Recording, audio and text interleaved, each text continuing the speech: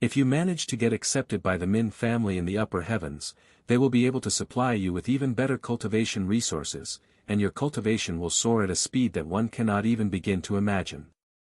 The Min family is also a powerful family in the upper heavens, so you will have their backing. Hearing Min Li's words, Yuan shook his head and said, although I am humbled that you'd invite someone like me to your family, I don't think I am ready to join any factions for real yet, as I don't want my freedom to be limited. Min Li frowned at his words, and she spoke, then why did you join the Dragon Essence Temple? Your actions do not match your words, disciple Yuan. I only joined because they promised me that they wouldn't restrict my freedom and that I am allowed to leave the sect whenever I want. In other words, I am not required to give the sect my commitment. Of course, that is not to say I don't care about the sect. Min Li turned silent afterward, and she pondered to herself. While it's not impossible for him to be free in the future, the Min family will most likely restrict his movements for a while to ensure that he doesn't run away, especially if they learn about his unfathomable talents. Sometime later, Min Li opened her mouth again. What do you want? Huh? Yuan raised his eyebrows in a puzzled manner. I'm asking you what it would take for you to join the Min family. Do you want money? Do you want fame? If you're that kind of person, the Min family can even provide you with as many beautiful women as you want. Min Li said with a cold gaze. Yuan was speechless. Why does Min Li seem so desperate trying to recruit him? Does it really matter if I join the Min family or not? I am just a single individual, and there are plenty of talented individuals out there. It would be fine if you ignored one or two of them, right? Why do you want me to join your family so much? Yuan decided to ask her. You have no idea what it means to be part of one of the 7 legacy families. Everything is a competition here. Your performance. Your achievements. Your contribution. Everything. I don't want to stay in the lower heavens forever, nor do I plan on staying here. And the only way I can leave this place is with my family's help. However, just because I was born in the family doesn't mean I will naturally get their help. I must earn it. And I am currently nowhere near my goal whilst my siblings are way ahead of me. If I can recruit someone as talented as you into the Min family, it will definitely help me achieve my goal. So please, join the Min family. If you want, I will even become your woman. If you join the Min family, they will definitely assign you someone within the family as your wife to keep you there, and I will volunteer to be your wife. No, I will even fight for that position if you want. If I somehow still lose, I will become your concubine instead. Yuan's jaw dropped after Min Li's unexpected outburst and offer. But alas, no matter how much he tried, he simply could not understand Min Li's feelings. Yuan suddenly noticed the glistening tears in Min Li's eyes that were on the verge of falling and sliding off her face, which made him swallow nervously. Give me some time. I need to think about it. Yuan spoke in an awkward voice a moment later. Min Li wiped the tears from her eyes and nodded afterward. Don't worry, I won't reveal your identity, nor did I have the intention to from the start. After all, I cannot risk the other legacy families knowing about your existence before you join the Min family. A few minutes later, Yuan left Min Li's house and returned to his own. Xiaohua, Feng, I have a question. Why would someone want to leave the lower heavens to go to the upper heavens? What's up there? Yuan asked them in a pondering voice as he laid on the bed with a dazed look on his face. Most people, cultivators, yearn for the upper heavens because there are more opportunities there compared to this mortal world. The qi in that world is more abundant and dense, allowing cultivators to cultivate many times faster. This also means the treasures that can be found in the upper heavens are more powerful and valuable, as they are being nurtured by higher quality qi. It's like giving plants different qualities of fertilizers, and the better quality the fertilizers the better quality the plant will grow to be. Feng Yuxiang responded to his question. Brother Yuan, for us cultivators, we always strive for constant growth.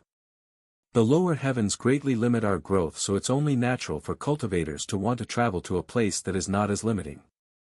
Xiao Hua spoke next. I see. Yuan closed his eyes, seemingly trying to go to sleep. However, Feng Yuxiang's voice resounded again. Young master, if you're thinking about joining one of the 7 legacy families, I highly suggest you refrain from doing that. Eh? Why is that? Yuan opened his eyes and asked. I don't know what the 7 legacy families look like in the lower heavens since I don't interact with them much, but in the upper heavens, they are all incredibly arrogant and self-centered people who will do anything to achieve their goals. I don't want someone like the young master to be affiliated with these kinds of people, as I am afraid that they might corrupt your mind and soul.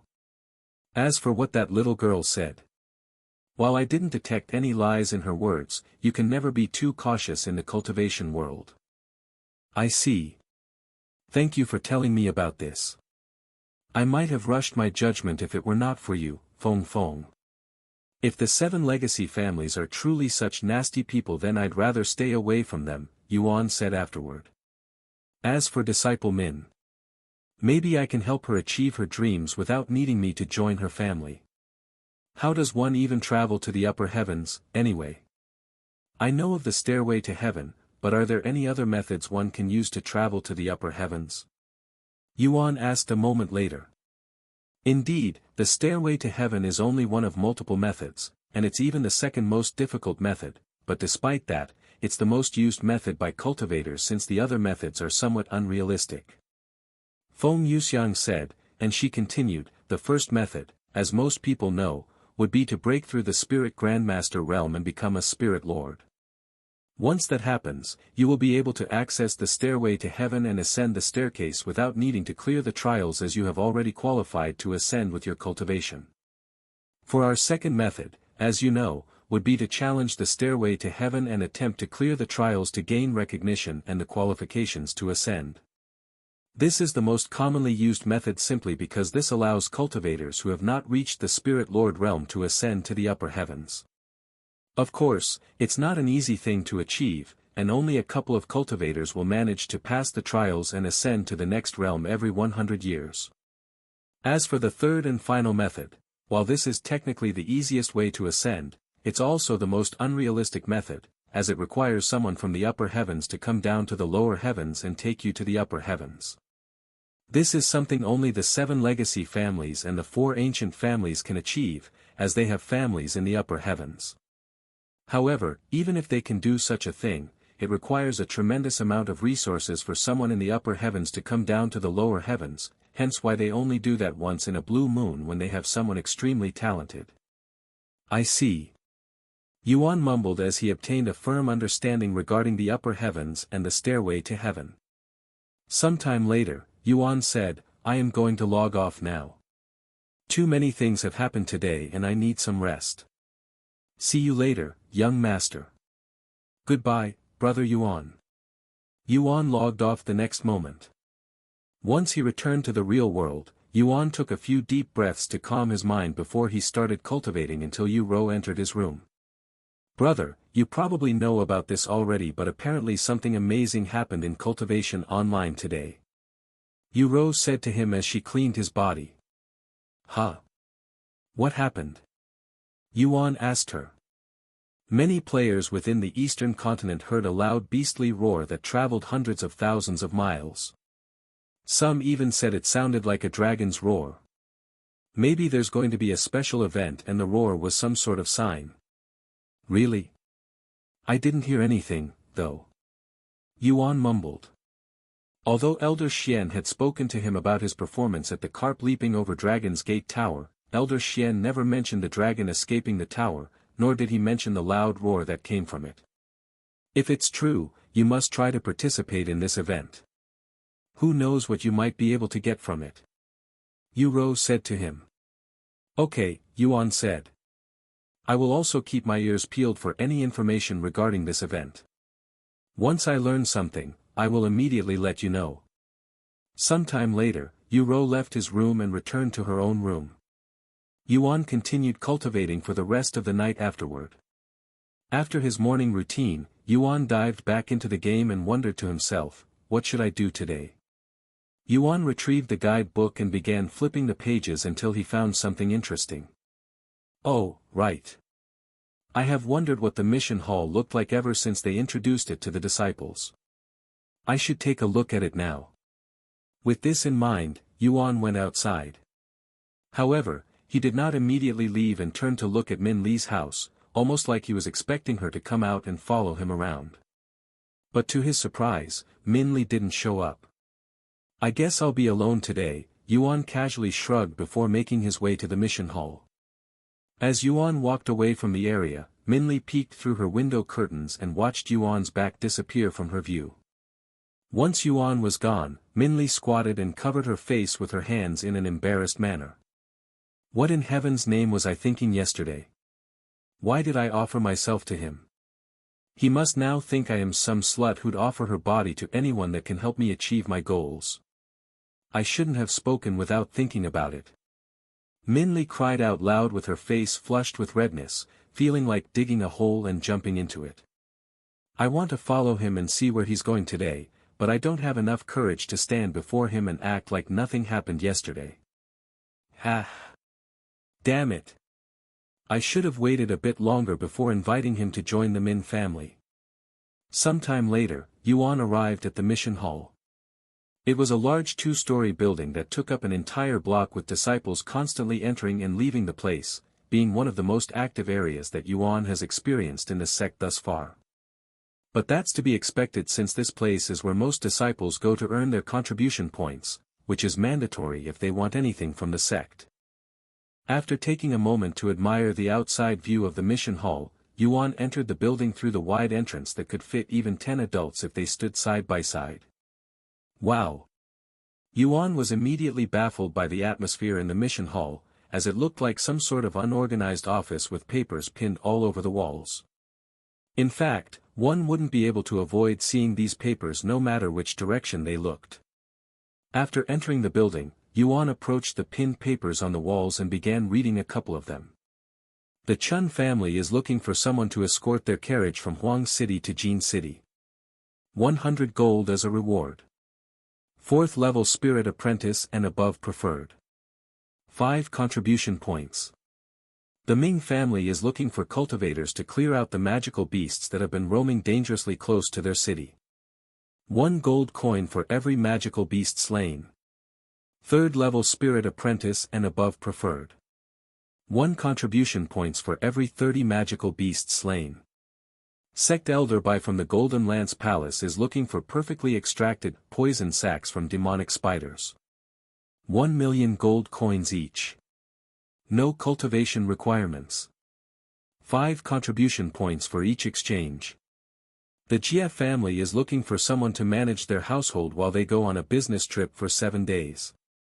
15 gold coins. No cultivation requirements. No contribution points. The Lord of Sparrow City is looking for someone to slay the red demon that is running rampant around their territory. 10 million gold coins. 5th level spirit warrior or above preferred. 50 contribution points. After spending a couple of minutes looking through a few missions on the walls, Yuan noticed one thing. The majority of these requests were related to slaying monsters or acting as a guard for some families, with some missions requiring only materials, and very few of them were not related to cultivators. As for those missions that did not require any cultivation, the majority of them did not give contribution points, so one can assume that they were meant for disciples who only wanted to fulfill their duty as a disciple and nothing else. Oh. Those papers are colored differently. Yuan noticed the yellow papers gathered not too far away from him and approached them. Inner court disciple Huang is looking for a sparring partner. 1 contribution points for every hour of sparring. 1st level to 2nd level spirit warrior. Meet at Lonely Peak in 3 days at 3 p.m. after the posting date. Outer court disciple Gong is looking for someone to clean his clothes. 1 contribution points for every 50 batches of clothes. No cultivation required. Meet at building 2910 in the outer court. Core disciple Xing is looking for someone to give her massages once a week. 5 contribution points every session. No cultivation level. Female disciples only. Meet at Building 55 in the inner court. An interview is required before being hired. Yuan read these yellow-colored missions with his interest peaked, so even disciples are allowed to create their own request to put in the mission hall, huh? However, won't disciples be able to abuse this by coordinating with each other so they can complete each other's mission and avoid doing real missions to fulfill their disciple duties? However, after looking around some more, Yuan noticed a large paper that said, "Requests commissioned by fellow disciples will not count towards your disciple duties." Oh. I guess this solves it. Yuan mumbled to himself. Yuan then looked at the contribution points he had left. 781. I should be fine for a while even if I don't do any missions. However, I do want to experience what it would be like to accept a mission. I don't want to travel outside the sect, so I'll pick one created by a fellow disciple. With that in mind, Yuan began looking through most of the missions that were requested by disciples in the Dragon Essence Temple. After looking for a few minutes, Yuan's gaze suddenly stopped at a particular mission, mostly because it mentioned a word that immediately caught his attention. Court disciple Fei is looking for an outer court disciple surnamed Yuan, who is experienced with the zither. 50 contribution points to anyone that can provide accurate information that leads her to him. 50 contribution points just to find me. That's the same level of reward as the other mission that required one to fight some red demon. Fairy Fei. Isn't this the disciple who played the zither at the Dragon Pavilion? Why is she looking for me? Yuan mumbled to himself. After pondering for some more, Yuan turned to look at the disciple standing beside him and gently tapped the disciple's shoulder. Excuse me, this is my first time in the mission hall. How do I accept a mission? Yuan asked the disciple in a friendly voice. Oh. You can just tear the request off the wall and take it to the counter over there, the disciple pointed to the desks near the entrance. Thank you very much, Yuan said to the disciple before taking Fairy Fei's request off the wall and walking towards the desk. I'd like to accept this mission from core disciple Fei. Yuan showed the request to the sect elder behind the desk. Core disciple Fei. The sect elder looked at the request with wide eyes. 50 contribution points for a request of this level. The sect elder was speechless, as this is possibly the most overpaid request he has ever seen before. However, since this is core disciple Fei who is known for being rich with contribution points because of her contributions at the Dragon Pavilion, it wasn't too shocking that she'd spend so luxuriously for something so simple. What's your name? The sect elder asked. Disciple Yuan, Yuan responded. Eh. The sect elder looked at Yuan in the face with a gawking expression.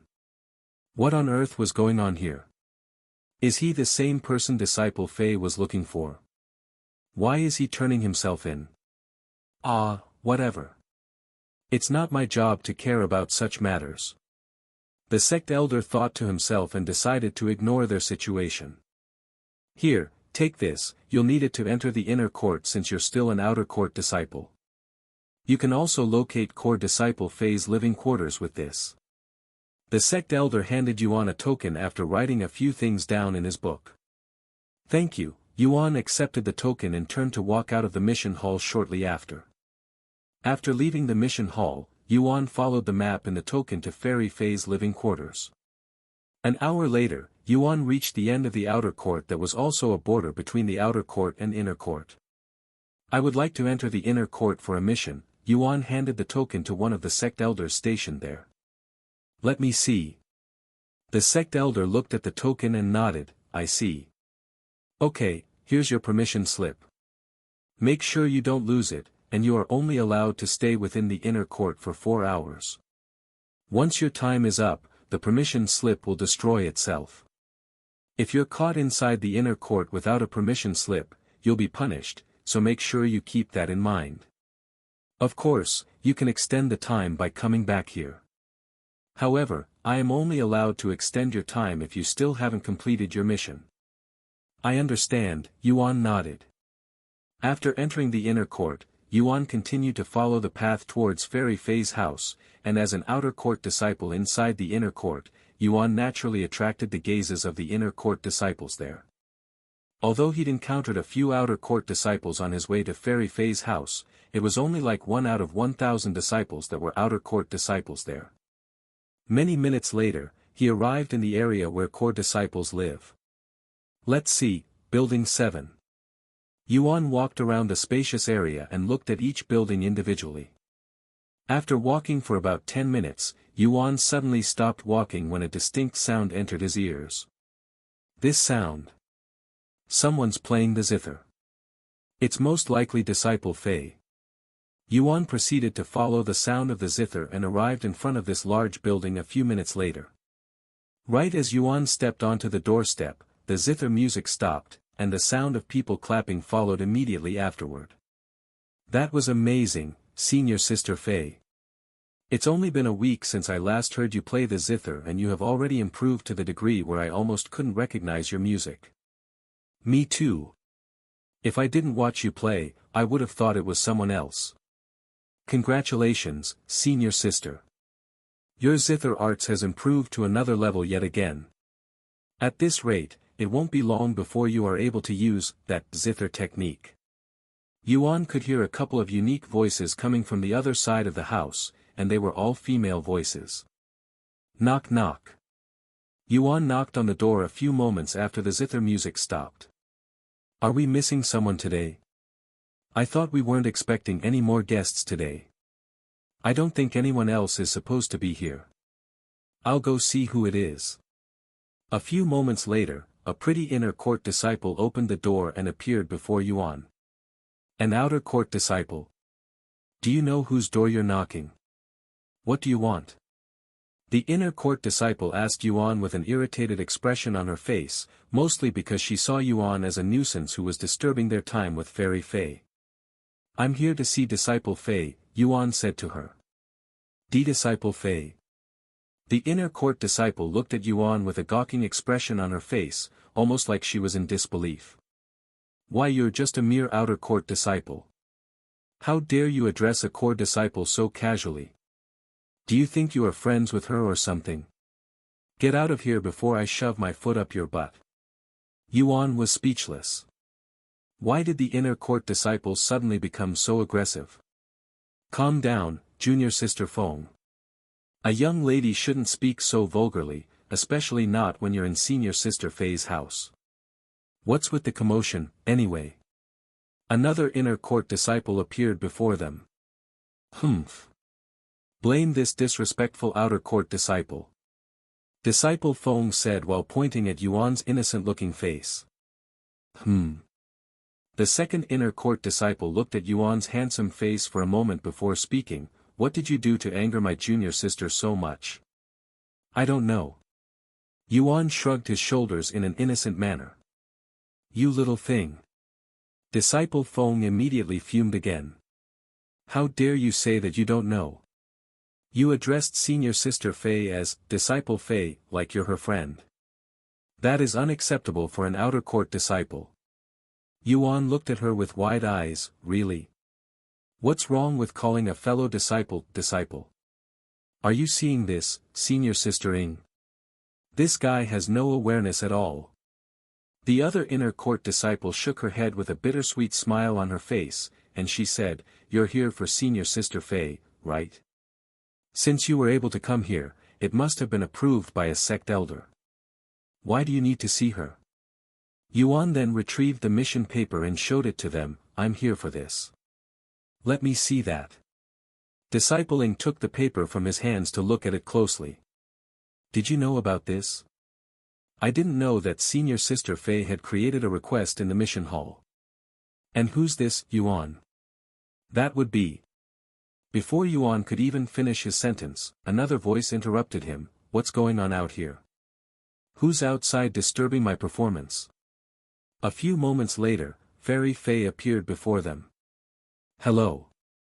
Yuan said to her with a stiff smile on his face. You are. Fairy Faye's eyes widened with shock after seeing Yuan's face, and she staggered backward until she bumped into a wall. You are. What are you doing here? Fairy Faye pointed at Yuan with trembling fingers and a shocked look on her face, dumbfounding the inner court disciples there. Senior Sister Fei. Are you okay? Do you know this outer court disciple? Discipling decided to ask her. Fairy Fei was speechless. How is she supposed to answer such a question? Tell them that she was defeated by this outer court disciple in her own field of expertise? This outer court disciple is my assistant. Fairy Fei spurted out without thinking. Your assistant? They all looked at her with wide eyes. Since when did Senior Sister Fei need an assistant? Disciple Foam wondered to herself. Since when did I become her assistant? Yuan asked himself with his eyebrows raised in a funny manner. Fairy Fei immediately panicked, and she corrected herself after clearing her throat. I meant to say that he's my student. That's right. I am currently teaching him how to play the zither. What? You accepted this outer court disciple as your student? Disciple Feng exclaimed in a baffled voice. Why did Fairy Fei accept an outer court disciple as her student, a man at that, when she, an inner court disciple and her friend, has been asking Fairy Fei to teach her the zither? He may not seem like it, but he has great talent, and I believe that he will eventually surpass me one day. Fairy Fei spoke whilst trying her best to not choke on her own words due to how ridiculous it sounded for her. Fairy Fei looked at Yuan with her heart beating like crazy, but when she noticed that Yuan wasn't saying anything, much less call out her bullshit even a few moments later, she sighed in relief inwardly. If you think I have made a mistake by accepting him as my student, why don't we let him play the zither so you can determine whether he's truly worthy or not? Fairy Fei suddenly suggested. The disciples there turned to look at Yuan with suspicious gazes. Can he really play the zither? They wondered inwardly because usually only women would pick up the zither. What do you think, disciple Yuan? Can you play the zither for us? Just one psalm will be enough. Fairy Fei looked at Yuan with a stiff smile on her face. I don't mind, since I would also like to play the zither again. Yuan nodded his head after pondering for a moment. Great. Come inside. Fairy Fei's face beamed with delight after seeing Yuan's approval. Disciple Ing and Disciple Feng looked at Fairy Fei with a dumbfounded look on their faces, as Fairy Fei looked to be the most excited one for some reason. Sometime later, Yuan entered Fairy Fei's house and closed the door behind him before following Fairy Fei and the inner court disciples to the yard behind the house, where two more inner court disciples were waiting. Welcome back, Senior Sister Fei. What took you so long? My ears have gone cold from waiting for your next song. One of the disciples there said. Who's that? An outer court disciple. And a man at that? Why is he here? The other disciple asked after seeing Yuan's figure. Junior Sister Zhao, Junior Sister Gu, this is Disciple Yuan, an outer court disciple and also my student. Fairy Fei introduced Yuan to the two girls and vice versa. Student? Senior Sister Fei's student? How come this is my first time hearing about this? Disciple Gu mumbled, as she has known Disciple Fei for many years now. Because it was only recently that I'd accepted him as my student. Disciple Fei said. Anyway, Disciple Yuan is going to play one song for us as an introduction. You can use that zither over there. Disciple Fei pointed at the beautiful zither sitting on the table a few meters away. Yuan nodded and sat down behind the zither a moment later. Senior Sister Fei is actually letting a man touch her zither. This is shocking would be an understatement. The disciples there looked at Yuan sitting behind the zither with dumbfounded expressions on their pretty faces. They all knew how much Disciple Fei treasured her precious zither, so much so that even they had never touched her zither before. Meanwhile, Yuan stared at the elegant azure-colored zither before him with a calm gaze. After a moment of silence, Yuan lifted his head to look at Disciple Fei and asked her, which song should I play? Do you remember the first song you played on that day? You can play that one. Yuan nodded and took a deep breath before lifting his arms in a slow but smooth manner. The next moment, ting! A string on the zither trembled, creating a clean and crisp sound that immediately pulled the heartstrings of the disciples sitting not far away from it. Another beautiful zither note resounded in the area not even half a second later. What is this feeling? They all wondered to themselves the indescribable feeling in their heart, completely unaware that they'd just been bewitched by Yuan's zither skills. Meanwhile, disciple Fei had long closed her eyes to fully indulge herself in Yuan's zither music. Time passed very quickly, and before the disciples were aware, Yuan played the last note on the zither. What do you think? Yuan asked the disciples, snapping them out of their daze. The disciples were speechless, and they turned to look at disciple Fei with perplexed looks on their faces. While it was obvious that Yuan's performance was superior when compared to disciple Fei's performance that occurred before Yuan's appearance, they didn't dare to say it to her face, as that might anger her and get them banned from listening to her performances in the future. Can you play another song? I don't think I can tell your skills just from a single song. Disciple Zhao suddenly said. When the other disciples heard disciple Zhao's words, they quickly agreed with her, yeah. Play another song for us so we can judge properly. When the female disciples began demanding a second song, Yuan turned to look at disciple Fei, who quickly nodded her head, giving him the approval to continue using her zither. Thus, Yuan placed his fingers on the zither strings once again and began playing another song. The atmosphere immediately changed again, and Yuan's zither music echoed throughout the area, allowing disciples far away from their location to enjoy the music as well. Wow! This must be Fairy Fei's zither performance. I think she has improved yet again. As expected of a genius, her talents with the zither are off the charts. What beautiful music! I can listen to this all day if it was an option. Yuan finished his second song a few minutes later, and the world turned quiet again, even feeling a little bit lonely without the music. Again. Play another song, disciple Yuan. One of the inner court disciples said with a slightly bashful look on her face. Yeah. 2 songs are not enough. You need to play at least a dozen songs. Another one said. A dozen songs. Yuan raised his eyebrows. You can play until you are satisfied, disciple Fei suddenly said to him. Yuan nodded, and he began playing the zither again shortly after. Meanwhile, the inner court disciples and disciple Fei closed their eyes and fully indulged themselves in the music, feeling their minds entering an indescribable state that allowed them to think with more clarity, almost like there was some sort of special effects coming from Yuan's zither play. An hour later, Yuan suddenly stopped playing the zither, as he'd run out of songs to play. Why did you stop? I was so close to entering a state of enlightenment. At least that's what it felt like. Don't stop. Play some more. The inner court disciples immediately began complaining. However, Yuan shook his head and said, That's all the songs I know. Just repeat the songs then. One of them quickly responded. Okay, calm down, junior sisters. Disciple Yuan has already showcased his abilities enough. Let's give him a break.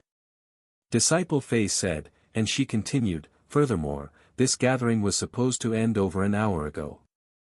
Come back next month, perhaps disciple Yuan will be here again. If you say so, senior sister Fei. Although the inner court disciples were reluctant to leave, they had no choice. I'm sorry for being rude to you at the beginning, disciple Yuan. Disciple Feng said to him with an apologetic expression on her face before leaving the place. I would also like to apologize for doubting your abilities, disciple Yuan. Thank you for today's performance. Disciple Ing said to him with a friendly smile on her face. If you ever need anything, you can find me at building number 921, said disciple Gu. See you next time, disciple Yuan. Make sure you're here next month, too. Disciple Zhao said to him. Once all of the inner court disciples left the place, leaving Yuan and disciple Fei alone, disciple Fei immediately lowered her head slightly and spoke in an apologetic voice, I am really sorry for calling you my student and pressuring you to play the zither again. Yuan shook his head and spoke in a calm voice, there's no need to apologize. I don't mind it, and I also wanted to play the zither. Disciple Fei nodded, and then she said a moment later, by the way, what are you doing here? Why were you knocking on my house? Oh, right. I nearly forgot. Yuan showed Disciple Fei the mission that she'd created. Ah, that. Disciple Fei immediately blushed, looking like someone who was caught doing something embarrassing. I wanted to look for you regarding something coming up, but I didn't know where you lived or who you were even after asking many sect elders, so I could only resort to such a method. Disciple Fei said, and then she continued, and since you showed up yourself, I guess it technically means that you have completed my request, so I'll give you the 50 contribution points now. Give me your identification token. Yuan nodded and handed Disciple Fei his identification token. This is a bronze identification slip. What happened to your gold one? Disciple Fei asked him when she noticed this. You mean this one? I only use it when I need contribution points since the bronze one has none, Yuan explained. You have 2 identification tokens. Disciple Fei looked at him with wide eyes. Why would they give him 2 identification tokens? It was almost as though the sect was trying to hide Yuan's real identity. However, Disciple Fei decided to not think too deeply about this for now and transferred the contribution points to him. I gave you 60 contribution points instead of 50 because of your performance just now, Disciple Fei said to him after returning the identification token to him. Thank you, Yuan said afterward. By the way, you said that you were looking for me. Why? Yuan asked sometime later. About that. Disciple Fei suddenly began acting hesitant. A few moments of silence later, she spoke, well. I am in need of a partner. Partner? Yuan raised his eyebrows. What kind of partner? He asked her with an innocent face. One would normally think of lovers when they hear the word partner from a female, but Yuan was too innocent to think of such things. There will be a large zither competition next week, and I need a partner in order to even participate. I have been looking for someone who can play the zither even half as decent as I can, but there's no such person in the Dragon Essence Temple. However, you can definitely do it. Please. I will pay you as many contribution points as you want if we can participate in this competition. Disciple Fei said to him in a slightly desperate voice. Zither competition, huh? What's so special about this competition anyway? Yuan asked, his interest piqued. Hearing Yuan's question, Disciple Fei said, this zither competition is one of the largest competitions in the continent that occurs only once every 3 years, and as you may have expected, it gathers the best musicians from around the world. Despite my abilities that are widely praised by the entire sect, I'd only placed 7th in the last competition out of thousands of participants. 7th out of thousands. That's already very good. Yuan said with slightly wide eyes. 7th place may be good but it isn't good enough. I want at least 3rd place, as that's when you get the real rewards. Disciple Fei said. What kind of rewards? Yuan asked, his interest piqued. For the last competition, 3rd place got some Earth rank zither art as a reward. The 2nd place received a Heaven rank zither art, and the 1st place received a Heaven grade treasure that is also a zither. Zither art? What are those? Yuan asked. They are. Here, let me show you instead. It'll be much quicker that way. Disciple Fei then sat behind her zither and took a deep breath before pulling one of its strings. Ting! A sharp and aggressive music note that Yuan wasn't familiar with resounded and a somewhat transparent arc that resembled Yuro's wind blade technique flew from the zither before hitting a teacup on the table a few meters away and cleanly slicing it in half, almost like someone had slashed it with a thin sword or a sharp weapon. What you've witnessed just now is zither art without any techniques. By infusing some spiritual energy into your fingers and releasing it with the zither, you can turn the zither into a deadly long-range weapon. Disciple Fei said to him. Turning instruments into weapons. Yuan looked at her with a gawking expression on his face, as he would have never imagined that such a thing could be possible. Disciple Fei then continued, as for this year's competition. Because they will be receiving support from the Heaven and Earth Palace, the rewards have become much more valuable and desirable. Third place will receive an Earth-rank zither art technique and an Earth-grade treasure. The second place will receive a Heaven-rank zither art technique and a Heaven-grade treasure. As for the first place, shockingly, you will receive a Divine-rank zither art technique and a Divine-grade treasure. Do you have any idea how valuable Divine-rank techniques are? A Divine-rank zither art technique. Yuan mumbled in a low voice. However, despite the temptation of a Divine-rank technique, Yuan was more interested in the Divine-grade treasure, as he wanted a zither of his own. And you want me to participate in this competition with you, right? Yuan asked her a moment later. That's right. With your zither skills, we'll have a great chance of reaching the top 3. If we reach the top 3, we'll share the Earth-rank zither art and you can keep the zither since I already have one. My current zither art is only mortal rank after all. What do you think? I'll even pay you contribution points for your participation. Disciple Fei looked at him with a pleading gaze. After pondering for a moment, Yuan nodded his head and said, "Okay, I'll participate in this competition with you. Just let me know when." "Thank you very much. I'll let my master know later." Disciple Fei was so excited that she unconsciously grabbed Yuan's hands and shook them vigorously. "By the way, now that we're going to be partners in this big competition, we'll need to practice and hone our skills before the competition. Since you cannot enter the inner court easily as an outer court disciple, I will come to your living quarters instead so that we can practice together." "Where do you live?" Disciple Fei asked him later. "Building 70, Yuan answered with a calm face. "That area, huh? Well, it's not too surprising since you have a gold identification token. Okay, I'll see you there first thing tomorrow morning," Disciple Fei said. Sometime later, Yuan left her house and the inner court, returning back to his own house. "A music competition, huh? How long has it been since I'd last participated in one?" Yuan thought to himself. As someone who has participated in hundreds of competitions before, he couldn't help but feel excited about participating in another competition after so long. Once Yuan left, Disciple Fei also left her house to seek out Elder Shien, her master. "Master, I have something important to tell you." Disciple Fei. "What's the matter?" Elder Shien stopped working and looked at her. "This is regarding the zither competition next week." "Oh, right, the one backed by the Heaven and Earth Palace. What about it?" "If I recall correctly, you are required to bring a partner this time. Did you find one yet?" Elder Shien asked her. Disciple Fei nodded and said, "Yes, I found someone, and he's that Disciple Yuan I mentioned not too long ago." "Did you just say Disciple Yuan?"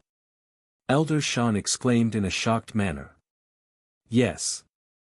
Is there a problem with that?" Disciple Fei asked with a nervous look on her face. Elder Shien did not immediately respond to her and silently pondered with a deep frown.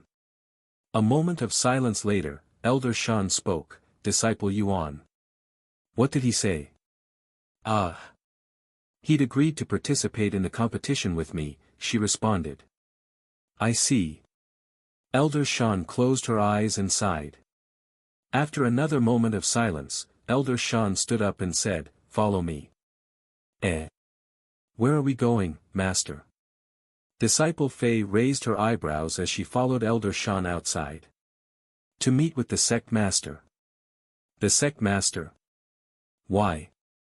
Did I do something wrong?" Disciple Fei exclaimed with a nervous look on her face because only disciples who are in deep trouble with the sect would meet the sect master. "Calm down, you're not in trouble. This is about Disciple Yuan.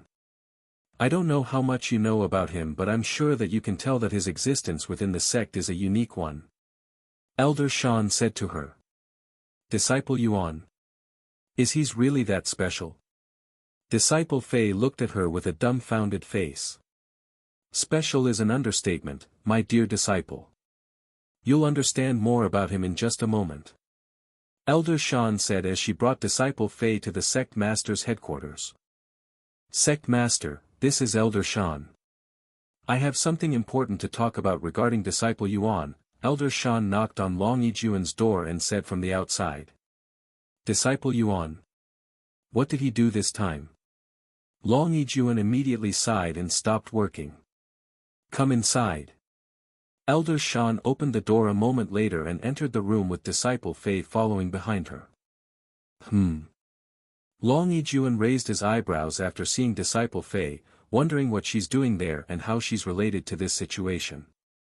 Disciple Fei, go ahead and tell the sect master what you told me before coming here. Elder Shien looked at her and said.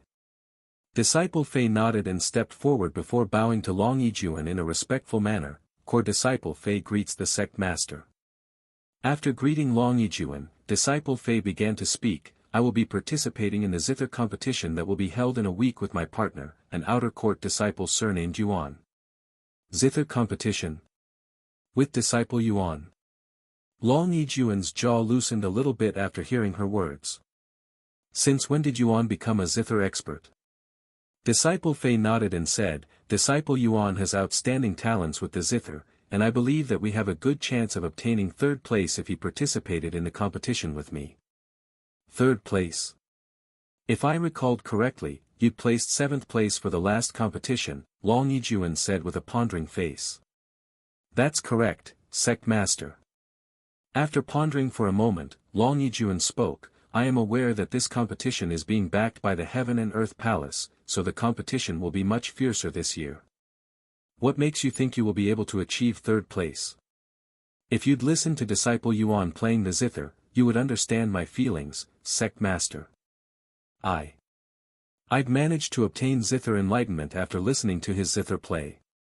What? Enlightenment? Just like that? Long Yuan exclaimed in a shocked voice, as this is his first time hearing of such a thing. Disciple Fei nodded. Maybe I should also listen to disciple Yuan play the zither. Long Yuan thought to himself. Sometime later, Long Yuan said, Anyway, I understand the situation now, but letting disciple Yuan leave the sect is not as simple as you think, disciple Fei, as his existence within the sect is, a little special to say the least. If I may ask, just who is disciple Yuan, exactly? He's clearly someone with an important background, but I do not recognize him at all, nor have I ever heard of someone like him. Disciple Fei said. Long Yuan took a deep breath before speaking, to tell you the truth, disciple Fei, we also have no clue as to what disciple Yuan's true background is. There are speculations that he's from one of the 4 ancient families, but that is only a speculation at best. The 4 ancient families? Disciple Fei's jaw dropped after hearing this. Even if it is only speculation, it was still incredibly shocking that they'd evaluate Yuan as someone worthy enough to exist in one of the 4 ancient families. After a moment of silence, disciple Fei asked Long Yuan with a worried look on her face, then what's going to happen now? Are you going to forbid him from participating in the competition? What? Of course not. Long Yuan quickly responded with a surprised look on his face. Although he won't say it because it would affect his face and position as the sect master, he actually didn't dare to confine Yuan inside the sect despite his value to them, especially after promising him that they would not restrict his movements and freedom. Then he can participate in the competition with me? Disciple Fei asked again with a slightly excited look on her face. If that's what he wants to do, there's no reason for me to refuse, especially if you are so confident that you would achieve 3rd place in the tournament. After all, any reputation or recognition you gain from the competition will also affect the Dragon Essence Temple. Long Yuan nodded. He then turned to look at Elder Shien and said, I hope you don't mind, and I am not doubting your abilities, but since disciple Yuan will be coming with you, I want Elder Shien to accompany you just in case. Elder Shien nodded and said, Don't worry, I completely understand. I won't be able to sleep for the rest of my life if anything were to happen to him while we are outside. In fact, even if you didn't mention it, I would have personally asked for help. Long Yuan nodded and said a moment later, Then I will look forward to your results, disciple Fei. Thank you, sect master. I will try my best to bring glory to the Dragon Essence Temple. Disciple Fei bowed before leaving the place with Elder Shien shortly after. Zither competition, huh? I just hope that he doesn't make a commotion there. Long Yuan sighed as he laid back on his seat, experiencing an uneasy feeling in his chest for some reason. After leaving the sect master's headquarters, Disciple Fei asked Elder Shien, Master, do you really think Disciple Yuan belongs to one of the four ancient families? Honestly, I have a feeling that his true background might even surpass that of the four ancient families. You weren't there to witness it, but Disciple Yuan's cultivation talent. It's so ridiculously insane that it's scary. Above the four ancient families? Does a power like that even exist in the lower heavens? I thought the four ancient families are the strongest within the lower heavens. Disciple Fei said. Elder Shien shook her head and said, the lower heavens may seem small compared to the upper heavens, but there are many powerful and hidden backgrounds in this world that prefer to remain low-key or unknown to the rest of the world as a method of survival, and the four ancient families is just scratching the surface of what might exist, at least that's what I think. After returning to her own place, Elder Shien asked Disciple Fei, what are you going to do now? I am going to prepare myself for the competition and practice my zither arts with Disciple Yuan until then. If what he said is true, that he has never played the zither before until very recently, I believe that his skills will reach an unbelievably high level within a week before the tournament. Wait a second. Did you just say Disciple Yuan has only recently started playing the zither? Elder Shien looked at her with wide eyes. Disciple Fei nodded and said, I know it's really hard to believe such words, but I don't see a reason for him to lie, and he doesn't seem to be the kind of person to lie about such things. Hard to believe. Ha! That's hardly true. Elder Shien suddenly began laughing, dumbfounding her. And she continued a moment later, with his comprehension skills, it would be more shocking if he doesn't learn so quickly. Is that so? Disciple Fei mumbled in a slightly dazed word. Anyway, you can leave now and prepare for the competition. I'm already being overworked by the sect master because of the mystic realm. If I don't finish this work before your competition starts, things will get even more complicated for me. Elder Shien sighed. Then I won't bother you any longer. Thank you, Master, for your time. Disciple Fei bowed to Elder Shien before leaving the place and returning to her own home to prepare.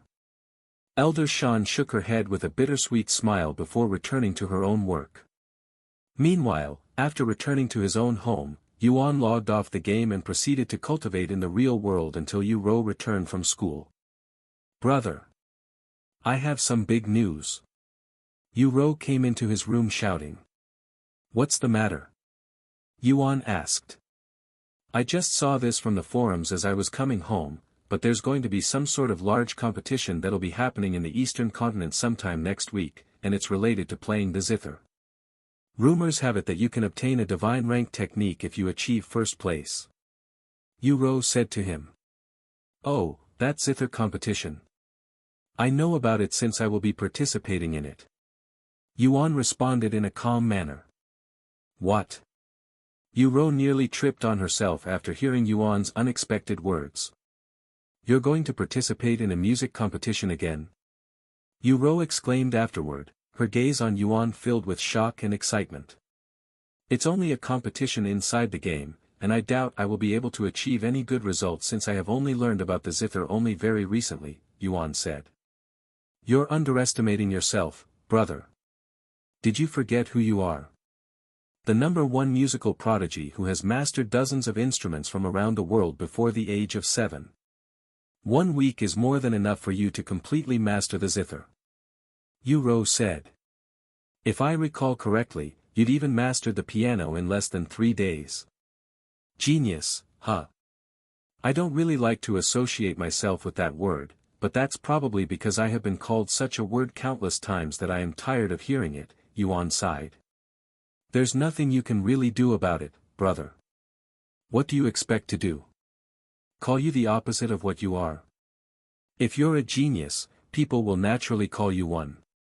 Yu said. And she continued, the only other way is to not let people know that you are a genius, but brother, that's easier said than done. How does one even hide their talents? Especially someone like you. Even an ignorant person would be able to tell that you are a genius just by your performance at something. Anyway, you'll be participating in this zither competition, right? Although you can't see my face right now, I am actually really bitter that I won't be able to witness your brilliance in the competition, brother. Yuan sighed. Don't worry, there will always be another chance, Yuan said. I hope so. Sometime later, after dinner, Yuan left Yuan's room, but she didn't immediately return to her own room like usual and instead took a detour to a large shed behind the main house with Meishio follow behind her. Young lady, this place is.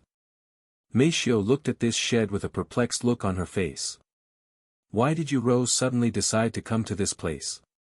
It has been many years since they visited this seemingly abandoned shed. Do you have the key for the lock? Yuan asked her. Yes. Here is the key, young lady. Meishio handed her a somewhat rusty key the next moment. A few seconds later, Yuan unlocked the heavy lock that kept the doors closed for many years before walking inside and flipping a switch. After a few flickers, the light turned on, revealing the inside of the shed that had many shelves and display cases placed inside, and sitting on these display cases were golden trophies of all sizes and shapes that were won from small contests to major competitions, with all of them related to music. No matter how many times I come here and look at these trophies, this breathtaking scenery always leaves me speechless, Yuan mumbled in a low voice as she approached these display cases and looked at the golden trophies. Awarded to Yu Tian for taking first place in the 23rd National Piano Competition. Awarded to Yu Tian for his breathtaking performance during Battle of Talents. Awarded to Yu Tian for ranking first place in the Rising Stars Grand Prix. Over 300 of such trophies filled the shelves and display cases inside the large shed, turning it into some sort of trophy museum. One can only imagine how long it'd take to collect all of these trophies even for a group of geniuses, let alone a single prodigy, Yu Tian, whose name occupied every single golden trophy in this room without a single one of them ranking below first place. I haven't been to this place ever since Brother Tian stopped participating in competitions. Yuan sighed while surrounded by hundreds of golden trophies. Then why did the young lady suddenly decide to return to this place? Meishio couldn't help but ask her out of curiosity. Hearing her words, Yuan turned around with a beautiful smile on her face, and she said, because he'll be participating in a competition soon. Participating, in a competition? The young master. Meishio looked at her with a dazed look on her face, unsure of how to think or feel about this. Yes. Brother Tian will be participating in a music competition inside Cultivation Online. Although it's not a real competition, it's the closest thing we'll get. The young master, participating in a competition. Meishio mumbled with a profound look on her face, seemingly in deep thoughts. Sometime later, Yuan clapped her hands together and bowed to the trophies in the room before mumbling in a sincere voice, "Good luck, brother. Let the cultivation world know of your musical talents." After spending a couple more minutes admiring Yuan's trophy room, Yuan locked the doors before returning to her own room. By the way, do you want to play Cultivation Online with me? Yuan suddenly asked Meishio. Me? Play games with the young lady? I wouldn't dare. Meishio quickly shook her head with a scared look on her face. Why not? You can consider it as work since you'll be serving me inside the game instead of the real world. Furthermore, I know how hard you work for me, so I want you to relax and have fun sometimes. Yuan said to her. But, my mother. Meishio sighed. If you're worried about your mother scolding you, I will personally talk with her later. Thank you, young lady. Meishio nodded. Although she doesn't show her emotions often or complain at all because of the way she was raised as a maid, Meishio is also a young lady just like Yuan who has desires and aspirations, and while she doesn't show it, she's actually quite jealous of Yuan who can play games all day, not including his condition. Don't even mention it. I should be the one thanking you. Yuan said as she entered the bed. Good night, young lady. Mei Xiu closed the lights before leaving Yu Ro's room and returning to her own and immediately going to sleep, as she has to wake up earlier than Yu Ro and prepare breakfast for her. The following morning, after his morning routine, Yuan returned to Cultivation Online and waited for disciple Fei to arrive at his house so that they could practice with the zither. Meanwhile, after she prepared for the day, disciple Fei left her home with her zither in her hands. While she can store the zither in her storage pouch or spatial ring, she preferred carrying it around more, as it made her feel more authentic as a zither expert. Look! It's Fairy Fei. She must be going to the Dragon Pavilion today. The disciples immediately jumped in joy when they saw disciple Fei in the outer court, and because it has been many days since her last performance, it made them feel even more excited. Finally! I have been waiting for her to return to the Dragon Pavilion. Her zither arts must have improved even more since her last performance. I cannot wait to listen to her play. Me too. I was going to train my sword techniques at the practice area, but I'll save that for another day. Thus, news of Fairy Fei returning to the Dragon Pavilion spread throughout the sect like wildfire, causing disciples from around the sect to gather at the Dragon Pavilion, crowding the place. However, little did these disciples know that disciple Fei had no intentions of going to the Dragon Pavilion anytime soon and that she was actually going to an outer court disciple's house today, which would definitely cause mayhem if found out. Where's Fairy Fei? I heard that she was going to show up here today. I don't know, I saw her in the outer court carrying her zither, but I came here as fast as possible to get a decent seat, so I don't know where she actually went. Fuck. You mean to tell me that you'd only seen her walking around in the outer court? She could have gone anywhere. What made you think she was coming to the Dragon Pavilion? Don't ask me. I was not the one who spread the rumor. A commotion occurred in the Dragon Pavilion when Fairy Fei hadn't shown up even after waiting for over an hour. While the disciples that could not afford to dine in the Dragon Pavilion could not complain because they were all standing outside for free, the disciples that had paid to sit inside the Dragon Pavilion were livid about Fairy Fei's absence and even looked like they were bloodthirsty afterward, as they'd wasted contribution points due to some unfounded rumor that Fairy Fei would show up, feeling like they'd been played. Meanwhile, Fairy Fei strolled in the opposite direction of the Dragon Pavilion, slowly approaching Yuan's building. Who's that? Min Li noticed Fairy Fei's beautiful figure in the distance from the window, mostly because of her core disciple uniforms that stood out. That's a core disciple. What's someone like that doing in the outer court? Min Li mumbled to herself as she watched disciple Fei approach her building. Huh? Is she here for me? Min Li raised her eyebrows when disciple Fei suddenly stopped in front of her house to look around, looking like she was searching for something. A few moments later, disciple Fei began moving again, but she'd only walked a few more steps before stopping again. That's disciple Yuan's house. Is she here for him? But why is a core disciple looking for him? Min Li pondered with a frown on her face. What if she's his partner? Maybe this is about my offer to him. Min Li cried, feeling somewhat paranoid. Meanwhile, Fairy Fei approached the doorsteps and knocked on the doors. After hearing the door being knocked on, Yuan went to open the doors and greeted disciple Fei. Hello, disciple Fei. Come inside. Yuan invited her inside with a nonchalant look on his face. Disciple Fei nodded and entered the building. Sometime later, once they were sitting in the living room, and Yuan asked her, So? What are we going to do, disciple Fei? First and foremost, you can stop calling me disciple Fei. Although it's only temporary, I am now your partner, she said in a calm voice. Then what am I supposed to call you? Yuan raised his eyebrows. Fei Yuyan, that is my name, and you will call me as such when we are alone, she said with a stern look on her face as she glared at Yuan. Yuan nodded without thinking too much about it and said, Okay, Fei Yuyan. What are we going to do now?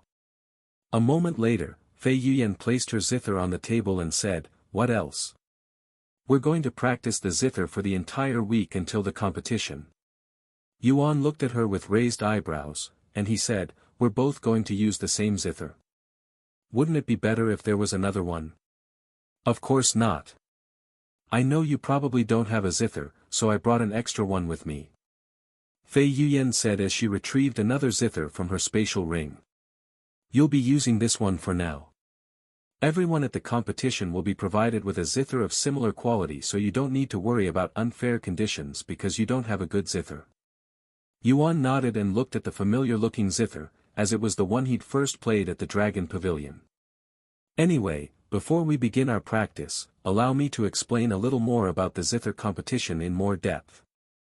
First and foremost, there will be 3 main judges, each of them a top zither expert with hundreds of years of experience under their belt, so you can expect a fairly accurate judgment for your skills. Of course, you won't see them until the final part of the exam. The previous competition was split into 3 parts, and we will be graded for each part. In the end, whoever has the most points will win the competition, simple as that. However, they might do things differently this year because of the Heaven and Earth Palace. Furthermore, we will have a partner this time, so anything can happen.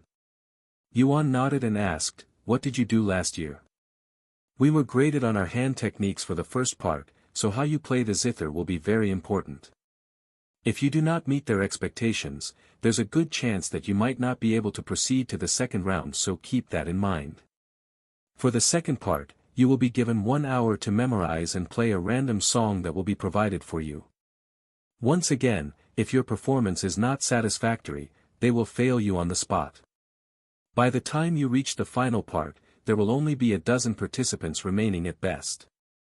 And as for the final part for the competition, if you can make it there, you'll have to play the zither with one of the judges." "Huh? Playing music with the judge?" Yuan raised his eyebrows in a surprised manner, as this is the first time that he's ever heard of such a thing in a music competition. Fei Yuan nodded and said, "One of the judges will pick a song, and you'll have 10 minutes to memorize the song. Once time's up, the judge will play the song and you will follow along, and you will have points deducted for every mistake made. The judge will not stop playing even if you make a mistake, but if you suddenly stop playing, you will automatically fail, so you must continue playing the zither even if you make a mistake." "Wow! What an interesting way to do a musical competition." Yuan mumbled with a somehow excited smile on his face. Fei Yuan shook her head at him and said, "I know it sounds fun, but it's actually really difficult. I myself made over a dozen mistakes during the song. Furthermore, the judge's performance will easily distract you because of how amazing it sounds. Anyways, let's start practicing now. We don't have much time before the competition. For today, we'll take turns playing the zither just to get ourselves familiarized with each other's playstyle. Starting tomorrow, we'll begin practicing for the competition for real." Yuan nodded. "Then I will start first." Fei Yuan took a deep breath, and she began playing the zither shortly after. A few minutes later, she said to Yuan, "It's your turn now. Try to play the song I just played even if you don't know it. This will be good practice just in case you'll have to do the same during the competition." Yuan nodded and closed his eyes to recall every music note Fei Yuan had played and all of her hand movements. A few moments later, Yuan began moving his fingers on the zither strings, following Fei Yuan's movements perfectly. This disciple Yuan. He's really a genius. Fei Yuan mumbled to herself as she silently admired Yuan's zither skills. Even though this is her first time playing this song in public, Yuan had managed to play the song perfectly without missing a single note, perhaps even slightly better. "What do you think?" Yuan asked her afterward. "Good enough," Fei Yuan responded with a stiff expression on her face. "I will now play the next song." Fei Yuan began playing a few seconds later, and Yuan started playing after she stopped, repeating the song. They repeated this for the entire day, playing over 100 different songs by the end of the day. "This guy is a freaking monster." Fei Yuan stared at Yuan with wide eyes and her body sweaty from playing the zither so much. "This guy. Why is he so good with the zither?" Fei Yuan cried inwardly after their practice session ended. "We played over 100 songs and I'd made mistakes for a third of them, but alas, this guy. This guy managed to not only repeat my songs after hearing it once, but he'd even done so flawlessly without any mistakes. How the heck is that even possible? One normally wouldn't be able to pinpoint mistakes in something they're not familiar with, so it was only normal to assume that Yuan wouldn't be able to pick out her mistakes when he has never heard of the song before. However, that was not the case, and to Fei Yuyan's surprise, Yuan had managed to do just that. It's been years since I've last played an instrument for such a long time without many breaks. It's really refreshing, Yuan said as he wiped the sweat from his forehead with a satisfied look on his face. You have played before? Fei Yuyan looked at him with wide eyes, and she continued, I thought you were new to the zither. Yuan nodded and said, Indeed, I am new to the zither. The first time I heard of the zither was at the Dragon Pavilion almost a week ago, much less touch one. However, I am not new to music since I used to play it professionally. As for the instruments, they're mostly nothing like the zither. What do you mean by playing it professionally? Fei Yuyan asked with her eyebrows lifted in a puzzled manner, as the concept of professional musicians was not a thing in this cultivation world. It's when I play a certain instrument on a stage before tens of thousands of people, sometimes even millions, Yuan briefly explained. How is that any different from what we are about to do in the competition? After all, there will surely be hundreds of thousands of people watching you. Fei Yuyan asked. Yuan shook his head and said, the only difference is that it's not a competition. There's only you and the audience, and it's almost a routine, as we travel around the world. What? Travel around the world to play music for people? I don't understand what you'd get from that besides reputation because it sounds like a waste of time for me. Fei Yuyan shrugged. Traveling around the world sounded very time-consuming, and as cultivators, it sounded like a pain to travel around the world to play music for others, even if she loved the zither. Where I am from, it's nowhere as vast as the cultivation world, so traveling around the world is not as crazy as it sounds. Where are you from, anyway? Fei Yuyan noticed this chance to ask him about his background and directly went for it without any hesitation. I am from a faraway land called Earth. Yuan said with a nonchalant look on his face. Earth? Never heard of such a place. Fei Yuyan wondered to herself what kind of place was this and if it existed in the lower heavens or somewhere in the upper heavens. What about your family? She asked him a moment later.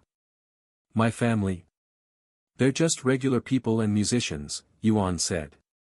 And musicians? So you come from a family line of musicians? Fei Yuyan mumbled in a dazed voice. It's no wonder he was so talented with the zither, as it appears that he was from a family who specializes in music. Of course, Fei Yuyan had no clue that Yuan's parents were only ordinary mortals and that they've never cultivated before. If she'd known this, she would have definitely reacted a lot more differently. After talking to Yuan some more, Fei Yuyan stood up and said, Where's the bathroom? I am going to take a shower. It's over there. Yuan pointed to a certain room in the building without thinking too much about her words. Fei Yuyan nodded and said, I will be right back. Yuan nodded and said, Then I will continue practicing the zither for a little bit longer. Thus, Fei Yuyan went to the bathroom to clean the sweat she'd accumulated whilst Yuan played the zither, making Fei Yuyan spend more time in the bathroom than she'd anticipated because she accidentally absorbed herself in Yuan's performance. Third place is definitely achievable if I have someone like him as my partner. Fei Yuyan tightly grasped her hands into fists with motivation and excitement on her face. Sometime later, Fei Yuyan returned to the living room with a fresh appearance, looking like a fairy more than ever. You can use the bathroom now, she said to Yuan. Yuan nodded, but he didn't immediately leave, as he waited until he finished the song before he stood up and walked to the bathroom. Fei Yuyan looked at the zither that Yuan had been using for practice, and to her surprise, the ordinary zither was emitting a joyful aura, almost like it was satisfied by Yuan's performance. This is. I have only heard of zither masters being able to achieve such a thing, giving auras to the instruments they play, yet he. Fei Yuyan stared at the zither with a shocked face. Sometime later, once Yuan also returned with a fresh appearance, Fei Yuan suddenly asked him, "Do you have an empty room?" "An empty room? There are plenty in this large house, but why do you ask?" Yuan raised his eyebrows. "In order to practice efficiently, I have decided to live here until the competition, so that is what I shall be doing." "You don't mind, right?" Fei Yuan said with a slightly nervous look on her face, clearly aware of the risks behind her decision. Ah! Yuan was speechless. She wanted to live in the same house as him. Although he didn't mind it, would they be breaking any sect rules by doing such a thing? "Give me a moment. I want to make sure that we're not breaking any sect rules by doing this," Yuan said as he closed his eyes to recall the rulebook. "Sect rules?" Fei Yuan stared at him with a gawking look on her face, clearly in disbelief. After taking a moment to recall the sect rules, Yuan opened his eyes and spoke in a nervous voice. "According to the sect rules, male and female disciples are forbidden to share the same living quarters unless they are married or have a high-ranking sect elder's permission, and the punishment is at most 3 months of confinement in the disciplinary cave." Fei Yuan was speechless. Albeit subtly, did Yuan really just refuse her company in his house? What kind of man would refuse to let a beautiful girl stay in their house even if they might receive punishment? If it were any other men that were in Yuan's shoes right now, they would definitely let Fei Yuan stay in their living quarters without hesitation even if they were to get kicked out of the sect the following day. Fei Yuan then spoke with a slight frown on her face, "That rulebook is outdated. It was created thousands of years ago and nobody except a few really even follows it anymore, especially the inner court disciples. Furthermore, as a core disciple, I have more leeway in the sect. In other words, I can do almost whatever I want without restrictions if it doesn't affect the sect. And I highly doubt that living in a house with a male disciple will affect the sect in any way. Therefore, you can just ignore it. Even if you say that, I think it'd be for the best if we received permission from one of the sect elders, as you can never be too safe or you might regret it in the future. I know a few of them, so I can ask them." Yuan suddenly retrieved Elder Shien's jade slip and activated it using his spiritual energy. "Ah! Senior Shien, can you hear me?" Yuan spoke to the jade slip. Meanwhile, sitting behind his desk inside his living quarters, Elder Shien felt the jade slip in his robes tremble, causing him to stop working and look at it. Disciple Yuan. Did something happen to him? Elder Shien frowned with a worried look on his face, wondering what Yuan had done this time. "Senior Shien, can you hear me? I hope I am not bothering you," Yuan's voice resounded from the jade slip a moment later. "Yes, I can hear you. What happened?" Elder Shien asked him. "Well." Yuan proceeded to explain the situation to Elder Shien, dumbfounding him greatly. "What the heck? Core disciple Fei. What's she doing at his house? And why are they staying together? Don't tell me that they're—" Elder Shien stared at the jade slip with wide eyes filled with shock. "Anyway, do you think she can stay here?" "It'll only be for a week at most," Yuan asked him again afterward. "Ahem. I don't see the problem," Elder Shien said in a stiff voice after clearing his throat, and he continued, "Whatever you do inside, just try to keep it contained within the house." I understand," Yuan said, sounding a little confused by Elder Shien's words. Once Yuan ended the communication, Elder Shien slumped back in his seat inside. "I told him to remain low-key for a while, and he ends up bringing a female disciple into his home, even wanting to let her stay there for an entire week, and this disciple is even a core disciple. Well, I cannot blame the guy. Talented people like him will attract women as easily as breathing." After a moment of silence, Elder Shien retrieved another jade slip before activating it and speaking to it. "My granddaughter, can you hear me?" A few moments later, Shien Wuhan's sleepy voice resounded, "What's the matter, Grandpa? I don't plan on returning to the sect until next week even if you beg me." Elder Shien sighed and said, "This is about disciple Yuan." "Oh. Yuan. How's he doing in the sect? Nobody's bullying him, right?" Shien Wuhan's voice immediately sounded much more energetic after hearing Yuan's name. Yeah, he's doing great. In fact, he's doing so great that he'd managed to woo a core disciple to stay at his house for an entire week. If you continue to laze around at home, someone will definitely take you on before you can do anything, and with his otherworldly talents, there will be some very powerful contenders. What? Shien Wuhan's voice resounded in a shocked manner after, almost like she'd just heard something impossible. Is that true, Grandpa? Who's this core disciple? Shien Wuhan's obviously panicked voice resounded from the jade slip, causing it to tremble. I don't know. I only know that he'd asked me for permission to allow a female core disciple to stay in his living quarters for a week. As for the reason, I have no clue since I didn't bother to ask. Elder Shien lied with a straight face, as he knew very well it was Fei Yuyan that was at Yuan's house. And you agreed? Why did you do something like that, Grandpa? Shien Wuhan exclaimed. What else was I supposed to do? Refuse? This is a core disciple and disciple Yuan that we're talking about.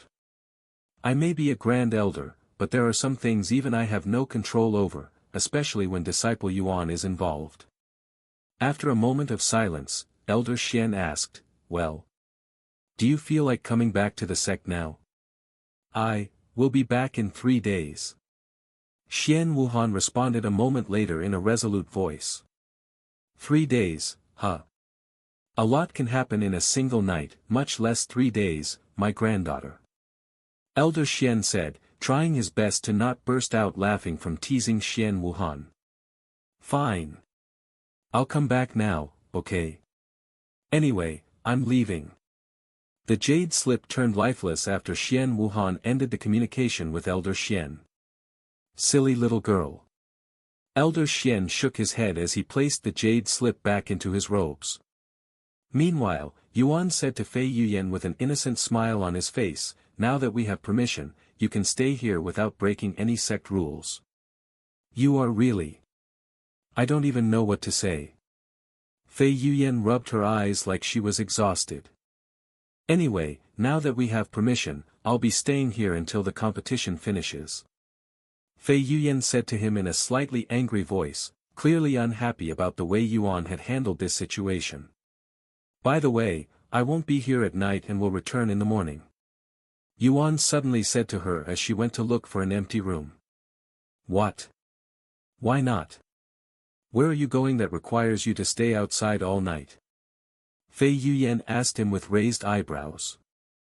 I'm not going anywhere, I just won't be available until the morning, Yuan said. Is that so? I won't need you at night, anyway, Fei Yuyan quickly responded in a somewhat weird tone, and she left the place to look for her own room. Sometime later, Fei Yuyan settled in the room that was only 2 doors away from Yuan's room. We will begin practice tomorrow morning at sunrise. Good night and get plenty of rest because we'll practice even harder tomorrow, Fei Yuyan said to Yuan before retiring inside her room. However, Fei Yuyan was unable to sleep like she normally would, as this is her first time sleeping with another individual in the same building after she became an inner court disciple, much less a male disciple. In fact, this is definitely her first time staying overnight at a man's house, and she would have never imagined that it had belonged to an outer court disciple either. Meanwhile, after returning to his own room, Yuan logged off for the night and waited for Yu Ro to return from school. After dinner was served and Yu Ro brushed his teeth, Yuan proceeded to spend the rest of the night cultivating. However, inside Cultivation Online, only an hour after Yuan logged off, Shien Wuhan appeared outside of the Dragon Essence Temple with an irritated frown on her face, looking like someone who'd their peace disturbed. Senior Apprentice Sister Shien. Welcome back. The guard standing at the entrance of the sect immediately bowed to Shien Wuhan, who was not only a core disciple but also Grand Elder Shien's granddaughter, and it would not be an exaggeration to say that she was as famous if not even more popular than Fei Yuyan. However, Shien Wuhan ignored these guards and walked directly into the sect. The guards turned to look at her with scared looks on their faces, and they wondered to themselves what had happened that made her appear so angry, as they have never seen her act in such a way before. Welcome back from your vacation, Senior Apprentice Sister Shien. Greetings, Fairy Shien. How was your vacation, Senior Apprentice Sister Shien? I hope you enjoyed it because you earned it. Almost every disciple in the outer court recognized Shien Wuhan and greeted her the moment they saw her, and even if the disciples didn't recognize her face, they recognized her uniform that only core disciples are qualified to wear, so they still greeted her with respect. Thanks. Shien Wuhan responded in a nonchalant manner before walking away with wide strides, dumbfounding these disciples. Did something happen to Fairy Shien? She's usually cheerful and easy to approach, yet she's acting the total opposite today. Maybe something unpleasant happened during her vacation. Wait a second, I thought Fairy Shien wouldn't return to the sect for another week. Maybe that has something to do with her behavior. That must be it. I wonder if this is related to what happened not long ago at the carp leaping over Dragon's Gate. Maybe they are gathering all of the core disciples for a meeting. Do we know the identity of the disciple who cleared the tower yet? No, not yet. The sect elders aren't saying anything, but that's because they also don't know anything. At least that's what I was told when I asked some of them. What? Not even the sect elders are aware of the situation. This situation must be more complicated than we'd expected. Think about it, this is the first time anyone has cleared all 100 floors in the tower, and even the founder could only clear 99 floors, failing on the last floor. I doubt the sect would be willing to reveal a talent like that to the rest of the world right before the mythic realm. Oh, right. The mythic realm is only around the corner, huh? I cannot wait for this year's tournament. I heard a certain rumor that the other elite sects also accepted a couple of cultivation prodigies. Really? I wonder how they'll fare against our disciples. Humph. Do you even need to ask that question? Of course, our disciples won't lose. I guess. Sometime later, Shien Wuhan arrived in the area Yuan lived in and looked around for Building 70. Meanwhile, Minli, who was getting ready for bed, noticed Shien Wuhan's appearance from her window. Isn't that Grand Elder Xian's granddaughter? What's she doing here? Minli mumbled to herself as she tried her best to watch Shien Wuhan from the window without being noticed. Once she'd found her target, Shien Wuhan approached building number 70 and knocked on the door after stepping onto the doorstep. However, when nobody answered the door even a minute later, Shien Wuhan knocked on it again, this time with even more force. Don't tell me that they've already started doing that. Shien Wuhan cried inwardly, feeling uncomfortable all over her body for some reason. Yuan. Are you inside? Shien Wuhan knocked on the door while shouting out loud, sounding a little bit desperate, "It's me. Shien Wuhan. Hurry up and open the door." But alas, Yuan had long logged off the game and would not be able to hear her voice no matter how loud she shouted. However, it was a different story for Fei Yuyan, who'd recently fallen asleep with much difficulty, and Shien Wuhan's constant knocking eventually woke her up. Damn it! What kind of rude person would knock on the door so loudly this late? And I'd finally managed to sleep too. Fei Yuyan quickly got off the bed and went downstairs before opening the door in an agitated manner. Who's barking so loudly in the middle of the night? What are you, a dog? Name yourself. Fei Yuyan spoke in an angry voice as she opened the door. Who are you calling a dog? I am Shien Wuhan, a core disciple. Shien Wuhan responded to Fei Yuyan's words. Disciple Shien. Fei Yuyan's eyes widened with surprise when she saw Shien Wuhan's familiar face standing right in front of her, and she continued, "What are you doing here so late at night?" Disciple Fei. Shien Wuhan's eyes also widened with shock when she saw a familiar face. She then looked at the building number to make sure that she was in the right place. However, she suddenly recalled that they were currently at the outer court. Even if this wasn't Yuan's building, what is a core disciple like Fei Yuyan doing here? This is Disciple Yuan's house, right? Shien Wuhan decided to ask her. Fei Yuyan immediately began sweating cold sweats, and she stared at Shien Wuhan with a nervous look on her face, clearly hesitant to tell the truth. However, since Shien Wuhan mentioned Yuan's name, Shien Wuhan is clearly related to him one way or another, so there was no way she could lie in this situation. Yes, this is disciple Yuan's house. Fei Yuyan answered after a moment of awkward silence. After another moment of awkward silence, Shien Wuhan spoke, If you don't mind me asking, what are you doing in another disciple's house so late at night? And a male disciple too. However, Fei Yuyan didn't answer her question and instead asked, I can ask you the same. Why are you looking for disciple Yuan so late in the night? I thought you wouldn't return to the sect until next week. Shien Wuhan frowned slightly and said, Well, my schedule has changed and I have returned now, okay? As for why I am here, I was the one who introduced Yuan to the Dragon Essence Temple. Of course, I would want to see how he's doing in the sect now that I have returned. What? You were the one who brought Yuan to the sect. Does this mean you know his background? Fei Yuyan's eyes widened after hearing Shien Wuhan's words. That's right. I know his background. I know everything about him. Shien Wuhan lied to Fei Yuyan without even thinking about it. Can you tell me? I've been trying to figure out his background, but I can only assume that he's from one of the 4 great families. Fei Yuyan sighed. 4 great families? Yuan. Shien Wuhan looked at Fei Yuyan with a shocked look on her face. You mean he's not? Fei Yuyan raised her eyebrows, looking a little suspicious of Shien Wuhan's reaction. I am not telling you anything. After all, I'd promised him that I'd not reveal his identity to anyone. If you want to know so badly, why don't you ask him yourself? Shien Wuhan decided to play the "it's a secret" card, narrowly escaping the hole she'd dug herself. Fei Yuyan narrowed her eyes at Shien Wuhan before shaking her head a moment later and saying, Anyway, I don't have the time or energy to entertain you right now. If you're looking for disciple Yuan, he's already retired for the night. Come back tomorrow morning. Fei Yuyan proceeded to close the door on Shien Wuhan's face, but a quick reaction from Shien Wuhan's foot stopped the door from closing. Wait a second, I have answered your question, but you still haven't answered mine. What are you, a core disciple, doing in Yuan's living quarters at this time?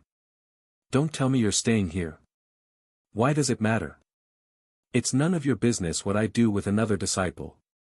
But if answering your question will make you go away, then yes, I am currently staying in disciple Yuan's home for the time being. Shien Wuhan gritted her teeth at Fei Yuyan. Although there has been no enmity between the two of them before today, their current situation has definitely lowered their opinions of each other. Now if you don't have anything else, please go away. I would like to get back into my bed and sleep, something you disturbed with your rude knocking, Fei Yuyan said as she tried to close the door again. However, Shien Wuhan refused to move her foot, blocking Fei Yuyan from closing the door on her. What is your problem, disciple Shien? You may be the Grand Elder's granddaughter, but even you have to follow the sect rules, and what you're doing right now is definitely breaking the sect rules. What sect rule am I breaking, exactly? Shien Wuhan shamelessly asked her. You. Fei Yuyan was speechless. Unlike Yuan, she did not memorize the rulebook, hence why she could not answer Shien Wuhan's question. How about this?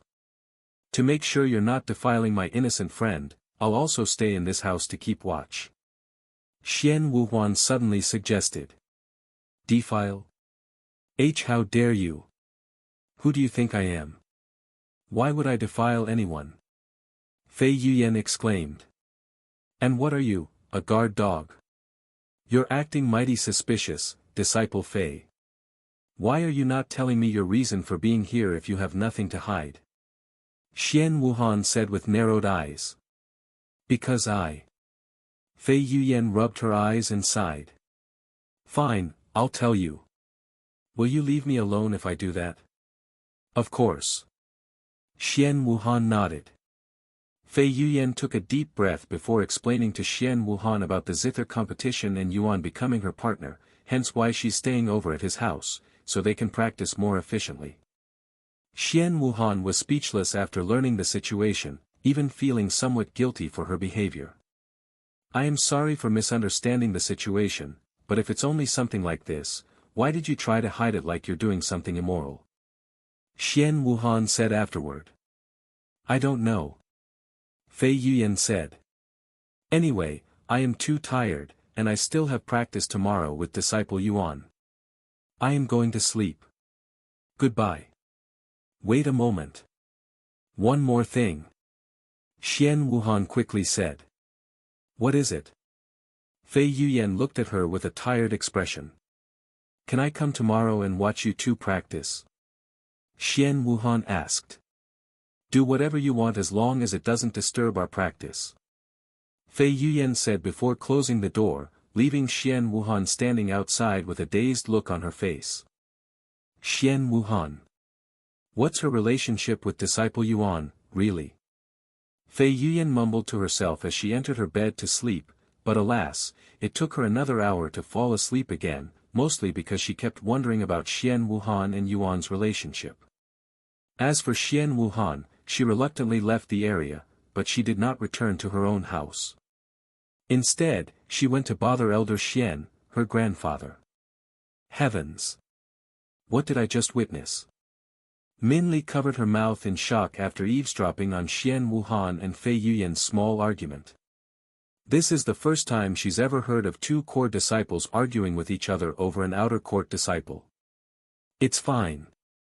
Even though I may be at a disadvantage in terms of our disciple status, I will sooner or later become a core disciple, and I am also from one of the 7 legacy families. Furthermore, my appearance isn't worse than theirs, at least I don't think I am losing in that aspect. Min Li thought to herself, trying to convince herself that she wasn't losing to Shien Wuhan and Fei Yuan, as they are clearly also trying to secure a place in Yuan's heart. Meanwhile, in the real world, Yuan peacefully cultivated for the rest of the night, completely oblivious to the small drama that had occurred at his house between two top beauties in the Dragon Essence Temple. Once morning came and Yu returned to his room and finished her daily routine, Yuan returned to the game. She's still sleeping. Yuan raised his eyebrows when he didn't see Fei Yuan in the living room, as he'd expected her to be awake by now. Maybe she'd pushed herself too hard during yesterday's practice. Yuan thought to himself. Knock knock. Somebody knocked on the door a few seconds after Yuan took a seat in the living room to wait for Fei Yuan. Who could be here so early in the morning? Yuan wondered to himself as he went to open the door. Hello, disciple Yuan. A familiar face greeted him at the door. Disciple Min. What's the matter? Yuan asked her. Nothing important. I heard you playing the zither yesterday, and I just wanted to listen to it more clearly. Do you mind if I watch you play the zither today? Min Li asked him whilst trying her best to not blush.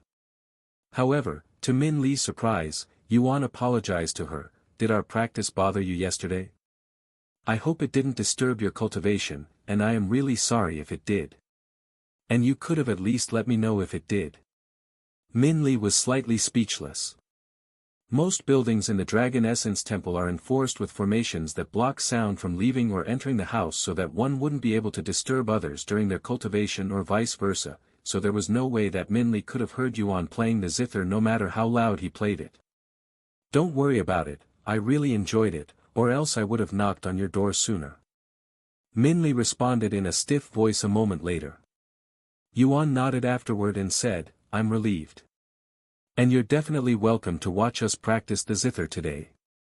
Thank you, disciple Yuan. Min Li said to him, pretending as though their recent conversation had never happened. Knock knock. And just as Min Li took a seat in the living room, the door was knocked on again. Who could it be this time? Yuan raised his eyebrows, wondering why there were so many guests today. Hello, Yuan. It's been a while. Shien Wuhan greeted Yuan at the door this time. Shien Wuhan. Yuan was pleasantly surprised to see her face. What are you doing here? Yuan asked her. What do you mean by that, Yuan? Am I, a fellow disciple of the sect, not supposed to be here? Shien Wuhan asked him. Seeing Yuan's speechless face, Shien Wuhan smiled and said, "I'm joking with you, Yuan. Anyway, I have heard about the zither competition and how you're going to participate in it with Disciple Fei, and I would like to watch you practice. After all, you'll need some audience to judge your performance, right?" Hearing her words, Yuan nodded, "That makes sense. Although Disciple Fei hasn't woken up yet, please, come inside. She's still sleeping. What a lazy girl." Shien Wuhan took this opportunity to smear some dirt on Fei Yuyan's image. Shien Wuhan entered the building a moment later. However, to her surprise, there was already another individual inside the living room. "You. Aren't you Minli from the Seven Legacies family? What are you doing here?" Shien Wuhan looked at Minli with wide eyes. "I am here to listen to their practice," Minli said. "You. Don't you have better things to do as a member of the Seven Legacy families?" Shien Wuhan raised her eyebrows, and she stared at Minli with a suspicious gaze. "What does belonging to the Seven Legacy families have anything to do with this?" Minli responded calmly. Even though she was before a core disciple, she wasn't feeling scared or nervous like most disciples would be if they were in her shoes right now. Shien Wuhan was speechless, mostly because she had nothing good to say. Sometime later, Shien Wuhan said to Yuan, "If Disciple Fei doesn't wake up soon, I'll go knock on her door." However, Yuan shook his head and said, "There's no need to wake her up. She practiced for many hours yesterday, so she's definitely very tired." "Then what about your practice?" "I can still practice by myself. Let's go outside to the backyard so that we don't disturb Disciple Fei," Yuan suggested. Shien Wuhan nodded, and she followed Yuan outside with Minli following behind her. Once they were outside, Yuan sat behind the zither and prepared to play it. Shien Wuhan and Minli swallowed nervously, feeling somewhat anxious to see Yuan play the zither for some reason. Once the guests were seated and he was prepared to play the zither, Yuan placed his fingers on the zither and began pulling the strings, causing them to tremble and send out musical notes that massaged one's brain and transported their mind to the heavens. Shien Wuhan and Min Li's jaw simultaneously dropped to the ground when they heard Yuan playing the zither for the first time, looking like they just witnessed their ancestors crawling from their graves, and it had only taken them a few seconds to recognize Yuan's talents. This guy. He's not only talented in cultivation but he's also talented with instruments. Is there anything he's not talented in? Shien Wuhan cried inwardly. What amazing music that he's producing. Not even the expert musicians in my family can play the zither as well as he does. Min Li thought to herself. The two ladies quickly indulged themselves in Yuan's music, as did the disciples near that area once they heard Yuan's music, even stopping their movements to close their eyes and enjoy the music. Who's playing the zither? I thought it was Fairy Fei at first, but the Dragon Pavilion isn't even close to this place. One of the disciples wandering outside asked the other disciples. Who else besides Fairy Fei would have the ability to play the zither to such an extent in the sect? Furthermore, I heard from some disciples that they'd spotted Fairy Fei in the outer court yesterday. Maybe she's playing the zither somewhere in the outer court. If that's the case, I want to watch her performance. Me too. Let's try to locate her. Thus, the outer court disciples, with their interest piqued, decided to follow the sound of the zither. Once they'd arrived at the area that housed the most important and privileged disciples in the outer court, these outer court disciples stopped and didn't dare to traverse any further. It's coming from this area, but normal disciples aren't allowed in this area. This place is where all of the top disciples live, right? I think it'd be fine as long as we do not disturb them. After all, there is no sect rule stating that we cannot enter this place. You don't know. There have been many incidents where ignorant disciples would enter this place only to get beaten by the disciples living here, as they treat this place as some sort of sacred sanctuary where only the privileged are allowed to traverse. If you don't mind getting beaten, you can go ahead and enter this place. When the other disciples heard such a thing, they immediately tossed the idea of entering this place out of their minds. Although they wanted to watch Fairy Faye's zither performance, it wasn't worth risking offending someone in this place and possibly their life as well. If we cannot enter this place, why don't we all just stand here and listen to the music instead? We don't really need to watch Fairy Faye perform it since we don't normally do that anyway. Sounds reasonable. Okay, I am staying here. Thus, the disciples there decided to gather outside the area and quickly crowded the place. Sometime later, inside Yuan's house, Fei Yuyan rubbed her eyes in a tired manner. What time is it? She opened her eyes and stared at the unfamiliar ceiling with a dazed face. Oh no! It's already way past morning. I was supposed to practice with disciple Yuan. It's all that darn disciple Xien's fault that I'd overslept. Fei Yuyan cried out loud when she saw the slightly orange sky outside, and she quickly fixed her appearance before running outside her room. However, the entire house was dead silent, almost like she lived in this house alone.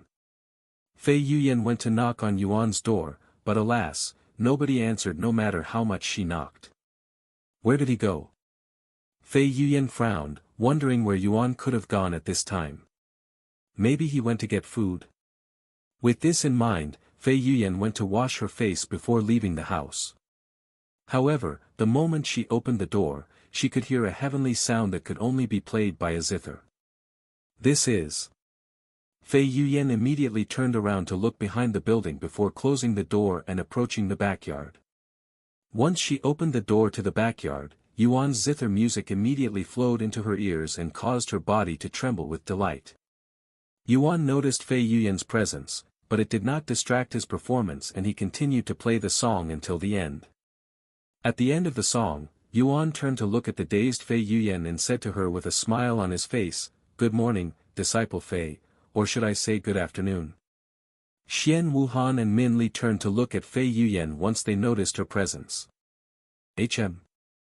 So you're finally awake, huh? Took you long enough. Yuan has been practicing the zither this entire time without any breaks. At this rate, you'll be a burden to him in the competition, Shien Wuhan said to Fei Yuyan while shaking her head. Fei Yuyan immediately trembled in anger and shouted at Shien Wuhan, "Whose fault do you think it is that I overslept? If you didn't wake me up in the middle of the night by knocking on the door like a rude ape, I would have woken up on time. Who are you calling an ape? There are things you cannot say to a fellow sister no matter how angry you are." Shien Wuhan exclaimed. "Shut up. I don't want to hear anything from you," Fei Yuyan said. "Calm down, there's no need to yell at each other," Yuan said to them with a slightly startled look on his face, and he continued while looking at Fei Yuyan, "There is still plenty of time until the day's over, so it's not like you've wasted an entire day." Fei Yuyan nodded and said in a casual voice, "I don't have the time to argue with an ape. I'm going to practice now." This bit. Shien Wuhan gritted her teeth. While she wanted to yell at Fei Yuyan, she didn't want to disturb their practice, so she forcefully swallowed her anger and pretended like she never heard Fei Yuyan's insults. "Anyway, since I've missed half of today's practice, let's do something different. I had planned on doing something similar to our practice yesterday, but alas." Fei Yuyan sighed. And she continued, "Do you remember what I said about last competition's final part, where you must follow the judge and play their song alongside them? This is what we're going to be doing today. I will play a song and you'll play alongside me." Yuan nodded, and he asked afterward, "Are we going to play a new song?" "Of course.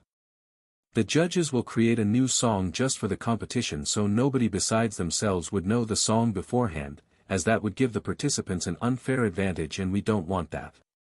Anyway, I will play the song once, and you'll have 10 minutes to prepare."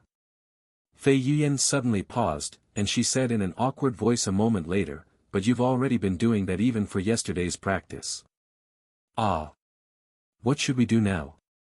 "I was going to ask you to use new songs so I can follow you, but do you even know any new songs?" Fei Yuyan asked Yuan, as she has been the one teaching him new songs this entire time. Yuan pondered for a moment before nodding, "I think I can do that." "Eh? Really? You know songs that even I don't know?" Fei Yuyan stared at him with a gawking look on her face, as she truly didn't expect that from him. Yuan nodded and said, I know a few songs from my hometown. Although I've never played them on the zither, it's not my first time playing the same song on different instruments. That's great. Let's hear one of them. Fei Yuyan said with her interest piqued, silently wondering to herself what kind of music Yuan had prepared for her. Give me a moment. It's been a while since I've played those songs. Yuan closed his eyes and proceeded to recall some of the songs that he played in the real world when he was still active as a musician. A few minutes later, with his eyes still closed, Yuan placed his fingers back on the zither and began playing the song from his memories. This. What kind of music is this? Fei Yuyan's jaw dropped to the ground when she heard this song that was like nothing she has ever heard of before, almost like it was otherworldly. While it's only normal for songs to not sound similar to each other, they mostly followed a similar theme or feeling, yet the song played by Yuan right now did not follow such rule and sounded oddly foreign. As for Shien Wuhan and Minli, while they don't know much about music, they knew instantly how unique this song sounded purely from the atmosphere it created. Hell, even the disciples gathered outside the area were dumbfounded by such a drastic change in music, feeling like they'd suddenly been tossed into another world. A few minutes later, Yuan stopped his movements and turned to look at Fei Yuyan. What do you think? He asked her. Ah. Fei Yuyan stared at him with a speechless look, clearly taken aback by the unfamiliar music. It sounds great. But how am I supposed to play that kind of song? Are you teasing me right now? Fei Yuyan said to him. Huh? What do you mean? Why would I be teasing you? Yuan looked at her with wide eyes, as he didn't expect such a response from her. That song you just played is objectively extremely difficult, as it has many unique notes, and the speed you played it is also incredibly fast. There's no way I can play something that profound after hearing it once. Even the song created by the judges for the previous competition wasn't anything like this. Fei Yuyan explained to Yuan her frustration. Really? It didn't feel like that for me. Yuan pondered, and he continued a moment later, okay, I will try to play something that has less unique notes and with a slower pace in general. After taking a deep breath, Yuan began playing another song that was from his world. Oh. Fei Yuyan raised her eyebrows after listening to this song. Although it still sounds foreign and otherworldly, it wasn't as chaotic and fast-paced as the previous song, allowing her mind to follow it properly. Sometime later, after Yuan finished the song, Fei Yuyan said to him, okay, give me 10 minutes. Yuan nodded and patiently waited for Fei Yuyan to prepare herself. Once Fei Yuyan was ready, she looked at Yuan and nodded her head while her fingers were already on the zither. 3, 2, 1. Ting. Yuan and Fei Yuyan began playing the zither simultaneously, and Fei Yuyan tried her best to follow Yuan's pace, but alas, even someone inexperienced with music like Shien Wuhan and Minli could tell that Fei Yuyan was falling behind and making mistakes. Halfway into the song, Fei Yuyan suddenly stopped moving her fingers and stared at the zither with a slightly flushed face, embarrassed that she was unable to play any further. Damn it! I am the one that's supposed to be teaching him, not the other way around. When did our roles change? And his performance is simply too flawless. I am barely able to play the song because his music would always distract me, tempting me to stop playing to fully focus on listening to his beautiful music. However, if I don't listen to his music, I won't be able to follow along. At this rate, I'll really be a burden in the competition. Once Fei Yuyan stopped playing the zither, Yuan also stopped before asking her, do you want to start again from the beginning? After a moment of silence, Fei Yuyan nodded in a bashful manner. Shien Wuhan chuckled when she saw this, so much for the #1 zither expert in the sect, Fairy Fei. Fei Yuyan's eyebrows twitched after hearing Shien Wuhan's words, but she ignored it and pretended like she didn't hear it and prepared to play the zither again.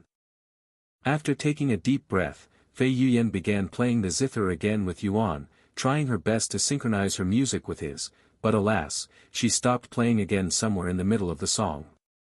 This is too difficult. Fei Yuan cried inwardly with her back soaked in sweat despite barely practicing. It's okay, we can start again and do this until you can finish the song, Yuan said to her in a soothing tone, almost like he was trying to make her feel better. However, Fei Yuan shook her head and said, then that would make this entire practice pointless. If I cannot follow the judge after one try, I'll immediately fail. But if you don't practice, how will you improve? It's called practice for a reason. That's easy for a genius like you to say. Fei Yuan sighed. People may call me a genius, but I have spent more time practicing the instruments than anyone at my age when I was a mere child, even those twice or thrice my age. Every day, without fail, I would spend at least 10 hours a day practicing different instruments, even on the days that I have competitions and whatnot. Yuan sighed after recalling the amount of time he'd spent practicing the instruments. He'd spent so much time on instruments that his social life was basically non-existent outside of his family and a small circle of people. 10 hours a day every day. Everybody there looked at him with wide eyes. How does he cultivate if he spends all of his time practicing instruments? Anyway, let's continue to practice. I'm sure you'll get it right soon or later. Once you get it right for the first time, it'll be much easier next time even if it's with a new song. Yuan said to Fei Yuan, who nodded in a dazed manner. Thus, the two of them continued to practice with Fei Yuan trying her best to synchronize with Yuan's performance. Of course, Fei Yuan had stopped midway a couple more times, but there was clear progress, albeit rather slow. After a dozen failures, Fei Yuan finally managed to complete the song with Yuan, but her performance was still questionable at best with multiple mistakes. Meanwhile, the disciples listening to their performance outside were puzzled by the weird noises coming from Yuan's building. Who's that second zither player? This amateur is ruining Fairy Fei's flawless performance. Maybe Fairy Fei is teaching someone the zither. Aya. What a damn pity and a waste of Fairy Fei's time. The disciples there complained about this amateur player, completely unaware that they were all dissing the same Fairy Fei that they were praising. Meanwhile, somewhere in the inner court, Elder Shien looked at the pill in her hands with a proud expression on her face. I have finally completed this enhanced pill of concealment. Now I just need to give it to disciple Yuan. Elder Shien mumbled to herself as she left her building and made her way towards Yuan's living quarters. However, to her surprise, there were hundreds of outer court disciples gathered outside the area, dumbfounding Elder Shien when she witnessed this scene. What the heck is going on here? Elder Shien approached the crowd and spoke loudly, what is the cause of this gathering? When the disciples turned around and saw Elder Shien's beautiful face, they immediately lowered their heads and greeted her. Greetings, Elder Shien. After their greetings, the disciples proceeded to explain their situation to her. What? My disciple is playing the zither in this area? Elder Shien raised her eyebrows, then she recalled how Fei Yuan's going to be participating in the zither competition with Yuan. She must be practicing with him, huh? Elder Shien thought to herself before speaking out loud, well, this is not a place for disciples to gather. If you want to listen to her zither music, you can wait until she decides to visit the Dragon Pavilion. Now scram. Although they were reluctant to leave, there was simply no way these outer court disciples could defy a sect elder, much less a high-ranking sect elder like Elder Shien. Once the disciples left the scene, they all mumbled to each other, man, this is my first time seeing Elder Shien in such a close distance. Her title as the prettiest sect elder is not for show. I heard she was even the #1 fairy back when she was still a young disciple. Man, if only I can have a partner like that. Quit your dreaming. Don't you know that Elder Shien has no interest in men? Rumor has it that she's only interested in women, hence why she only accepts female disciples. Really? Damn, what a pity. But that's also hot in its own ways. Sometime later, Elder Shien approached Yuan's building and knocked on the door, and she shouted loudly, Disciple Fei. Come outside. Eh. That sounds like my master. What's she doing here? Fei Yuan turned around with a puzzled look on her face. And why did she call for me when this is clearly your house? Fei Yuan then placed her zither down and went to open the door. Master? What are you doing here? Fei Yuan asked her after greeting her. I have something for disciple Yuan, Elder Shien said, and she continued, are you guys practicing right now? Yes, but since it's getting late, we're about to stop. Oh. I know it's only been 2 days, but let me see your progress. Elder Shien said. I have been curious about disciple Yuan's zither skills ever since you asked him to be your partner for the competition. Ah. Fei Yuan immediately hesitated, mostly because she didn't want Elder Shien to learn that Yuan has already surpassed her with the zither. Ah, whatever. She's going to learn about it sooner or later. Fei Yuan sighed inwardly before nodding her head. A few moments later, Fei Yuan returned to the backyard with Elder Shien by her side, dumbfounding Shien Wuhan and Minli.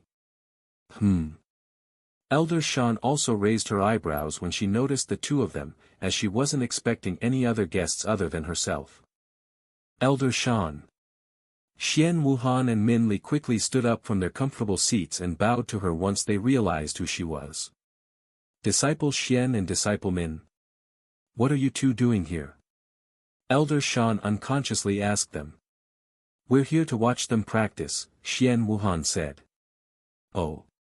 But I thought you wouldn't be back at the sect for another week. Did something happen at home? Elder Shien looked at Shien Wuhan with raised eyebrows. No. Nothing happened. I just felt like coming back earlier, Shien Wuhan said with a somewhat stiff smile on her face. You. Ha ha ha. Now that's something I didn't expect to hear from someone renowned for spending more time outside the sect than inside. Elder Shien laughed for a moment before turning to look at Yuan and speak, come with me for a second, disciple Yuan. I have something for you. Yuan nodded and followed her into the house. Here, this is an enhanced pill of concealment. It'll suppress your cultivation for an entire realm. Yuan nodded and accepted the pill. What about the effects of the current pill? What happens if I swallow 2 pills with similar effects? Yuan asked her a moment later. Right, that's what this pill is for. Elder Shien retrieved another pill and showed it to him. It was a clear white pill without any special auras or designs on it. This is the pill of cleansing. It'll erase all pill effects that are currently affecting your body. As for your second question, it depends on the pill. If you swallow 2 pill of concealment, you might get a stomach ache at worst. However, if you swallow 2 very powerful pills, your body might explode, so you must be cautious of what you eat and not eat pills carelessly. Explode? I haven't heard that word in a while. Yuan mumbled in a dazed voice before looking at the pills in his hand. Powerful pill of concealment, Tier 2, purity, 77%. Effects, temporarily conceals your cultivation base by an entire realm for 30 days. Description, only works if you are below Spirit Master. Pill of Cleansing, Tier 1, Purity, 97%. Effects, remove all Tier 3 and below pill effects that are affecting your body. Description, only works if the pills are below Tier 3. After swallowing the pill of cleansing, a notification appeared. You have consumed pill of cleansing. The effects of a pill of concealment has been removed. Yuan could feel his aura exploding outwards after consuming the pill of cleansing. However, that aura didn't last very long as Yuan swallowed the powerful pill of concealment a few seconds later, and his peak spirit warrior aura lowered until it resembled someone at the peak spirit apprentice level. Great, it worked perfectly. Elder Shien nodded with a prideful look on her face. Yuan raised his eyebrows at her and said, you mean you weren't certain of its effects? Elder Shien chuckled and said, of course I'm certain, but there is no such thing as a perfect pill, at least I have never seen one before. Anyway, let me listen to some of your zither music before I leave. I'm very intrigued by your abilities in music. Elder Shien then said to him. Okay. Yuan nodded. They left the building and returned to the backyard shortly after. You're going to be staying here, too? Shien Wuhan asked Elder Shan after noticing that she was taking a seat. Might as well since I am already here, Elder Shan nodded. A few moments later, Yuan returned to his seat behind the zither and turned to look at Fei Yuyan. Should we continue what we've been doing? Hearing his words, Fei Yuyan quickly shook her head and said, it's okay. Since my master has heard of my zither play many times before and she is mostly here for your performance, you can play by yourself. Yuan didn't think too much of Fei Yuyan's words and nodded. After taking a deep breath, Yuan began playing one of Fei Yuyan's songs on the zither. This is. Elder Shan's eyes immediately widened just a few seconds into Yuan's performance, as she only needed to see Yuan's graceful movements and listen to the first few music notes to recognize his talents. He's already on another level compared to disciple Fei. Did he really just learn the zither not long ago? This is really hard to believe even with his godlike talents. Unless his comprehension ability works on other things besides cultivation techniques, which would be beyond heaven-defying. A few minutes later, after finishing his first song, Yuan proceeded on to the second song after a brief pause. Elder Shan closed her eyes to enjoy the music. I have not felt this relaxed in many, many years. Elder Shan thought to herself as she unconsciously dozed off. Sometime later, Yuan stopped playing the zither after his fifth song, and to his surprise when he turned to look at Elder Shan, she was completely asleep with a peaceful expression on her face. When the ladies there noticed Yuan's look, they turned to look at Elder Shan as well. She's asleep. Fei Yuyan's eyes widened with shock. Should we wake her up? I would feel guilty waking up someone with that kind of sleeping face, Shien Wuhan said. Oh. But you don't feel guilty for waking me up last night? Fei Yuyan glared at her. This and that are two different situations. Shien Wuhan shrugged in a nonchalant manner. You little. Fei Yuyan raised her voice, accidentally waking Elder Shan. Did I fall asleep? Elder Shan rubbed her eyes before recalling that she was not inside her own room. Elder Shan's face immediately blushed, and then she cleared her throat loudly before speaking in an awkward voice, that was a great performance, Disciple Yuan. I haven't felt this relaxed for a long time. Maybe I should visit you again in the future when I'm having trouble sleeping. Anyway, I just remembered that I have some work I need to finish. See you disciples later. After saying her goodbyes, Elder Shan quickly disappeared from the scene with a slightly rosy complexion on her beautiful face. Once Elder Shan was gone, Fei Yuyan said, I guess we can stop practice here for today. Good job, Disciple Yuan, and I apologize for sleeping through half of today's practice. Yuan nodded since it was also about time he logged off for dinner.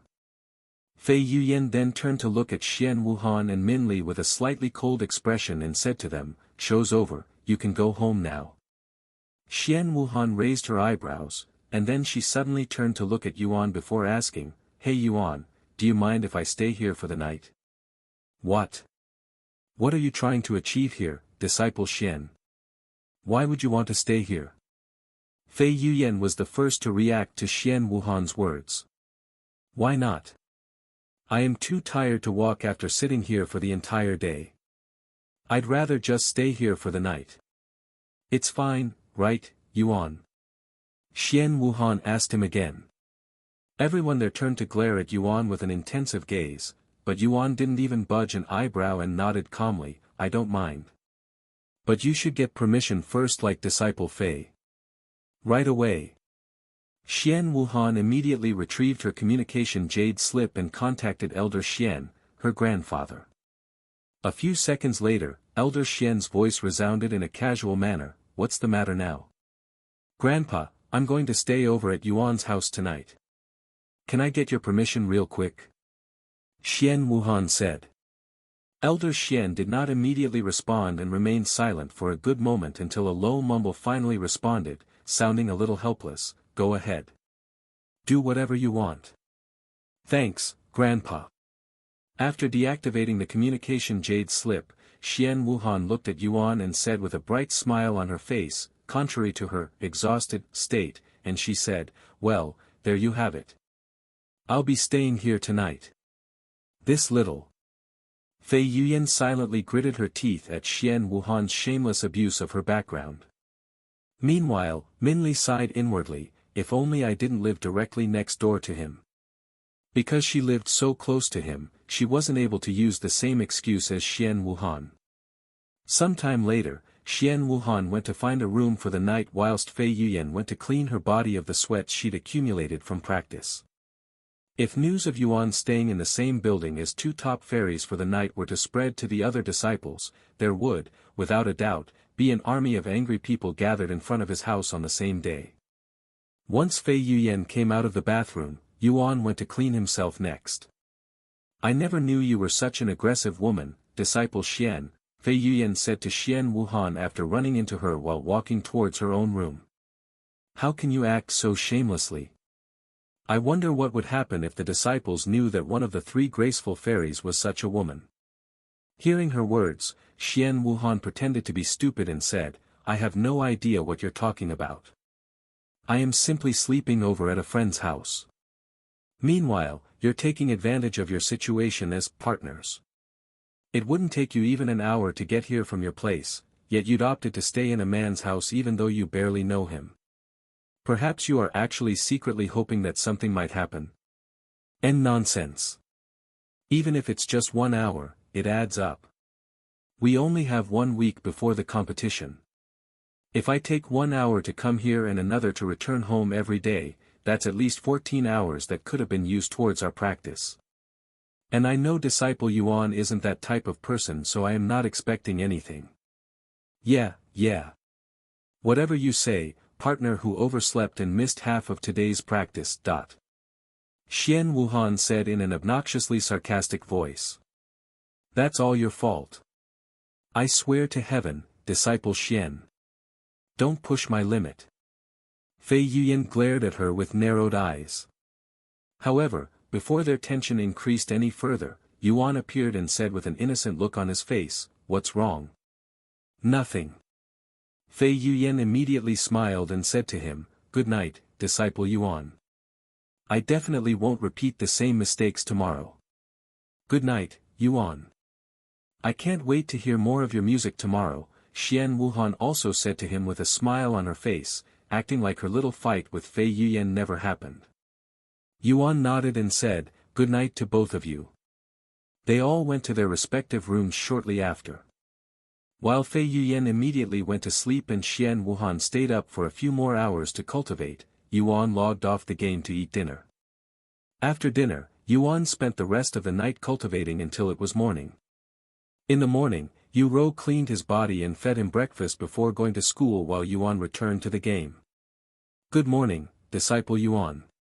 Fei Yuyan greeted him in an elegant manner when he appeared in the living room, even casually sipping on tea like she'd been awake for some time. Good morning, disciple Fei, Yuan greeted her. Did you have enough sleep last night? Yes, I slept soundly since there was no monkey disturbing my sleep, Fei Yuyan responded with a smile that did not fit her words. A monkey? Yuan raised his eyebrows, wondering why she would mention monkeys in this situation. Sometime later, Shien Wuhan appeared and said, Oh. Looks like you really woke up properly this time. I was even thinking about knocking on your door if you weren't awake by now. Fei Yuyan looked at her weirdly, but she decided to ignore Shien Wuhan ultimately. A few minutes later, Minli knocked on the door and said, You'll also be practicing today, right? Yuan nodded and said, Yeah, do you want to join us today as well?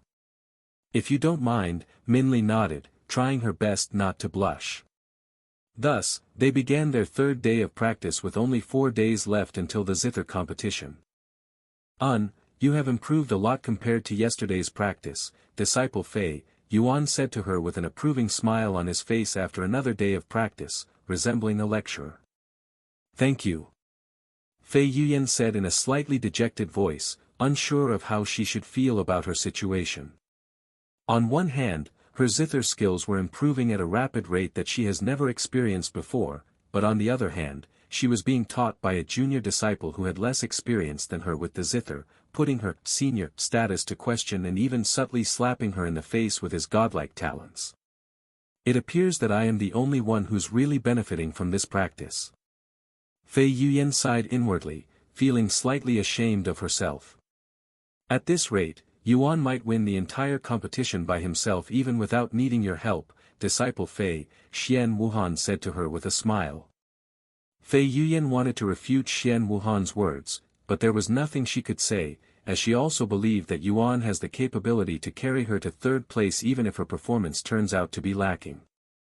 Sometime later, once the practice was over, Minli returned to her home next door whilst everyone else went to do their own things.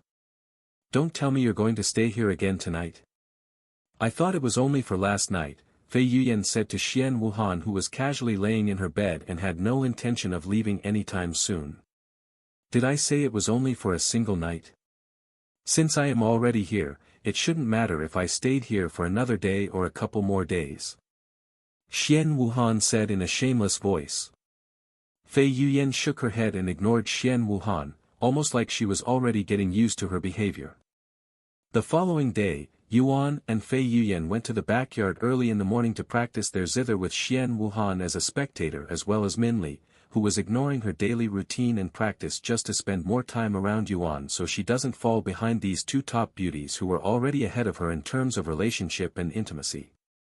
If her family knew about this, they would definitely scold her, but fortunately for her, she was the only one from the Min family in the Dragon Essence Temple while her siblings were at the other and more powerful elite sects. Sometime later, their fourth day of practice came to an end.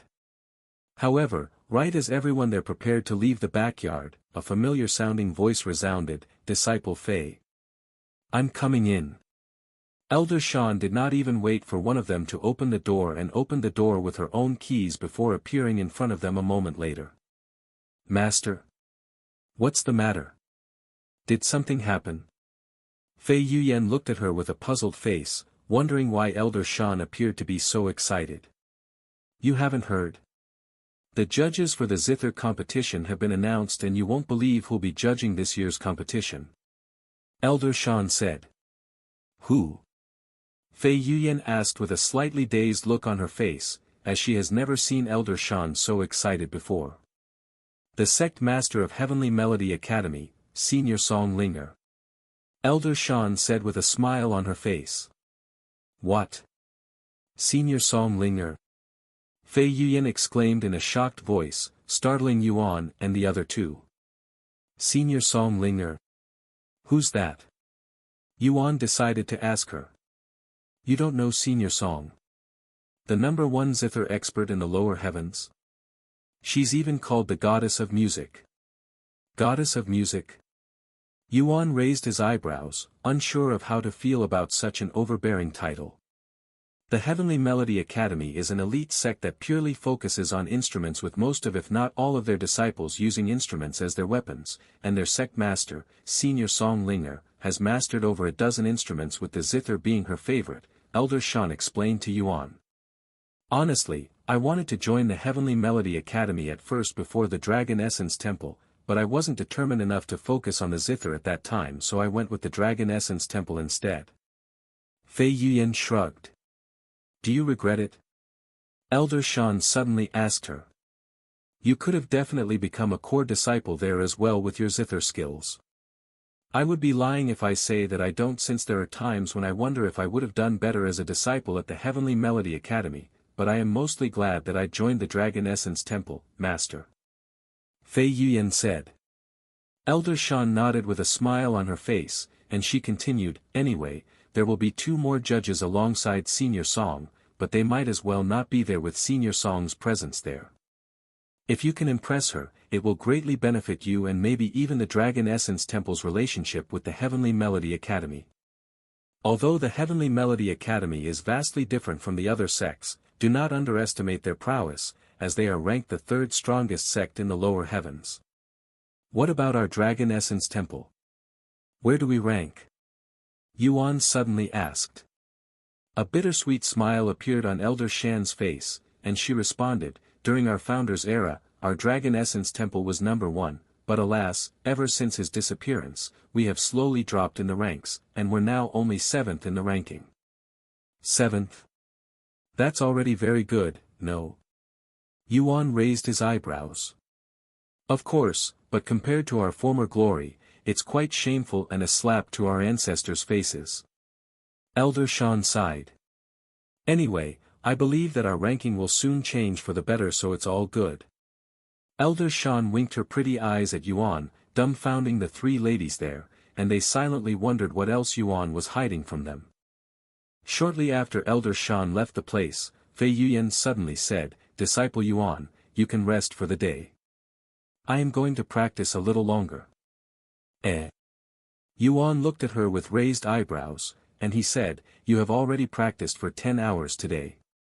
It's better to get some rest." "I know, but I don't think I can calm down so quickly after learning about Senior Song. She has countless admirers, whether it'd be for her beauty or her musical abilities. I've admired her ever since I can remember," Fei Yuyan said. And she continued, "Now that I know about her appearance at the competition, I must not embarrass myself at all cost. Therefore, I am going to practice more and try my best to impress her." Yuan nodded and said to her, "Don't overdo it, Disciple Fei. It'll be problematic if you tire yourself out right before the competition. It's happened to me multiple times, so I know how it feels." Fei Yuyan smiled and said, "Are you worried about me? Don't forget that I am a cultivator, a spirit warrior. I can practice for an entire week without rest and will still feel perfectly fine." Sometime later, Yuan and the others left the backyard whilst Fei Yuyan remained to practice her zither. "Brother, guess what's being talked about in my school?"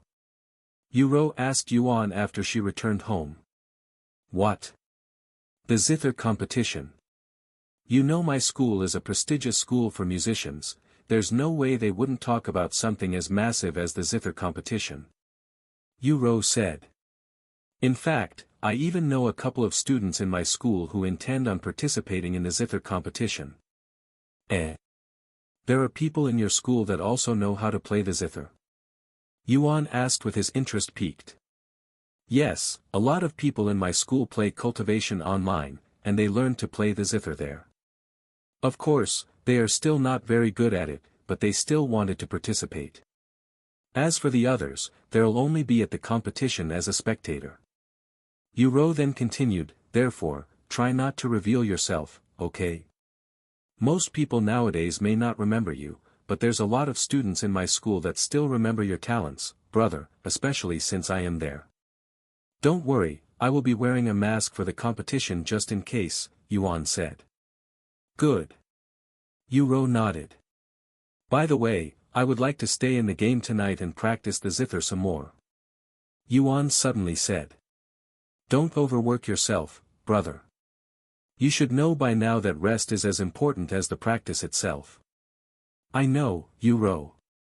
There's no reason for me to overwork myself, anyway." "Okay." A few minutes later, Yuan returned inside the game, and he went to the backyard to see whether Fei Yuyan was still practicing or not. And as he'd expected, Fei Yuyan, while being basked in gentle moonlight, was practicing the zither. "What's the matter, Disciple Yuan?" Fei Yuyan stopped playing to look at him. "Couldn't sleep?" "No, I've just decided to practice some more with you," Yuan said to her. "Are you sure? You can go ahead and sleep if you want to. I am doing this on my own accord, so you don't need to feel guilty about leaving me alone," Fei Yuyan said with a smile on her face. "I am also here on my own accord, so you don't have to worry. The competition is only a couple of days away, and I don't want to disappoint you, so I'll try my best until then." "Disappoint me?" Fei Yuyan looked at Yuan with a slightly dazed look on her face. Yuan nodded with a smile and said, "Since you came to me and asked me to become your partner, I feel an obligation to meet your expectations." Fei Yuyan blushed for some reason after hearing Yuan's words, and she nodded, "Since you insist on practicing with me, there's no reason for me to refuse." A few moments later, Yuan sat beside her and placed his hands on the zither. "Then let's practice all night," Fei Yuyan said, and they began playing the zither together. This sounds like Disciple Yuan's zither." Min Li, who had her windows open, could suddenly hear another person playing the zither besides Fei Yuyan. The thought of closing the windows to sleep in silence was thrown out of Min Li's mind, and she decided to sleep with the zither music in the background. As for Shien Wuhan, she was completely oblivious to the situation outside since she didn't have her windows opened, which activates the soundproofing formation and prevents all sound from entering her room. Thus, she spent the entire night in her own room whilst Yuan and Fei Yuyan played the zither together until it was morning. Wow! It's already morning. It didn't feel like that much time had passed. Fei Yuyan exclaimed when she saw the sun rising on the horizon. Time passes much quicker when we're absorbed, especially when it comes to music. And congratulations, disciple Fei, you can now perfectly synchronize your music with mine. Yuan said to her with a satisfied smile on his face, feeling incredibly refreshed despite spending all night practicing. Did you already forget? You can call me Fei Yuyan when we're alone, she said, also with a smile on her face. Sometime later, Fei Yuyan went back into the house to clean herself. Once they were both clean and refreshed, Fei Yuyan asked Yuan, "What do you want to do today? Do you want to continue practicing after a short break?" Yuan asked, "The competition is only 2 days away, right?" "The competition doesn't actually start until the 3rd day, but we will take the whole day before the competition to rest and prepare ourselves, so today will be our last day practicing," Fei Yuyan said to him. "Okay." Yuan nodded, feeling quite excited about the competition. "I will be right back," Yuan said to Fei Yuyan after taking a shower, as it was about time for him to eat breakfast. "Okay, I'll see you in a bit." After returning to his room, Yuan logged off the game and waited for Yu Ro to do her routine. About an hour later, Yuan logs back into the game to find Fei Yuyan casually sipping tea in the living room. "Did you already eat breakfast?" Yuan asked her. "Breakfast? No. I only eat food once a week," Fei Yuyan casually responded. "Eh?" Yuan looked at her with wide eyes. "Once a week? That's unhealthy. Especially if you're spending so much time practicing," he said to her. Fei Yuyan raised her eyebrows and said, "What are you talking about? As cultivators, we don't need to eat as often as mortals since we feed on spiritual energy. In fact, most cultivators treat food like snacks." Yuan stared at Fei Yuyan with a loose jaw. Because his breakthroughs mostly relied on monster cores and fortuitous encounters such as the carp leaping over Dragon's Gate Tower, he didn't know that he could fill his stomach with spiritual energy alone. Even if you can fill your stomach with spiritual energy, that still sounds unhealthy. Yuan mumbled, as he cannot even begin to imagine eating no food for an entire week straight. Furthermore, while spiritual energy may be able to fill up one's stomach, what about one's nutrition? Does spiritual energy have the necessary nutrition for one's body? How is that any different from drinking water to fill up one's stomach? If you want to eat something, you can go ahead and eat without me. I can wait for you to return before we start practice," Fei Yuyan said to him. Yuan shook his head and said, "No, it's fine. I already ate. We can begin to practice whenever you're ready." Fei Yuyan raised her eyebrows. Did he eat inside his room or something? After shaking the questions in her mind away, Fei Yuyan tilted her head backward along with the teacup, gulping down the tea at once. "Okay, let's start practice now," Fei Yuyan said to him afterward. Yuan nodded, and as he turned to walk outside, Fei Yuyan suddenly said, "We can stay inside today, it's raining outside right now." "Oh, okay." Yuan nodded again before taking a seat on the couch. A few minutes later, once they were in position and prepared, the two of them began playing the zither. Shien Wuhan woke up an hour later with Min Li knocking on the door a few minutes later. "Wow, it sounds even more impactful since we're inside a closed area," Shien Wuhan said with a slightly dazed look on her face after listening to her first song for the day. "Also, it sounded like you've both improved a lot since yesterday. How much did you actually practice last night? Did you even sleep?" Shien Wuhan asked them afterward. "No, we didn't sleep last night actually. Instead, we'd spent the entire night playing the zither together, alone. Fei Yuyan responded to her in a calm voice. Shien Wuhan's eyes widened, and she proceeded to stare at Fei Yuyan with a speechless look on her face. Anyway, let's continue. Fei Yuyan said to Yuan, and they continued practicing the zither again. Time passed quickly, and before they realized it, it was already night again. Okay, disciple Yuan. This is enough for today. Go rest now, and then we'll spend the entire day tomorrow resting even more. Our body and mind must be in perfect shape before the competition, after all. Fei Yuyan said to him at the end of their practice session. Okay. Yuan nodded and went to shower first this time. Once Yuan returned, Fei Yuyan went to clean herself. What do you think, Yuan? Are you confident in your abilities? Do you think you'll have a chance at third place?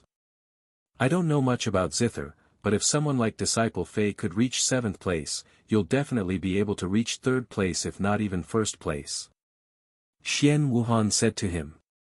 I am also unsure about my current standing since I am new to the zither and Disciple Fei is the only other zither player I know and can compare to. However, no matter what happens, I'll play the zither to the best of my abilities and hopefully, meet Disciple Fei's expectations, Yuan said with a smile on his face. You're quite the humble one despite your talents, Yuan. I really admire that. You're clearly already better than Disciple Fei who is already highly established and respected in the zither community, yet you act like equals. Well, I've learned at a very young age to never look down on others regardless of their situation, so I can only look up to or as equal to somebody, Yuan said. Your parents have taught you well then. Shien Wuhan said. However, a bittersweet smile appeared on Yuan's face, and he said in a slightly dispirited voice, the only thing my parents taught me was music and instruments. Everything else was either self-taught or taught by my sister. Is that so? Then who taught you to be humble? Shien Wuhan asked, feeling a little awkward now. A weird smile appeared on Yuan's face, and he said, it took a while, but I learned it after realizing why all of my opponents were crying and staring at me with hatred on their faces after a music competition. Although I didn't realize it until it was too late, I had always looked at my opponents with a cold and indifferent face. Perhaps they mistook my natural expression as arrogance, hence why I was hated by a lot of people. You. Arrogant and indifferent. I cannot imagine it, especially the being hated part. Shien Wuhan said. Yuan chuckled and said, I don't really remember most of it, but my sister would always tell me how much I have changed compared to my childhood days. Perhaps living most of my life as a cripple had really changed my character. Eh? What did you just say? A cripple? You. Shien Wuhan and Min Li stared at Yuan with wide eyes after he accidentally spilled some beans. Yuan looked at the two beauties with an awkward look on his face after realizing what he'd just said. Anyway, I am getting very sleepy, so I am going to retire for the day. I'll see you all tomorrow, Yuan said to them before rushing upstairs, almost like he was running away before they could further question him. What was that about? Shien Wuhan and Min Li exchanged looks with each other. Yuan was definitely keeping something from them, but who doesn't have a few secrets they'd rather keep to themselves? It's getting late so I'll be leaving too. I'll see you tomorrow, Senior Apprentice Sister Shien. Min Li said as she left the building. Guess I'll go cultivate, Shien Wuhan shrugged before going into her room.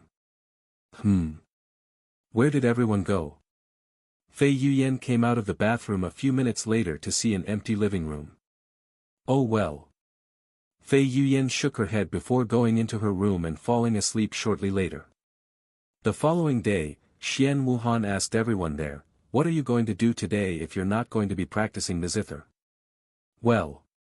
However, before Fei Yuyan could respond, someone knocked on the door before a voice resounded, are you guys inside? It's me. Master. Fei Yuyan went to open the door after hearing Elder Shan's voice. What's the matter, Master? Fei Yuyan asked after greeting her. What do you mean? The tournament's tomorrow, you know, and I'm here to see if you're ready to leave yet. We're leaving the sect already? I thought we wouldn't have to depart until tomorrow morning. Fei Yuan said with raised eyebrows, since this did not happen last time. Due to the presence of Heaven and Earth Palace and Senior Song, the place will be much more crowded than last time. If we don't leave now, we'll have trouble getting into the city. Elder Shien explained. Oh, that makes sense. Fei Yuan then turned to look at Yuan and asked him, are you ready to leave now? Yuan immediately nodded and said, I am ready to leave whenever you are. Wait a second. Elder Shien. I would also like to come with you. Shien Wuhan suddenly said. You. Elder Shien raised her eyebrows, and then she said, I can only carry 2 other individuals on my flying treasure, so you'll have to ask your grandfather to take you. Eh? My grandpa is also going? Shien Wuhan mumbled in a surprised tone. Elder Shien nodded and said, yes, that's why you should talk to him instead. Anyway, we need to speak with the sect master before we leave the sect. Come with me, Disciple Fei, Disciple Yuan. I'll see you 2 later, Yuan said to Minli and Shien Wuhan. Once Fei Yuan and Yuan left with Elder Shien, Shien Wuhan and Minli looked at each other. Do you think Grand Elder Shien would be willing to take me along? Minli asked Shien Wuhan. I can ask for you. Shien Wuhan nodded. Thank you, Senior Apprentice Sister.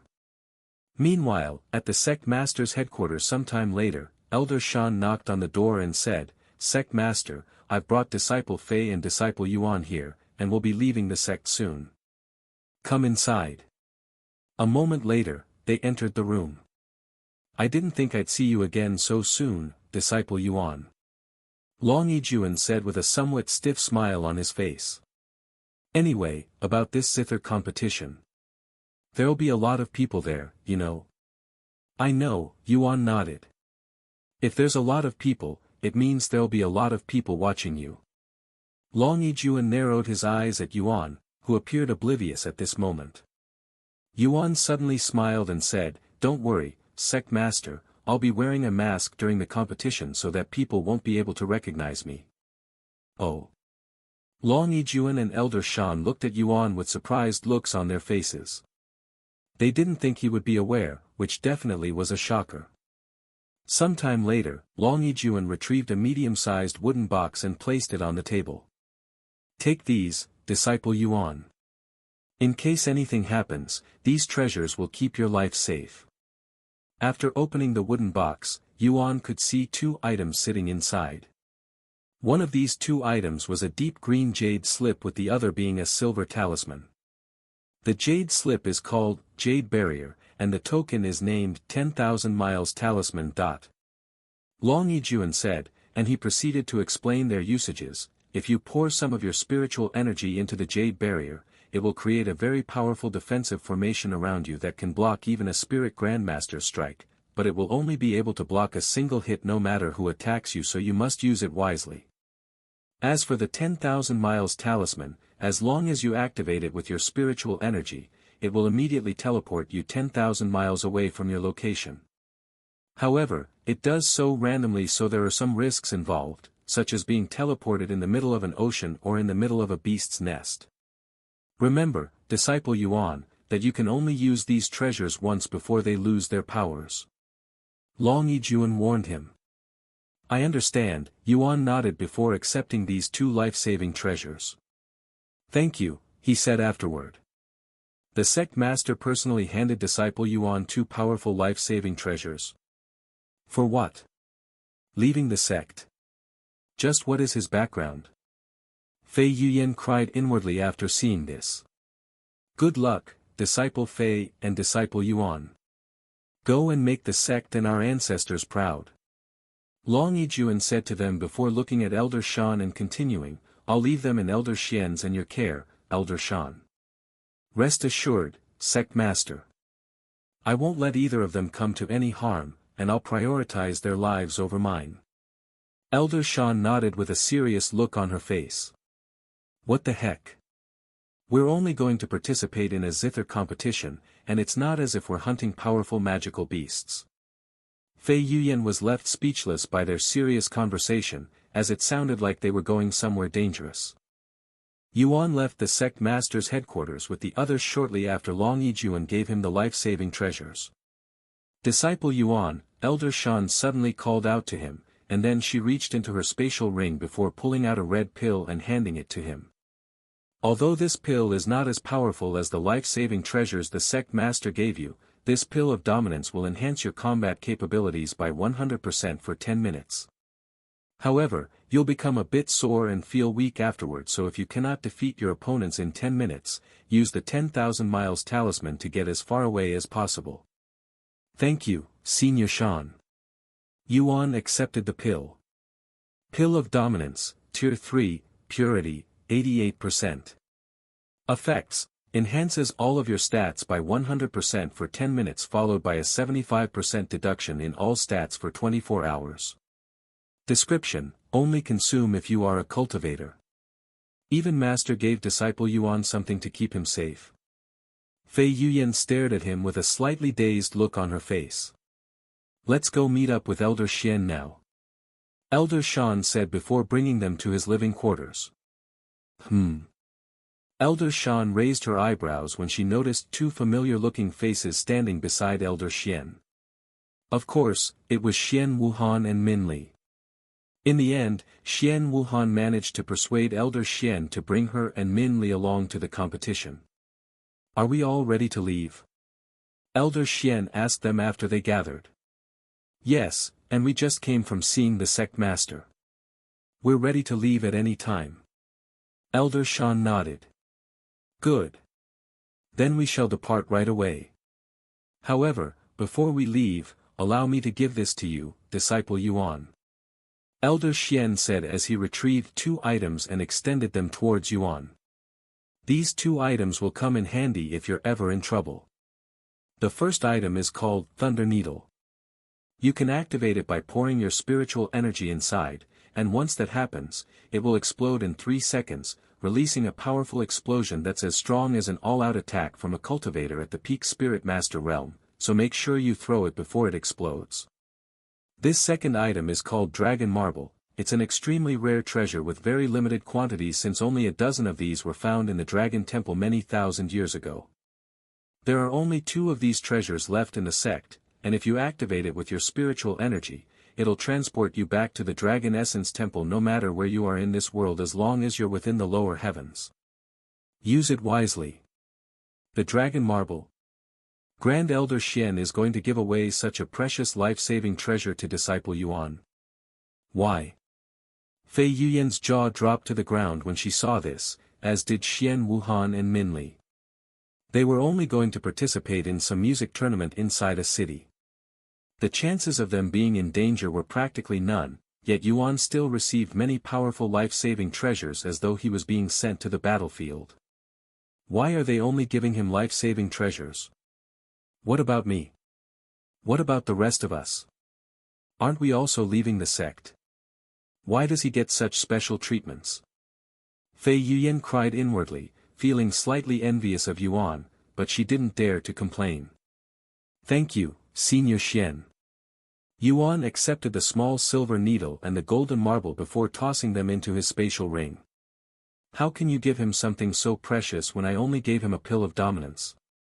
Now you're making me look bad. Elder Shien sighed afterward.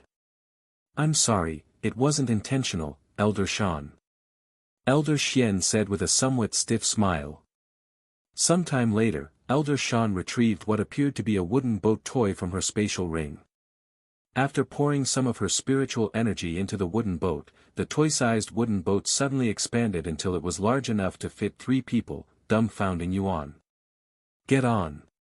Elder Shien said to them as she boarded the wooden boat. Fei Yuyan entered the boat before taking a seat. What are you waiting for, Disciple Yuan? Come over here. Fei Yuyan patted the empty seat beside her with a seemingly innocent look on her face, yet her eyes glanced at Shien Wuhan for a split second. Yuan nodded and took a seat beside Fei Yuyan, even feeling something soft pressing the side of his hips afterward.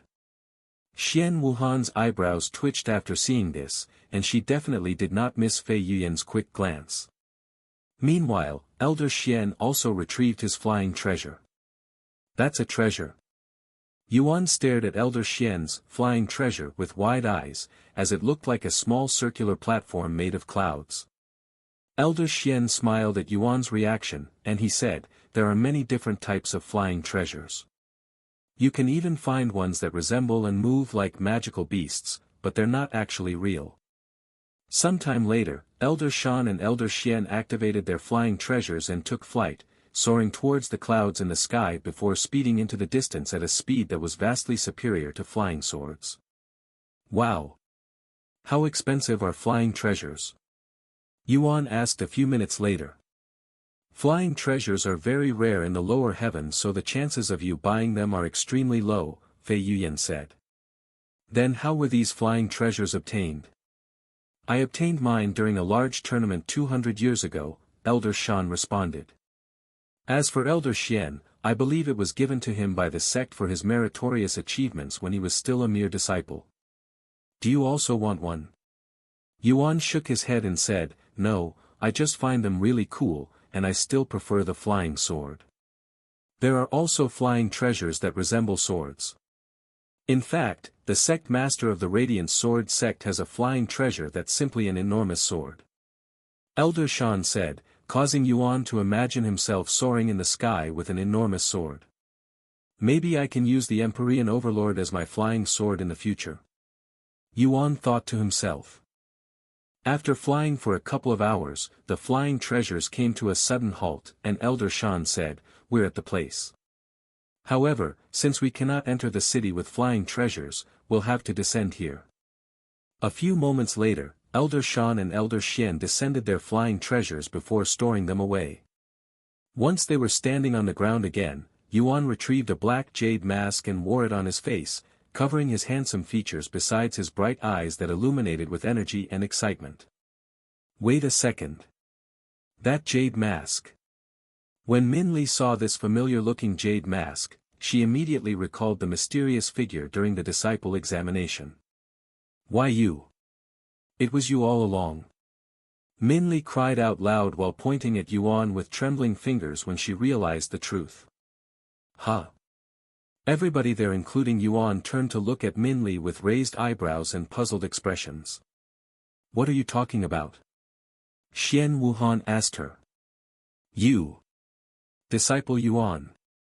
You were the masked figure from the disciple examination.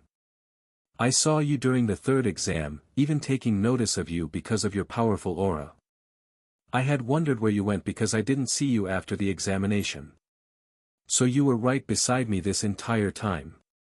Min Li exclaimed. Yes. I was there when you took 50 steps, Yuan nodded, not even bothering to hide anything. Is there something wrong? Of course. You emitted the power of someone at the spirit warrior realm at that time. How come you're only a spirit apprentice now? In fact, now that I look at your cultivation, it went up by 2 whole levels since I last checked. How is that even possible? Min Li said. Huh? What are you talking about? Yuan has always been a spirit warrior. He was at 5th level spirit warrior even before he'd become a disciple at the Dragon Essence Temple, Shien Wuhan casually said. What? Fei Yuyan and Min Li turned to look at Shien Wuhan with their eyes wide with shock. How could an outer court disciple be at the 5th level spirit warrior realm? Elder Shien and Elder Shan looked at each other with a bittersweet smile on their faces, and Elder Shien said a moment later, actually. Disciple Yuan is currently under the effects of a pill known as Pill of Concealment, that suppresses his cultivation level by an entire realm, and his real cultivation base is actually peak spirit warrior, but keep this a secret, okay? I am only revealing this fact because it's impossible to keep it hidden at this point. Peak spirit warrior. The 3 fairies turned to look at Yuan with gawking looks on their beautiful faces. How old was Yuan again? 18 years old. How can someone that young have such an impressive cultivation base? That's something you normally only see in the upper heavens. Thud. Min Li suddenly fell to her knees with disbelief on her face. I have been comparing myself to a spirit warrior this entire time. It's no wonder why he was able to destroy the training puppet so casually. I've been fooled. Min Li cried inwardly, feeling as though she'd lived a life of lies this entire time. This guy. He's even more monstrous than I'd expected. Peak spirit warrior at such a young age. He's definitely from one of the 4 ancient families, if not a hidden family that's even more powerful. Are you okay? Yuan asked Min Li in a weird tone after seeing her fall to her knees. Yes. I am. Min Li said a moment later before standing up and patting the dirt off her slightly stained robes. Sometime later, Elder Shien asked them, "Are we ready to continue?" Yes. They all nodded.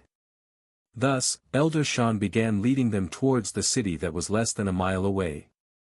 Peak Spirit Warrior. He's not only more talented than me in music, but he's also stronger than me in cultivation. Fei Yuyan stared at Yuan's back from behind with a profound expression on her face, wondering if there were any more secrets from him. Many minutes later, they arrived before the city walls. Wow! There's a lot of people here. Yuan mumbled in a dazed voice after seeing the sea of people trying to get inside the city. Damn, I've underestimated the crowd. I didn't expect there to be so many people here. Elder Shien sucked her teeth after seeing so many people. Elder Shien shook his head and said with a smile on his face, "Even though you are mostly shameless at the sect, you can be quite humble and innocent at times, Elder Shien." What do you mean by that? Elder Shien looked at him with one of her eyebrows raised. Elder Shien chuckled and said, "Do you really think they're going to make us wait in line like everyone here? Just follow me." Elder Shien did not wait for a response and stepped towards the city walls and into the crowd. Despite having no eyes behind their back, the people in front of Elder Shien unconsciously turned around due to Elder Shien's profound aura that poked their backs with an invisible finger. That's a sect elder from the esteemed Dragon Essence Temple. Hey! Isn't that Elder Shien? Dragon Essence Temple's Grand Elder. What's he doing here? The people there immediately recognized his majestic robes, and not daring to block his path, they quickly made way for him, creating a long and empty path from the back of the line to the front of the line. What are you all waiting for? Let's go. Elder Shien said to the others in a calm voice. A few seconds later, Yuan and the others followed Elder Shien through the massive crowd and towards the city entrance with dumbfounded looks on their faces. Welcome to our city, sect elders and disciples of the Dragon Essence Temple. The guards greeted them in a respectful voice once they reached the front. Don't mind us too much. We're only here because of the zither competition that'll be held in this city. Elder Shien said to the guards with a friendly expression. Of course. The majority of people coming to the city these past few days are only here for the competition. Are you going to be participating or are you just spectating, seniors? The guard then asked. My disciples will be participating in the zither competition. Elder Shien responded. I see. Then please accept this. It's a small gift from our city for those that'll be participating in the competition.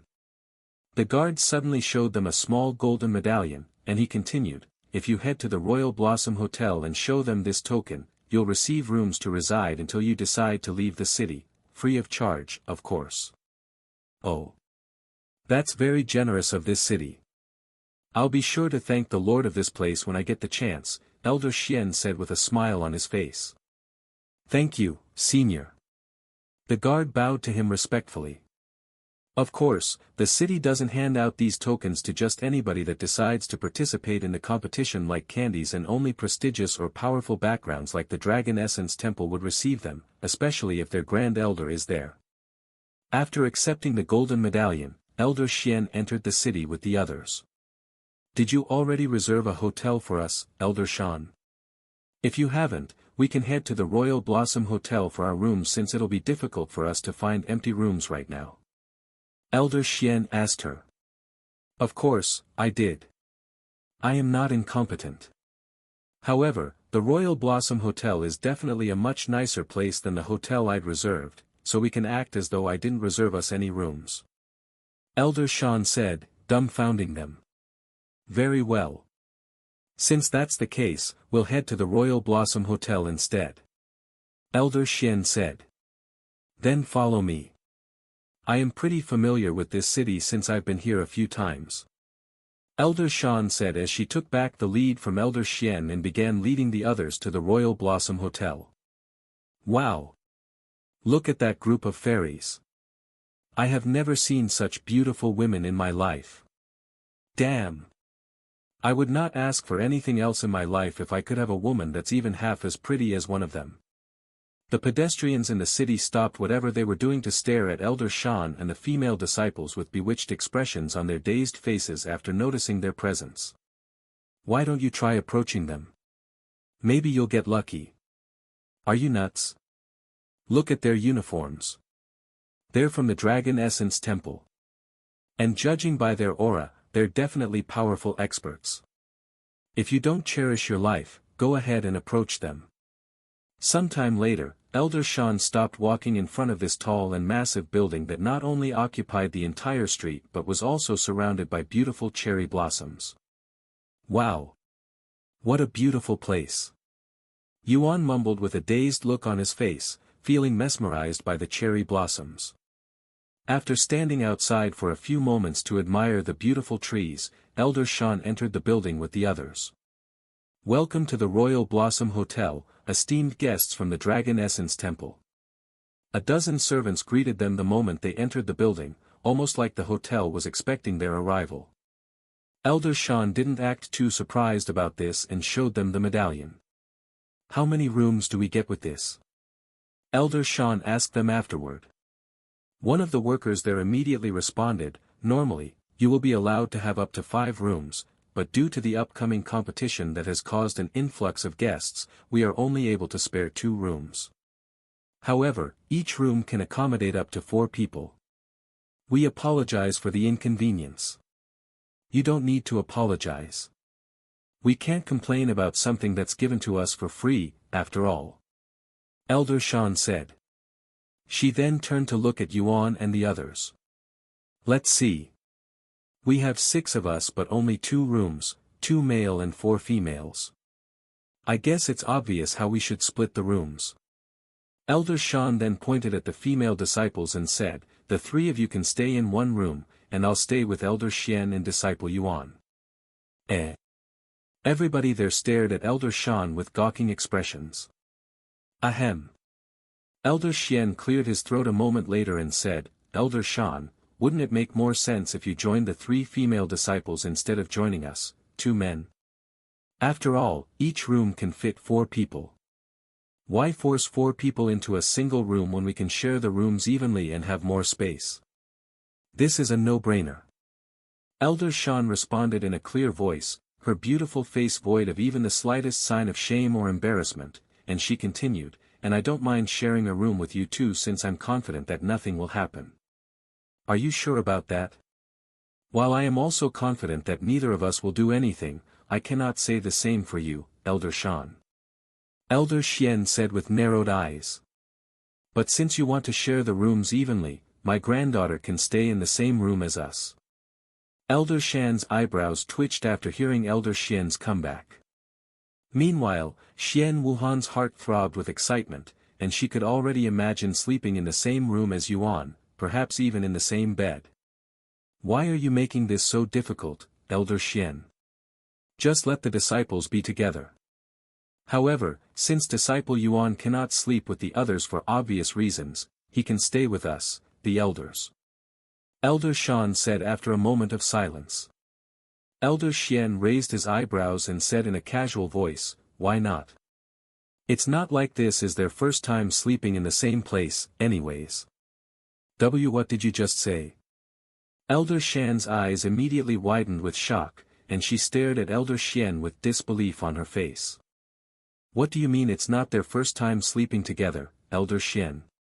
Elder Shien suddenly stepped forward aggressively, looking like she wanted to grab Elder Shien by the collars and shake him violently.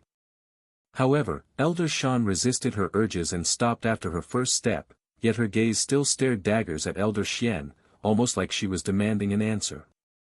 A slight smile appeared on Elder Shien's as he shook his head, and then he said, "Calm down, Elder Shien. I'll explain." Thus, in order to calm Elder Shien down, Elder Shien explained the whole situation regarding Fei Yuan staying at Yuan's living quarters so they can practice more conveniently. Elder Shien turned to look at Fei Yuan with disbelief on her face after hearing the whole story and finally understanding the situation. "You. Unbelievable. How could you not tell your own master about this? We're going to have a little talk later, just you and me." Elder Shien said to her, clearly upset about Fei Yuan's actions for some reason. "Yes, master." Fei Yuan responded with a nod before sighing inwardly, "This is exactly why I didn't want to tell you about staying at Yuan's house.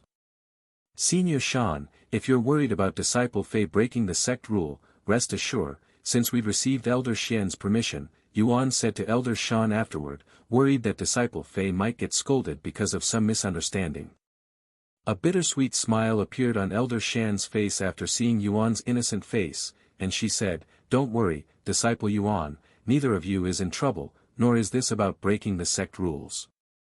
Is that so?" Yuan nodded, feeling relieved that it wasn't about breaking the sect rules.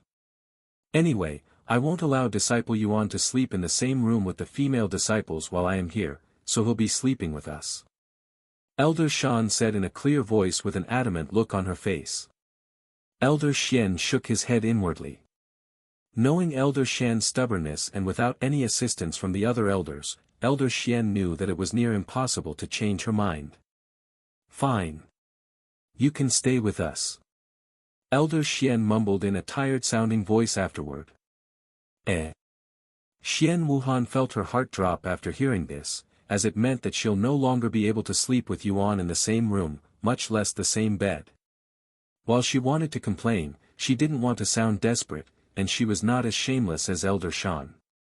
Meanwhile, the workers in the hotel stood there with dumbfounded looks on their faces as they witnessed this spectacle that would have done great as a romantic comedy. "Please, allow me to show you the rooms," one of the servants there said to them after their little show was over. Sometime later, the servant led them to the 4th floor and showed them the last 2 rooms in the hallway. "These will be your rooms, esteemed guests. If you wish to stay even after the competition, there will definitely be more available rooms since those who came for the competition usually leave immediately afterward. And here are the keys to your rooms." Once the servant left the scene, Elder Shien handed one of the 2 keys to Fei Yuan and said, "You girls can do whatever you want for the rest of today and tomorrow. Just make sure you're back in the hotel before midnight so we know you're safe." Immediately after hearing Elder Shien's words, Fei Yuan looked at Yuan and asked him, "Disciple Yuan, do you want to look at zither with me? I know this large musical store that not only displays powerful zither but they also sell them." "Really? I want to go." Yuan immediately nodded. "I'll go as well," Shien Wuhan said. "Me too," Minli also said. "Wait a second, before you go, let me speak with you real quick, disciple Fei," Elder Shien suddenly said. "I'll be right back," Fei Yuan said to them before following Elder Shien into one of the rooms. Once they were inside, Elder Shien silently stared at Fei Yuan with narrowed eyes. After a few moments of awkward silence that felt like an hour for Fei Yuan, Elder Shien opened her mouth and spoke in a serious voice, Did you two already do that together?" "That?" Fei Yuan raised her eyebrows with a puzzled look on her face, as she was too nervous to think properly right now. "Do you really need me to spell it out for you?" Elder Shien shook her head. And she continued, "I'm talking about that. You lived at his house for almost an entire week, right? Surely, you must have had sex already." "Sex?" Fei Yuan took a step back from shock, and she stared at Elder Shien with disbelief on her face. How can a beautiful woman like Elder Shien mention such a vulgar word so casually? "We didn't do anything like that," Fei Yuan quickly refuted after coming back to her senses. "What? You haven't? Really? You're not lying to me, right? There's no way a woman and man at your age would be able to live together without doing anything. Elder Shien said, doubting her. What kind of woman do you think I am, master? There's no way I would do something like that with someone I'd just met. Furthermore, disciple Yuan wouldn't lay a hand on me even if I am completely vulnerable. He's too kind and innocent. Fei Yuan said. I don't believe it. All men are beasts by nature. If you let your guard down, they'll immediately try to take advantage of you, and I doubt Yuan is any different. Tempt him enough and he'll reveal his true nature. This is my experience with men after living for over 300 years. Elder Shien said, clearly having some sort of resentment towards men. Master, you make it sound like disciple Yuan is a bad guy, yet you'd insisted on sleeping in the same room as him and Elder Shien. That doesn't make any sense. Fei Yuan said, leaving Elder Shien speechless for a moment. After a moment of silence, Elder Shien cleared her throat and said, while that is true, have you forgotten who I am? As a sect elder, there are risks I must take, and I am very confident that I can protect myself. After all, I have managed to protect myself for over 300 years in this world dominated by beasts. Fei Yuan looked at her with her eyebrows raised, unsure of what to think at this moment. Anyway, you are lucky that disciple Yuan is a good kid, or your maiden status would have been revoked during your first night together. Elder Shien then said, before quickly changing the subject. By the way, do you have feelings for disciple Yuan? Do you like him? Like him? Fei Yuan's jaw dropped slightly. Why does Elder Shien care so much about their relationship? She's usually not such a busybody, and it was almost like she's jealous of them or something. While I respect disciple Yuan, even admire him for his talents, so I definitely like him, but I don't think it's that sort of like master is thinking about. I think, Fei Yuan responded after a moment of silence. Why do you ask, master? Fei Yuan decided to ask her. No reason, really. I was just curious since this is my first time seeing you so close to a man, almost intimately. Elder Shien said. And she continued, since you don't have any serious feelings for him nor did anything really happen between you two, I guess there's no need for us to continue the conversation any longer. Let's go. You want to go to the music shop, right? You're coming with us, master. Fei Yuan asked her with a surprised look. Of course. I have a duty to protect disciple Yuan. If anything happens to him, the sect master will have my head. Elder Shien said.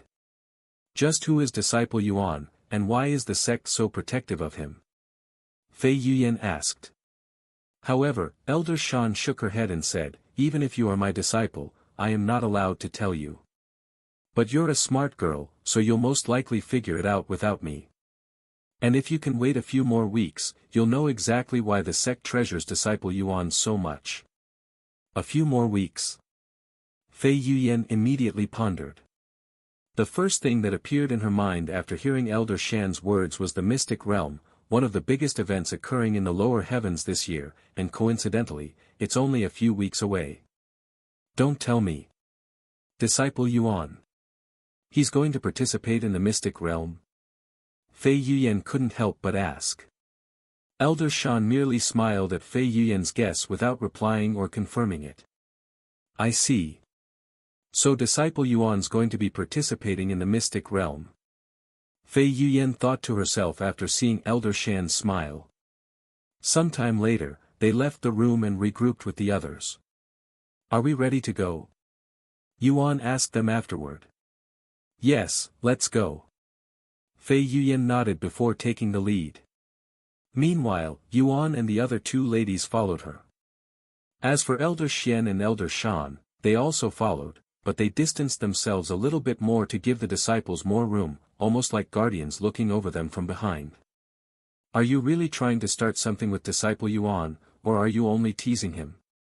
Elder Shien asked her as they followed the disciples through the street. I have no idea what you're talking about. Elder Shien responded in a nonchalant manner. I know you dislike men because of your experience with them when you were young, but not every man out there is like that, and disciple Yuan is certainly one of those people on the likable side. I haven't known him for too long, but I can tell that he's a genuine person just from the few conversations we had with each other. I know that. You don't have to tell me. Elder Shien said, still with an unreadable expression on her face. Then what is your deal?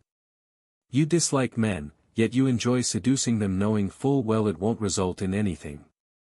That's very misleading and confusing, or is this your way of revenge to make up for all of the trouble you'd encountered in the past? Elder Shien sighed.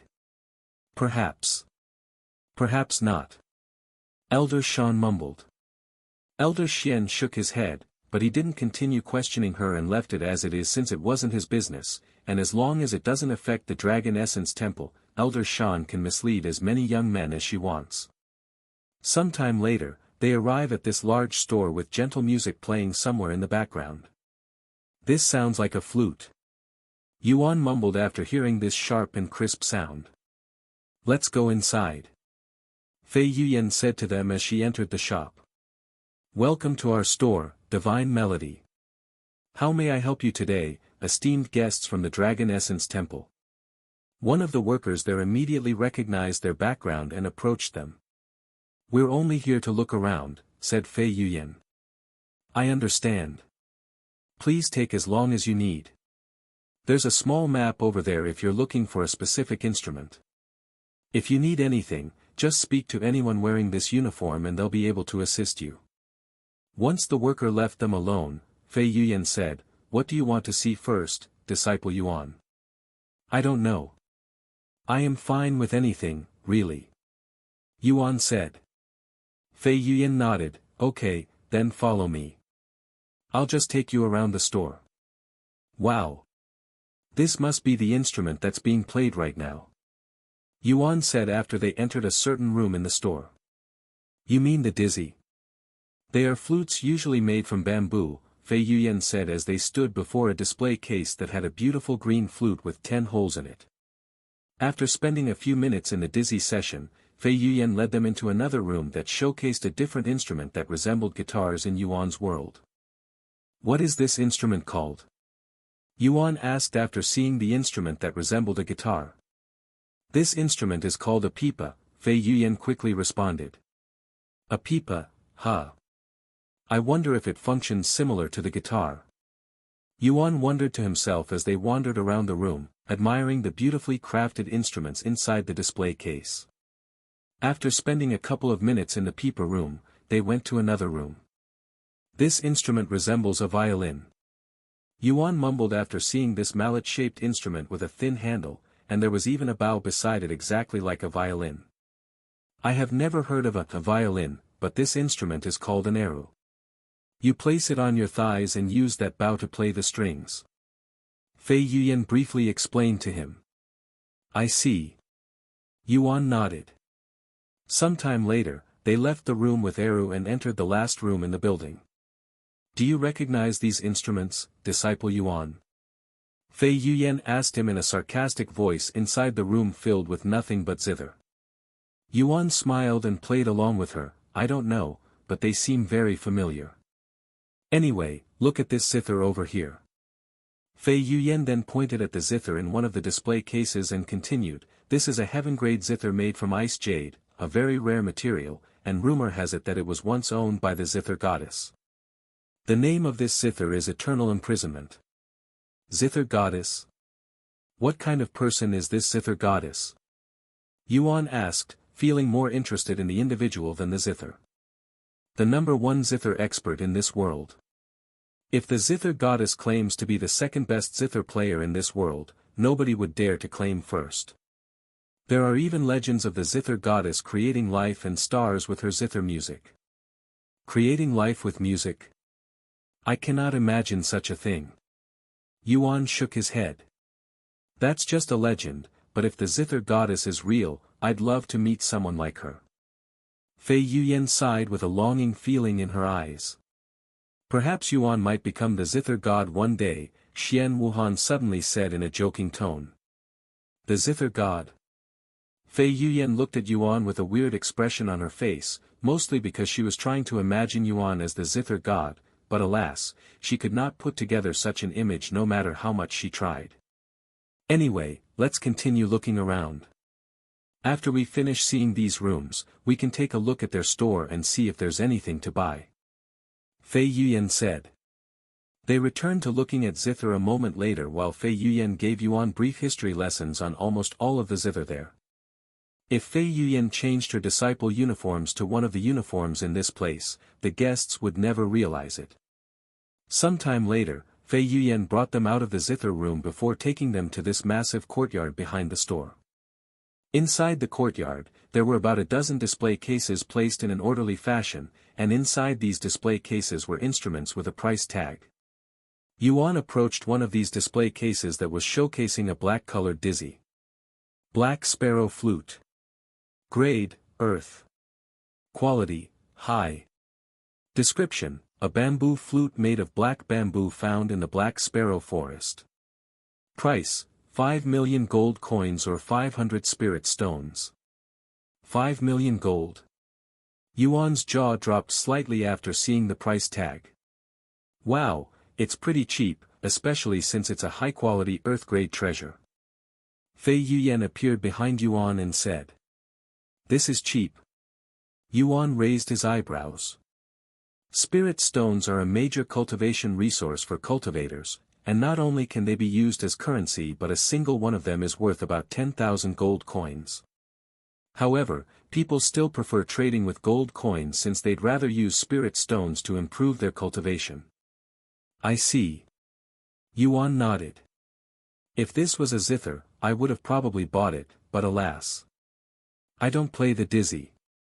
Fei Yuyan shook her head at the black sparrow flute before walking to the next display case that was showcasing another high-quality Earth-grade treasure, a red-colored pipa with a price tag of 8 million gold coins or 800 spirit stones.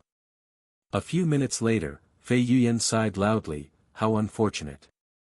There's not a single zither instrument being sold today. The last time I was here, there were 3 of them being sold. Is this everything to see in this place? Where should we go next? There's still plenty of time. Shien Wuhan said. Who said we're done here?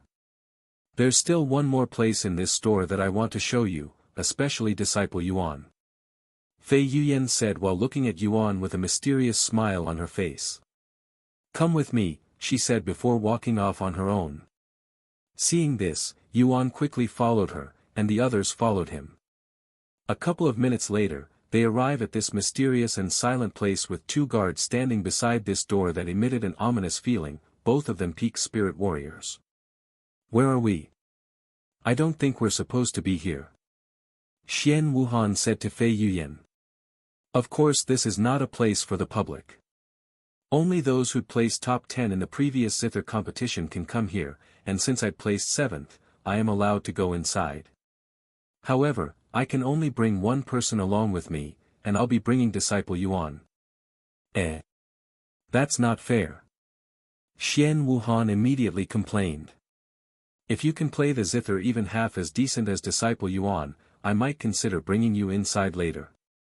Otherwise, it'd be just a waste of my time and effort. Fei Yuyan shook her head. You. Shien Wuhan narrowed her eyes at Fei Yuyan, but alas, she couldn't play the zither at all. Fei Yuyan no longer paid attention to Shien Wuhan and turned to look at Yuan. Follow me, she said to him. Sometime later, Yuan followed Fei Yuyan and approached the guards with her. Welcome, Fairy Fei. The guards immediately recognized her beautiful appearance. It's been a while, you two. I would like to go inside with a friend today, Fei Yuyan said to them. The guards turned to look at Yuan's masked face, but since he was wearing the Dragon Essence Temple's uniforms, they didn't bother to question his identity. I understand. You have an hour inside. The guards then opened the door until there was just enough room for one of them to walk inside. Once they were inside, the guards closed the heavy doors shut. Do you come here often? Yuan asked her after they entered this empty but spacious room. No, I've only been here 3 times since the last competition, Fei Yuan shook her head. Anyway, come look at this. Fei Yuan suddenly grabbed Yuan's hands and dragged him towards the center of the room where a large white blanket was covering a round table alongside something else. What do you think is underneath the blanket? Fei Yuan asked him after casually releasing his hand. Yuan looked at the familiar-looking shape and said, "Is it a zither?" Fei Yuan nodded with a smile, "Correct." She then removed the blanket and said, "This is the soul and snaring zither." Soul and snaring zither. What an ominous name. Yuan mumbled as his gaze examined the black zither that had glistening strings like it was made out of clear crystals. What are you talking about? It's a wonderful name. Legend says this zither can trap both human and magical beasts' souls with its music, that is if you can play it. Fei Yuan said. What do you mean, if you can play it? Yuan asked her.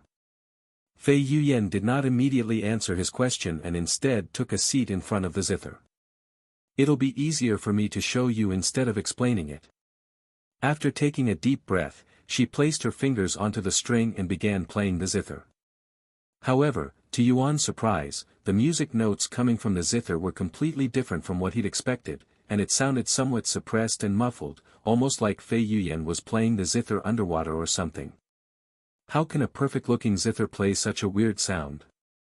Even the strings on the zither were shaking normally when moved, so such a sound shouldn't be possible.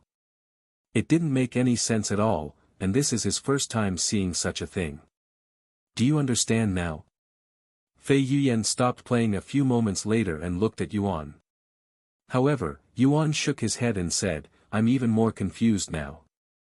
I don't see anything wrong with the zither." "That's because this zither is cursed," Fei Yuan said, and she continued, "This zither used to be played by the zither goddess before she left it here and left for the upper heavens, and not a single zither expert has been able to play it properly since then." "What about the other zither that was used by her? Is that one also like this?" Yuan couldn't help but ask. "No, that one can be played properly. It's just this one that's unwilling to let others play." Fei Yuan sighed. "How does that even work, though? Does the zither have a consciousness of its own? Like soul weapons?" Fei Yuan shrugged and said, "Nobody knows, really. This zither is neither a soul weapon nor a spiritual treasure, it's like a phenomenon." "I see." Yuan mumbled. "Do you want to try playing it?" Fei Yuan suddenly asked him. "Can I really?" Yuan looked at her with wide eyes. "Of course," Fei Yuan nodded, and she continued, "The only reason this zither isn't in a display case is because the owner wants people to play it and hopefully actually be able to play it properly. Then why not open this place up to the public?" Yuan raised his eyebrows. "If not even experts can play it, what makes you think normal people will?" Fei Yuan shook her head. "Anyway, go ahead and try it. Who knows, maybe you're the one the zither has been waiting for."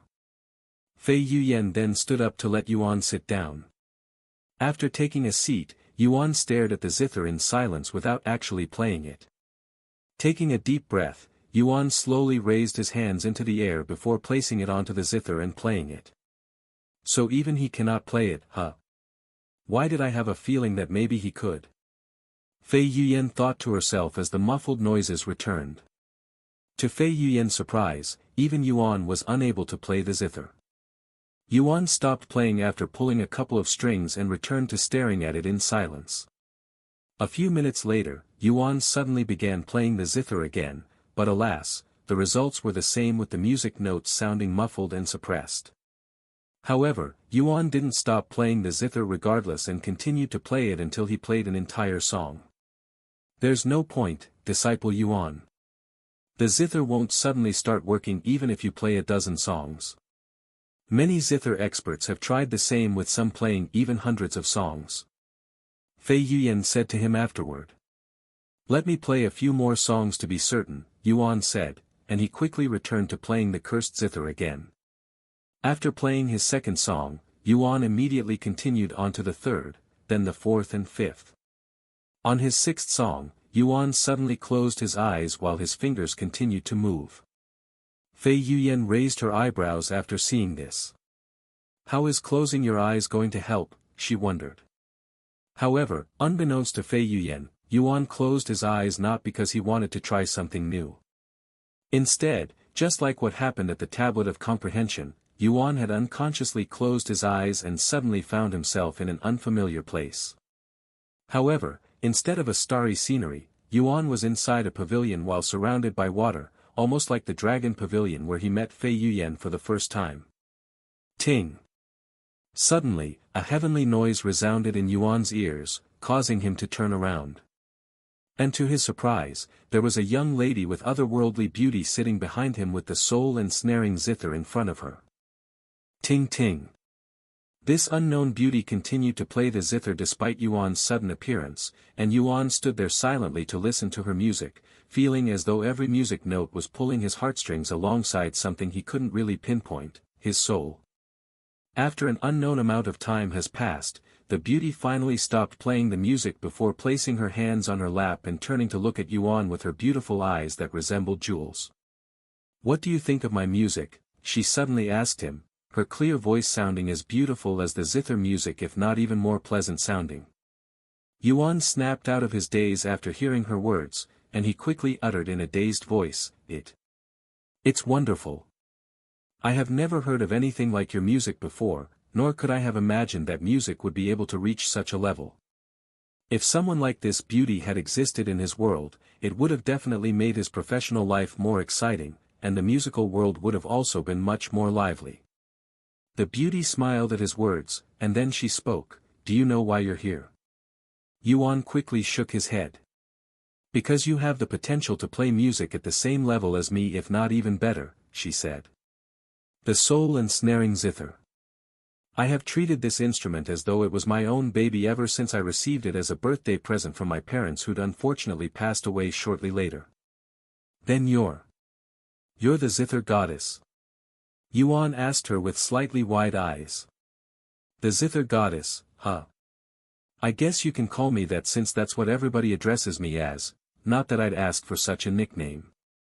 If you don't mind me asking, why did you decide to leave behind the soul and snaring zither? I don't know how long it has been since you left the lower heavens, but I could still clearly sense a lonely feeling from the zither when I saw it. Yuan couldn't help but ask. It's important to you, right? Why would you leave something so precious and with so much memory behind? The zither goddess turned to look at the black zither in silence before speaking a moment later, because I wanted to quit playing the zither. Quit the zither? Why? Yuan looked at her with wide eyes filled with surprise, as he didn't expect such an answer from her. However, the zither goddess did not respond to his question. Instead, she asked him, "Do you want to play this zither?" "I do. But no matter how much I tried, I just couldn't get the sound out properly," he said.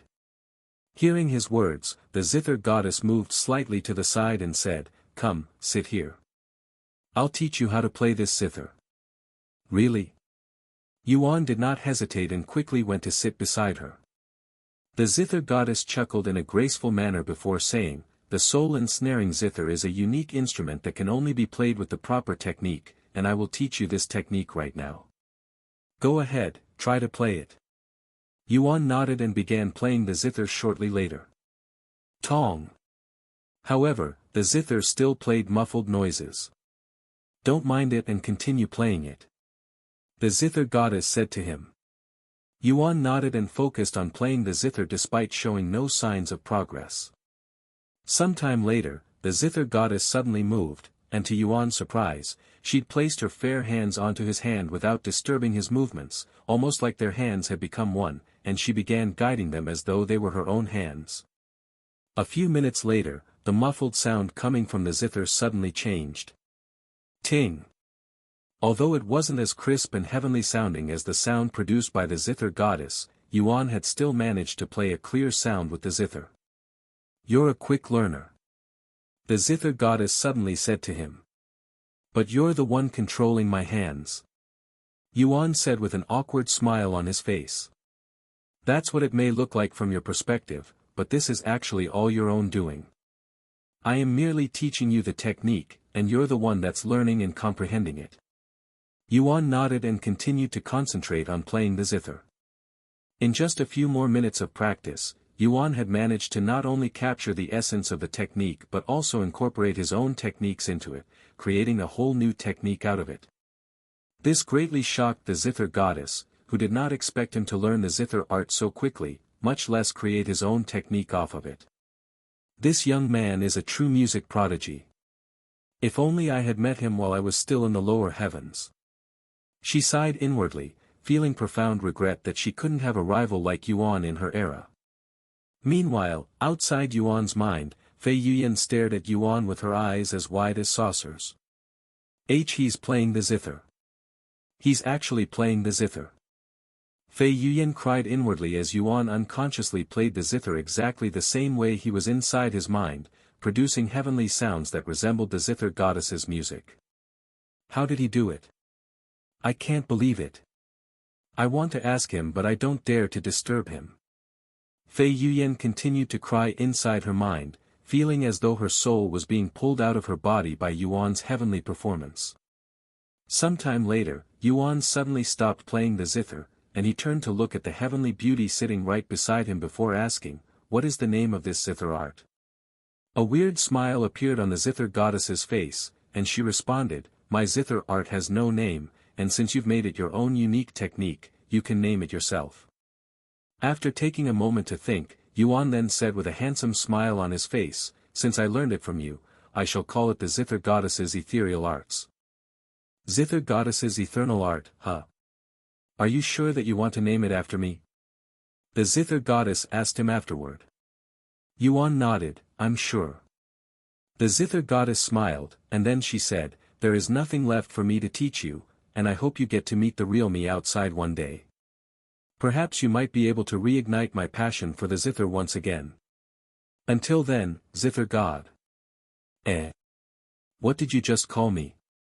Yuan's eyes widened with surprise when the zither goddess suddenly called him the zither god, but alas, before he could get an answer, the scenery changed, and the young lady with otherworldly beauty disappeared from his sight.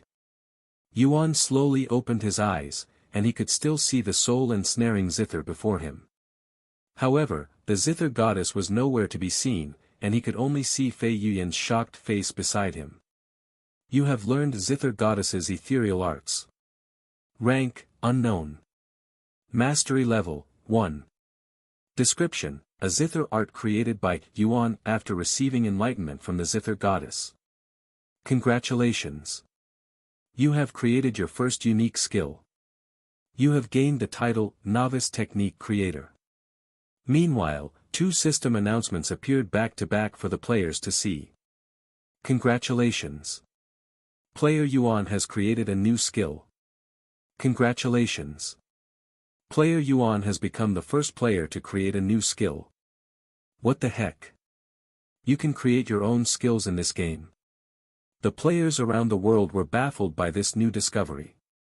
How does one even create their own skill? Disciple Yuan.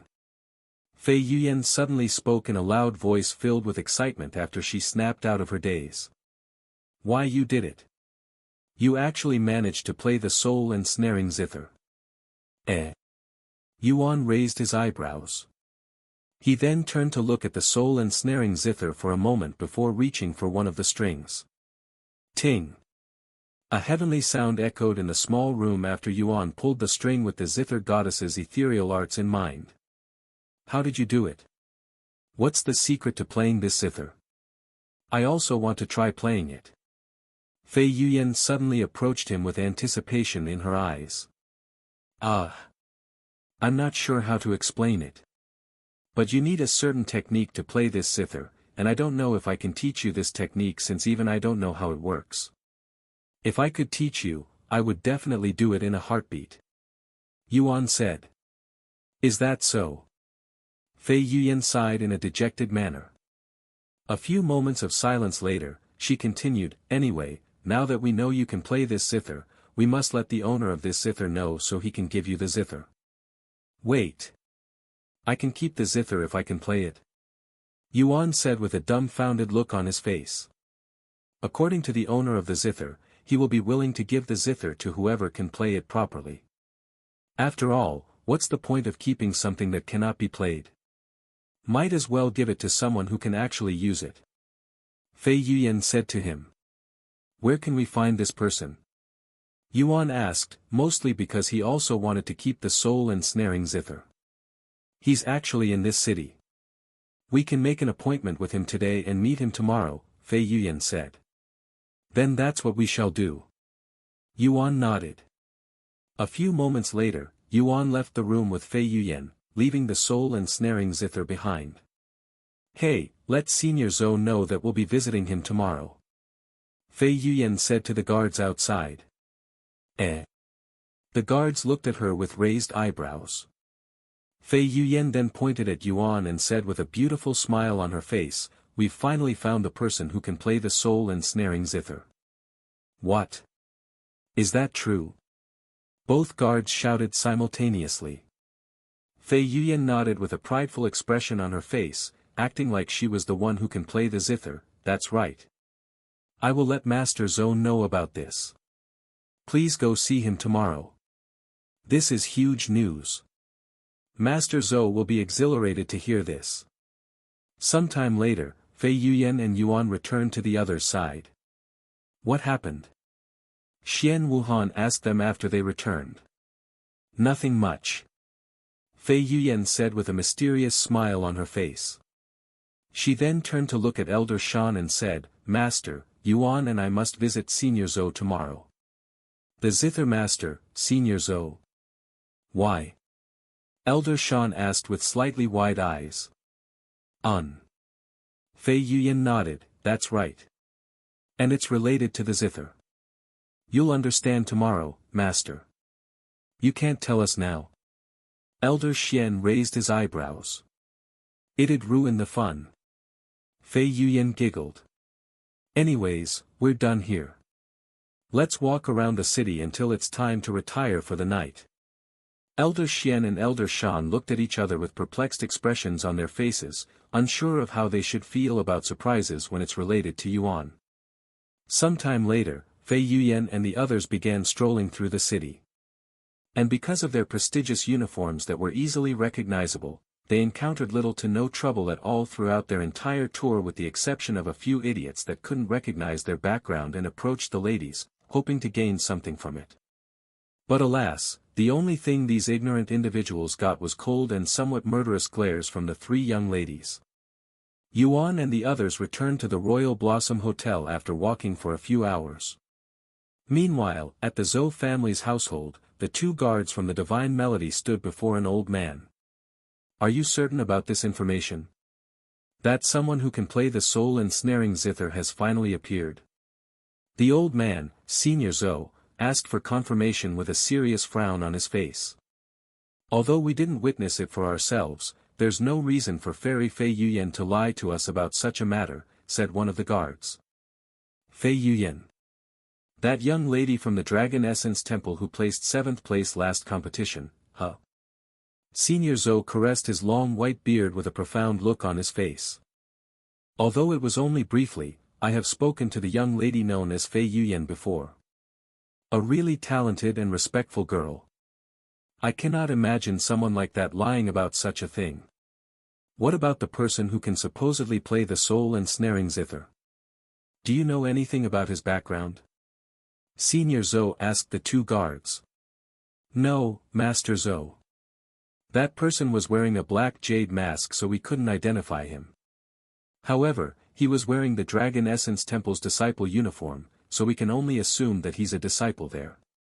Senior Zhou nodded after a moment of silence, and then he said to the two guards, bring the soul ensnaring zither here. I'll see for myself whether this mysterious individual can really play the zither once owned by the zither goddess. Meanwhile, at the Royal Blossom Hotel, Elder Shan said to the three female disciples, we'll see you all tomorrow morning. The female disciples stood outside their own room with reluctant expressions on their faces, clearly unhappy about how the room had been split. However, Elder Shan ignored them and said to Yuan, let's go to our room. After opening the door, Elder Shan grabbed Yuan's hand and forcefully pulled him into the room. Gee Grandpa. You must protect Yuan from Elder Shien. Shien Wuhan said to Elder Shien with a serious and nervous look on her face. A bittersweet smile appeared on Elder Shien's face as he said, "Don't worry, Elder Shien won't do anything to disciple Yuan even if I'm not there. She's always like this, but nothing really ever happens." That's just Elder Shien for you. Even if you say that, I am not convinced. Just keep an eye on Yuan until tomorrow morning, Grandpa. Shien Wuhan urged him. You don't have to keep repeating it. Sect elders are not allowed to be in a relationship with the disciples, anyway. Therefore, you can rest assured and go to sleep. Elder Shien said. If you say so. Shien Wuhan and the other two girls went into their room sometime later whilst Elder Shien entered his own room. Elder Shien is so shameless. How can she act so slutty before a disciple if she doesn't intend on doing anything? Shien Wuhan complained out loud the moment their door closed shut. Although my master has her own flaws, don't you dare address her with such a vulgar word, disciple Shien. Fei Yuyan immediately frowned, feeling an obligation to protect Elder Shien's image as her disciple. Min Li shook her head at them, and she proceeded to enter one of the two available beds to sleep, completely ignoring the other two while they continued to argue with each other. Meanwhile, in the other room, Elder Shien said to Yuan, "You will be sleeping in the same bed with me tonight, disciple Yuan." Yuan looked at the alluring smile on Elder Shien's face with raised eyebrows. And then he said, "It's fine, Senior Shien. You can keep the bed to yourself. I won't be needing a bed, anyway." What? Then where are you going to sleep? The floor. We cannot have that. Elder Shien said. There's a second bed in this room, you know. Elder Shien said to Elder Shien after shutting the door. Yuan then said, "No, that's not it. I will be logged off, so I don't need any bed." Logged off? Elder Shien looked at Yuan with her slender eyebrows raised in a puzzled manner, as this is her first time hearing of such a term. Yes, that's why you can keep the bed to yourself. Anyway, it's time for dinner. I'll be back in the morning. Good night, seniors. After saying that, Yuan logged off the game, disappearing from their sights. What the? Where did he go? Elder Shien mumbled in a dazed voice. Even Elder Shien was baffled by Yuan's sudden disappearance. However, before they could think too much about the situation, like some kind of phenomenon, both Elder Shien and Elder Shien suddenly stopped caring about the matter. I'm going to cultivate. If you even dare to try anything funny, I'll make you regret it. Elder Shien said to Elder Shien as she sat on the bed in the lotus position and closed her eyes. Elder Shien shook his head and said, "My wife may be dead but my loyalty for her remains unwavering. I would never do anything to betray her in heaven." He then sat on the bed in the opposite direction and also closed his eyes to cultivate.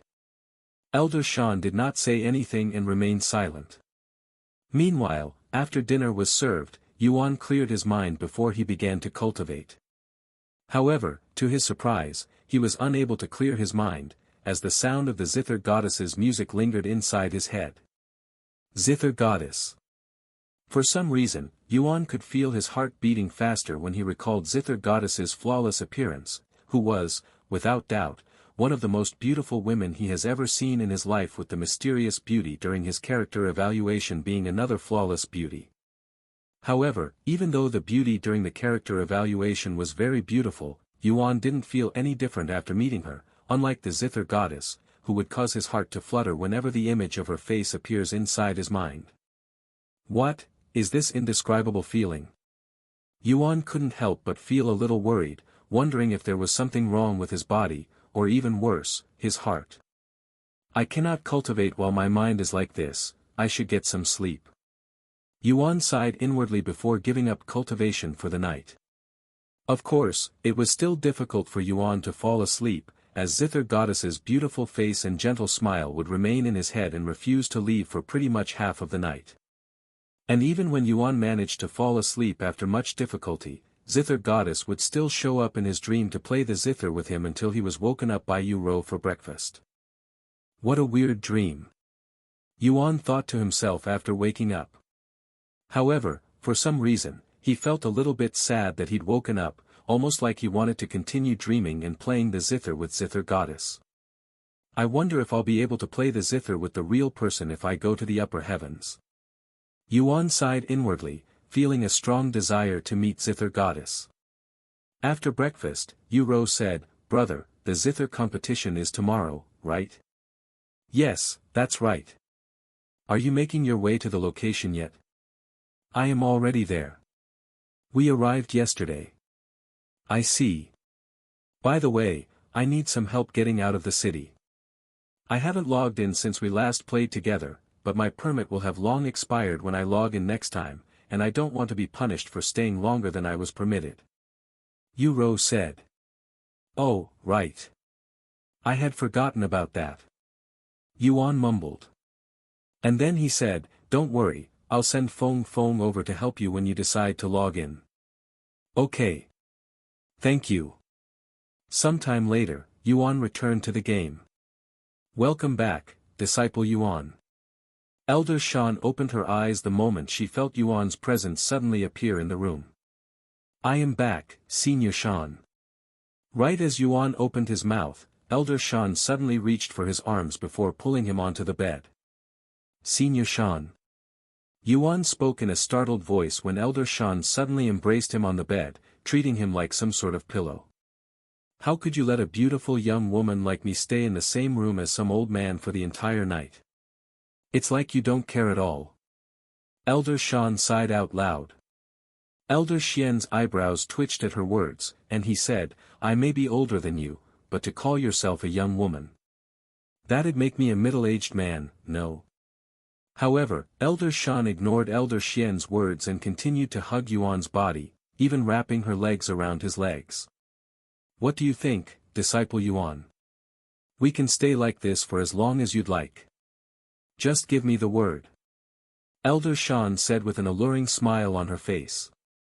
Bonk. Before Yuan could even respond, Elder Shien felt something hard hit her head. "Ah! How dare you hit me, Elder Shien?" Elder Shien shouted in a painful voice before turning to behind her. However, to her surprise, Elder Shien was still sitting on the bed and nowhere near her with a puzzled look on his face. "What do you mean? I never hit you."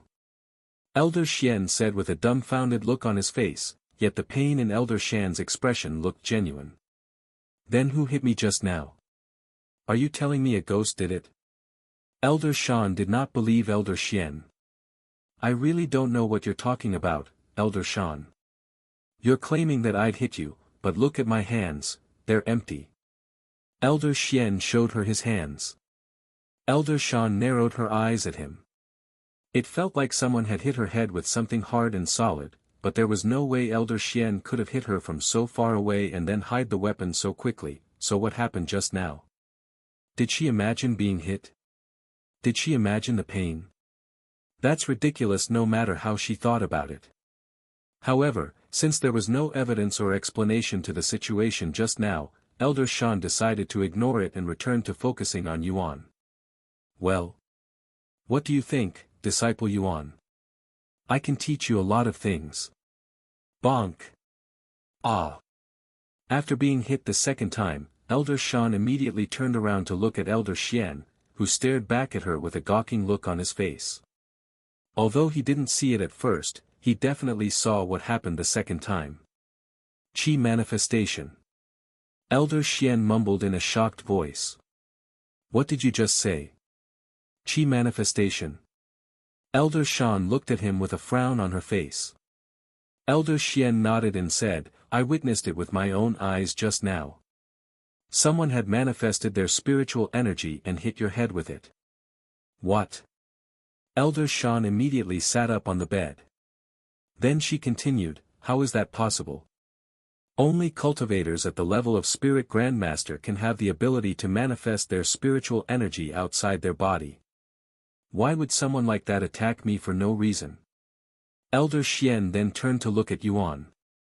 Perhaps there was a spirit grandmaster somewhere out there protecting Yuan, and this expert didn't like what Elder Shien was doing to him. It was at this moment, unbeknownst to Elder Shien or Yuan, a young voice suddenly resounded inside Elder Shien's head. "Stop being so clingy with Brother Yuan." Xiao Hua's voice resounded, sounding a bit irritated and envious. Elder Shien turned to look at Yuan with wide eyes. Whose voice was that just now? Does disciple Yuan have a sister at the spirit grandmaster level watching over him? I knew it. He's definitely from a very powerful family. Elder Shien thought to herself, feeling a little sweaty afterward. Anyway, let's go see if the other disciples are awake yet. Elder Shien then said, pretending as though everything was normal. Elder Shien watched as Elder Shien disappeared from the room with raised eyebrows, wondering what had happened just now. He then looked at Yuan, who looked as puzzled. Sometime later, they followed Elder Shien outside. Are you girls awake yet? Elder Shien knocked on the door. A few moments later, Minli opened the door and said, Good morning, Elder Shien, Elder Shien, and disciple Yuan. Where's the other two? Elder Shien asked.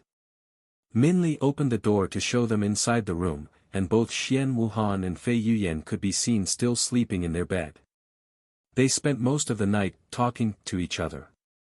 Minli said with a somewhat bitter smile on her face. Disciple Fei, disciple Shien. Wake up. Elder Shien walked into the room shouting their name, startling them awake. Master? What are you doing in our room? Fei Yuyan asked her with a drowsy face, clearly still half asleep. It's already morning. Aren't you going to meet with Master Zhou today? Elder Shien reminded her. Fei Yuyan's eyes widened when she noticed Yuan standing by the door, and she woke up almost instantly. I am sorry. I overslept. Fei Yuyan quickly got off the bed with a flushed face, feeling embarrassed to be seen in such a messy appearance by Yuan. Shien Wuhan also got off the bed and quickly fixed her appearance. Sometime later, Elder Shien asked them, Are you ready? Yes. Fei Yuyan nodded. After the ladies fixed their appearances and washed their faces, they began making their way towards the Zhou family's household that took almost 2 hours of walking. As they approached the Zhou family, Yuan could hear many people playing the zither, sounding somewhat in tune with each other. The Zhou family have zither lectures for those who wish to play the zither, Fei Yuyan said to Yuan after noticing that his interest was piqued. Let's go inside. A few moments later, they arrived at the gates, where a young guard stood. We're here to see Senior Zhou. We've already notified him in advance that we'll be showing up today, Fei Yuyan said to the guard, who was instantly dazed by her beauty. What is your name? The guard asked her in a nervous voice. Fei Yuyan. I will be right back. The guard turned around and ran away, acting like a shy boy running away from his crush. A few minutes later, the guard returned with an old man wearing white robes. Greetings, Senior Zhou. Fei Yuyan clasped her hands and bowed to him respectfully. It's been a while, disciple Fei. Senior Zhou nodded his head at her. He then turned to look at the two elders standing behind her and bowed to them. Welcome to the Zhou family, fellow Taoists. Thank you for seeing us despite being a busy man yourself, Master Zhou. Elder Shien and Elder Shien returned his bow with their own. Of course. I wouldn't miss this chance for the world. Senior Zhou said with a smile on his face before he turned to look at Yuan, who was still wearing his black jade mask. So you must be the one who can play my soul and snaring zither, huh? Can I have your name? Senior Zhou asked him. You can call me Yuan, he responded. I see. Please, follow me. Let's continue this somewhere more private and peaceful. Senior Zhou said as he turned around and began walking. Soul and snaring zither. Why does this name sound so familiar? Elder Shien asked Elder Shien. Soul and snaring zither. If I am correct, it used to belong to the zither goddess before she ascended from the lower heavens, and it is also known as the cursed instrument since nobody could play it ever since she left it behind. Elder Shien explained to him. I see. And we're here today because disciple Yuan can apparently play it? Elder Shien mumbled. Why am I not even surprised? Elder Shien said with a smile on her face. A few minutes later, they arrived at this peaceful courtyard behind the main building. Here's the soul ensnaring zither, Senior Zhou said as he pointed at the beautiful black zither sitting on a round jade table in the courtyard. This instrument has been with my family ever since the zither goddess left it behind 25,000 years ago, and it has been waiting for a new owner since then. He then turned to look at Yuan and continued with a serious expression on his face, Young man, can you really play the soul ensnaring zither? Yuan nodded with a serious face.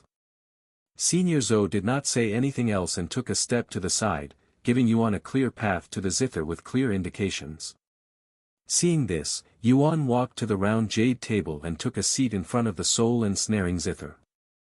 Although it has been less than a day since he last saw the instrument, it felt much longer has passed for Yuan. After taking a deep breath, Yuan placed his fingers on the zither and closed his eyes, recalling the song played by the zither goddess. Ting! The strings on the soul ensnaring zither trembled, emitting a heavenly sound that instantly caused Senior Zhou's eyes to widen with shock. He's really playing the zither. Senior Zhou stared at Yuan's fingers and watched his flawless hand movements with a gawking expression. Very quickly, Senior Zhou as well as everyone else that was there became mesmerized by Yuan's zither performance. Heavens! It's only been a couple of days since I last heard his zither music and it has already improved by leaps and bounds, to the point where I cannot even compare it to his performance a few days ago. Elder Shien cried inwardly. This is Disciple Yuan's zither arts. Is there anything he cannot do so perfectly? Elder Shien sighed inwardly. Disciple Yuan. Fei Yuyan stared at Yuan with a perplexed expression on her face. Although the black jade mask was blocking Yuan's face, she could still somehow see his handsome face, and the longer she stared at him, the more heated her face felt. A few minutes later, Yuan stopped playing the zither, and he turned to look at the dazed Senior Zhou. What do you think? Yuan decided to ask. Do I even need to answer that question? A bittersweet smile appeared on Senior Zhou's face. Despite having over 100 years of experience with the zither, he still felt inferior in front of Yuan who appeared to be a very young man. If he knew that Yuan had only been playing the zither for about a week, perhaps he might even be puking out blood right now from shock. A few moments later, Senior Zhou suddenly lowered his head and said to Yuan in a sincere voice, Thank you, for letting me experience the soul ensnaring zither's brilliance, as I was convinced that I would never get to witness someone playing it properly. At least not in this life. I was told that if someone could play this zither, they would get to keep it. Is that true? Yuan asked Senior Zhou sometime later. Senior Zhou laughed out loud after seeing Yuan's eyes that were filled with anticipation, and he nodded, Yes, that's right. Yuan immediately smiled behind the black jade mask. However, before I can give it to you, I want to know at least the face of the person I am giving this treasure to. Senior Zhou suddenly narrowed his eyes at Yuan, seemingly suspicious of Yuan's identity. Yuan nodded his head and removed the black jade mask without hesitation. Senior Zhou's eyes widened with surprise after seeing Yuan's handsome and young face. He's much younger than I'd expected. A true prodigy. He's a true prodigy. Senior Zhou cried inwardly. After a moment of silence, Senior Zhou nodded and said, Very well. The soul ensnaring zither is now yours, young man. Almost instantly after Senior Zhou said those words, a couple of notifications appeared in front of Yuan. Congratulations. You have completed the hidden quest, Zither Goddess's Abandoned Zither. You have been rewarded with, Soul Ensnaring Zither. Fame plus 50. Soul Ensnaring Zither. Rank, not available. Description, a normal zither that turned into a unique treasure after being played by the zither goddess for many years. Neither a normal instrument nor a treasure. So it's really not a treasure. Yuan was not too surprised since Fei Yuyan had already told him about it beforehand. However, it was still very shocking to know that the zither goddess had turned a normal instrument into a treasure just by using it to play music. By the way, I have been wondering this, but since you're in this city at this time, do you plan on participating in the zither competition? Senior Zhou suddenly asked him. Yuan nodded and said, I am participating in the competition with disciple Fei as my partner.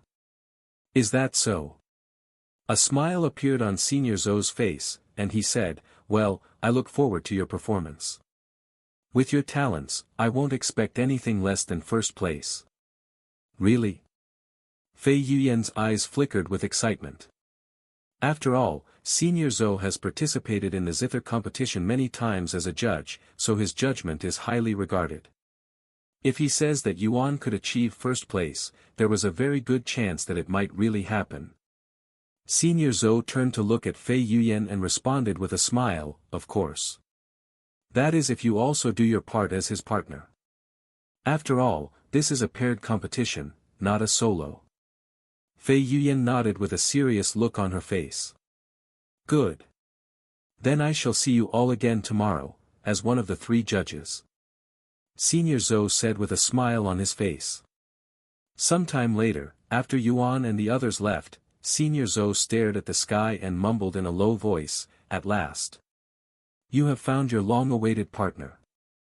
After leaving the Zhou family's household, Yuan asked Fei Yuyan, what should we do now? The competition isn't until tomorrow. Yes, but we still have to register for it. Fei Yuyan said. We still haven't registered. Yuan looked at her with wide eyes.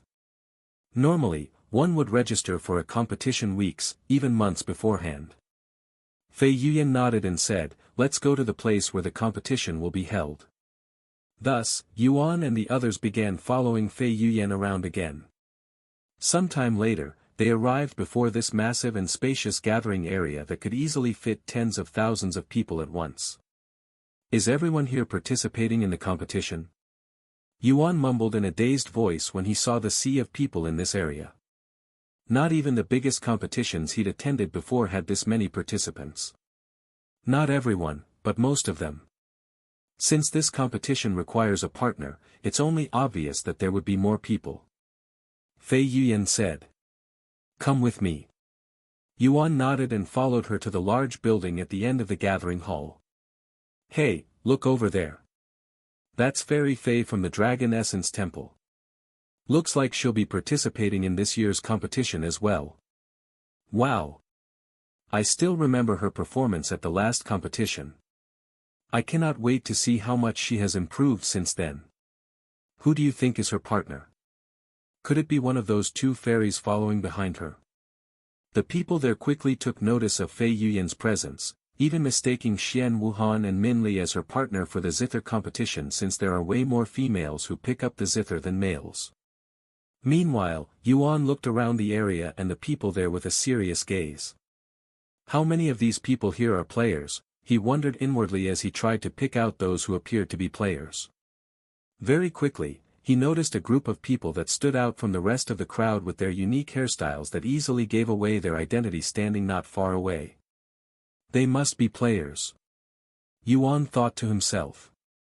A few moments later, Yuan noticed a couple more individuals there that were very likely players. Wow, there's a lot more players here than I'd expected. Yuan swallowed nervously when he realized just how many players were there. While he feels perfectly fine being around NPCs, he would, for some reason, become nervous when there are players around. We've arrived at the registration area, Fei Yuyan said to them after entering the building. A few moments later, once they spotted an empty desk, they approached the worker behind the desk to register. We are from the Dragon Essence Temple, and I would like to register for the competition with my partner here. Fei Yuyan said to the worker behind the desk. Oh. Fairy Fei. Welcome back. I was beginning to wonder if you'll skip participating in this year's competition. The worker easily recognized Fei Yuyan's pretty face and continued, give me a moment, I'll register your names right now. Who is your partner, Fairy Fei? The worker asked her. Fei Yuan pointed at Yuan, who was still wearing his black jade mask, and said, "My partner is a fellow disciple, Yuan." The worker turned to look at Yuan with raised eyebrows. Her partner's a man. What a lucky bastard, the worker cursed at Yuan inwardly, feeling envious. After writing their names in a logbook, the worker handed them 2 tokens, both with the number 5163 carved into them. These tokens will indicate that you're partners, and your scores will be added at the end. When Yuan accepted the token, a notification appeared before him. You are now participating in Heaven and Earth Zither competition. Special event, reach top 3 to receive special rewards. Top 3, huh? Since I am already trying to achieve 3rd place, this is perfect. Yuan smiled inwardly after seeing the notification, wondering what the game will give him for reaching the top 3. Now that we're registered for the competition, we only need to wait for it to start. What do you want to do until then? Fei Yuan asked Yuan afterward. I would like to go somewhere where I can play the soul and snaring zither, Yuan responded after pondering for a moment. You want to play the zither? What about resting before the competition? Fei Yuan looked at him with raised eyebrows. I can't help it. My hands have been itching to play the zither ever since I received the soul and snaring zither. Yuan sighed. What are you? An addict? Fei Yuan shook her head with a hopeless smile on her face. Anyway, if you want to play the zither, I know a place, and you can even have an audience there. Really? Let's go. Yuan quickly agreed. Thus, Fei Yuan left the gathering area before taking Yuan and the others to this large park in the middle of the city. However, there were already people playing music in the park. In fact, there were many different instruments being played at the same time, almost like they were competing with each other. What's going on here? Why are there so many people playing instruments here? And wouldn't it be rude to play when there's already somebody else playing? Yuan asked Fei Yuan. Normally that'd be the case, but this place is a little special. Musicians come here to receive recognition, and it's almost like a competition for the people here to see who has the most audience. What do you get for doing such a thing, anyway? Yuan raised his eyebrows.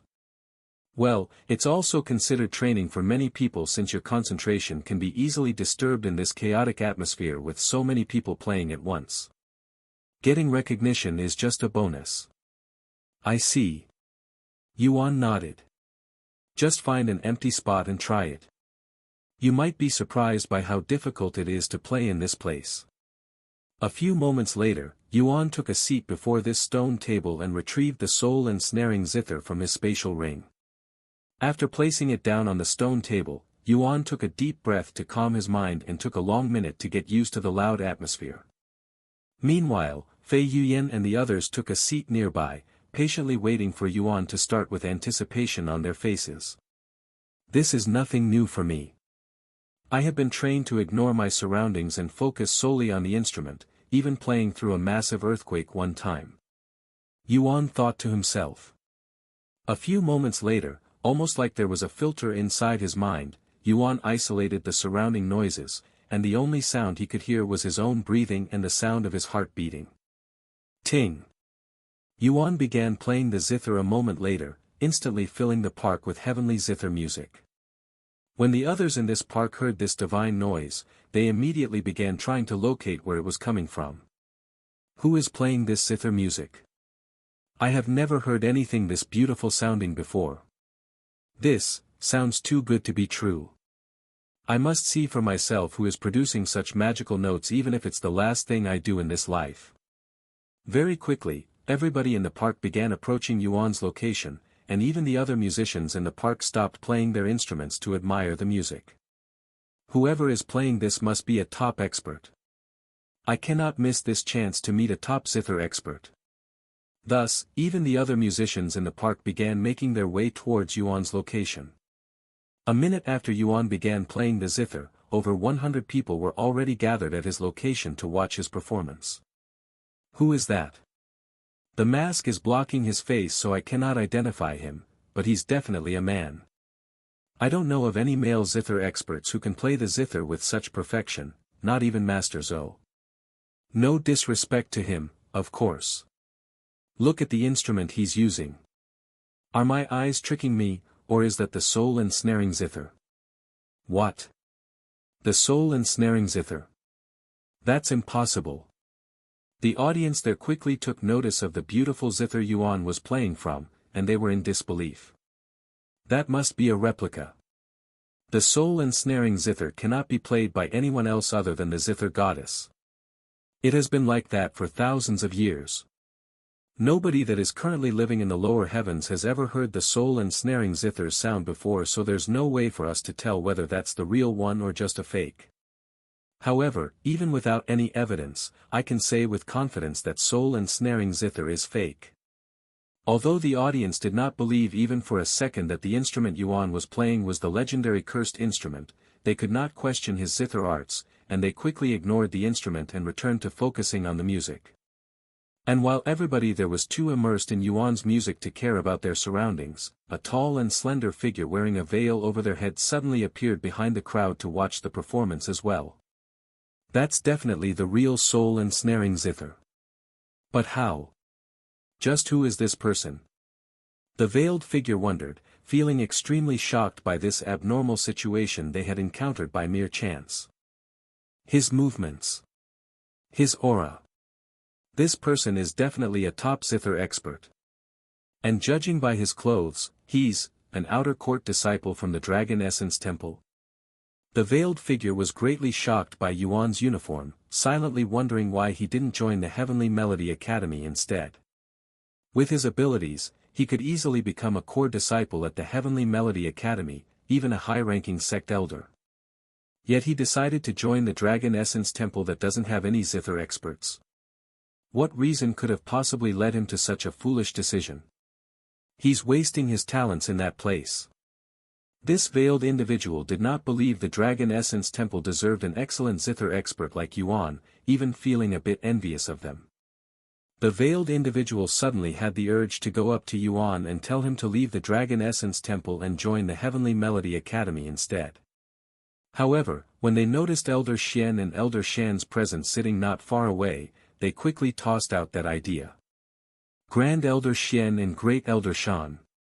What are they doing in this place? Are they following that disciple? Perhaps even protecting him? That's ridiculous. The veiled figure has never heard of an outer court disciple needing protection from two high-ranking sect elders before until today. Sometime later, Yuan finished his second song, and the audience immediately exploded with cheers and clapping. Play another song. Encore. Yuan was slightly startled when he looked up and saw the massive crowd clapping for him. Okay, I will play another song, Yuan said to them, increasing the hype. However, right as he prepared to play the third song, a tall figure wearing a veil on their head and pretty fitted red robes jumped from the back of the crowd and landed a few meters away in front of him. Who's that? The crowd stared at this newcomer with raised eyebrows. Damn! Look at that figure. She's definitely a peerless beauty behind that veil. How can you tell that she's a beauty without looking at her face? There's a very high chance she's only perfect below the neck. Why else would she be wearing a veil? Shut up. I know a beauty when I see one even without looking at their faces. Meanwhile, Elder Shien and Elder Shan narrowed their eyes at this unknown threat with great caution, preparing to defend Yuan at any moment. Although they cannot tell exactly this unknown presence's full cultivation, they were sure that she was at least a spirit grandmaster. And while they do not have the ability to fight against a spirit grandmaster, they can at least reassure Yuan's safety. Can I help you? Yuan asked the veiled woman who had a flawless body figure after staring at her for a moment. However, the unknown lady did not respond to Yuan's question and instead took a seat at the stone table directly beside Yuan. She then retrieved a red zither from her spatial ring and placed it on the table. This veiled lady then turned to look at Yuan and proceed to stare at him in silence, almost like she was trying to tell him something. And even though there was a piece of cloth blocking her face, Yuan could somehow see the expression she was making and recognize that she was challenging him. Yuan nodded and said, "Whenever you're ready." The veiled lady then lifted her hands and showed him 3 of her slender fingers. A second later, she curled one of those fingers, making it 2. Yuan immediately realized that she was doing a countdown and nodded his head. On the third count, both Yuan and the veiled lady played their zither at the same time. Ting! Ting! 2 beautiful yet very unique and distinct music notes appeared at the same time, almost like they were trying to outdo each other. The audience expected a chaotic scene. However, to their surprise, they quickly realized that they were able to listen to both songs simultaneously without feeling like the music was interfering with one another. How is this possible? The audience was dumbfounded, feeling like they were existing in 2 worlds at once. It was an odd phenomenon that they've never experienced before. This is... Fei Yuyan's jaw dropped to the ground when she realized what was happening, especially after witnessing the skill being displayed by the veiled lady. Although I've never personally heard her play the zither before, there's only one person I can think of that can play so perfectly, Senior Song, sect master of the Heavenly Melody Academy. I cannot believe it. She challenged disciple Yuan with the zither the day before the competition. Fei Yuyan cried inwardly, her heart beating with excitement. "Master, I think that's Senior Song." Fei Yuyan whispered to Elder Shan, who immediately turned to look at her with wide eyes. "Are you sure? What's she doing here?" Challenging disciple Yuan, no less. Elder Shien said. "Who else but Senior Song can produce such heavenly music notes?" Besides disciple Yuan, of course. Fei Yuyan said. "What do you think is going to happen to the competition now?" Shien Wuhan couldn't help but ask. "Who knows?" Fei Yuyan shrugged. Anything can happen at this point once she realizes that disciple Yuan is a participant in the competition. Ting! An awkward and off-sounding noise suddenly resounded in the area, causing the people to turn to look at the veiled lady who'd suddenly stopped playing the zither. The veiled lady looked at her own hands that were slightly trembling, seemingly in disbelief that she'd lost the challenge, and then she turned to look at Yuan, who was still playing the zither without a care in the world for his surroundings. It took him a single song, no, half a song to snap me out of my concentration. Just who is this zither expert and where on earth did he come from? The veiled lady thought to herself, her interest in Yuan piqued, feeling an indescribable feeling in her heart. Yuan finished his song 2 minutes after the veiled lady stopped playing her zither, and he turned to look at her with his clear eyes afterward. "That was very fun. Thank you for playing with me," Yuan said with a smile behind his mask. The veiled lady stared at Yuan's bright eyes in silence, seemingly pondering about something, and after a long moment of silence, she finally spoke for the first time in a very soothing voice, "How would you like to join the Heavenly Melody Academy? Whatever position you want, you can have."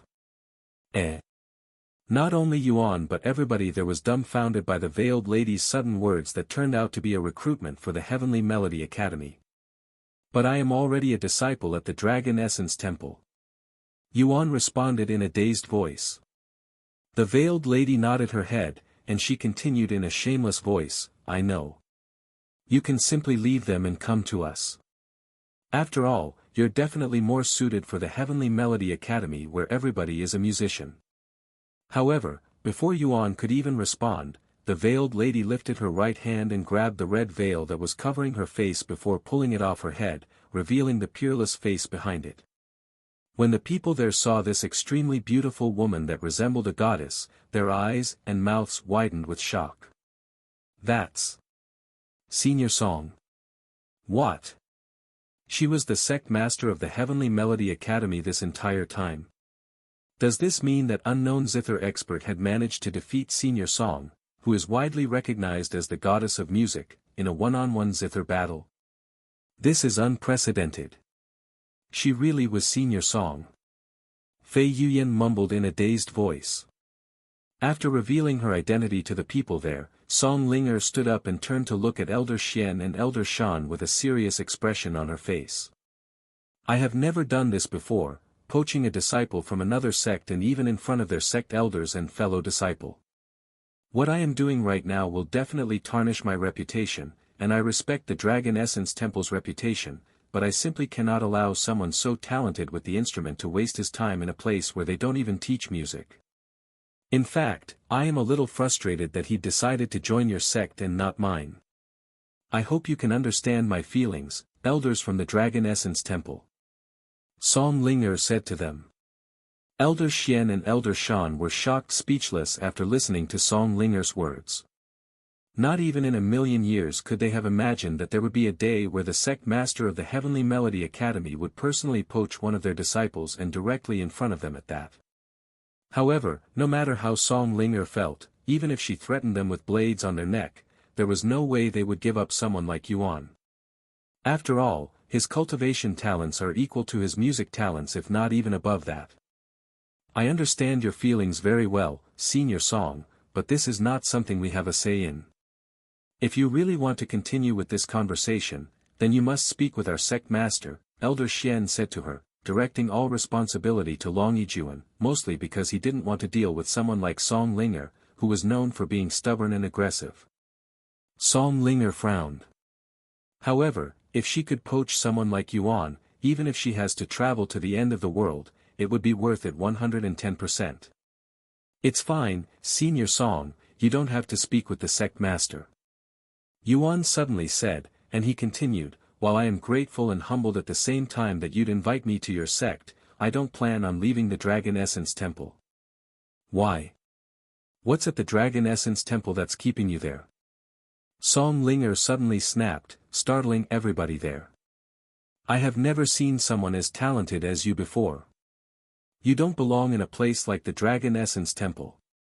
You belong to the Heavenly Melody Academy, where you'll be able to really shine. If you join our sect, I can guarantee you that you'll become a world-famous musician whose name will be as prestigious if not even more prestigious than the Zither goddess. Hearing Song Linger's words, Yuan couldn't help but show a bittersweet smile. There are some matters in the Dragon Essence Temple that I must attend to, therefore I cannot just leave. Furthermore, I don't intend on becoming a world-famous musician, since music is only a hobby of mine and I want to focus on cultivation more. What? Music is only a hobby? That's such a waste of your heaven-sent talents. Song Linger stared at Yuan with disbelief in her eyes. How could someone with such tremendous talents not focus on improving that specific talent? She has never seen such foolishness before.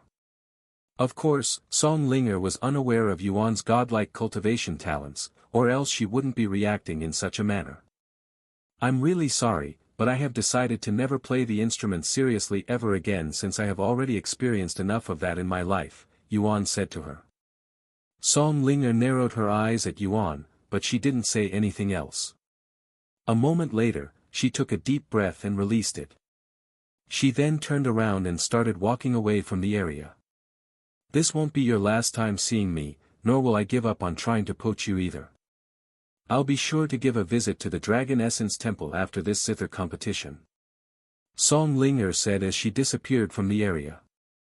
Once Song Linger left the scene, Elder Shien approached Yuan and said to him, "Let's also leave before it gets any more chaotic." Yuan nodded and left the park with the others shortly later. After leaving the park, Song Linger returned to the hotel she was staying at, but then she suddenly realized something that made her run back to the park. I forgot to ask that person for his name. What a blunder.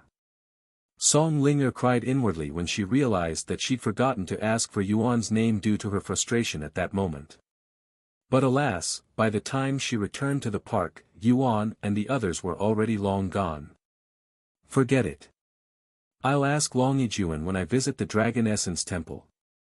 Even if they try to hide him from me, I have already memorized his figure and hands so I'll recognize him at glance. Thinking this, Song Linger once again returned to the hotel, but her mind couldn't get rid of Yuan's flawless zither arts, and she proceeded to spend the rest of the day thinking about Yuan's performance, even analyzing it. Wait a second. That person was playing the soul and snaring zither, Taoist Zou's treasure. Maybe he knows this unknown expert's identity. After spending an hour in her hotel, Song Linger went outside for the third time today, and she went straight to the Zhou family's household, surprising Senior Zhou with her unannounced visit. Senior Song. Welcome to my humble place. How may I help you today? Senior Zhou bowed to her in a respectful manner. The soul and snaring zither. When did you give it away? Song Ling'er asked him. How'd you know that I'd given away the soul and snaring zither? I haven't announced anything yet. Senior Zhou looked at her with a surprised face. Because I saw someone playing with it not long ago, she calmly responded. I see. So he's already playing it. A warm smile appeared on Senior Zhou's face, causing Song Ling'er to raise her eyebrows. Then she asked him, just who is that person? I have also tried playing the soul and snaring zither multiple times, but I never figured out how to play it properly, yet this person did it flawlessly. Senior Zhou shook his head and said, believe me when I say this, but I also don't know his background. Besides his face and that he's from the Dragon Essence Temple, I don't know anything else about him. Wait. You saw his face. What did he look like? Song Ling'er suddenly asked, her eyes brimming with curiosity. Well. He was a very handsome young man. A handsome young man? And you don't recognize him at all? How can such a talented individual be a nobody? Song Ling'er asked. Senior Zhou shrugged and said, I have no idea. Song Ling'er no longer said anything and stood there with a pondering look on her beautiful face. And almost as though he'd suddenly recalled something, Senior Zhou spoke a moment later, oh, right. He's also called Yuan, and he will be participating in the zither competition with Fei Yuyan as his partner. He's what? Song Ling'er turned to look at him with a shocked look on her face. If someone like Yuan participated in the competition, it would no longer become a competition but a one-sided performance instead. Is there something wrong with that? Senior Zhou asked her. No. If someone like him participates in the competition, there's no doubt that he will become an instant sensation. In fact, if I could, I would give him the first place and end the competition right now. You think of him that highly? I have never seen you praising someone to such an extent. Your disciples will cry if they hear that, Senior Zhou chuckled. They can cry all they want, but if they want to complain, they better prove to me that they're worth praising. Song Ling'er spoke in a nonchalant voice. Anyway, I'm going to leave now. Thank you for your time. Senior Zhou nodded and said, my Zhou family will always have its doors open for you, Senior Song. Song Ling'er left the Zhou family shortly later. Yuan, huh? Song Ling'er mumbled his name as she traveled in the streets with a veil covering her face, yet her womanly figure still attracted countless gazes. Sometime later, Song Ling'er arrived at a hotel that was different from the one she was staying at. Welcome back, Senior Song. The workers there immediately greeted her when they saw her figure. Are my disciples here? She asked the workers behind the reception desk. Yes, they are currently inside their room, Senior Song. Song Ling'er nodded and proceeded to look for her disciples. Master. Two individuals in their early 20s, a young lady and young man, showed up shortly after Song Ling'er knocked on their doors and greeted her. Ai Wan, Wei Kong, I have something important to say, Song Ling'er said to them, and she continued with a serious look on her face, even removing her veil so they could see how serious she was being, this zither competition. You will meet someone exceptional, someone who will make you doubt your own talents and existence. Her disciples looked at her with a gawking expression, as they could not comprehend why she was telling them such a thing right before the competition. I am telling you this because I want you to prepare yourselves, since you two have been acting very relaxed, almost like you've already won the competition. Don't get complacent because you are my disciples. We were wrong to look down on others just because we're your disciples, Master. The disciples lowered their heads, apologizing for being complacent. Song Ling'er nodded her head and left shortly later, returning to her own hotel. What happened to the master? She's acting a little suspicious. The two disciples looked at each other with a dumbfounded look after she left. Master usually carries this confident and slightly arrogant aura around her, but I couldn't feel that from her just now. Wei Kong, the male disciple mumbled. Perhaps something really happened. I have never seen her act like this before. Yuan sighed.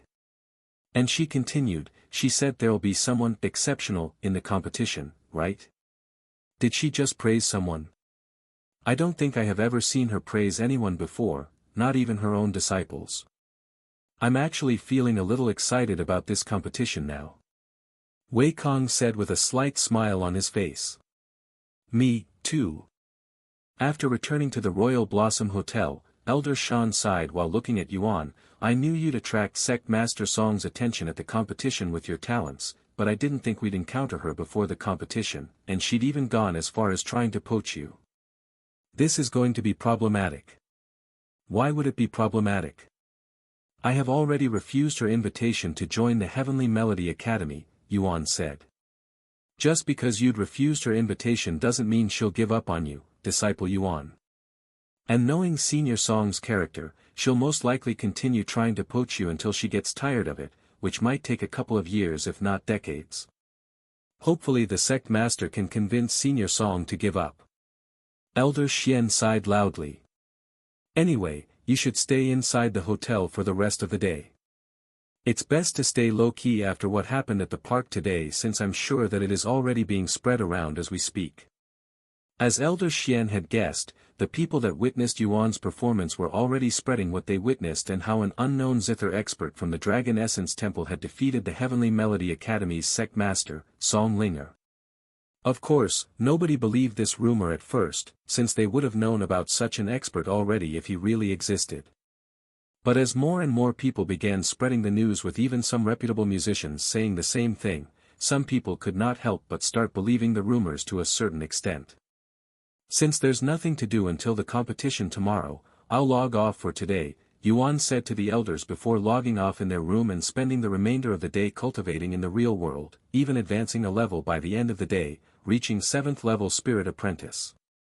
The following day, after returning to the game and some preparations, Yuan and the others left the hotel and went to the gathering area again. Good luck, both of you. We'll be watching your performance in the spectators area, Elder Shien said to Yuan and Fei Yuyan once they reached outside the gathering area. Good luck, Yuan. I'll be cheering for you. Shien Wuhan said to him with a bright smile on her face. Good luck, disciple Yuan. Min Li said to him, feeling a little awkward, as this is her first time being in such a situation. Good luck, and above all, have fun. Elder Shien said with a smile. Thank you all, Yuan said to them before following Fei Yuyan inside the gathering area. There appear to be fewer people here today than before. What happened? Yuan asked after noticing that the gathering area was much more empty compared to yesterday. Only participants are allowed here now, that's why. Fei Yuyan said. Anyway, there's still another hour or so until they close the gates and begin the competition. Let's find a place to wait until then. Yuan nodded and followed Fei Yuyan around until they found an empty spot underneath a tree, where they proceeded to wait. Look over there, isn't that Fairy Fei from the Dragon Essence Temple? She's participating in this year's competition as well. Who's her partner, though? And why is that person wearing a mask? The other participants there quickly noticed Fei Yuyan's presence, and some of them even decided to approach her with friendly greetings. Hello, Fairy Fei. I am Wan from the Wan family. I just want to let you know that I'd started playing the zither after witnessing your performance in the previous competition, and now I am participating in the competition myself. Fairy Fei, do you remember me? I am Du Ruhui, and I was ranked 8th place in the last competition. Fei Yuyan glanced at these people, and then she said, Please do not bother me right now, I am trying to concentrate on the competition. If you have the time to chit-chat, use that time to prepare yourself for the competition instead. These people were dumbfounded by Fei Yuyan's cold response, but it was not unexpected, since Fei Yuyan was known for being distant towards others, especially men. Meanwhile, Yuan surveyed the area, even paying attention to the people that were just entering the place, almost like he was searching for a certain individual. Of course, he was simply trying to see how many participants there were players. Time passed quickly, and the gates to the gathering were shut exactly an hour later. Welcome to the 100th Zither competition. A familiar face suddenly appeared before the participants and said out loud, silencing the place immediately. That's Senior Zhou. Yuan mumbled after seeing him. My surname is Zhou, and I am one of the judges that will be participating in this year's competition, Senior Zhou said, and he continued, allow me to introduce the other two judges that will be working with me today. A few seconds later, two figures descended from the sky and landed beside Senior Zhou. One of them was a woman wearing a crimson-red dress and a veil over her head, whilst the other judge was a tall handsome man that emitted a powerful aura. On my right side, we have Senior Song, sect master of the Heavenly Melody Academy. Senior Zhou introduced Song Linger. He then pointed to the tall man and said, on the other side, we have Elder Jing from the Heaven and Earth Palace, our sponsor for this year's competition. After introducing the judges, Senior Zhou continued, normally, we would grade each of you separately until the final event, but as most of you have guessed, we will be doing things slightly different for this year's competition. While Senior Zhou talked about competition, Song Linger searched the crowd with her sharp eyes from behind the veil, seemingly trying to look for a certain individual. Found him. He's really participating in this competition. Yuan. Song Linger's eyes widened when she saw Yuan with his black jade mask standing beside Fei Yuyan, and she could immediately feel her heart beating slightly faster than just a moment ago for some reason. After Senior Zhou mumbled about the competition and some of its history, he turned to look at Song Linger and spoke, Senior Song, are we ready to start the competition? However, almost as though she didn't hear him, Song Linger did not respond to his question, making Senior Zhou repeat his words for a second time. Senior Song, are we ready to start the competition? What did you just say? Song Linger suddenly snapped out of her dazed and turned to look at Senior Zhou's dumbfounded face. I said, we are ready to start the competition whenever you are ready, Senior Song. Song Linger then nodded, yes, we can start. Senior Zhou nodded his head, and then he turned to look at the thousands of participants there and said, follow me to the arena where you'll perform in front of millions of people.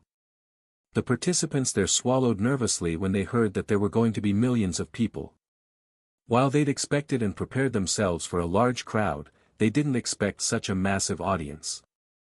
This must be the influence of the Heaven and Earth Palace and the sect master of the Heavenly Melody Academy, Song Linger. Senior Zhou suddenly turned around and walked into the building, and the participants followed him. A few minutes later, Senior Zhou led them through the entire building and into a vast, empty area that spanned for almost an entire mile, with spectators blocking the scenery in every direction due to the sheer amount of people that were present. However, upon closer inspection, the area wasn't actually empty, and there were thousands of small wooden tables placed around the area in an orderly fashion with a zither resting on top. Furthermore, each of these zither looked exactly the same, and none of them looked any different from another. In fact, they were all ordinary zither. When the spectators saw these participants coming out of the building, the noises in that area exploded with excitement, causing the air to shake. You have 5 minutes to find a seat, and you must be sitting directly next to your partner. Go. Senior Zhou said to them, and the participants scattered like ants to find their seats. Although it was a bit messy at first, all of the participants were seated before 5 minutes had passed. Once everyone was seated, the 3 judges jumped on top of 3 tall platforms that were placed directly in front of the participants before taking a seat. Sitting directly in the middle of the participants was Song Linger with Senior Zhou on her right side and Elder Jing on her left side. Thank you all for coming here today. Senior Zhou spoke in a calm voice, yet his voice boomed loudly and rippled throughout the area, sounding as though he was using an invisible microphone. Before we start, allow us to introduce ourselves. Senior Zhou suddenly stood up and introduced himself. My name is Zhou Fujian, and I was only 7 years old when I first touched the zither. It has been exactly 135 years since I've started practicing the zither, yet I still cannot help but become excited when I see a zither in front of me. This is also my 9th time acting as a judge here. That's all. After his brief introduction, Senior Zhou returned to his seat whilst the sect elder from the Heaven and Earth Palace stood up and began introducing himself with a proud aura around him, surname Jing, and I am a sect elder from the Heaven and Earth Palace for the Inner Court disciples. I will admit that my experience with the zither is not as vast or profound as the other two judges, but I have supervised over 100 disciple examinations for the Heaven and Earth Palace, bringing hundreds of talented disciples to the sect, so I know a thing or two about judging people. That's all. After Elder Jing sat down, everybody in the area turned to look at the beautiful figure sitting in the middle, their gaze filled with admiration and anticipation. A moment later, Song Linger stood up and removed her veil, revealing to the audience her peerless beauty. Heavens! What a divine beauty! As expected of the divine zither fairy. Her beauty knows no boundaries. Ha ha ha. I didn't come here to watch the zither competition, only to witness for myself whether Senior Fairy Song was as beautiful as people say she is. I can now say for certain that she's the most beautiful woman I have ever seen. This trip was definitely worth it. Senior Fairy Song. I love you. The men and women there showered Song Linger with praises regarding her beauty, almost like everyone there were her admirers. However, Song Linger did not pay attention to the noises, and her eyes remained fixed in a certain direction. Noticing this, Senior Zhou followed her gaze and turned to look in the direction she was looking at. Why am I not surprised? A slight smile appeared on his face when Senior Zhou saw a distinct figure wearing a jade-black mask who was also sitting beside a very pretty young lady. She's really obsessed with him, huh? Well, I cannot blame her. After all, she always talked about how she will be the first one to play the soul and snaring zither after the zither goddess. I can imagine the shock that she'd received when someone much younger than her stole that achievement from her. A few moments later, once the noises in the area died down, Song Linger spoke in a calm voice, Sect Master of the Heavenly Melody Academy, Song Linger. We are always looking for talented individuals in the Tao of music, especially those who specialize in the zither. Therefore, if you can attain at least the top 10, I will consider accepting you as a disciple in the Heavenly Melody Academy. As for whoever achieves first place, I shall make you my own disciple. The crowd gasped in shock when they heard such words from Song Linger. She was going to accept a disciple today. This was something nobody there could have expected, not even her own disciples. Meanwhile, Yuan looked at Song Linger's beautiful figure from behind the mask, pondering to himself, why does it feel like she's talking specifically to me? After her explosive announcement, Song Linger returned to her seat in a casual manner, almost like it was just another day for her. Meanwhile, the crowd exploded into another commotion. Senior Fairy Song will be accepting another disciple. But if I remember correctly, she'd mentioned that she won't be accepting any more disciples after accepting her current 2 disciples 6 years ago. However, not everybody was excited about Song Linger's announcement. She's really sneaky. I didn't think she would strike back so quickly. Elder Shan felt her eyebrows twitch upon hearing Song Linger's announcement. Since she already knows that disciple Yuan has what it takes to achieve first place if not guaranteed to take first place, she purposefully announced that she'll accept the first place as her disciple to use the crowd to pressure disciple Yuan into accepting. What a brilliant yet shameless move. Elder Shien shook his head, unsure whether to laugh or cry at Song Linger's desperate attempt to force Yuan into joining the Heavenly Melody Academy. What if disciple Yuan doesn't actually achieve first place? What then? Will she simply change her mind? Shien Wuhan couldn't help but that. No, that's not possible. Although there are 2 other judges there, Senior Song's judgment will easily outweigh their judgment. If she says first place belongs to disciple Yuan, he will undoubtedly get first place. Who will dare to refute her judgment? Who has the credentials to challenge her judgment? Nobody. Elder Shien explained to her. Furthermore, with disciple Yuan's abilities, nobody would find Senior Song's judgment unfair. This is really unfair. A scandal.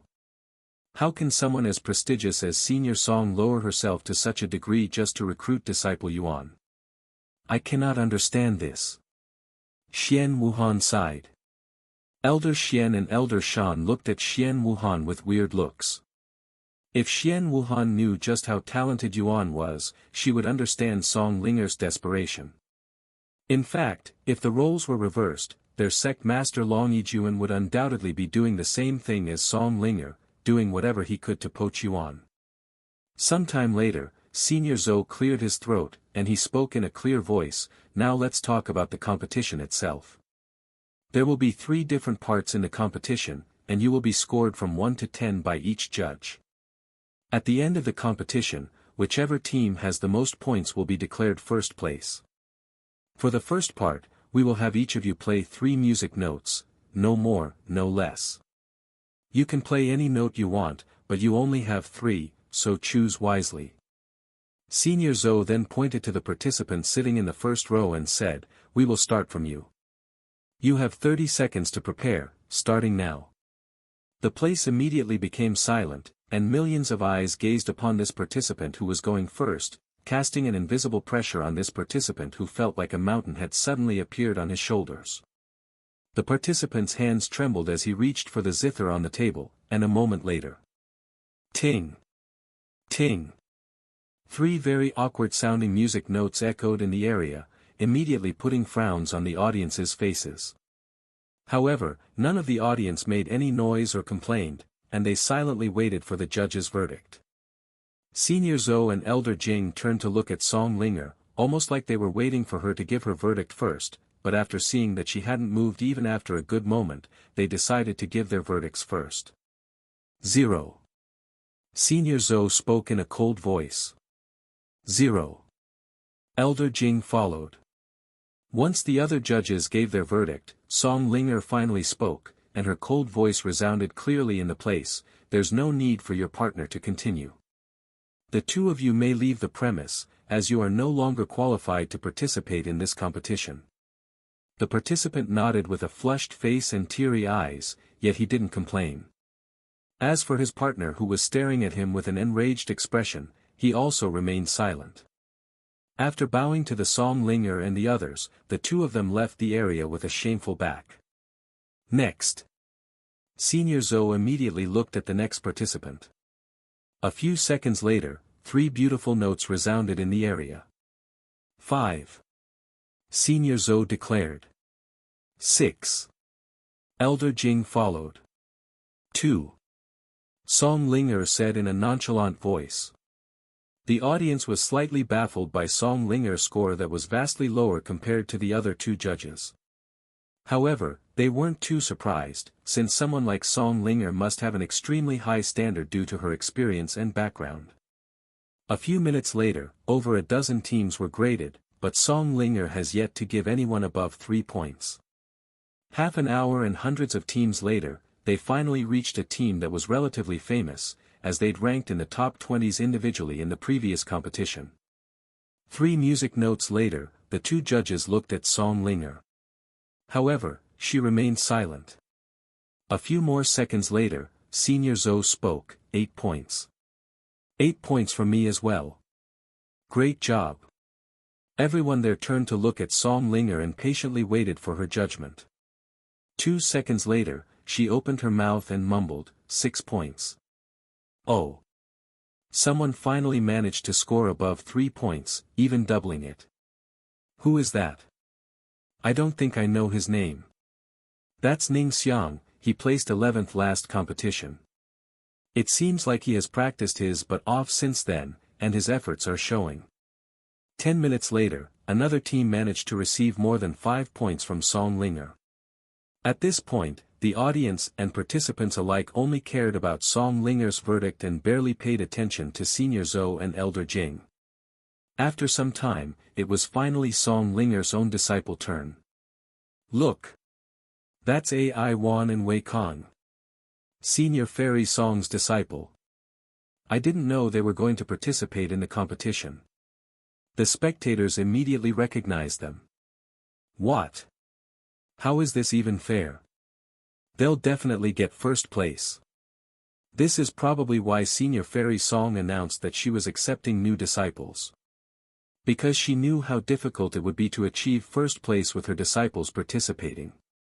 The audience was stumped by their unexpected appearance. Wei Kong and Ai Yuan. Is this even legal? How can they allow Senior Song's own disciples to join this competition? They'll obviously dominate the entire competition. Shien Wuhan complained in a sighing voice, and she continued, I just hope that they're not better than Yuan. I have never heard them play before, but I don't think disciple Yuan would fall behind them.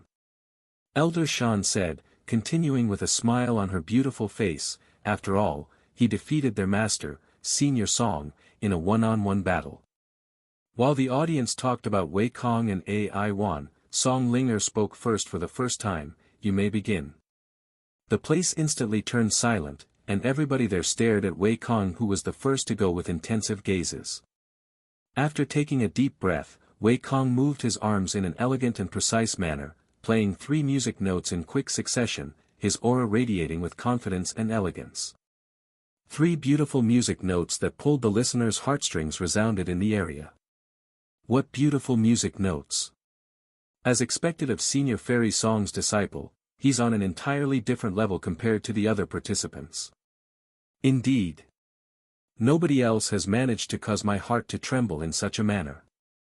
A few moments later, Senior Zhou and Elder Jing turned to look at Song Linger, giving her the opportunity to go first since they were her disciples. However, Song Linger remained silent, her intentions clear. Senior Zhou and Elder Jing exchanged looks with each other before nodding. The next moment, Senior Zhou spoke with a smile on his face, that was excellent, Junior Wei. I expected nothing less from one of Senior Song's disciples. Although it was only 3 mere music notes, I was able to fully grasp your profound understanding of the zither with that brief performance just now. I'll give you 10 points. The crowd cheered with excitement after hearing Senior Zhou give out his first perfect score, which was to be expected. I agree with Senior Zhou. It was only 3 music notes, but I already want to hear more. Great job. Elder Jing praised Wei Kong. Thank you, seniors. Wei Kong stood up and bowed to them before turning to look at Song Linger, who has yet to give her judgment. After a moment of awkward silence, Song Linger finally spoke in a nonchalant voice, do you remember what I told you about being complacent? I do, Master. Wei Kong nodded, sensing an ominous feeling coming from Song Linger's tone. Then what was that rubbish just now? I've heard better sounds coming from a pig. What an utter disappointment from you, Wei Kong. 0 points. Song Linger said in a cold voice. 0 points. Everybody there, including Wei Kong himself, was baffled by Song Linger's harsh assessment. How could such a wonderful performance be worth less than the others who were clearly worse, much less 0 points? Maybe she's being especially harsh on him because of their master and disciple relationship. You see this very often, when the master purposefully degrades their own disciples so they can grow stronger and faster. While everybody there felt that Wei Kong had deserved much better than 0 points, who dared to challenge Song Linger's decision? Regarding her own disciple, no less. After giving Wei Kong her verdict, Song Linger turned to look at the pretty young lady sitting beside him, her second disciple, Ai Yuan, whose back was filled with cold sweat at this moment. Go ahead. Song Linger said to her a moment later. Yes, Master. Ai Yuan nodded, and she proceeded to take the full 30 seconds of preparation time to calm her mind and focus on the zither before her. After taking a deep breath, Ai Yuan played 3 music notes in a similar fashion to Wei Kong, yet it produced an entirely different sound, even giving off its unique atmosphere. The audience could feel their bodies relaxing after hearing these music notes. Such a powerful yet peaceful note. How does she create such a wonderful sound? I nearly dozed off after listening to her music notes. Sometime later, Senior Zhou spoke with a smile on his face, wonderful. It's only been half a year since I've last heard you play, and you've improved by leaps and bounds since then. A definite 10 points from me. I am speechless, really. Elder Jing spoke next, and he said, it's also a definite 10 points from me. Once the two judges finished their assessments, everybody turned to look at Song Linger, and Ai-Wan swallowed nervously. After a moment of silence, Song Linger said in a calm voice, "I'm glad to see that at least one of my disciples had listened to my words." 9 points. A bright smile appeared on Ai-Wan's face after hearing Song Linger's verdict, and she immediately bowed, "Thank you, Master." Che. Wei Kong sneered inwardly when Ai-Wan didn't get scolded like he had been shamed in front of millions of people by their master, feeling incredibly salty. After Song Linger's disciples' turn, the next 100 teams failed to produce anything worthy of praise, as the standard had been raised incredibly high by Ai-Wan and Wei Kong despite his score. In fact, it was so boring that some of the crowds even began to doze off. Half an hour later, 3 unexpectedly beautiful music notes resounded in the area, sweeping the audience's drowsiness away in an instant. "Who played those 3 notes just now?" someone in the audience asked. "It was that beautiful young fairy. I think that's Fairy Faye from the Dragon Essence Temple." "Oh. I know of her. She placed 7th in the last competition." "Wow. She is not only a beauty but also an excellent zither expert. I think Senior Fairy Song's disciples finally have a real opponent in this zither competition." "Are you sure she only placed 7th? That doesn't seem right." Her 3 music notes were not any less magnificent than Ai-Wan or Wei Kong, who could easily reach the top 3 if they participated in the competition. "I'm sure. I cannot even begin to imagine how much she'd practiced since then for her to reach this level in such a short time." The audience was blown away by Fei Yuyan's performance, completely oblivious to the fact that her improvements were due to practicing with Yuan, and it was only for 1 short week. Clap clap clap. A few moments after Fei Yuyan played her 3 music notes, Senior Zhou suddenly began clapping his hands, and he spoke in a praising voice, "I don't even know where to begin, Disciple Fei. I have witnessed your performance in the previous competition, and if I had listened to your performance just now while blindfolded, I would have never guessed that it was you playing the zither." After taking a deep breath, he continued to speak, "If you were to participate in the previous competition in your current condition, I have no doubt that you would be able to achieve first place easily. 10 points from me. Thank you for your praises, Senior Zhou." Fei Yuyan stood up and bowed to him. A few seconds later, Elder Jing said, "While this is my first time seeing you play the zither, I have no qualms claiming that you're as talented as Ai-Wan and Wei Kong after listening to those 3 music notes alone. 10 points from me as well, and I am excited to see what else you have in store for us later." "Thank you, Elder Jing," Fei Yuyan said to him before turning to look at Song Linger, who was staring at her with a profound expression. After a moment of silence, Song Linger spoke, Where did you learn to play the zither?" To her surprise, as well as everyone there, Song Linger had asked her a question instead of giving her verdict. "I learned to play the zither by myself as it was only a hobby at first, Senior Song." Hearing her response, Song Linger continued to ask, "How do you usually practice?" "I don't have any special practice routines, and I only practice by playing the zither normally, a few hours every week. However, I have changed things up very recently by practicing with my partner, who has contributed a lot to my improvements." Fei Yuyan explained. "This girl, she's managed to reach such a high level of zither arts without a proper master.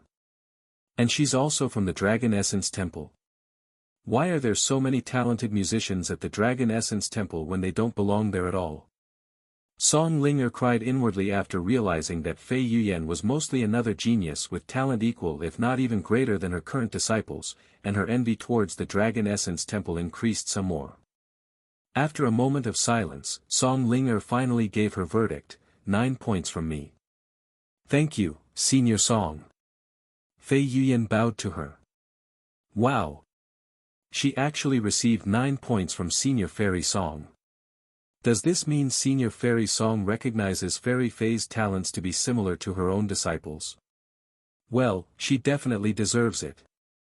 If her partner doesn't drag her down, there's a good chance that her team will become top 10, even top 3. Meanwhile, Ai-Wan and Wei Kong turned to look at Fei Yuyan with narrowed eyes, wondering if she was the person Song Linger was talking about when she warned them of an exceptional genius that will be in the competition. A few moments later, everybody in the audience turned to look at the next participant, a somewhat slender figure wearing a black jade mask on his face. What the heck? Why is he wearing a mask? What an oddball. He's even the only person wearing a mask there. This is Fairy Faye's partner. I hope his zither arts won't become a burden. The people there already began looking down on Yuan before his performance even began. Oh boy. Senior Zhou sighed inwardly, wondering what's going to happen now that they've finally reached this unknown prodigy who could defeat even Song Linger in a one-on-one battle. Wait a second. I recognize him. He was at the park yesterday. Someone in the crowd suddenly shouted in a surprised voice, dumbfounding the people around him. Park? What park? Oh. I was there too. He was the one who was challenged by Senior Fairy Song to a zither battle, even defeating her one-on-one. What kind of nonsense is that? Senior Fairy Song is the #1 zither expert in the lower heavens.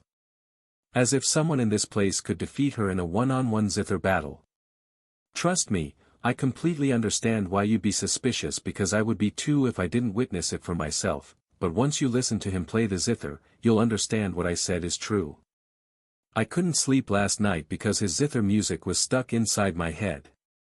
Song Linger's eyebrows twitched uncontrollably after hearing the crowd's conversation, yet there was nothing she could say about it. Ahem. Senior Zhou suddenly cleared his throat loudly, causing a small ripple to sweep the place, quickly silencing the noise. Go ahead. You may begin. Elder Jing said to Yuan shortly after the place calmed down, completely oblivious of the other two judges that were acting slightly strange. Yuan nodded his head and proceeded to place his fingers gently on the string without actually touching the strings. After taking a deep breath, Yuan pulled on the string with his fingers, creating 3 music notes that actually sounded as though it was only one note, almost like he played the 3 notes simultaneously, and an otherworldly sound echoed in the place. When the audience heard this music note, their eyes immediately widened with surprise, as they could somehow see the image of an incredibly beautiful flower field in front of them. What the heck? Am I seeing things? Why do I suddenly see flowers? I am seeing it too. The entire area is filled with beautiful flowers. This is... The judge's eyes widened with shock when they realized what was happening. His music note was so profound that it had created an illusion for anyone that heard it. This level of zither art is simply legendary. And as far as my knowledge goes, only the zither goddess has managed to produce this phenomenon before, and he'd managed to achieve this same phenomenon using only an ordinary zither. Senior Zhou unconsciously stood up on the platform and stared at Yuan with a gawking look on his face. Heavens! Who on earth is that participant? Elder Jing mumbled in a dazed voice as he stared at the figure wearing a black jade mask with wide eyes. This Yuan. He wasn't using all of his abilities during our one-on-one. Was he, looking down on me? Song Linger stared at Yuan with clear disbelief in her eyes. It was simply unthinkable that someone would look down on her, the sect master of the Heavenly Melody Academy, feeling an indescribable sensation in her heart after learning this. Of course, Yuan wasn't purposefully looking down on Song Linger during their one-on-one, it was just that he didn't feel being so serious in a friendly competition between 2 zither players, and he saw it more of a friendly spar. However, as someone who was conditioned to perform his very best during competitions, now that he was actually participating in one, he'd unconsciously flipped his serious switch on and played the zither with absolute focus and seriousness, especially since this is a music competition.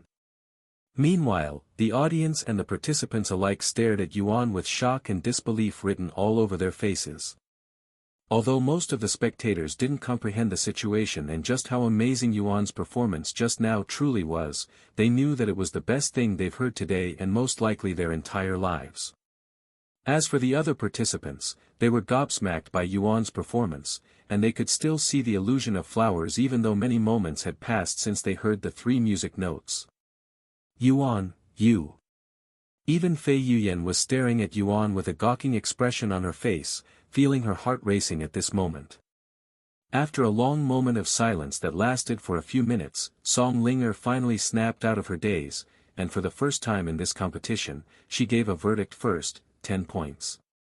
However, she didn't say anything else. No praises, no opinions, nothing, almost like she was speechless. Senior Zhou and Elder Jing followed a moment later, and they also only gave their verdict without any other words. 10 points. Despite having the first participant to receive a perfect score in this competition, the audience did not explode with excitement or cheering and remained relatively silent, most likely because they were still trying to grasp the situation. By the time most of these spectators returned to their senses, the judges had already given their verdict and moved on to the next team. However, the next team did not seem to be in the right mindset when it was finally their turn, and when they tried to play the zither, it sounded almost as though it was their first time touching the zither, or they'd completely forgotten how to play it. 0 points. 0 from me as well. 0.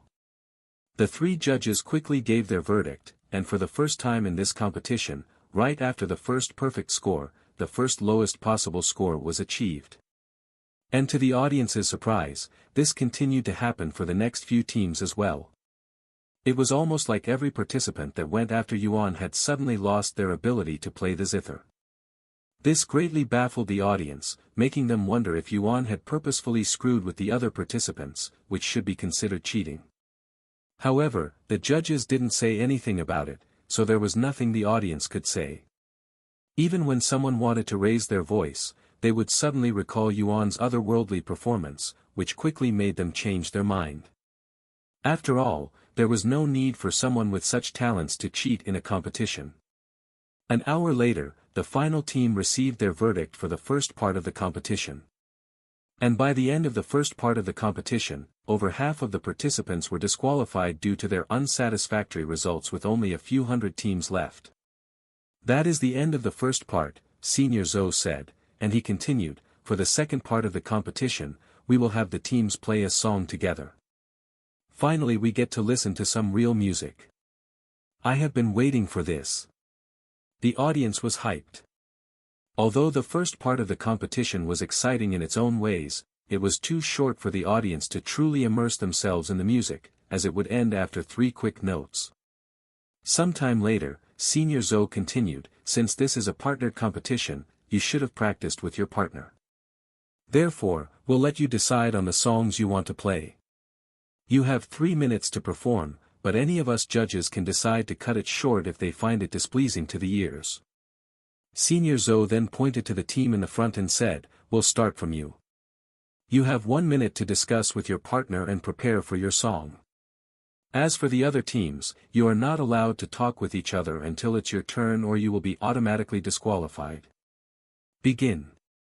Immediately, the 2 people in that team began talking with each other, deciding which song they should play. 30 seconds later, the participants took a deep breath and began playing the zither simultaneously. A very pleasant-sounding noise flowed throughout the area and into the audience's ears. The majority of the audience was quickly attracted by the music and became immersed in it. However, 30 seconds into the song, when the team made their first mistake with a single out-of-tune note, Song Linger's voice resounded, "That's enough." The music immediately stopped after her words resounded, and the participants lifted their heads to look at Song Linger's face that had a slight frown on her beautiful face, their back and forehead soaked in cold sweats. This is a team competition, not a solo. You've clearly not practiced with each other enough to screw up so early into the song. You're disqualified. Song Linger said a moment later in a cold voice, crushing that team's hopes into pieces. After the first team was disqualified, they continued on to the second team, who was shaking a little, obviously quite nervous after seeing what happened. Begin. Senior Zhou said to them. 55 seconds later, the team began playing their music. Luckily for this team, they'd managed to calm down enough within those 55 seconds to play more than half of the song without making any mistakes. However, in the end, they made a couple of mistakes towards the end, which resulted in even more mistakes because they thought Song Linger was going to immediately disqualify them for a single mistake. But to their surprise, Song Linger did not disqualify them right away.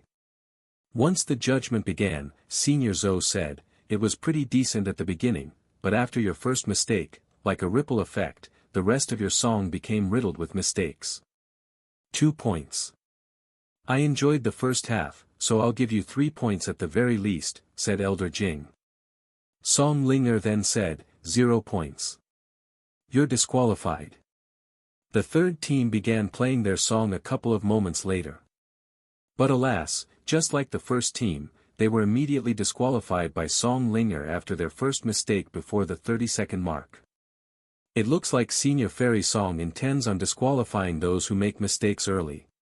Man, I cannot imagine what it would be like to be one of her disciples. They must be under a lot of stress with her straight and unforgiving character. If you want to be the very best, you have to sacrifice some things in your life.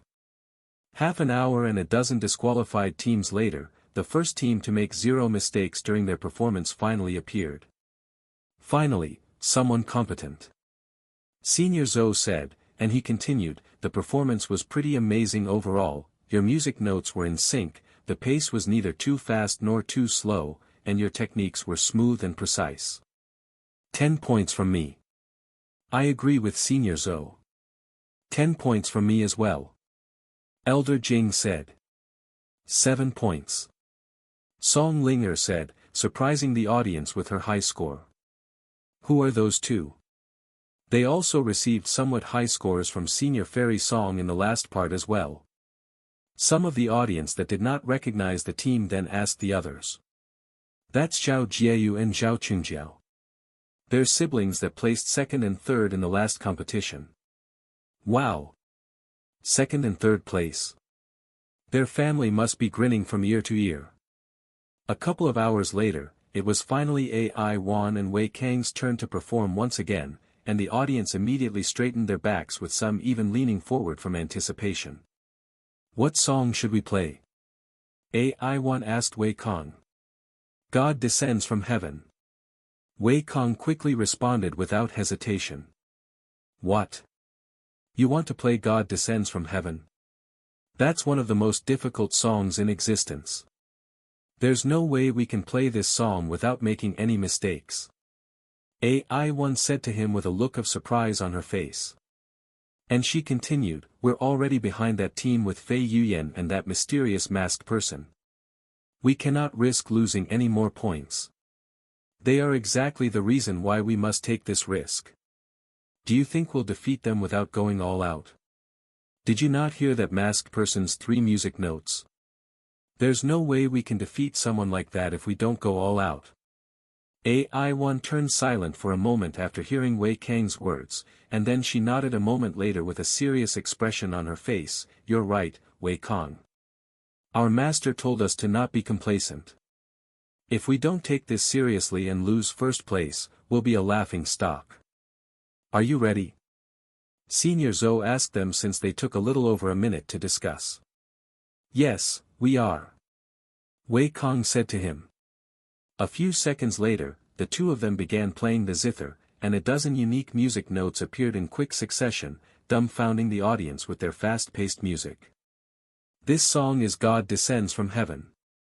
One of the most difficult songs in this world with over 10,000 music notes, and they're going to play this in a competition. As expected of Senior Fairy Song's disciples, they're very bold. Heavens! Look at how fast they're playing the zither. Legends has it that a god had descended to the lower heavens from the upper realms when this song was first created, hence its name. Meanwhile, Senior Zhou and Elder Jing looked at AI Yuan and Wei Kang with surprised looks on their faces. Even they can't play the God Descends from Heaven song perfectly, yet these two are going to play it in a duet during a competition. And as one would have expected, AI Yuan and Wei Kang made plenty of mistakes during their performance, over 100 mistakes before the 30-second mark, yet Song Linger did not disqualify them and allowed them to continue to play this seemingly impossible song. However, they were also playing the music too quickly for most people to notice these mistakes, so only the top experts like the judges were able to discern these mistakes. What fast-paced, chaotic music. This is my first time hearing such a song. Yuan glared at these two people with narrowed eyes, clearly piqued by their music. Exactly 3 minutes later, AI Yuan and Wei Kong stopped playing at the exact same time with their last music note rippling throughout the place, their faces and bodies soaked in sweat. 3 seconds later, once the audience realized that the music had stopped, the entire place exploded with cheering that shook the atmosphere there. Sometime later, Senior Zhou said while clapping, "Even though there were many mistakes in your performance, I cannot help but still admire your courage for playing this song during a competition, even playing it to the end without any major mistakes or obvious off-syncs. And this is my first time hearing the God Descends from Heaven song during a competition despite my experience. Therefore, I am going to give you 10 points. After Senior Zhou's verdict, Elder Jing spoke, "Above and beyond, that's all I can say. 10 points from me as well." Everybody then turned to look at Song Linger, who nodded her head and said, "I see that you finally understood the situation you're in, Wei Kong." "Yes, Master," Wei Kong said with a serious look on his face. "Although there were many mistakes in your performance, I do not expect anyone to play the God Descends from Heaven song perfectly, especially not in a duet. You get 9 points from me." The crowd cheered after hearing Song Linger's verdict. Although it was not a perfect score, neither was their performance, so it was fully justified for once. "Thank you, Master." AI Yuan and Wei Kong bowed to her before sitting back down and exchanging satisfied looks with each other. Then they turned to look at Yuan, who was calmly sitting there and staring at his zither with a pondering gaze. What's he thinking about? They couldn't help but wonder to themselves after seeing Yuan's bright eyes that gave them an ominous feeling for some reason.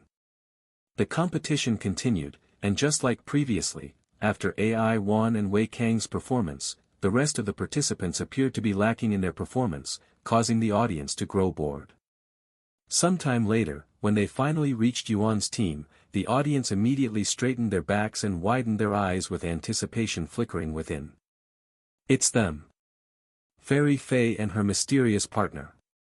I wonder what kind of surprise they'll bring this time and how their performance will compare to AI Yuan and Wei Kang's performance. Meanwhile, Fei Yuyan asked Yuan, "What song should we play?" However, almost as though he couldn't hear her, Yuan remained silent and continued staring at his zither with a dazed look on his face. "Disciple Yuan." Fei Yuyan called out to him again. I'm sorry, I was thinking about something." "What did you just say?" Yuan snapped out of his daze and turned to look at her with a puzzled look on his face. "It's our turn to perform," Fei Yuyan said with her eyebrows raised, and she continued, "What song should we play? After Senior Song's disciples' performance, it'll be hard for us to compete since we don't know any difficult songs like Gods Descending from Heaven." Yuan then said, "Do you remember that one song we played during our practice when we stayed up all night? Let's play that song." Fei Yuyan's eyes widened, and then she said, Are you sure about that? That song? It's too unique. What if the judges don't like it? I think it'd be safer if we played one of my songs. It'll be fine. It may be a bit unique compared to the music you're used to, but this is a competition to see how well we can play the song as partners. Anyway, just play as we did during practice, I'll follow your pace. Yuan said to her with a smile behind his mask. Fei Yuyan nodded with a serious look on her face, and then she turned to look at her zither. I cannot be a burden to Yuan. After taking a deep breath, Fei Yuyan moved her slender arms and began playing the zither with her fair hands. Yuan followed Fei Yuyan's movements and played the zither at the exact time she did. What kind of music is this? The audience was immediately taken aback by the unique-sounding music that had a theme they've never heard before. However, not every single spectator in the audience was unfamiliar with this type of music. Wait a second. Why does this music sound so familiar? Hey! That's a famous song from our world. Why do they know such a song? The players in the audience were baffled once they realized that this song being played was a song from their modern world, especially the players that were among the participants there. Unless a fellow player taught them this song, there was only one other reason why they would know this song. One of them was a player. And since most of the NPCs there knew Fei Yuan, it could only mean that the figure wearing the black jade mask was a player. That person was a fellow player this entire time. My God! Why is he so good at the zither already? Did he pick up the zither the moment he started playing this game? Just who is behind that black mask? The participants that were players wondered. Meanwhile, the judges were baffled by not only the unique song but also their perfect performance that flowed smoothly and was also flawlessly in sync. In their eyes, it was almost as though Yuan and Fei Yuan had become a single entity playing one song. This is. Song Linger almost couldn't believe her eyes. Impossible. The reason they sound so perfectly in sync is not because they are used to playing together, it's because Yuan is following Fei Yuan's rhythm flawlessly. Although most of the people there may not be aware of the situation, Song Linger knew exactly how shocking Yuan's performance was. While Fei Yuan only needed to play the song at her own pace, Yuan had to imitate Fei Yuan's movements and follow her pace without making any mistakes. It was an incredibly difficult thing to do even for top experts, and only those who fully grasped their partner's skills would be able to achieve such a thing. Of course, even Fei Yuan herself was not aware of this, and she continued to play the zither innocently.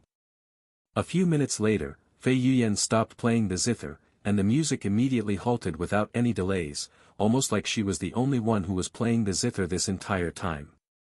However, the audience appeared to be a little puzzled afterward. Is it just me or was their performance a little bit disappointing? It didn't have the same impact as their previous performance. Right? Although the song was unique and very pleasant sounding, it wasn't as exciting as I thought it'd be. Compared to AI Yuan and Wei Kong, their performance is definitely lacking. Completely oblivious to the real performance behind Yuan and Fei Yuan's show just now, the audience expressed their disappointment. After Yuan and Fei Yuan's performance, the judges pondered before giving their verdict. Elder Jing turned to look at Senior Zhou and Song Linger. Since he was the least experienced out of the three, he wanted to let the experts go first so that his judgment isn't too far off, causing him to lose face.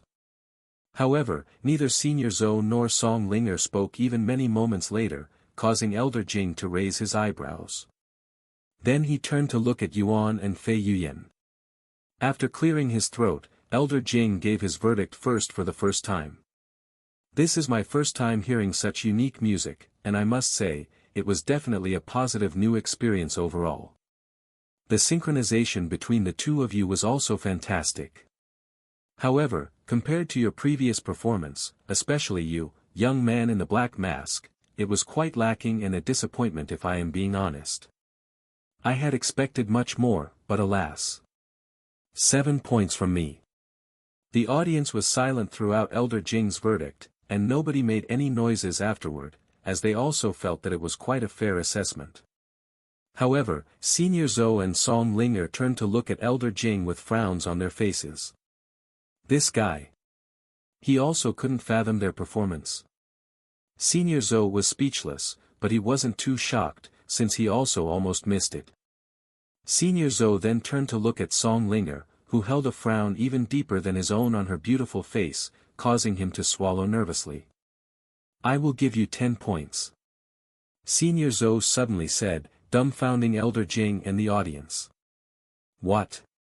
10 points? Are you sure about your verdict, Daoist Zhou? I don't mean to doubt your judgment, but how could you give them a similar score to what you gave AI Yuan and Wei Kong, who was clearly superior? I hope you aren't still affected by their previous performance. Elder Jing couldn't help but question Senior Zhou's decision. Senior Zhou shook his head and said, I'll let Senior Song explain. They turned to look at Song Linger, who spoke in a calm yet cold voice a moment later. If you cannot fathom why Daoist Zhou gave them 10 points instead of a disgraceful 7 points, you do not qualify to be a judge in this competition. If not for my respect for the Heaven and Earth Palace, I would have you removed from your position as judge already.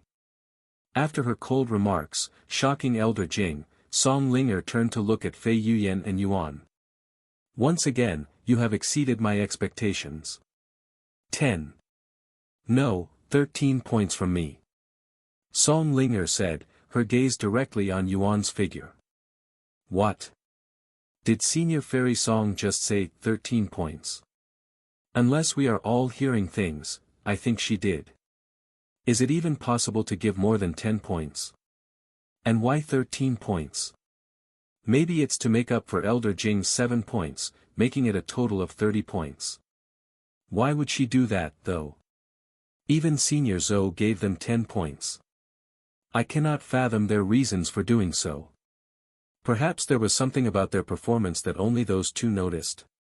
After all, they're the judges. The audience went into an uproar after hearing Senior Zhou and Song Linger's puzzling verdict. After all, how could they give Yuan's team a perfect score when AI Wan and Wei Kong couldn't achieve that kind of score after playing God Descends from Heaven, a song that's objectively harder to play? You must be wondering why I gave you such a score. Song Linger suddenly said as she looked at Fei Yuyan's direction, who held a confused look on her face. Upon hearing Song Linger's words, Fei Yuyan nodded with a dazed look on her face. While she was pretty satisfied with their performance, she didn't think it was worthy of such a high score. Song Linger then said, your performance overall was great, but it wasn't anything too amazing, and it would be worth at most 7 points if not for the other factors. The other factors? Fei Yuyan raised her eyebrows. Song Linger nodded and said, your partner's performance. Yuan's performance. Song Linger continued, your partner displayed a shocking level of talent and skills by following your pace flawlessly, which earned the extra points. I normally wouldn't do something like this, but I know very well that he could have performed much better if he wasn't limited by you. If he'd played the zither at his own level without any restrictions, the performance would have definitely turned out better. However, if he'd done that, you would not have been able to play together, simply because of the fact that the disparity between your abilities is just that vast, and this is not a solo competition, so he sacrificed his own performance in order to match yours. Fei Yuyan was shocked speechless after learning the real reason behind their verdict, and she turned to look at Yuan with a pained expression on her face. I'm sorry, disciple Yuan. It seems like I will be a burden to you no matter what I do. Fei Yuyan said to him a moment later with teary eyes. Yuan didn't know what he should say in this situation, since this is the first time he's been put into such an awkward situation. You don't have to say anything to me. I know that I cannot compare to you, nor can I catch up to you, and that's not your fault. Although I may continue to be a burden until the end of this competition, let's play to the best of our abilities, okay? Fei Yuyan said to him after wiping her eyes and showing him a smile. After a moment of silence, Yuan suddenly turned to look at Song Linger and said, I have a suggestion, Senior Song. What is it? Song Linger raised her eyebrows in a curious manner. As you'd said, I didn't perform at my best, and our performance was only above average, so we don't deserve such a high score no matter how you spin it. Therefore, allow me, by myself, to play another song to make up for the points, or at least justify it somewhat. Yuan said, surprising her and everyone there. You, want to play a song by yourself? Song Linger raised her eyebrows. Under normal circumstances, that would not be allowed, as this is a competition, a partnered competition. However, she really wanted to listen to Yuan play the zither seriously by himself, even if it would invalidate the integrity of the competition. After all, in her eyes, he was going to win this competition regardless. Okay, go ahead. Song Linger nodded her head a moment later, surprising the audience. Senior Song, are you sure? This isn't part of the competition. Elder Jing said in a nervous voice. Who cares? If he wants to play, let him play, Senior Zhou said with a smile on his face. You too, Taoist Zhou. Elder Jing was dumbfounded. Why did they want to listen to this participant play so much? It was almost as though they were subtly favoring him. Thank you, seniors. Yuan said to them before focusing on the zither. He then closed his eyes to recall a certain fast-paced song that was played only recently. A few moments later, after taking a deep breath, Yuan began playing the zither, and his hands moved with extreme speed. Ting! A very familiar-sounding song began playing, dumbfounding the audience and the judges alike. This song is God Descends from Heaven. He's actually playing God Descends from Heaven. So he actually knows this song as well. Song Linger and the other judges watched with bulging eyes as Yuan played God Descends from Heaven flawlessly and at a pace that sounded even faster than Ai Wan and Wei Kong when they performed. Meanwhile, Fei Yuyan stared at Yuan with a gawking expression on her face. Although nobody else there was aware, she knew that not only did Yuan start playing the zither only a week ago but he has also never heard or played the song God Descends from Heaven until today.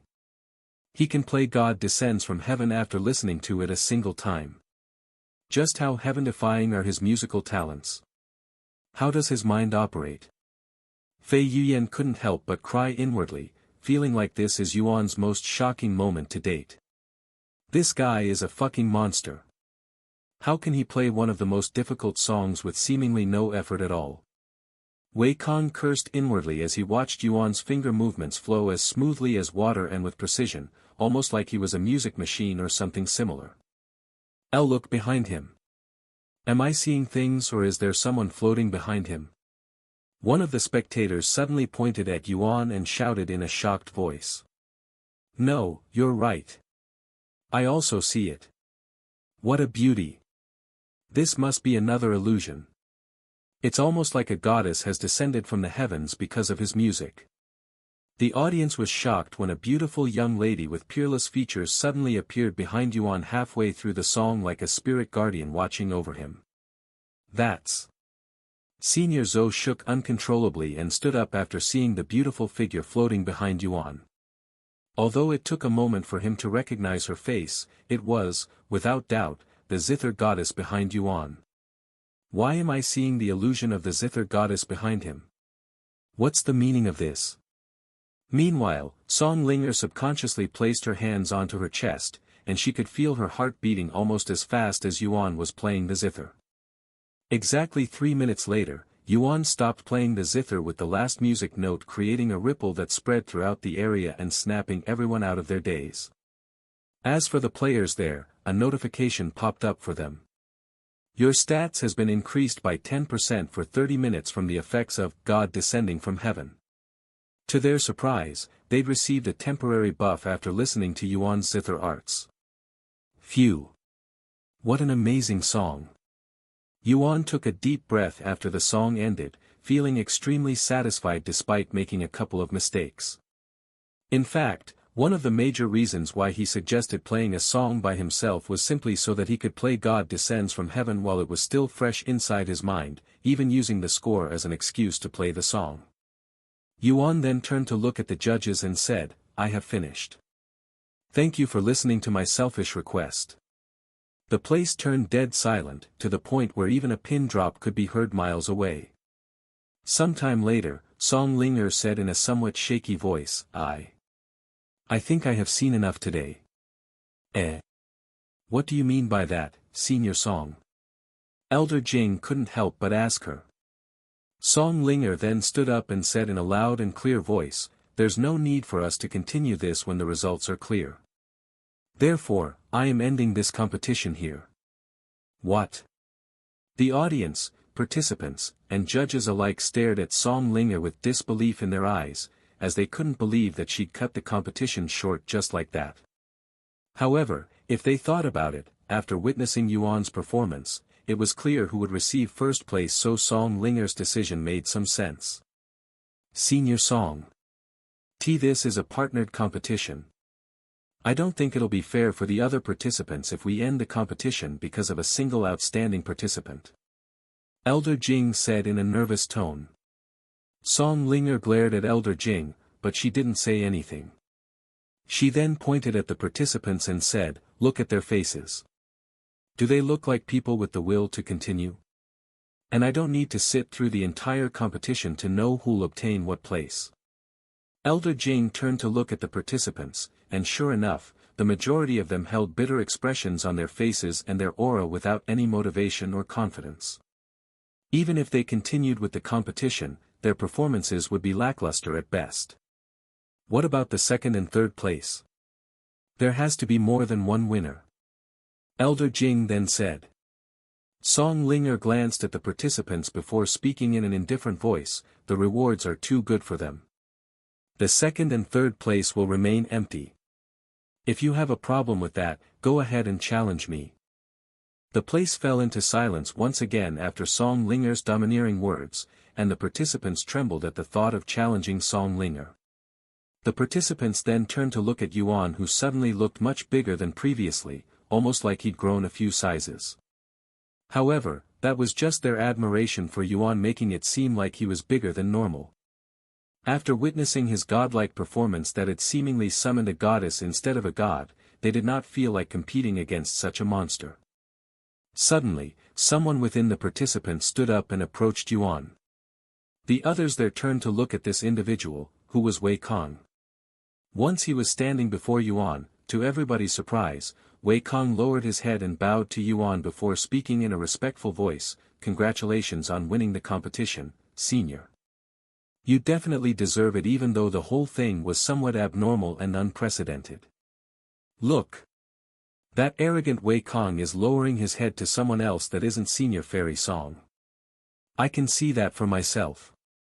A few moments later, AI Yuan followed Wei Kang's footsteps and also bowed to Yuan in a respectful manner. "Hello, Senior. I am AI Yuan, and I would like to thank you for opening my eyes today. This may sound a little disrespectful to my master, but you have broadened my views with your zither arts. Hopefully, we can play the zither together in the future." Yuan nodded at them and said, "Thank you. If there's ever a chance, let's play the zither together." Sometime later, Song Linger asked the other two judges, "Do you have anything else to say? If you are not satisfied with the results, we can talk about it." Senior Zhou quickly shook his head and said, "No, there's no need.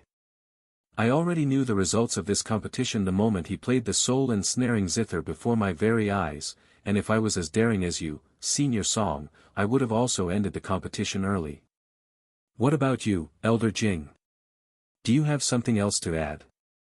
Senior Zhou then asked Elder Jing, who quickly shook his head. "Do whatever you want. I am only here because my sect is sponsoring the competition. Otherwise, I wouldn't even be here." Elder Jing shrugged. "Then it's decided." They turned to look at Song Linger, who nodded. A few moments later, Song Linger turned to look at Yuan and Fei Yuyan and spoke in a loud voice that resounded clearly, "This concludes the zither competition.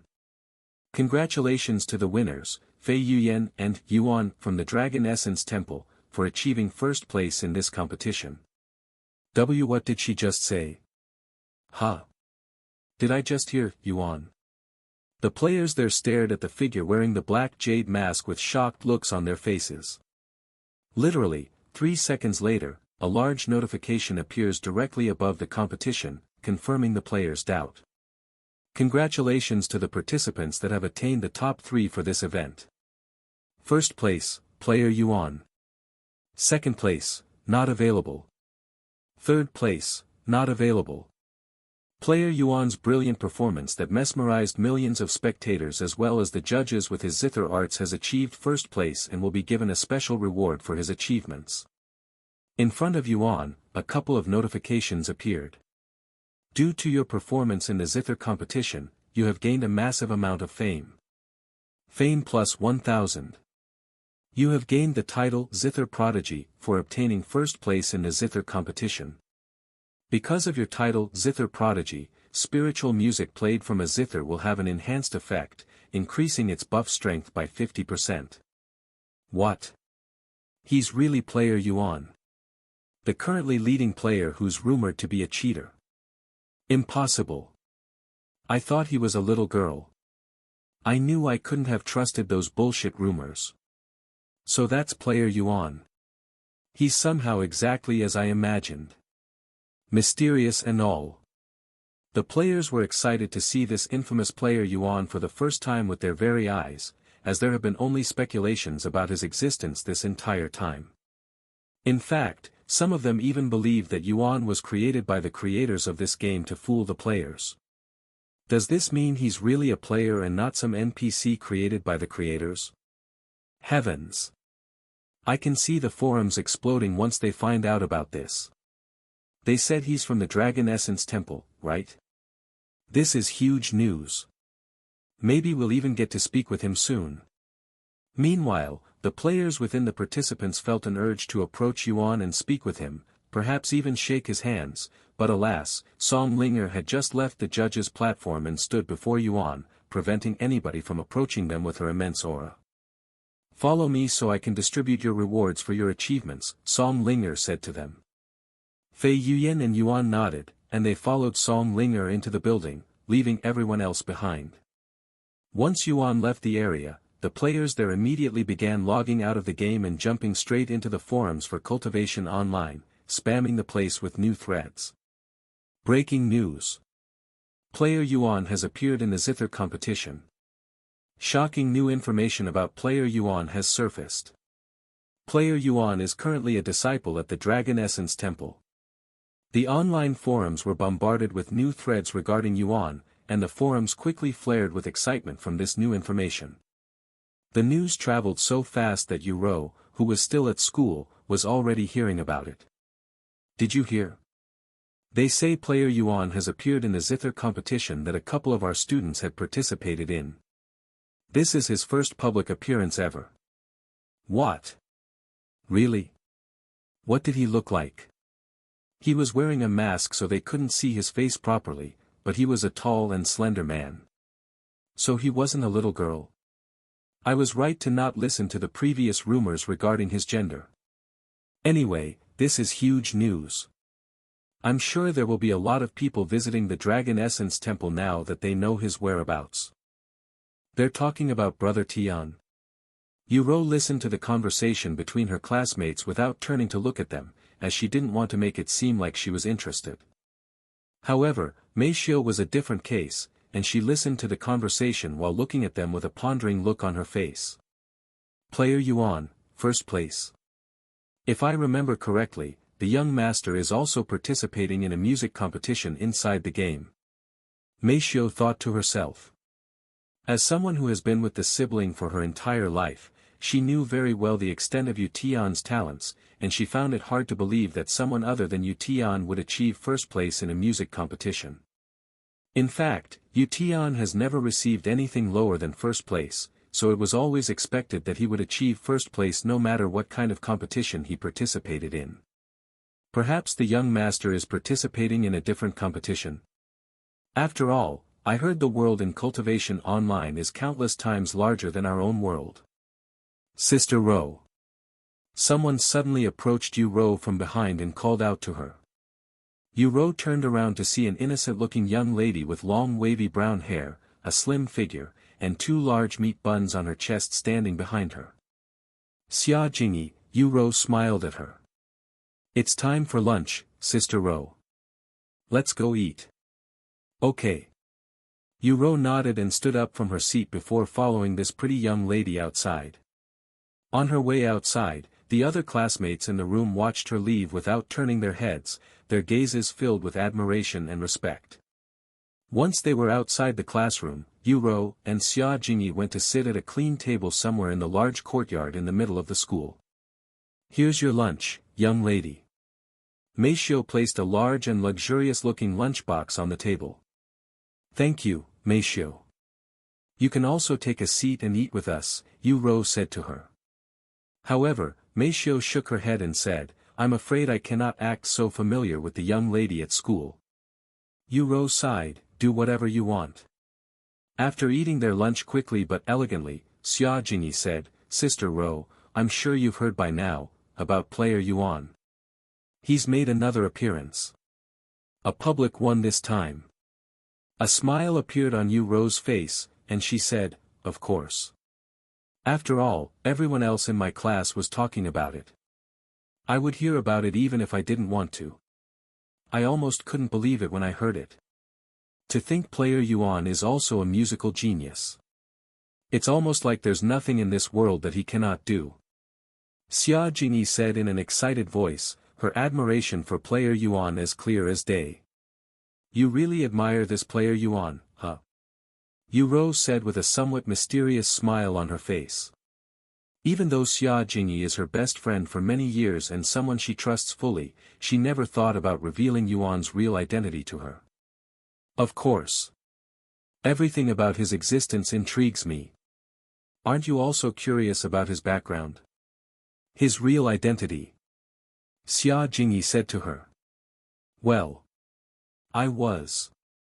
Yu Rou said in a somewhat awkward voice. Past tense. What's that supposed to mean? Did you lose interest? Xia Jingyi looked at her with raised eyebrows. Something like that. Yu Rou nodded. And she continued, what are you going to do if you learn his identity, anyway? I don't know, but I'll probably ask him to be my friend or something. Your friend? Yu Rou couldn't help but chuckle at her words. Anyway, are you ready to play Cultivation Online with me this weekend? I will be playing the game for the first time tonight. Xia Jingyi asked her. Yu Rou nodded and said, just let me know where you start and I'll see if we can play together. Okay. I'll let you know tomorrow. Xia Jingyi said. Sometime later, they returned to their classrooms to continue with their school day. Meanwhile, inside the game, Yuan followed Song Linger to this small room somewhere inside the building. Since you've achieved first place and there is no second or third place, I'll give you the rewards for first place as well as second place, said Song Linger as she retrieved the treasures and placed them onto the table. Fei Yuyan stared at the divine grade zither and divine rank zither arts with a dazed look on her face, as this is her first time being so close to something so precious. Wow! So this is what a divine grade treasure looks like. However, Fei Yuyan quickly shook her head, and then she turned to look at Yuan and said, go ahead, disciple Yuan. You can take the rewards for the first place and I'll settle with the second place rewards. After all, you are the only reason we've made it this far, and I am not shameless enough to ask for something so precious when I know that I don't deserve it. Are you sure? We entered this competition as a team, so regardless of our contribution, we should share the rewards. Yuan said to her. Disciple Yuan. A sweet smile appeared on Fei Yuyan's face, but she insisted that he accept the treasure. I know that you're trying to make me feel better but don't, you'll actually make me feel worse and filled with guilt if I accepted the first place rewards. Yuan remained silent for a moment to ponder. A few moments later, he said, how about this? I'll take the divine grade zither, and I'll also take the divine rank zither arts. However, I'll only keep the divine rank zither arts until I learn the technique, and I'll give it to you right after I am done with it so that you can use it as well. It'll only be a few days at most. A few days at most. But this is a divine rank technique we're talking about. Fei Yuyan and Song Linger stared at Yuan with wide eyes filled with disbelief. You don't have to give yourself a deadline, disciple Yuan. You can give it to me whenever you are finished with it. There's no need to rush it. I highly doubt anybody can learn a divine rank technique in just a few days. Zither arts may not be as complicated as some cultivation techniques, but it's still a divine rank technique nevertheless. Fei Yuyan said to Yuan after hearing his words that sounded like bragging. Okay. Yuan didn't argue with Fei Yuyan and nodded his head before tossing the divine grade zither and the divine rank zither arts into his spatial ring. Congratulations. You have obtained a divine grade treasure. Congratulations. You have obtained a divine rank technique. After accepting the rewards, a notification appeared in the sky for all of the players to see. Player Yuan has obtained a divine grade treasure. Player Yuan has become the first player to have obtained a divine grade treasure. Once both Yuan and Fei Yuyan stored away their treasures, Song Linger said to them, now that I've given you one of the rewards, let's continue on to the second reward. There are more rewards. Fei Yuyan looked at Song Linger with wide eyes. Song Linger nodded her head and said, did you already forget what I said at the beginning of the competition? That I would accept the first place as my disciples. You mean? You want to accept us as your own disciples? You weren't joking about that? Fei Yuyan's jaw dropped to the ground. After all, she could have never imagined that she would one day have the opportunity to become the famous Song Linger's disciple. Why would I joke about something like that before so many people? Song Linger responded with a serious look on her face. Though to tell you the truth, I originally only wanted to accept Yuan as my disciple, but after seeing your talents that could compete even with my current disciples, I have decided to also make you my disciple. Song Linger said to Fei Yuyan, not hiding her true intentions. But we're still disciples of the Dragon Essence Temple. We cannot just accept someone from another sect as our master, especially me, since I am already a core disciple. Fei Yuyan said to her, mostly as an excuse. It'll be fine. What I will be teaching you will not interfere with the Dragon Essence Temple's teachings, and I will even speak to your sect master about this. Furthermore, it's not impossible to accept a master from another sect since that has happened many times in the past. Song Linger then turned to Yuan and continued, I know you don't want to leave the Dragon Essence Temple, so I'll allow you to stay at the Dragon Essence Temple while being my disciple at the same time. This way, you won't have to leave your sect while being able to study under me at the same time. However, Yuan said, I appreciate your considerations, Senior Song, but I really don't intend on focusing on the zither too much. After all, I am already studying the sword and the dagger. You're what? Both Fei Yuyan and Song Linger stared at him with wide eyes again. Seeing their expressions that were filled with disbelief, Yuan decided to retrieve the Empyrean Overlord and the Starry Abyss to prove to them that he indeed practiced with swords and daggers. See? I am playing the zither mostly as a hobby, and I do not intend on focusing too much on it. That's ridiculous. How can you toss away such a heaven-sent talent like this? I won't allow it. Song Linger said with a frown on her face, clearly unwilling to see someone as talented as Yuan letting his talent go to waste. And before Yuan could even respond, Fei Yuyan spoke, I have to agree with Senior Song here, Disciple Yuan.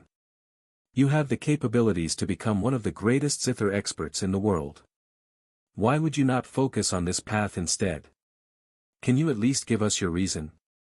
A bitter smile appeared on Yuan's face, and he proceeded to tell them a little about his past when he was still active as a musician and how his parents would force him to play, working him like a machine. Although I like music, even love, I simply cannot find myself focusing on music like it's the only thing in my life, as I have already found other things in life that I am interested in. The sword and the dagger are only some of many examples. Perhaps I might return to that path in the future, but for now, while I still can, I want to enjoy everything else this world has to offer. Song Linger and Fei Yuyan remained speechless for a few moments after hearing Yuan's background. Fine. If you don't want to focus on this path, then I won't force you, since that'll only do more negative than positive.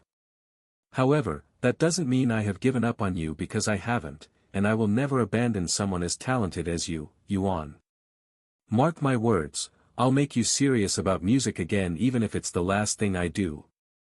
After saying that, Song Linger turned around and walked out of the room.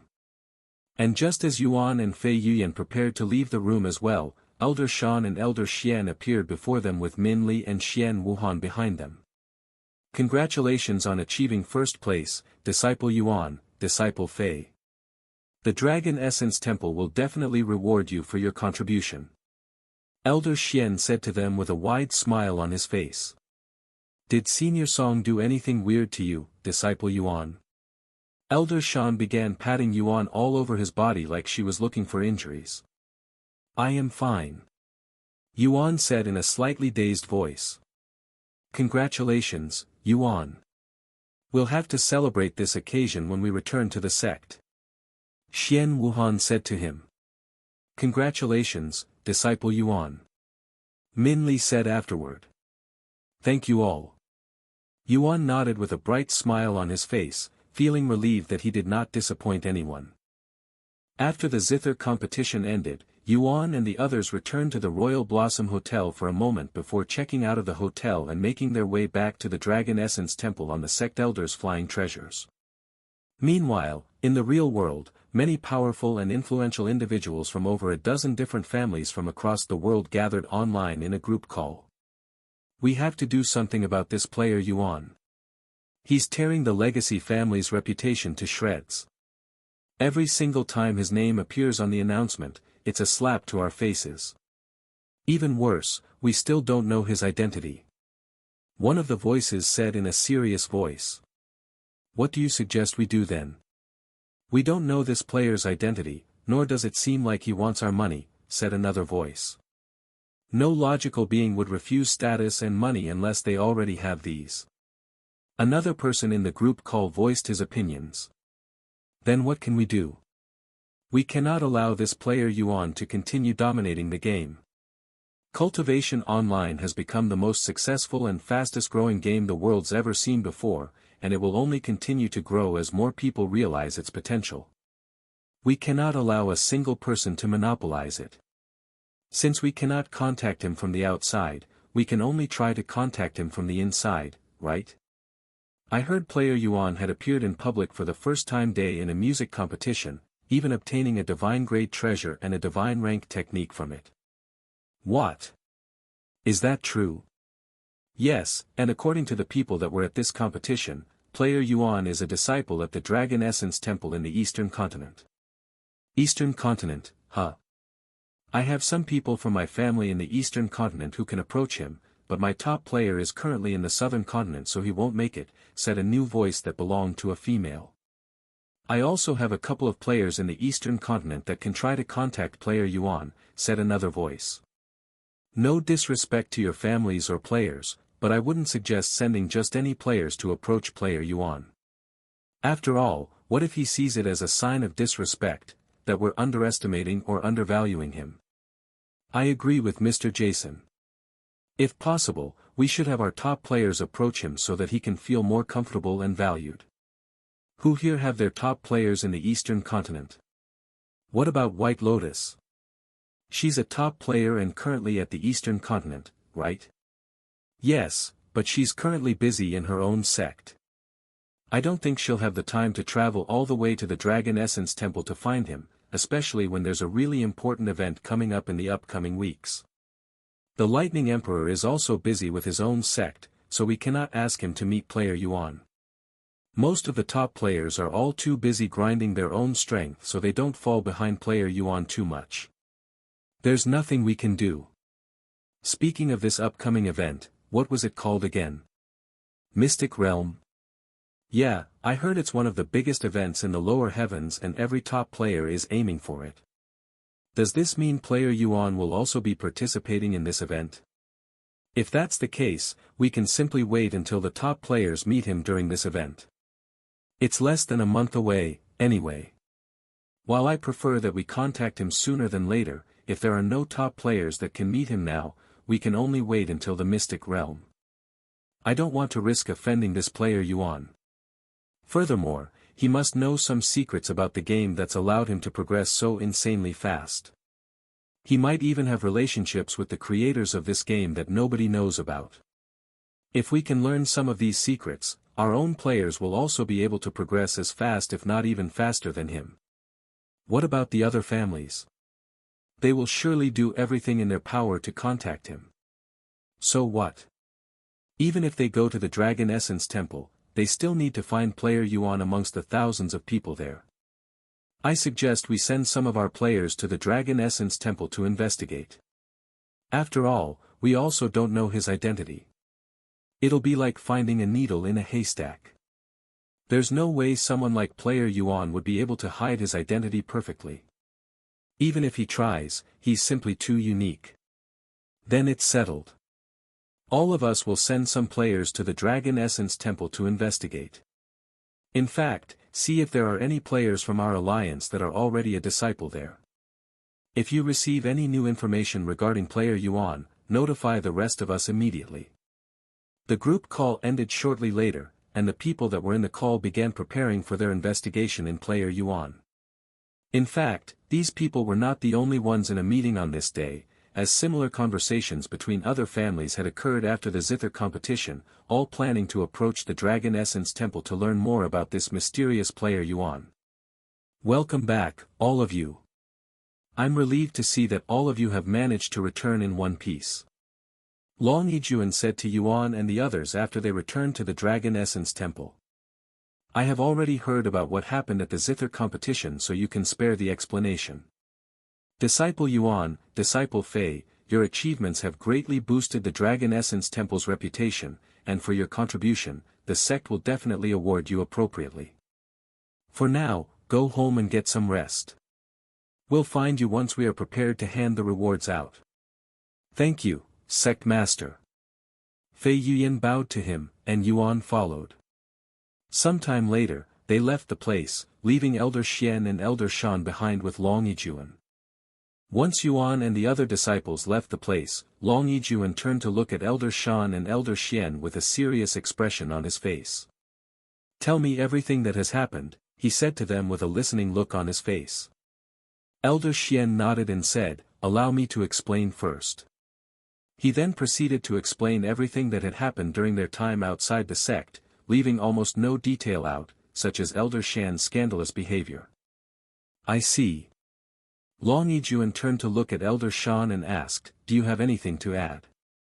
Only one thing, she quickly responded before continuing, I am certain that there's a spirit grandmaster watching over Disciple Yuan in the shadows. What? Both Long Yijuan and Elder Shien looked at her with wide eyes. Tell me more. Long Yijuan said in a somewhat demanding tone. Elder Shan nodded and explained her encounter with Xiao Hua's voice that occurred when she got too clingy to Yuan. Qi manifestation. Indeed, only spirit grandmasters would be able to achieve such a feat. Long Yijuan pondered with a serious look on his face. Even as a peak spirit master, he could barely use Qi manifestation, much less make it stiff enough to hit someone with it.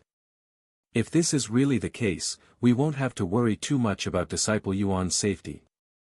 However, we can't let our guard down even after learning this information. After all, we want to show this spirit grandmaster that we truly care about Disciple Yuan and his well-being. I agree. Elder Shien nodded. Good, now let's talk about their rewards. How should the sect award them for their contribution? I think they deserve more than just some contribution points, Long Yijuan said. How about we let them cultivate at the Dragon's Peak? Elder Shien suddenly suggested. The Dragon's Peak? That's very generous of you. Elder Shan looked at him with wide eyes. Can I hear your reason for this, Elder Shien?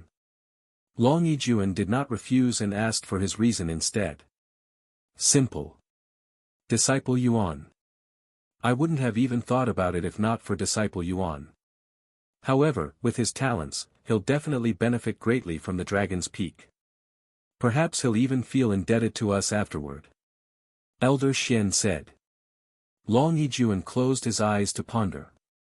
A few moments later, he opened his eyes again and mumbled, I'd originally planned on letting him enter the Dragon's Peak after the Mystic Realm and before the Dragon Temple, but if I let him go there before the event, it'll definitely increase our chances of obtaining a higher rank.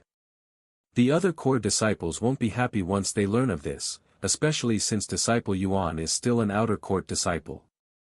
Elder Shan suddenly said. Good point.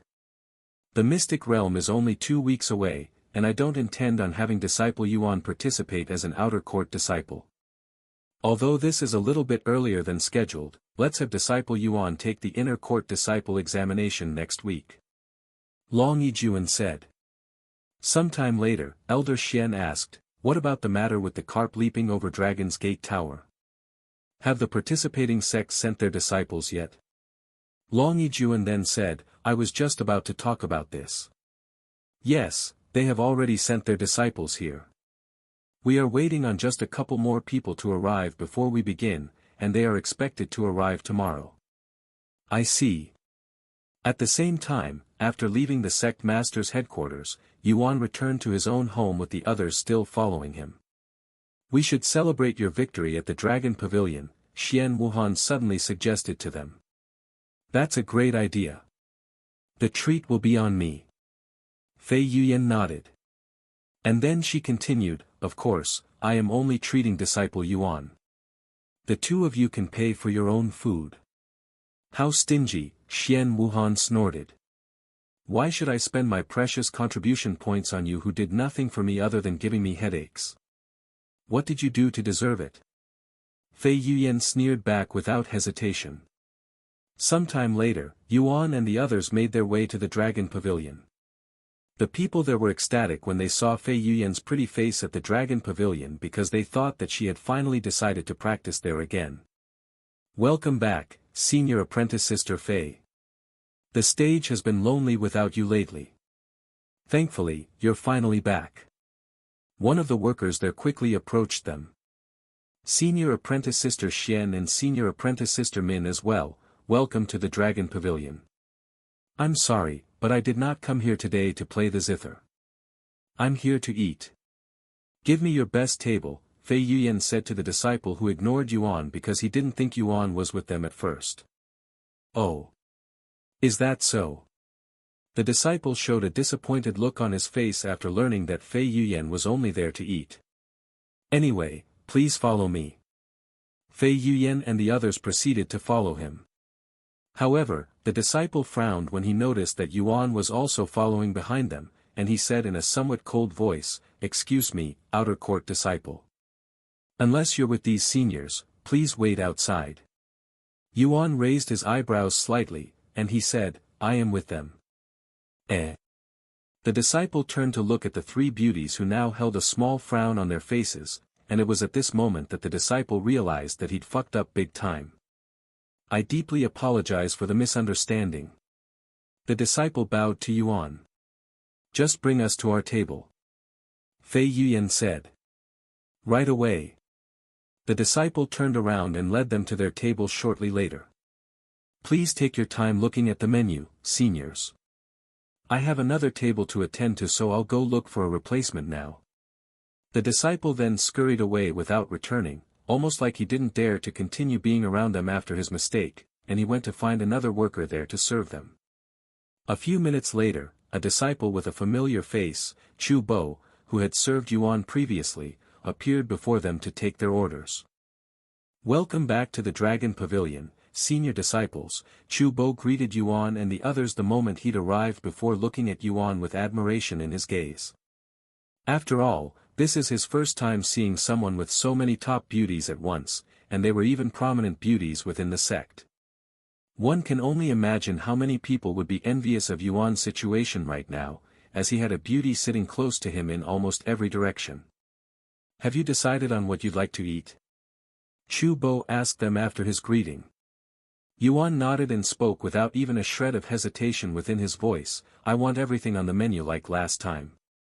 Everybody there beside Chu Bo looked at Yuan with surprised expressions on their faces, almost like they couldn't believe what they'd just heard. I understand. What about the senior fairies? What would you like to eat today? Chu Bo proceeded to ask the others, dumbfounding them even more. Yuan had already ordered everything that was on the menu, why did he feel the need to ask them what they wanted to eat? It was almost as if he expected Yuan to eat all of the food he'd ordered by himself, which didn't sound very possible. Seeing these beauties staring at him with questionable gazes, Chu Bo responded with a somewhat stiff smile on his face, Senior Apprentice Brother Yuan has a big appetite, and he finished everything on the menu by himself the last time he was here, so I assumed that he'd be doing the same this time. What? Is that true? They turned to look at Yuan, who quickly nodded his head without any shame on his face. Heavens! Even my contribution points would be in danger if we come to the Dragon Pavilion more than once a month. Fei Yuan spoke in a joking voice. Anyways, since that's the case, I'll have. Fei Yuan ordered her food next, followed by Shien Wuhan and Min Li. Thank you. I shall notify the cooks right now, Chu Bo bowed to them before leaving the place. Once they were alone again, Fei Yuan turned to look at Yuan and said, not only did we win this zither competition, I'd even improved my own zither arts greatly, and this is all thanks to you, disciple Yuan. This isn't much, but I'd like to thank you properly. She then reached into her robes before retrieving her disciple identification badge. Let me see yours. Yuan didn't think much about it and retrieved his bronze disciple identification badge. Fei Yuyan placed her own directly before Yuan's badge, and a few seconds later, she transferred some of her own contribution points to him. You have received 1,000 contribution points from Fei Yuyan. Are you sure? You really don't need to. I didn't join the competition because I wanted a reward from you, Yuan said to her. It's okay, really.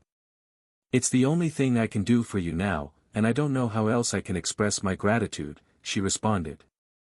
Yuan nodded and accepted the contribution points. I should check out the place where I can use my contribution later and see what I can buy with my points. Yuan thought to himself as he put away his badge.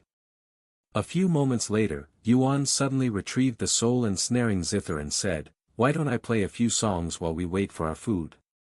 That sounds great. Shien Wuhan immediately nodded. After taking a deep breath, Yuan began playing the zither. However, he didn't play anything too extravagant. With that being said, even though he wasn't playing seriously, it was good enough to fool every disciple in the Dragon Pavilion, making them believe that it was Fei Yuyan who was playing. Meanwhile, the three beauties sitting around him stared at him without blinking, looking like they'd been mesmerized by his performance. Sometime later, once the food began arriving at the table, Yuan stored the zither and began eating his food, quickly shocking the ladies. How can so much food fit inside such a small body? They couldn't help but ask themselves. He's really talented in everything he does, even eating. Sometime later, Yuan sighed in a satisfied manner, "That was a great meal. I can't believe it.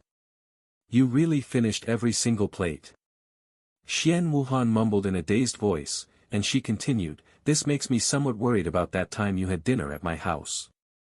It was probably only enough to fill the gaps between your teeth." "What? Disciple Yuan had dinner at your house?" Fei Yuyan turned to look at her with wide eyes, surprised by her sudden reveal. "That's right. We had dinner with my father there as well," Shien Wuhan said with a somewhat smug look on her face. Fei Yuyan was speechless.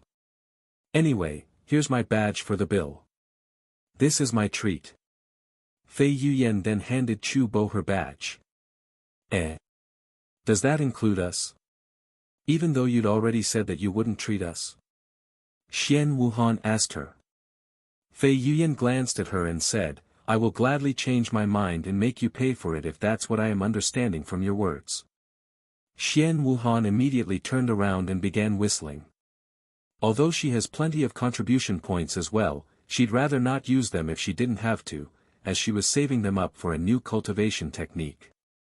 "Thank you, Senior Apprentice Sister Fei," Chu Bo said as he subtracted the bill from her contribution points. 200 contribution points gone just like that. Fei Yuyan's eyebrows uncontrollably twitched after seeing the devastation Yuan had caused to her wallet. For an ordinary disciple, it would take months, even years to collect 200 contribution points, yet she'd spent the same amount for a single meal, not to mention the 1,000 contribution points she'd given to Yuan beforehand. Spending 1,200 contribution points in a single day, unless somebody went on a shopping spree in the exchange hall and bought every expensive treasure their gaze landed on, was an unthinkable act that would cause many disciples to physically cry. After leaving the Dragon Pavilion, Shien Wuhan and Fei Yuyan said their farewells to Yuan and Minli. "I have to get back to training, so I'll find another time to chat with you, Yuan.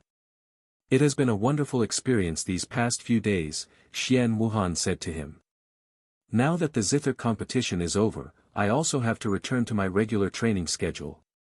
Once again, thank you for everything, Disciple Yuan.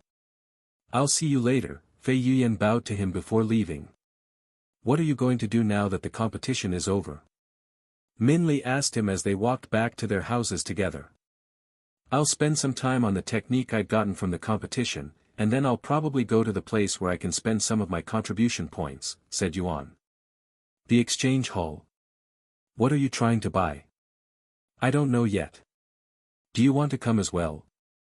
Yuan asked her, as he was used to having her follow him around. "No. I have already spent enough time without a sword in my hands.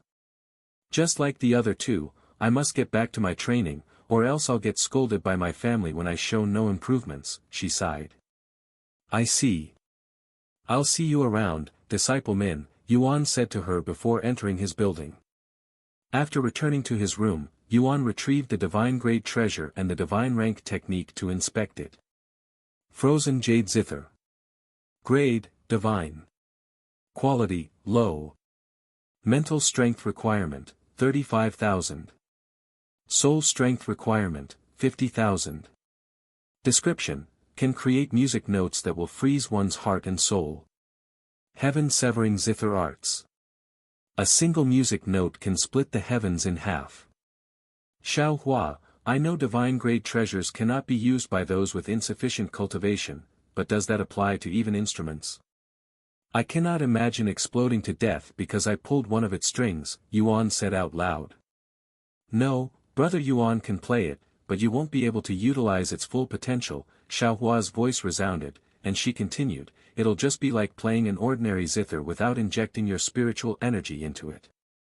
One can also wield a divine grade sword as a mortal, but without the cultivation to use it properly, the divine grade sword will only function as though it's an ordinary sword that's sharper and more durable than usual. I see. So I can still use this zither to play music normally, but I won't be able to produce special effects that can only be done when using spiritual energy. I think I get the gist of treasures in general. Yuan nodded as he pulled one of the strings on the frozen jade zither. A beautiful music note resounded in the room. It's pretty good sounding, but I still prefer the soul and snaring zither, he mumbled after the noise calmed. After putting away the frozen jade zither, Yuan turned his attention to the divine rank technique, heaven-severing zither arts, and began reading through it. What an interesting technique. Yuan mumbled to himself after reading through the entire content once. After pondering for a few minutes, he returned to the first page to reread it once again. An hour later, a notification appeared before Yuan as he was absorbed in the technique. You have learned Heaven-Severing Zither Arts. Heaven-Severing Zither Arts. Rank, Divine. Description, a single music note to sever the heavens. This technique was much simpler than I'd anticipated, and I managed to learn it in an hour. Guess I can give this technique to Fei Yuyan tomorrow when I check out the exchange hall. With that in mind, Yuan logged off for the day and cultivated in the real world while waiting for Yu Ro's return. Welcome back, Yu Ro, Yuan said out loud after hearing her footsteps entering his room.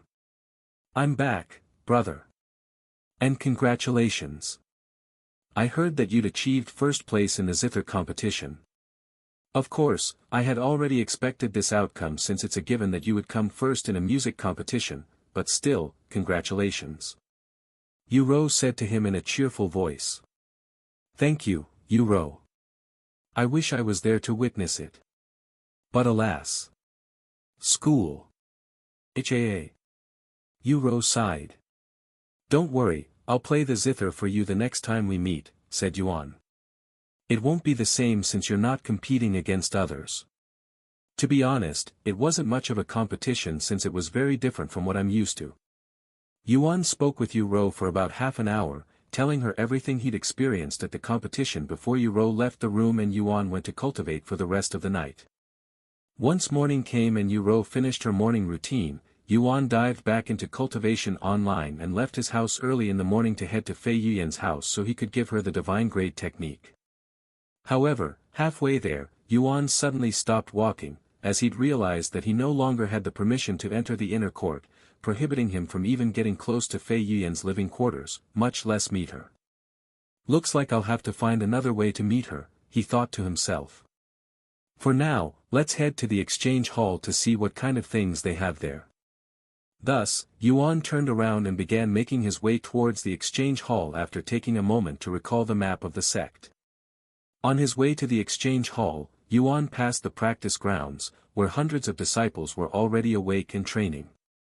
Of course, Minli was also there, practicing her sword techniques on the training puppets and being watched by the other disciples, their gazes filled with admiration for Minli.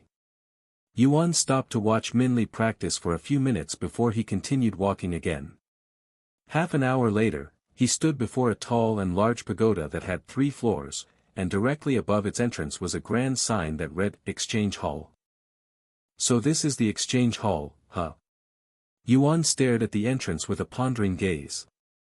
The Exchange Hall is where disciples go to spend their hard-earned contributions points, and unlike the profound pavilion that only has cultivation techniques, the Exchange Hall has everything else from treasures to cultivation resources. Hey!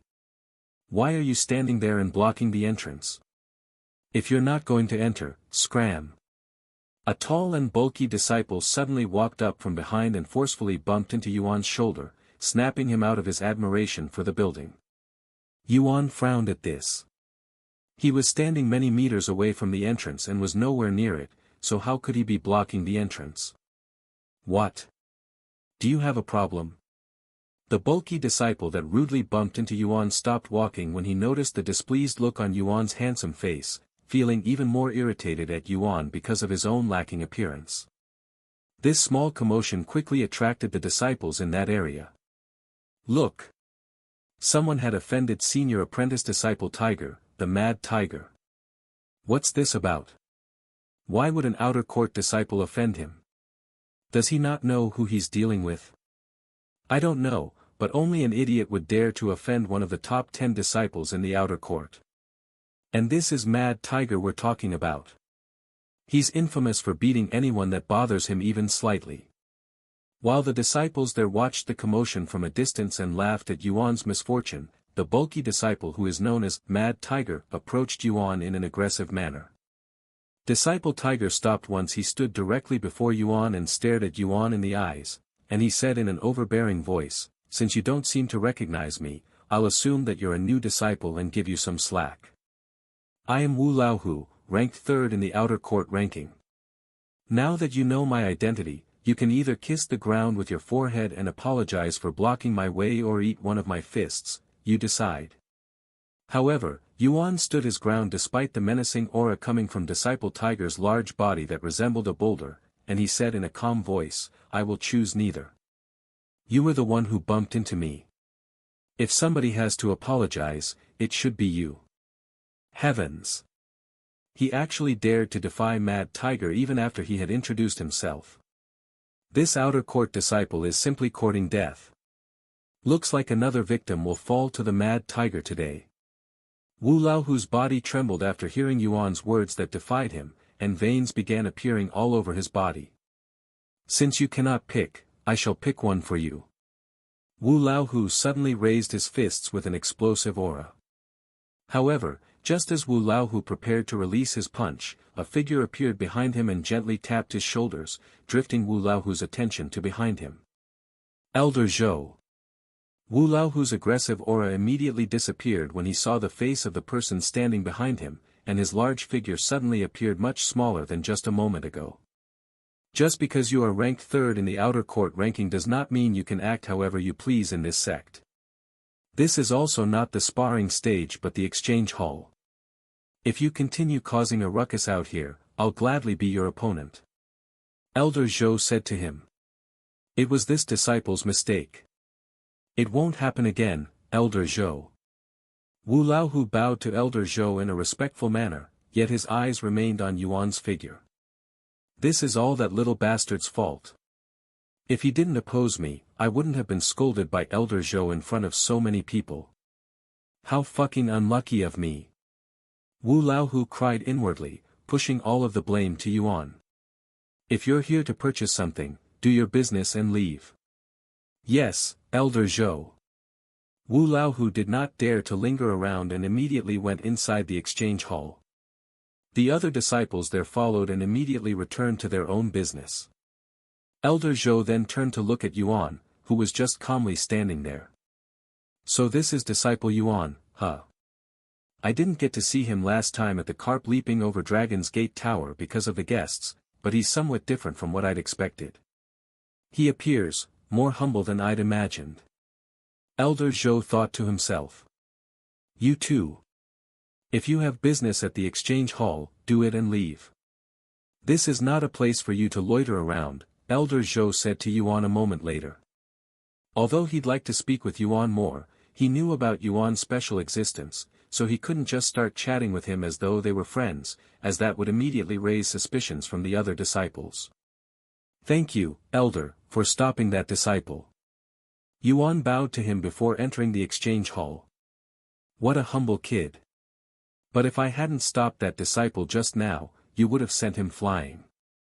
Elder Zhou sighed inwardly as he watched Yuan's figure disappearing into the building. Once he'd entered the exchange hall, Yuan went directly to the reception desk and asked the disciple behind the counter, "Hello, what do you sell here?"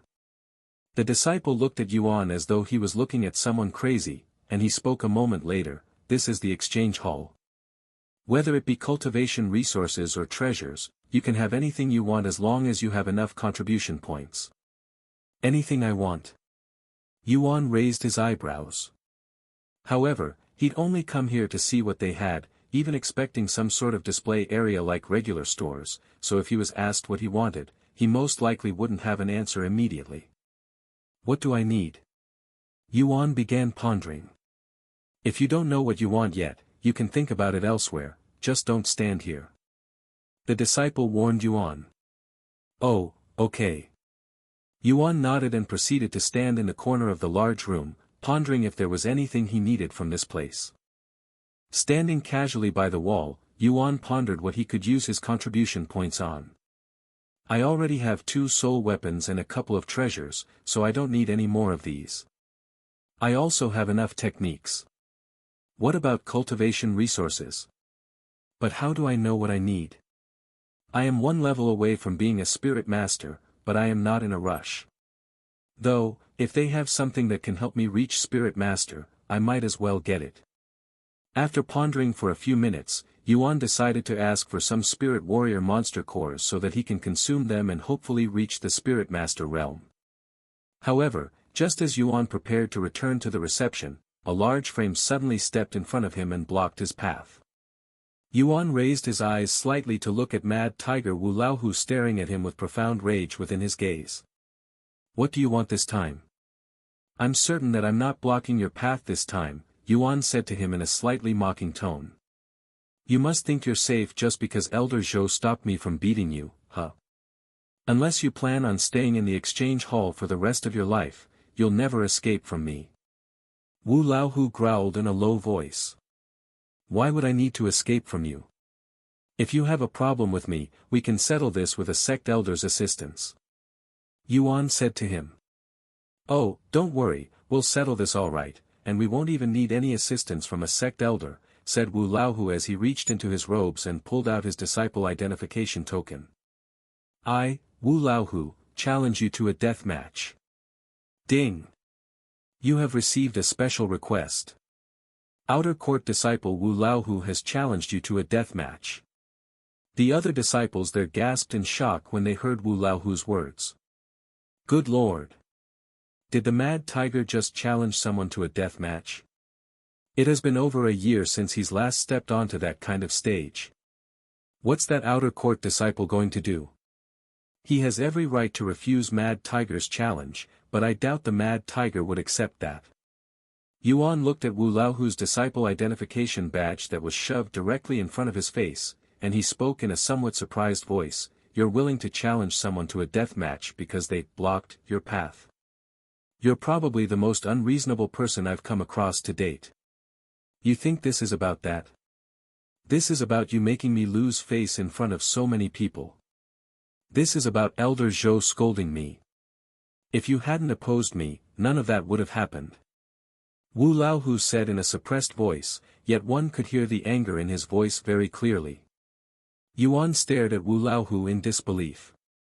He simply couldn't believe that someone so unreasonable would exist in this world, and he cannot imagine what goes through such a mind. After a moment of silence, Yuan shook his head and said, "I'll have to refuse your challenge. You may be an unreasonable person, but there's no reason for me to go along with your farce." "Why you little?" Wu Laohu's large body trembled, yet he didn't dare to act too rashly, especially since he was inside the exchange hall. If he fought Yuan in this place, he would definitely receive a harsh punishment. However, if he waited until Yuan left the premises, he would be able to beat Yuan up all he wanted and he'll most likely only receive a slap on the wrist like all the other times. Good. If that's how you want to play, I'll play your damn game. Wu Laohu said to Yuan before leaving the exchange hall with large strides and heavy steps. What a bothersome disciple. Elder Zhou sighed inwardly after watching this scene from somewhere inside the building. I should let the sect master know about this just in case anything really happens. After Wu Laohu left the scene, an upset voice resounded in Yuan's head. Why didn't you just accept his challenge, young master? It wouldn't have required you to lift more than a single finger to kill that arrogant cultivator. If you don't want to kill him, I'll gladly turn him into ashes for you. Yuan shook his head and said, I simply cannot imagine killing someone over something so insignificant. Why are there such unreasonable and petty people in this world? It's almost like nobody had taught them about decency or respect. Anyway, I'm going to see if they have spirit warrior monster cores. I really hope that guy calms. Yuan said as he approached the receptionist once again.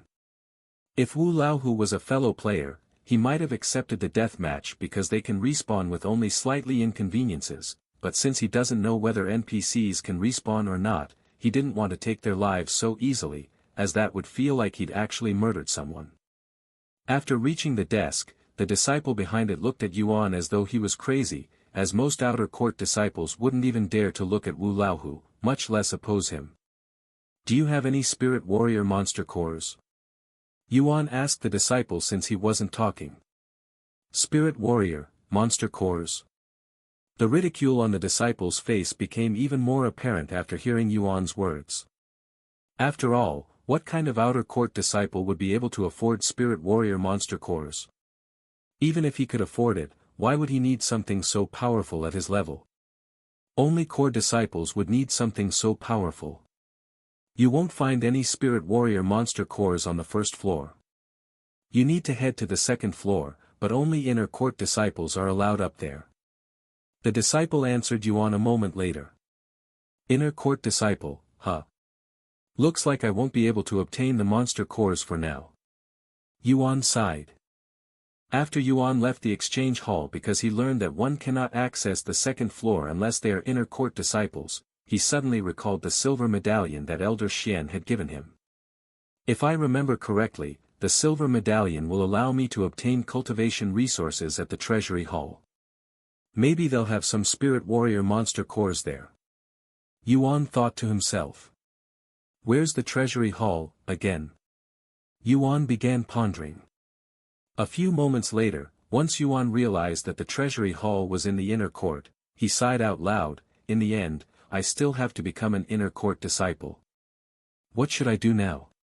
Yuan looked around the sect with a pondering look, wondering where he should explore now that his adventure had ended much quicker than he'd expected. And just as he was thinking, Yuan suddenly heard the disciples around him speaking with excitement. Did you hear? Disciples from other sects are currently challenging the carp leaping over Dragon's Gate Tower. What? This is the first time outsiders are challenging the tower. No, I think this has happened before, but that was very long ago. Why are disciples from other sects challenging the tower so suddenly? Did something happen recently? You forgot already? One of our disciples had managed to clear all 100 floors, creating a pretty big commotion not long ago. Oh, right, that did happen, and we still don't know that disciple's identity. However, what does that have anything to do with what's happening now? Who cares? Do you want to go watch or not? Of course. Let's go. Many disciples from around the sect could be seen approaching the same direction at this moment, towards the carp leaping of Dragon's Gate Tower to witness the special event.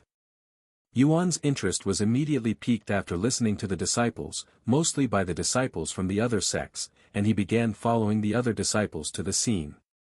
Sometime later, Yuan arrived at the carp leaping of Dragon's Gate Tower where hundreds of other disciples and even sect elders were already present. Wow, there's a lot of people here. Yuan thought to himself as he stood towards the end of the crowd, so he couldn't really see the disciples from the other sects. However, he was able to see the golden lights emitted by the tower, and whoever was challenging the tower at this moment was on the 40th floor. Heavens! Who's currently inside the tower? One of the newcomers there decided to ask. It's Ao Zongqing that's inside right now. It took him less than an hour to reach 40 floors. Someone there responded. What? The number one genius from the Iron Courage Pavilion? Why is he challenging the tower? Nobody really knows the details, but rumors say it's because of a gamble between the Dragon Essence Temple and their sect. Meanwhile, standing in the front, there were 7 disciples and 4 sect masters from their respective sections. Of course, Yuan and some of the high-ranking sect elders were there as well. It would be nice if we could see what's happening inside, but alas. Yuan wanted to watch the disciples from the other sects challenge the tower, but then he remembered how long it took Minli to finish, which quickly made him lose interest, as he wasn't willing to stand around for a whole week until they all finish.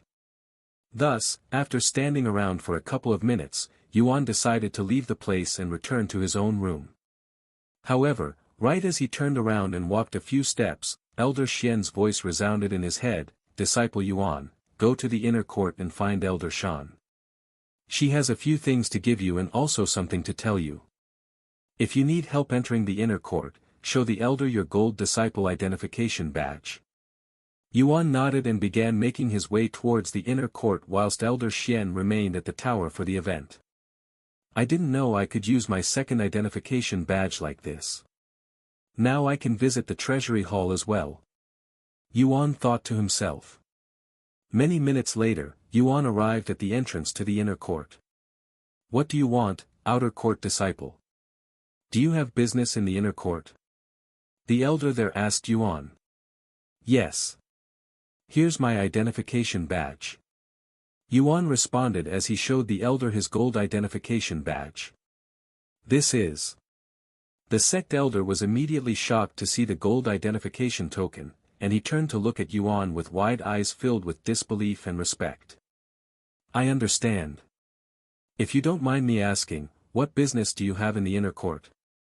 The elder asked him after handing the badge back to him. I would like to go to the treasury hall, Yuan answered, purposefully not mentioning Elder Shien. Thank you. You may enter now. The sect elder then opened the gates for him, allowing Yuan to enter the inner court with relatively no effort. Yuan was slightly dumbfounded by how easy it was to enter the inner court. This gold identification badge is very convenient. Yuan thought to himself as he stored the badge inside the spatial ring. If I recall correctly, Elder Shien said that I could find her at the Blossom Peak. Yuan closed his eyes and opened the sect's map inside his head to look for a Blossom Peak. Once he'd located Blossom Peak, Yuan began making his way towards Elder Shien's place, even passing the treasury hall on the way there. About half an hour later, Yuan arrived at this vast and spacious hill with a single large building sitting in the middle and surrounded by a flower field. And even though he was still very far away from Elder Shien's building, he could see Elder Shien's figure and a couple of other figures near a blossom tree right beside the house, looking like they were in a lecture or something.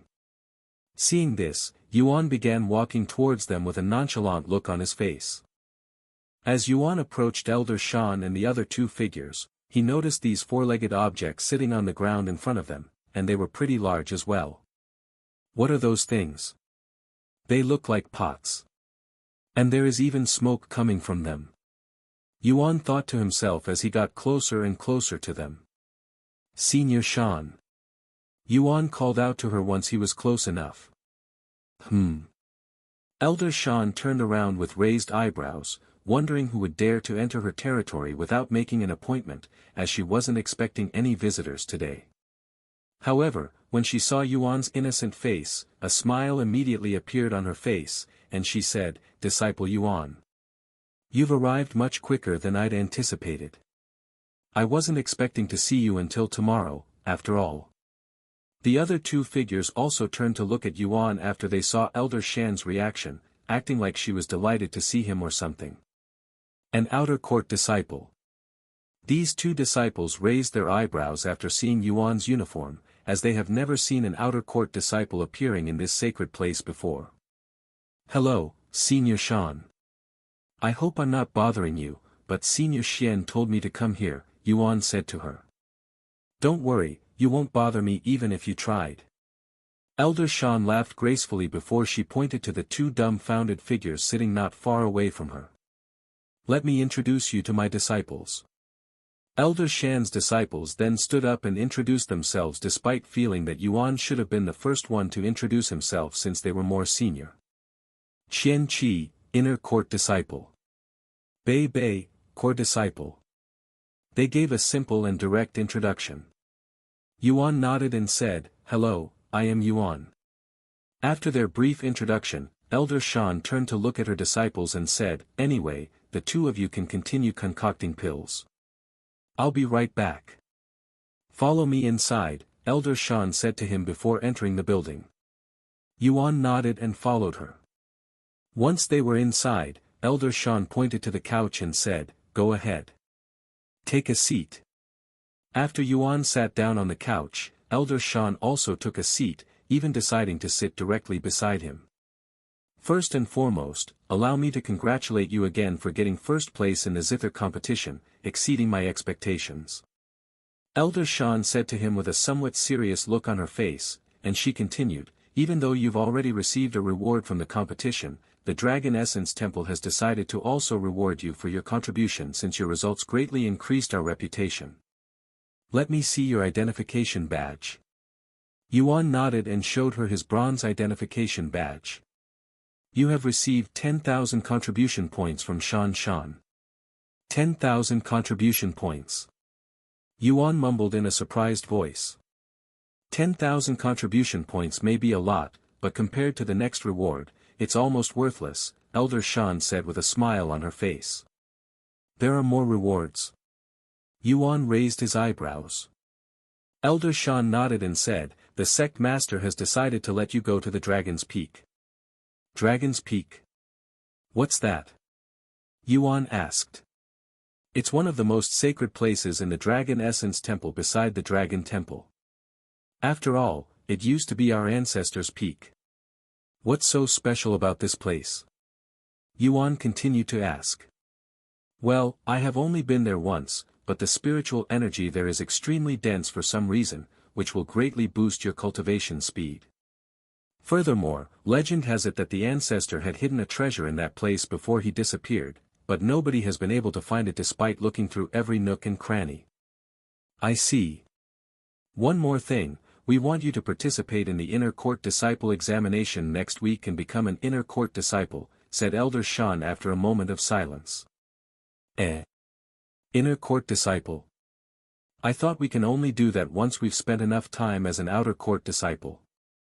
Indeed, but there are always special occasions. As long as you have the sect master's permission, a disciple can partake in the Inner Court, even core disciple examination regardless of their time in the sect.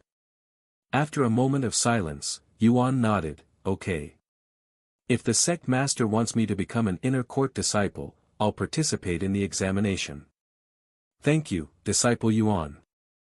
Once you become an Inner Court Disciple, you'll be able to enter the Dragon's Peak. After Dragon's Peak will be the start of the Mystic Realm, so you'll be quite busy. It'll be a great experience," Yuan said with a smile. "Do you have anything else for me?" he then asked. "No, that's all for now," Elder Shien said. "Then I won't linger around and disturb your lecture with your disciples. Don't worry about it. I am only going through previous lessons today. I'll see you later, Senior Shien," Yuan said as he stood up. "Wait a second." Elder Shien suddenly grabbed his robes. Just as Yuan turned around, Elder Shien stood up and moved with lightning-quick speed, giving him a gentle kiss on the forehead. "Elder Shien." Yuan stared at her with a dumbfounded look on his face. "That was my reward to you. I'll give you something even more intense if you manage to achieve first place for the Mystic Realm as well." Elder Shien winked at him with a smile on her beautiful face. Yuan was speechless and didn't know how he should respond to such words. Therefore, he only nodded at her words in a dazed manner. Meanwhile, Shien Wuhan nearly left the necklace on an impulse after seeing Elder Shien's quick and sly action, but she'd somehow managed to resist herself and remained inside the necklace.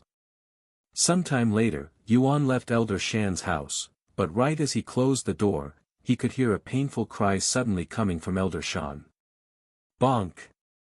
Bonk! Bonk! Ah! Are you okay? Yuan asked her, who was almost in tears from the pain. Yes. I am. Elder Shan said with a stiff smile on her face. Goodbye, fellow disciples, Yuan said to Elder Shan's disciples before leaving the premises.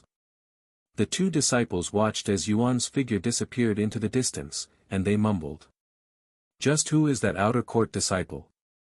What relationship does he have with our master? Qian Qi asked out loud. I have never seen him before, so I don't know. But if he can come to this place as an outer court disciple, then there must be something special about him. Maybe he's from a powerful family, said Bei Bei the core disciple. A couple of minutes later, once the pain dealt by Xiaohua had finally disappeared, Elder Shan came back outside and returned to their lectures. When her disciples saw this, they wondered if she would tell them about that mysterious outer court disciple later, but alas, Elder Shan never mentioned Yuan even after their lecture ended. After leaving Elder Shan's place, Yuan began making his way towards the treasury hall, but then he recalled something that made him turn around and walk in another direction. Sometime later, Yuan arrived at a familiar-looking place, Fei Yuyan's living quarters. Yuan approached the doorstep and knocked on her door. After waiting for a couple of moments without any answer, Yuan knocked on the door again, and he repeated this for a few minutes. Is she not home? Yuan mumbled. Yuan decided to wait a few more minutes just in case Fei Yuyan was busy. Once he was certain that Fei Yuyan was absent, Yuan decided to leave for now and head to the treasury hall. I'll just come back here at another time since I can enter the inner court without any problems now. After leaving Fei Yuyan's living quarters, Yuan finally arrived at the treasury hall half an hour later, and although it resembled the exchange hall, there was only a single floor here. Upon entering the building, Yuan went straight to the front desk where a sect elder was in charge. The sect elder turned to look at Yuan with raised eyebrows after seeing his outer court uniform. What's an outer court disciple like you doing here? Only inner court disciples are allowed to use this place, you know. The sect elder said to him. Hearing the sect elder's question, Yuan retrieved his spatial ring and took out the silver medallion that Elder Shien had given to him before showing it to the sect elder behind the desk. Can I use this place if I have this? Yuan asked him in a calm voice. What's that? The sect elder did not immediately recognize the silver medallion at first because it was so rare. However, once he picked it up and inspected it, his eyes widened with shock, and he exclaimed, the silver fortune medallion. Where'd you get this? The sect elder exclaimed in a startled voice, sounding as though he'd just witnessed his ancestors crawling out of their graves. Ah! It was given to me. Yuan said. Nonsense. There's no way an outer court disciple would have something like this. You either stole it or found it by accident. I am confiscating this now. The elder said with a frown on his face as he tossed the silver fortune medallion inside his pocket. What? Yuan exclaimed in a surprised manner, and he spoke, how could you accuse me of stealing it when you have no proof? It was given to me. You can't just take it from me. Humph. Do I need any proof besides you being an outer court disciple? What does my disciple status have anything to do with this? Yuan asked with a frown. Then let me ask you this, what kind of outer court disciple would have the silver fortune medallion that allows one to retrieve as many treasures as they want from the treasury hall? Not even core disciples would be given such a thing, let alone an outer court disciple. The sect elder responded. After all, if the sect were to give an outer court disciple the silver fortune medallion that allows them near full access to the treasury hall, they might as well make him a high-ranking sect elder. But it is a fact that I was given that medallion. Please give it back to me. Yuan extended his hand with a stern look on his face. The audacity. I am already saving you some face by not giving you a beating for stealing such a precious thing. If you don't scram, I'll not only discipline you but also report you to the sect master. The sect elder raised his voice, causing the other people there to notice them. Stealing. Did that outer court disciple steal something from the treasury hall? Does he have a death wish? What kind of idiot would try to steal from the sect? The inner court disciples there shook their heads before returning to their own business, as they couldn't care less about an outer court disciple who was about to be punished. Well? Do you admit to stealing the silver fortune medallion or not? The sect elder then said, urging Yuan to admit his faults. I did not steal anything. However, Yuan did not back down and refused to admit to something he didn't do. Seeing this, the sect elder trembled in anger, and he suddenly pulled his arms back before releasing it, propelling his palms at Yuan with a powerful force. Get out of here. The sect elder said as he attacked Yuan, trying to kick him outside with force. Yuan's eyes widened with surprise when the sect elder attacked him out of nowhere.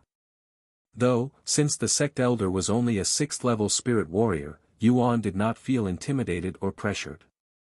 Just as the sect elder's palms reached Yuan's chest, Yuan activated his movement technique and dodged the strike flawlessly. The sect elder's eyes widened with surprise when Yuan dodged his surprise attack, and he could feel many surprised gazes directed at him, which caused his face to flush with redness. You little brat.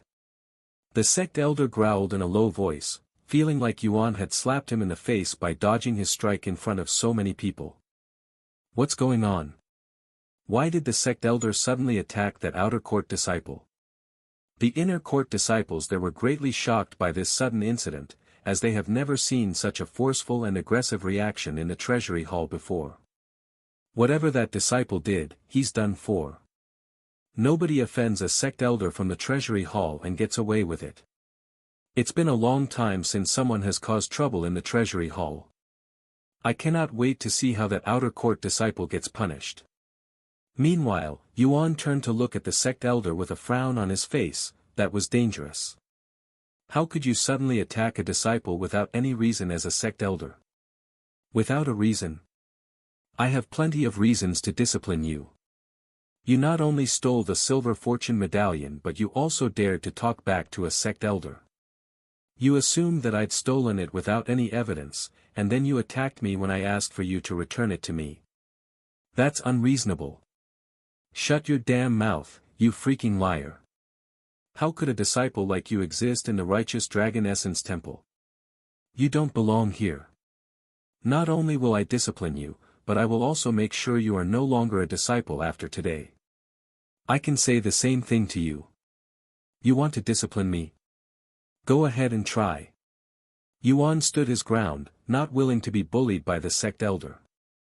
Not only the disciples but even the sect elders are unreasonable. This really makes me question some things. Yuan sighed inwardly. Hearing Yuan's provoking words, the sect elder jumped over the desk and approached Yuan while surrounded by an aggressive aura. If I don't punish you today, I do not deserve to be a sect elder. The sect elder spoke as he approached Yuan. HAA. What the heck is going on here, Elder Gu? I stepped away for a few minutes and trusted you with the treasury hall, and this is how you repay me. By creating a commotion with an outer court disciple inside the treasury hall. A sighing voice suddenly resounded, causing everybody there to look at the entrance, where a tall middle-aged man stood. Elder Bei. Elder Gu looked at Elder Bei with a perplexed look on his face. You've misunderstood the situation, Elder Bei. I am merely disciplining this disciple who not only dared to steal a precious item from the sect but also dared to lie in front of a sect elder. Elder Bei raised his eyebrows, and he turned to look at Yuan, who was standing there still with an unpleasant look on his face. Any kind, huh? Elder Bei went behind the desk and took out a small book that listed all of the monster cores they had in the treasury hall. While they have plenty of spirit apprentice monster cores, they don't have many monster cores at the spirit warrior level since it's not often sought after by the disciples. How many do you need? And what level do you prefer for the spirit warrior monster cores? Yuan scratched his head and said, honestly, I don't know how many I need, but I'd like the highest level monster core you have. The highest level? Elder Bei looked at him with wide eyes. In his eyes, Yuan was only at the 9th level spirit apprentice realm. Why would he need monster cores that were far above his own level? However, since the treasury hall has wronged Yuan, Elder Bei didn't ask him any questions and looked at the monster core book. A few moments later, he said, the highest level spirit warrior monster core we have right now is at the 8th level, and we only have one of them. We also have one 6th level spirit warrior monster core. Then we have about a dozen spirit warrior monster cores below the 3rd level. I'll take them all, Yuan said without any hesitation. All of them? Elder Bei looked at Yuan with a gawking expression on his face, wondering if this is Yuan's method of revenge because they treated him wrongly. However, since Yuan had the silver fortune medallion, the treasury hall was obligated to give Yuan whatever he wanted as long as it wasn't unreasonable. While the monster cores are worth a couple of hundred contribution points, it wasn't so much that it would instantly bankrupt the treasury hall. After a moment of silence, Elder Bei nodded with a forced smile on his face, I understand. Please give me a minute to prepare your monster cores. Yuan nodded and proceeded to wait whilst the other sect elders watched him with dazed expressions. A couple of minutes later, Elder Bei returned to the room with a large box. Here are your monster cores. Elder Bei placed the box on the counter. Yuan nodded and then said, thank you. How many contribution points do I have to pay for it? Pay. Elder Bei looked at him with raised eyebrows before saying, you don't have to pay anything. It's all for free. Yuan looked at him with wide eyes and mumbled, free? In his mind, the silver fortune medallion only gave him access to the treasury hall and perhaps some low-tier treasures for free, but he didn't expect that it would allow him to obtain so many spirit warrior monster cores for free, as that sounded too good to be true in a place where most disciples are expected to earn their resources. I'll feel bad if I accept so many resources for free. How about I purchase them at a discounted rate instead? Yuan suddenly suggested. Since he already has so many contribution points, it would be a waste if he didn't use them because he would get everything for free. After pondering for a moment, Elder Bei nodded, since you insist on paying for them, I'll give you a 50% discount for the monster cores. It'll be 450 contribution points. Are you okay with this? Yuan nodded and handed Elder Bei his disciple identification badge without hesitation. A few moments later, Elder Bei handed Yuan's identification badge back to him and said, thank you for your business. Yuan accepted his badge and the monster cores, tossing them into his spatial ring afterward. Once he had everything he needed, Yuan left the treasury hall with a calm look on his face and made his way back to his own living quarters. Meanwhile, Elder Bei turned to look at the other sect elders and said, what happened here today? You will act as though it never happened, or you can ignore what I said and risk your status as a sect elder. That's all I have to say. After his brief words that shocked the other sect elders, Elder Bei returned to his room in the treasury hall where Elder Gu was waiting. Elder Bei. What was that all about? Why did you protect that outer court disciple? Elder Gu immediately began asking for an explanation. In response to Elder Gu's words, Elder Bei raised his hands and swung them directly across Elder Gu's face, slapping him soundly. You. Elder Gu looked at Elder Bei with disbelief in his eyes and a burning sensation on his cheeks, but he didn't dare to retaliate since he was far weaker than Elder Bei who was at the Spirit Master realm. Follow me. Elder Bei said and turned around, walking outside. Although he was reluctant, Elder Gu couldn't oppose Elder Bei's commands and followed him outside. Once they were outside alongside the other sect elders, Elder Bei asked out loud, allow me to ask all of you this, what did I tell all of you at the beginning of this month? One of the sect elders there immediately raised his hand and said, that if a disciple with the silver fortune medallion appears, we are to immediately notify you, Elder Bei. Good. So I wasn't just dreaming about telling you. Elder Bei then turned to look at Elder Gu and asked them, then what happened to you, Elder Gu? Did you forget? Or did you purposefully disobey my order? I had forgotten, Elder Bei. Elder Gu quickly responded. I see, so you'd forgotten, huh? Then let's hope this incident will help you remember things better in the future. Elder Bei said, and he continued after taking a deep breath, regardless of how the entire situation went down, even if I want to, I cannot protect you since you decided to attack that disciple. However, I do not have the authority to punish you since I am only the manager of this place, so I will let someone with more authority and status than myself handle you. Elder Gu, you are temporarily relieved of your duties in the Treasury Hall, and I will be letting Grand Elder Shien know about the situation so he can deal with you later. Grand Elder Shien? Elder Gu exclaimed in a shocked voice. Why would a Grand Elder be involved in such a minor incident? Why do you have to involve Grand Elder Shien? This is only a small incident. There's no need to bother a Grand Elder because of an outer court disciple. That's an exaggeration, Elder Bei. Elder Gu immediately began sweating after hearing that Grand Elder Shien might be involved in this mess. Elder Bei shook his head before sighing, you really are clueless, aren't you, Elder Gu? Just an outer court disciple. Do you really think an ordinary outer court disciple will be given the silver fortune medallion? When was the last time an outer court disciple had such a priceless object in their pockets? Think about it before you speak. Elder Gu immediately turned speechless. After listening to Elder Bei's words, he'd finally came to that realization, but alas, it was too late for him to regret it, as there was no medicine for regret in this world. Get out of my sight before I lose my patience. Elder Bei said a few seconds later. Elder Gu nodded in a dispirited manner before walking out of the Treasury Hall and returning to his living quarters, where he pondered what he went wrong and what he could have done to prevent this disaster that had fallen upon him. Meanwhile, Elder Bei returned to his room and retrieved a communication jade slip. After activating it with his spiritual energy, Elder Bei spoke to it, Grand Elder Shien, this is Elder Bei from the Treasury Hall. I apologize for bothering you, but this is regarding Disciple Yuan that you'd warned me about. Elder Bei proceeded to explain the situation to Grand Elder Shien, telling him about Elder Gu's behavior and how he'd treated Yuan. On the other side of the sect at the Carp Leaping Over Dragon's Gate, Elder Shien, who'd been watching the disciples from the other sect challenge the tower, immediately frowned after receiving Elder Bei's notice. Sect Master, I'll have to excuse myself for a bit. Elder Shien said to him, who was also there with him. What happened? Long Yuan raised his eyebrows after seeing Elder Shien's angry face. Well. Elder Shien proceeded to give a brief explanation of the situation about what had occurred at the Treasury Hall with Yuan and Elder Gu.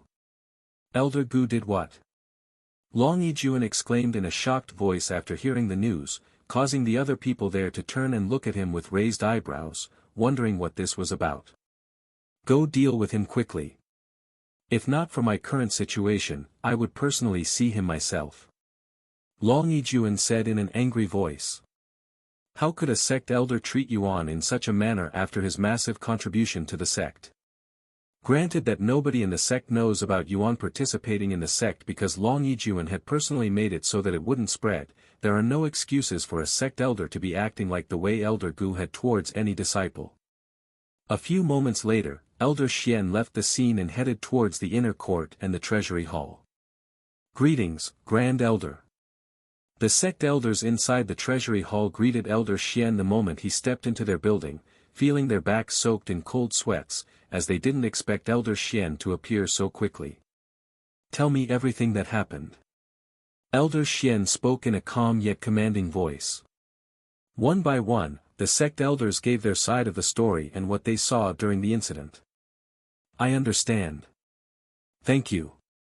After getting all of the sect elders' statements, Elder Shien made his way to Elder Gu's living quarters and knocked on the door in a somewhat aggressive manner. A few moments later, Elder Gu opened the door and appeared before Elder Shien, greeting Elder Shien with a pale complexion and his back soaked in sweat. Do you know why I am here? Elder Shien asked him with narrowed eyes.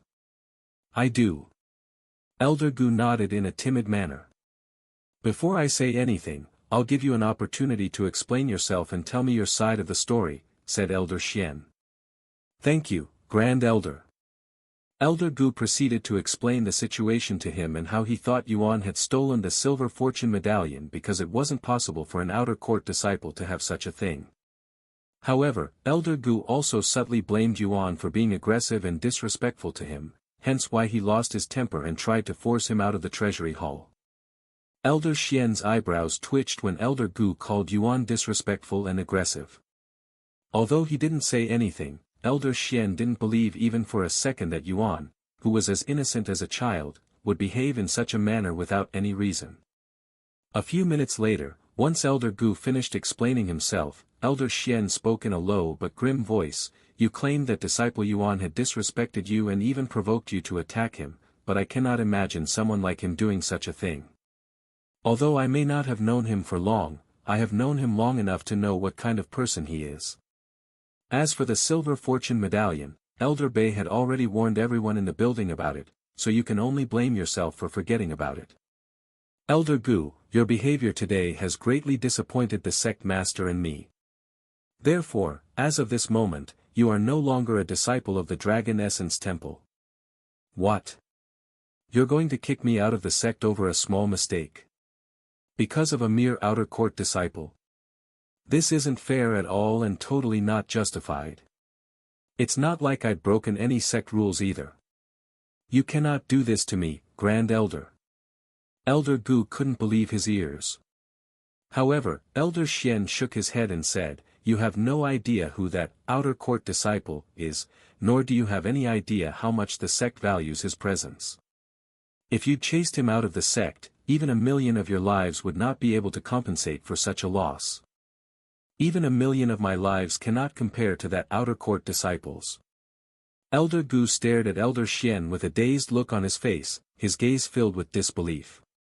Elder Shien shook his head and said, "You're extremely lucky that I was the one who came here since the sect master wanted to personally come here after hearing what you'd done. Fortunately for you, he's currently busy with our guests. If you understand what I'm saying, I recommend you leave this sect before the guests leave and the sect master comes to find you." Elder Gu immediately began sweating again. The sect master wanted to see him? Because he'd offended a mere outer court disciple? Heavens! He better get as far away from the Dragon Essence Temple or else the sect master might skin him alive. If you don't have anything else to say, hand over your disciple identification badge. Elder Shien said as he showed his palms to Elder Gu. After a deep sigh, Elder Gu handed over his disciple identification badge. "You have 3 days to pack everything and leave the sect's premises," Elder Shien said to him before turning around and walking away, returning to the Yuan side. As for Elder Gu, since he didn't have much to pack, he left the Dragon Essence Temple without speaking to anyone, as he was too embarrassed by his own situation to say anything. "Sect Master, everything has been dealt with." After returning to Yuan's side, Elder Shien showed him Elder Gu's disciple identification badge. "You're too kind, Elder Shien. If it was me, I'd given him a good beating before I kicked him out." Yuan coldly sneered before focusing on the tower again. Meanwhile, inside his own room, Yuan retrieved the monster cores and laid them on the table. After counting them, he had 1/8 and 6th level Spirit Warrior Monster Core, 4 3rd level, 4 4th level, and 8 1st level Spirit Warrior Monster Cores. 18 Monster Cores, huh? I wonder if this will be enough for me to break through to the Spirit Master realm. Yuan thought to himself. He needed approximately 12 billion Qi experience in order to break through to Spirit Master, but he wasn't sure if these monster cores would be enough. "Young Master, what do you plan on doing with so many monster cores? If you're trying to reach the Spirit Master realm, I don't think you'll be able to with that little amount of monster cores, and it'll take you months to absorb them." Feng Yuxiang said to him, completely unaware of Yuan's heaven-defying physique. "You think so too, Feng? If only I had a Spirit Master Monster Core," he sighed. "I have a Spirit Grandmaster Monster Core, but that's too much for you to handle, young master. Furthermore, it's not an ordinary monster core, so it'll be even more difficult to absorb. If you're not careful with it, the monster core could even attack you as you absorb it, destroying your cultivation base." Destroy my cultivation. Yuan could feel his back beginning to sweat after hearing Feng Yuxiang's words. He should be more careful with consuming monster cores in the future. What about these, Feng? Will these monster cores give me any issues? Yuan asked her a moment later. I don't think they will. Feng Yuxiang said after examining the monster cores with her spiritual sense. Okay, then I will absorb them, Yuan said in a casual manner. Wait a second, young master. You're going to absorb them now? Even if you are at the peak of the spirit warrior realm, it'll take you at least a week to absorb the 8th level spirit warrior monster core, and it won't even be worth the time since you'll only get a very small fraction of its spiritual energy. Feng Yuxiang said to him. After all, most people absorb monster cores that are above their own level. It's okay, Feng. It won't take me a week, and even if it doesn't help me break through, it'll definitely bring me closer to Spirit Master. After saying those words, Yuan picked up the low-level monster cores first and began tossing them into his mouth one by one like candies. Heaven Refining Physique activated. 38,654,154 chi has been refined from the Ruby Cavern Toad's monster core. 31,544,851 chi has been refined from the Dark Deer's monster core. 32,441,778 chi has been refined. 70,828,182 chi has been refined. 155,991,394 chi has been refined. When Feng Yuxiang saw this, she nearly lost her mind from shock, and she quickly left his body and appeared in the room. What are you doing, young master? You can't eat monster cores. Hurry and spit it out. Feng Yuxiang spoke in a panicked voice, even sticking her fingers into Yuan's mouth to try and search for the monster cores, almost like a mother trying to dig out something her baby wasn't supposed to put into their mouth, but alas, the monster cores had already melted the moment it touched his tongue. Calm down, Phoenix. Xiaohua also came out of her necklace and pulled Feng Yuxiang away from Yuan. But the young master swallowed some monster cores. The last time someone did that, he exploded into a bloody mess. Feng Yuxiang said, as she could still remember that one time thousands of years ago when she'd witnessed someone swallowing monster cores and the consequences of such actions. Brother Yuan is okay. He has a special physique that allows him to consume monster cores without any problems. See? He's still fine. Xiaohua pointed to Yuan, who was startled by Feng Yuxiang's exaggerated reaction. Really?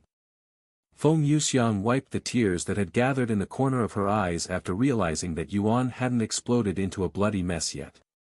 Yes. I am perfectly fine. Yuan confirmed. Feng Yuxiang released a long and deep sigh afterward, feeling like she'd just lost a few hundred years of her lifespan from shock just now. Xiaohua merely shook her head, as she knew very well what Feng Yuxiang felt since she had experienced the same shocking experience firsthand. Are you sure there are no side effects to eating monster cores, young master? Feng Yuxiang asked him a moment later, as she was still not convinced that one could consume monster cores like that.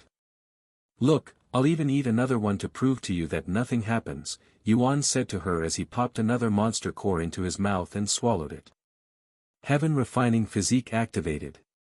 134,655,197 chi has been refined from the Assassin Leopard's monster core.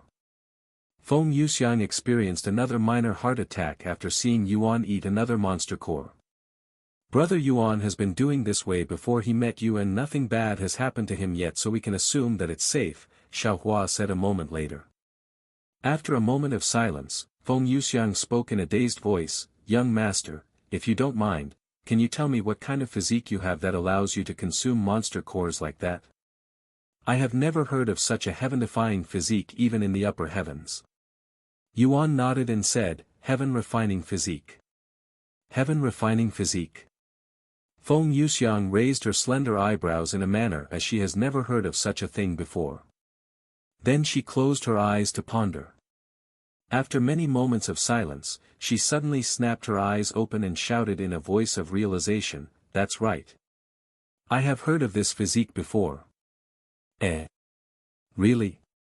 Both Yuan and Xiaohua looked at her with anticipation in their gazes. Feng Yuxiang nodded and said, "If I remember correctly, I heard about the heaven-refining physique once before over 50,000 years ago when I was still roaming the upper heavens. It's a legendary physique that has existed only once before, and the individual who had that physique was said to be an incredible cultivator who dominated the heavens. Unfortunately, that's all I know." "I see. So someone else had this physique before?" Yuan mumbled. "Well, that's only natural," said Feng Yuxiang, and she continued, "In this world, there can be multiple people with the same physique. Of course, the rarer and stronger the physique, the fewer people will have them. However, there are some really special physiques in this world that can exist only in one person at a time as mandated by the heavens, as they are simply too powerful to exist in multiple people. In other words, unless that person dies, nobody else can be born with the physique. In your case, young master, the person who used to have the same physique was a legend from countless years ago in the ancient times, so we can assume that he's long passed away, as only real immortals at the peak of cultivation can exist for that long, or else he wouldn't be a mere legend." And she continued, "Does your physique do anything else besides allow you to consume monster cores?" Yuan shook his head and said, "Not that I know of." "Can physiques have multiple powers?" Feng Yuxiang nodded and said, "Of course. The more powerful the physique, the more likely it'll have a second, even a third effect." "What about the rank? Do you know the rank of your physique, young master?" Yuan nodded and said, "Celestial." "Celestial? What rank is that?" Feng Yuxiang raised her eyebrows in a truly puzzled manner, as this is her first time hearing of such a rank. "Above the divine rank is the ancient rank, and above ancient rank is mythic rank, so I can only assume that the celestial rank is above the mythic rank, which is quite hard to believe if I am being honest." Feng Yuxiang mumbled in a low voice. "After all, you won't see anyone above the divine rank in the lower heavens, much less the celestial rank that is likely above the ancient and mythic rank. It just doesn't sound plausible unless the young master was born in the upper heavens." "That's not possible," Yuan shook his head. "Forget about the upper heavens, he wasn't even born in the lower heavens. The only logical reason for this is that players such as himself don't abide by the laws of this world, hence why they're able to cultivate much quicker and defy the laws in this world. After all, if one thinks about it, players are otherworlders who came from another world, Earth. It shouldn't be too far-fetched to think that they would have an advantage over the people of this world since they're players comparing themselves to NPCs. Anyway, I am going to consume the rest of these monster cores. Hopefully, they'll help me reach Spirit Master." Yuan proceeded to toss the rest of the monster cores into his mouth, and Feng Yuxiang could only watch this unfathomable scene with a dazed look on her face. Heaven refining physique activated. 1,841,243,648 chi has been refined from the Praying Howler's monster core. 40,594,785 chi has been refined from the Bladed Jackal's monster core. 69,347,481 chi has been refined from the Greater Storm Wolf's monster core. 5,652,214,875 chi has been refined from the Lonely Giant Screamer's monster core. Even the 8th level Spirit Warrior monster core was swallowed without any problems. Just how powerful of a heaven-defying physique is this heaven-refining physique? Feng Yuxiang mumbled in a low voice, feeling a chill in her spine after watching Yuan's shocking performance. "I'd only managed to absorb a little over 9 billion chi from all of the monster cores. I still need 3 more billion chi experiences before I can break through to Spirit Master." Yuan thought to himself afterward. Where else can he obtain these 3 billion chi experiences? Cultivating normally would take too long, and the treasury hall already gave him all of their monster cores. Hopefully, the Dragon Peak will be able to help me obtain the last 3 billion chi and allow me to break through to Spirit Master. Yuan mumbled as he gazed outside the window. Sometime later, once they calmed down, Xiaohua and Feng Yuxiang returned inside Yuan's body. And since there was nothing else to do until the inner court disciple examination next week, Yuan decided to log off for the day to cultivate in the real world. After cultivating in the real world for a couple of hours, Yuan stopped his cultivation and waited for Yu Rou to enter his room. Suddenly, he could hear footsteps approaching his room. However, these graceful and quiet steps did not belong to Yu Rou. A few moments later, the door opened, and Mei Xiu's voice resounded, "Good evening, young master. I will be attending you tonight because the young lady has been summoned by the masters." "Our parents? Do you know why?" Yuan asked her. "I do not, young master. I understand. Thank you." A few moments later, Mei Xiu began removing Yuan's clothes and wiping him down with a wet towel. "Young master, if you don't mind me asking, you participated in a musical competition in Cultivation Online, right?" "I heard about it from the young lady." Mei Xiu suddenly asked him. "Yes, I did." "What kind of instrument did you play?" she then asked. "An instrument called the zither," Yuan casually said. "Did you win?" Knowing the young master, you most likely placed first again. "I did." "Congratulations, young master," Mei Xiu said in a somewhat surprised voice. After wiping his body, Mei Xiu began feeding Yuan his 3 bowls of soup. Could the young master be player Yuan who's currently dominating the game and causing a commotion around the world with his mysterious identity? Although it's hard to believe, their stories line up. Mei Xiu thought to herself. While she doesn't particularly care about matters outside of the Yu family, the countless talks about player Yuan have also caught her interest recently. Meanwhile, in a separate household a couple of miles away from Yuan's home, Yu Rou stood before 2 individuals, a handsome middle-aged man and a beautiful middle-aged woman. "Yu Rou, do you know why we called you here today?" the middle-aged man asked her. "I do not, father." Yu Rou responded in a calm voice. Indeed, these 2 individuals were the siblings' parents, Yu Yong, the father, and Tang Li, the mother. After a moment of silence, Yu Yong spoke, "Do you know of the game, Cultivation Online?" Yu Rou's eyes widened at Yu Yong's unexpected question, as she never expected things that were not related to music would come out of their parents' mouth. "I have. I even played it for a couple of days during my vacation," she responded after her initial surprise. Tang Li then said, "Well, the other families have been talking about it recently, or more specifically, they have been talking about an individual who goes by the name of Player Yuan.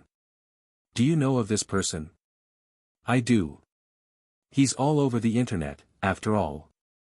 Yu Rou nodded in a somewhat dazed manner, silently wondering to herself why their parents were suddenly interested in Player Yuan who was their own son. Yu Yong then said, "The children from the other families have recently participated in this musical competition related to the zither within Cultivation Online, and they told their families that this Player Yuan was without a doubt a musical genius with strong beliefs that he belongs to a family with a music background." And he continued, "I have heard of this Player Yuan before but never really paid attention to him, but if he's really a musical genius, I would like to meet him." "Why do you want to meet him, father?" "He's just a gamer who's decent with the zither, right?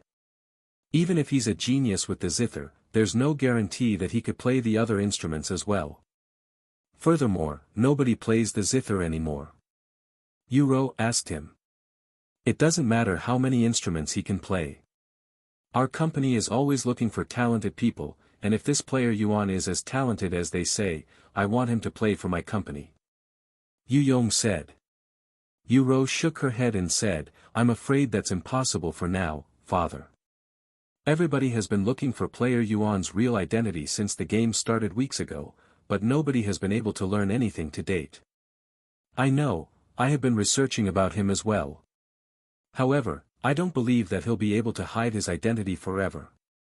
Sooner or later, his identity will be revealed, and when that happens, I will be the first one to greet him," Yu Yong said with a serious look on his face.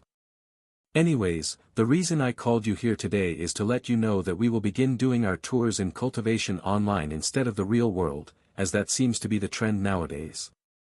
What? How does that work? Yuan stared at them with a gawking look on her face. Simple. We will start doing concerts in the game to spread our company's reputation within the game. The other families have already been doing this and to great success. Therefore, we shall be doing the same as well. You don't mean? Yuan swallowed nervously after hearing this, as she could feel an ominous feeling looming in the atmosphere.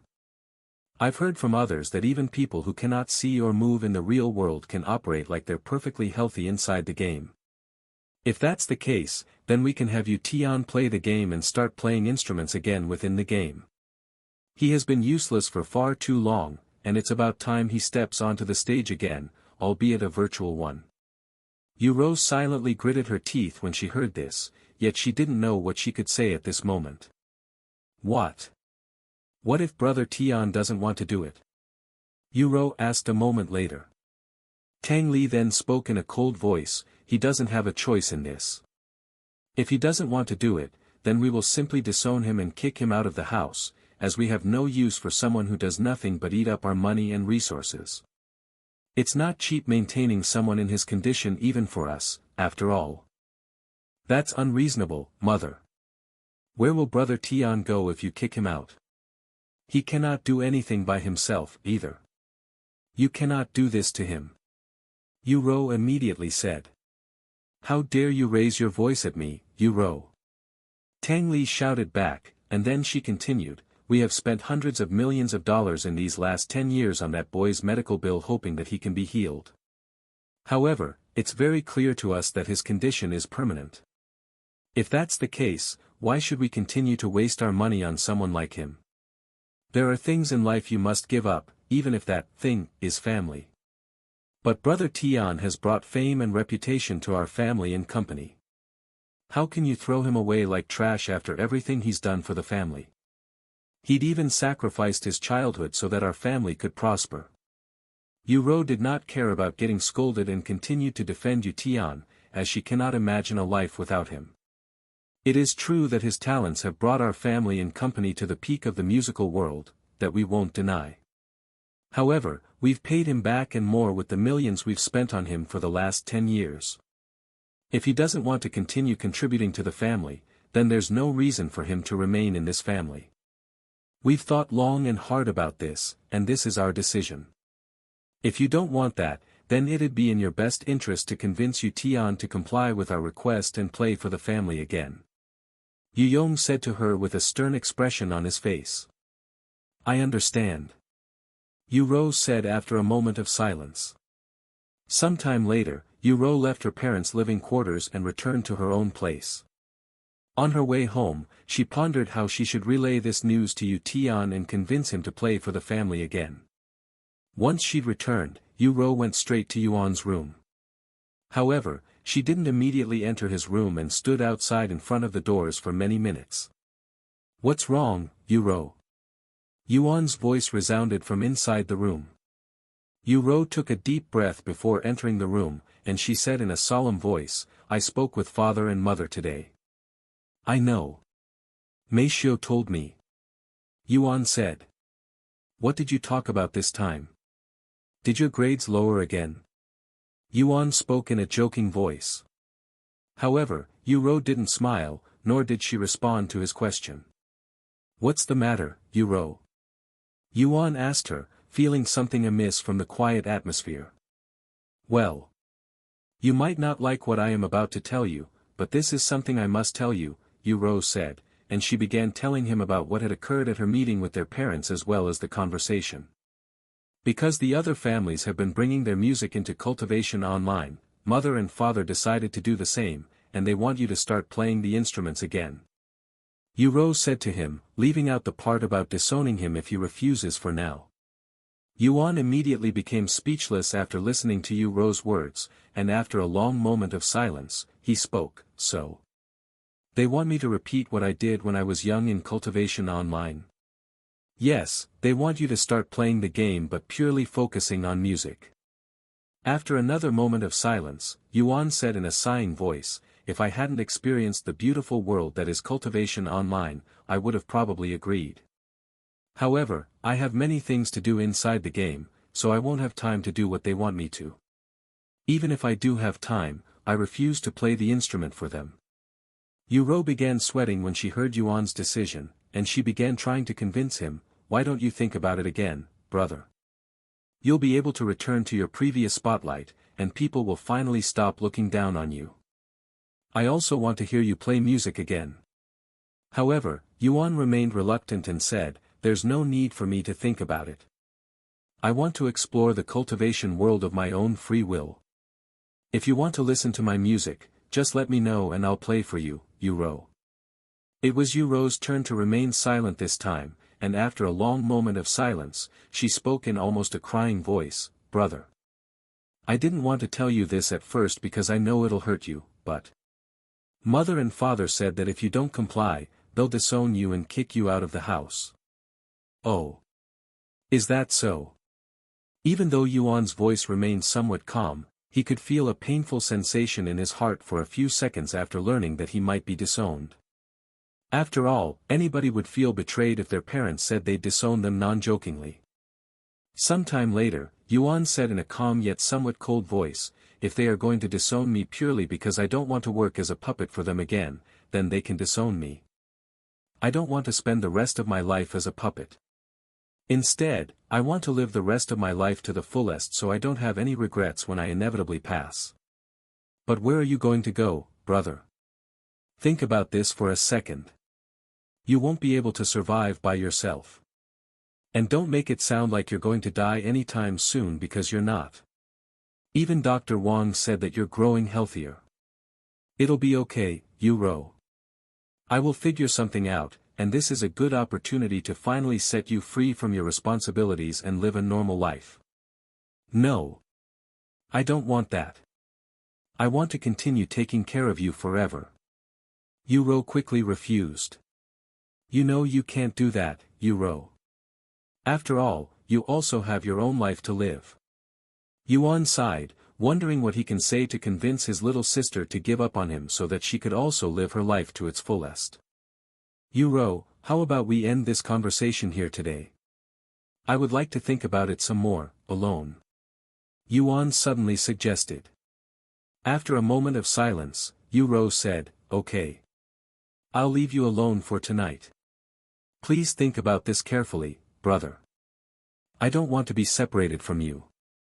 After turning off the lights, Yuro left Yuan's room and returned to her own room. However, just as she prepared to sleep, her phone began ringing. Yuro looked at the caller. It was from her father, Yuyong. "Yes, father. Did you speak to him?" Yuyong asked her. "I did, father." "What was his response?" "Brother Tian. He said that he needed some more time to think about it," Yuro said. A cold snort immediately followed, and Yuyong said, "What does he even need to think about?" The answer should already be obvious. Did the illness start affecting his brain? Yuro. You tell him that he has 3 days to decide. If he doesn't decide by then, we'll decide for him by disowning him. I understand, father.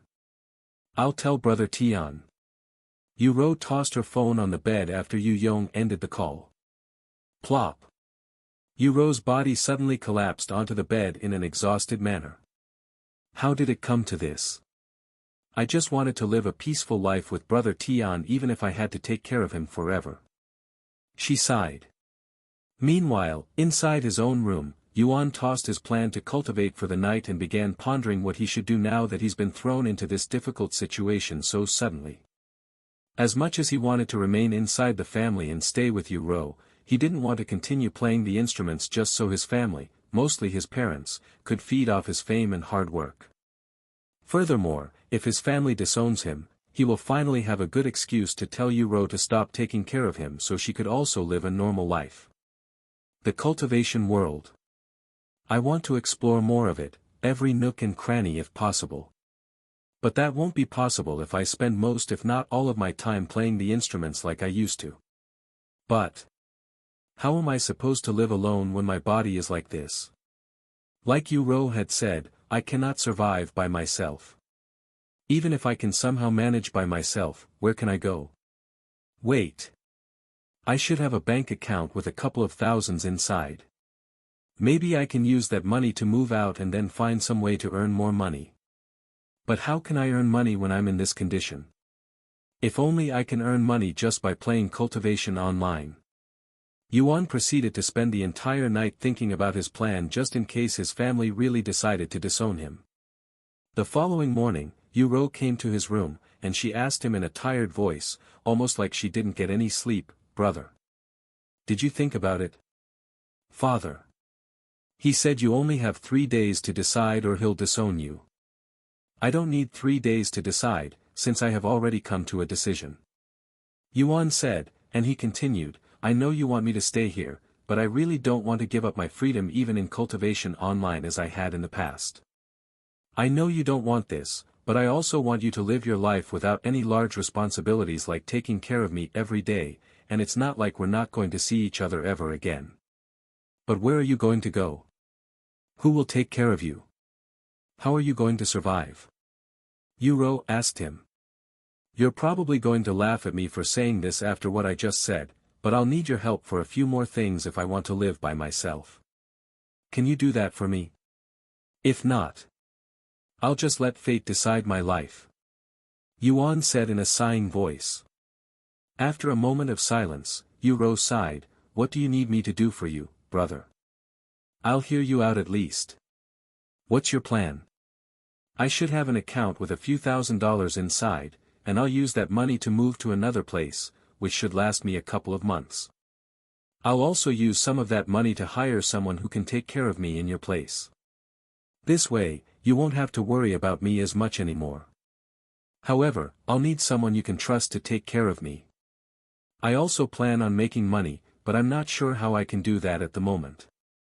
Perhaps there is a way I can earn real-life money by playing Cultivation Online." Yu listened to Yuan's plans with a serious look on her face. "I understand your plans."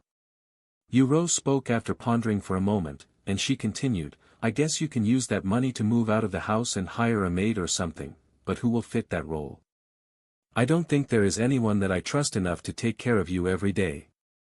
As for making money through Cultivation Online, that is very possible, as you can sell items or gold in the game for real-life currency. In fact, it's already a huge market with tens of millions of dollars being traded every day." "Really? I can do that? If that's the case, I can simply sell some things and earn money that way," Yuan said. "But you'll need someone to do that for you since you obviously can't do it yourself, and that might give away your identity, so it's really risky unless the person doing it can be trusted." Yu sighed. "Well, can you think of someone?" "I can only think of one person when it comes to trust. Yuan said a moment later. "Really? Who?" Yu asked in a truly puzzled voice. "Meishio," Yuan quickly answered. Yu turned silent. It's true that Meishio can be trusted. But Yu pondered with a perplexed frown on her face. While she can trust Meishio to take care of Yuan in her stead, even keeping his secret as player Yuan, she was worried that they would develop some sort of relationship with each other from spending too much time together and that her relationship with Yuan might grow further apart as a result. "Oh, right. She's your personal maid, nor can we really separate her from you just to help me, much less giving her such a burden that is me. That would be way too selfish of me. I guess we'll just have to find some random person to help me and hope for the best. If my identity as player Yuan is revealed, it is what it is. I highly doubt that'll make my life more miserable than currently," Yuan sighed. Yu turned silent once again, and then she said a moment later, "Brother. Let me speak with Meishio to see if she wants to help you. Of course, I won't command her or anything like that, and it will be entirely up to her whether she helps or not. How does that sound? Are you sure? You've been with Meishio for all your life, and she has been your servant for as long as well. I don't think I can really separate the two of you. Don't worry, brother. It's not like Meishio will stop helping me. Furthermore, I can say the same to you, as Meishio has been in our lives for almost the same time, and she's almost like a second sister to us at this point. I guess you can go ahead and ask her. However, don't force her, Yuro. Even if you are trying to help me, I don't want you to force Meishio, because I won't accept her help if that's the case. Who do you think I am, brother? I am not unreasonable like some people in this family. I won't force her, I swear. Okay. If you say so. Are you going to play Cultivation Online today? Yuro asked him after their daily routine. No, I'll take a break today. There's nothing to do until next week, anyway. Okay. After cleaning up, Yuro went to eat her own breakfast and prepared for school. On her way to school, Yuro asked Meishio while they sat in the car. Meishio, I have something important to ask you. Yuro stared at Meishio in the eyes with a serious look on her face. What is it, young lady? Yuro took a deep breath, and she began explaining to her the situation regarding Yuan. Well, my parents are thinking about making Brother Tian play instruments inside Cultivation Online as he used to when he was young, but my brother refused. The thing is, if he refuses, they will disown him and kick him out of the house. What? Meishio covered her mouth in shock, as she could almost not believe her ears. How could the masters? What does the young lady and young master plan on doing? Meishio couldn't help but ask, as this will definitely change the entire household as a whole. We don't really know yet, but Brother Tian intends on leaving the family and living by himself. However, his condition doesn't exactly allow that. Therefore, he's thinking about hiring someone else to take care of him, as he doesn't want me to bear the burden anymore. That's very like the young master. Meishio nodded. But the problem is that I don't know anyone I trust enough to take care of Brother Tian. There are many bad people out there, heartless people who will mistreat or take advantage of Brother Tian's condition, and I fear that very much. Yuro spoke from the bottom of her heart. While it sounded like she was trying to get sympathy from Meishio so that she could pressure Meishio with guilt, that was not the case, as Yuro truly feared that someone might take advantage of Yuan. Indeed, this world is filled with nasty people. Unexpectedly, Meishio agreed. Anyways, I have been thinking about people who I trust enough to take care of Brother Tian, and after thinking about it for very long, I could only think of a single person that I trust enough, and that's you, Meishio. Me. Meishio pointed at herself with a startled look on her face. But I am the young lady's. I know. Yuro quickly interrupted, and she continued, I know that you're my personal maid and that you've been for almost my entire life, but I can only trust you to take care of Brother Tian. Of course, I am only asking you, and if you refuse, I won't hold anything against you since I know very well from experience how difficult it could be at times to take care of Brother Tian, especially if you're doing it every day for years, and even Brother himself said that it's all up to you whether you want to listen to our request or not. You don't need to give me an answer right away. Think about it. We'll continue this conversation when we come back home, Yuro then said. I understand, young lady. Meishio nodded, feeling many perplexed emotions in her heart. While Yuro went to school, Yuan focused on cultivation. Now that even my own parents have given up hope on me, I can only rely on Yuro and myself to survive. I should have expected this outcome sooner or later. Yuan gritted his teeth in frustration, his heart burning with the desire and passion to crawl out of this hellhole. Cultivation is now my only hope to recover. Even if it's not a full recovery, I will be satisfied with a partial recovery. At this moment, unbeknownst to Yuan, the flames within his heart began pulsating, and the golden symbols engraved in his bones began to glow brightly. Although Yuan was unaware of the subtle changes within his body, the golden symbols engraved in his bones glowed brightly and emitted this profound aura that attracted the nearby spiritual energy, vastly increasing Yuan's spiritual energy absorption rate. Meanwhile, the mysterious flame inside his heart pulsated as though it had become a heart itself, and with each beat, the spiritual energy he'd absorbed was instantly purified and enhanced, greatly boosting its effectiveness. With these two profound and mysterious powers inside his body, Yuan's cultivation speed soared to a level that rivaled even his cultivation speed in Cultivation Online without eating monster cores. What's going on? Why did my cultivation speed suddenly increase so much? Even without knowledge of what's happening inside his body, Yuan could tell that something had changed, as his cultivation speed had suddenly increased. However, he wasn't complaining. And worried that it was only temporary, Yuan focused on cultivating without thinking about anything else. Whoosh! A fresh feeling suddenly exploded within his body, signaling that he had a breakthrough, reaching 8th level Spirit Apprentice in just 1 hour since he began cultivating. The same refreshing feeling occurred again just 3 hours later, meaning Yuan had another breakthrough, reaching the peak Spirit Apprentice. I had managed to enter Spirit Warrior previously without needing any enlightenment, but that is most likely because of the game. If I want to achieve the same feat in the real world, I'll probably have to experience this enlightenment. Let's see if I can make another breakthrough again. With that in mind, Yuan began cultivating again. 6 hours later, Yuan could feel his body filled to the brim with spiritual energy, yet he could not enter Spirit Warrior, almost like there was something preventing him from advancing. So this is what Xiaohua meant by needing enlightenment to continue.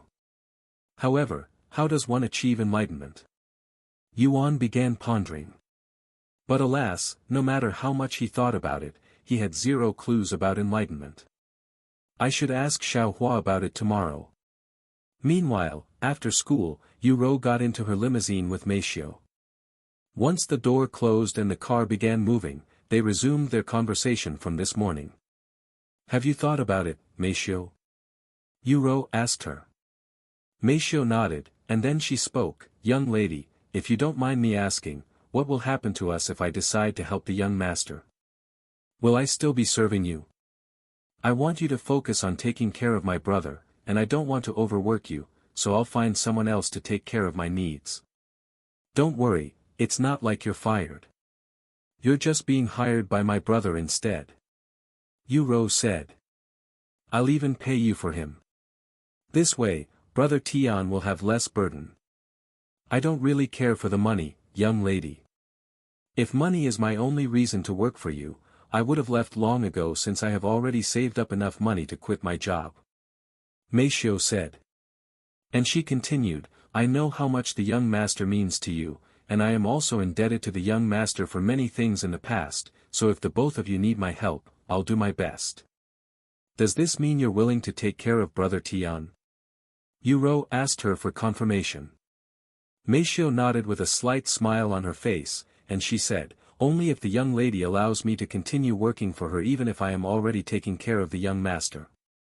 Of course, I will still prioritize the young master, but if I have some free time, I would like to work for you then. Meishio. I don't even know how I should thank you. Yuro could feel herself tearing up. You don't have to thank me for anything, young lady. I am merely doing my job. Yuro nodded, then it's decided. We'll talk more about this once we return to my brother. Sometime later, the limousine stopped in front of their home, and Yuro and Meishio headed directly for Yuan's room. Brother. I have great news. Yuro said as she opened the door. I can hear you perfectly, Yuro. There's no need to scream. Yuan said with a smile on his face. Meishio, go ahead and tell him. Yuro said to Meishio who just entered the room. Meishio then approached the bed before bending her body and bowing to Yuan. Young master, I, Meishio, will be in your care starting today. Huh?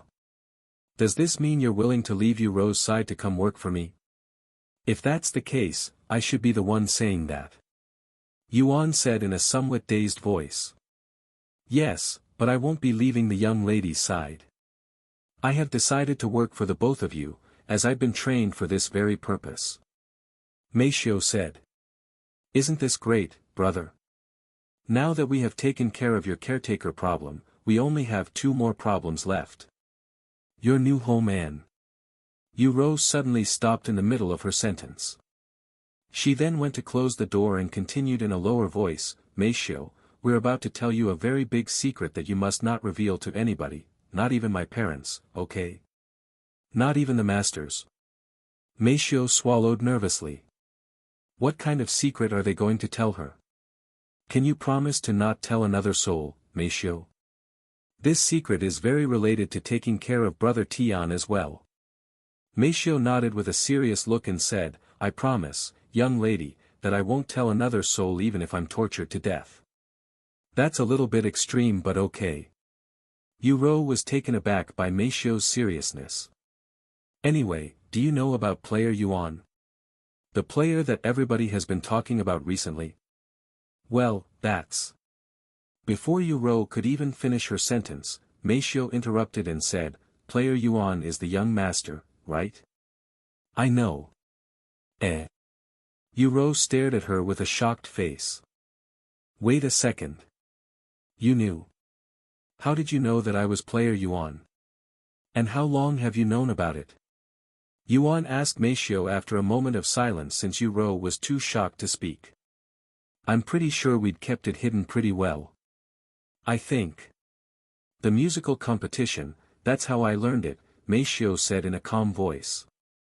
The young lady said the young master was participating in a music competition, and then player Yuan managed to obtain first place in a music competition sometime later. When I asked the young master what kind of instrument he played during his competition, he said it was the zither, which happened to be the same competition player Yuan had won first place, so I assumed that the young master was player Yuan. It was only after the young lady's words just now that confirmed my suspicions. So you've only known about it for a day or so? Yuan asked her. That's correct.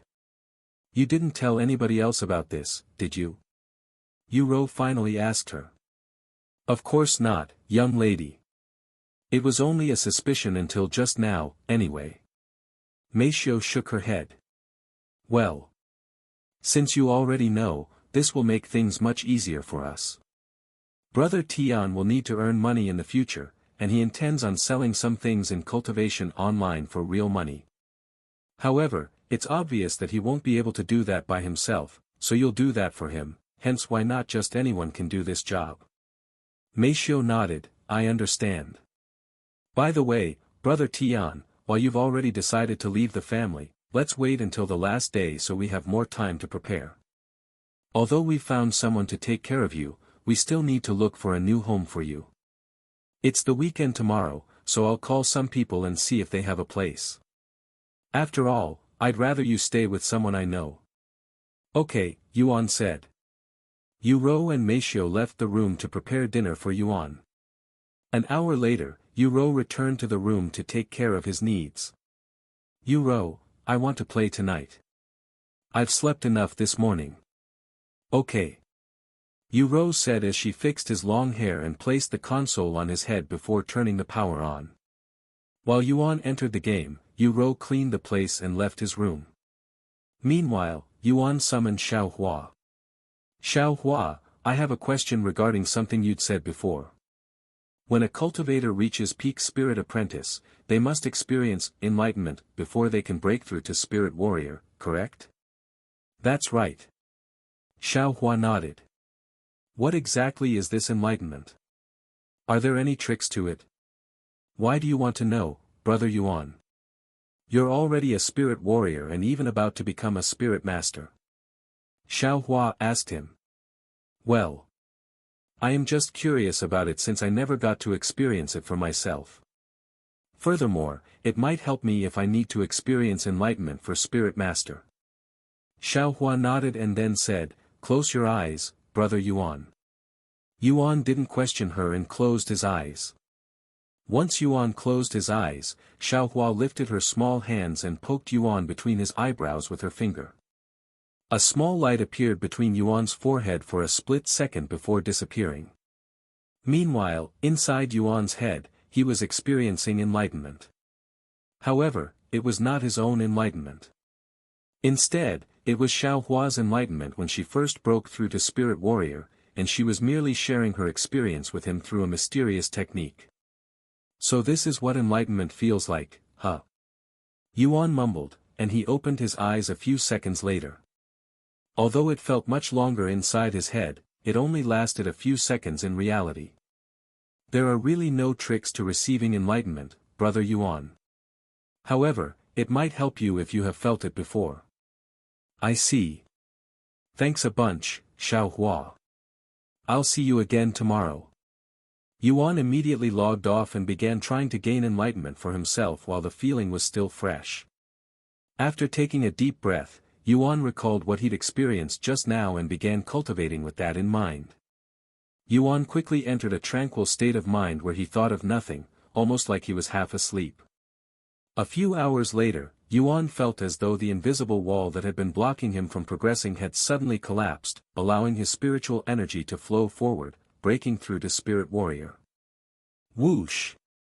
A gust of wind appeared in the room despite the closed windows, and the thin blankets covering Yuan's body were sent flying off the bed.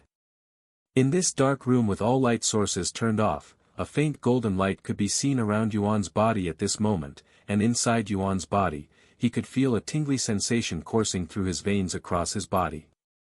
A couple of moments later, the light subdued and the wind disappeared. This is what Spirit Warrior feels like in the real world. I feel more energetic and powerful than I did in Cultivation Online when I first entered Spirit Warrior. With so much energy in his body, Yuan couldn't help but try to move his limbs, and to his surprise, while he couldn't move his arms or legs, he could feel rigid movements in his fingers and toes.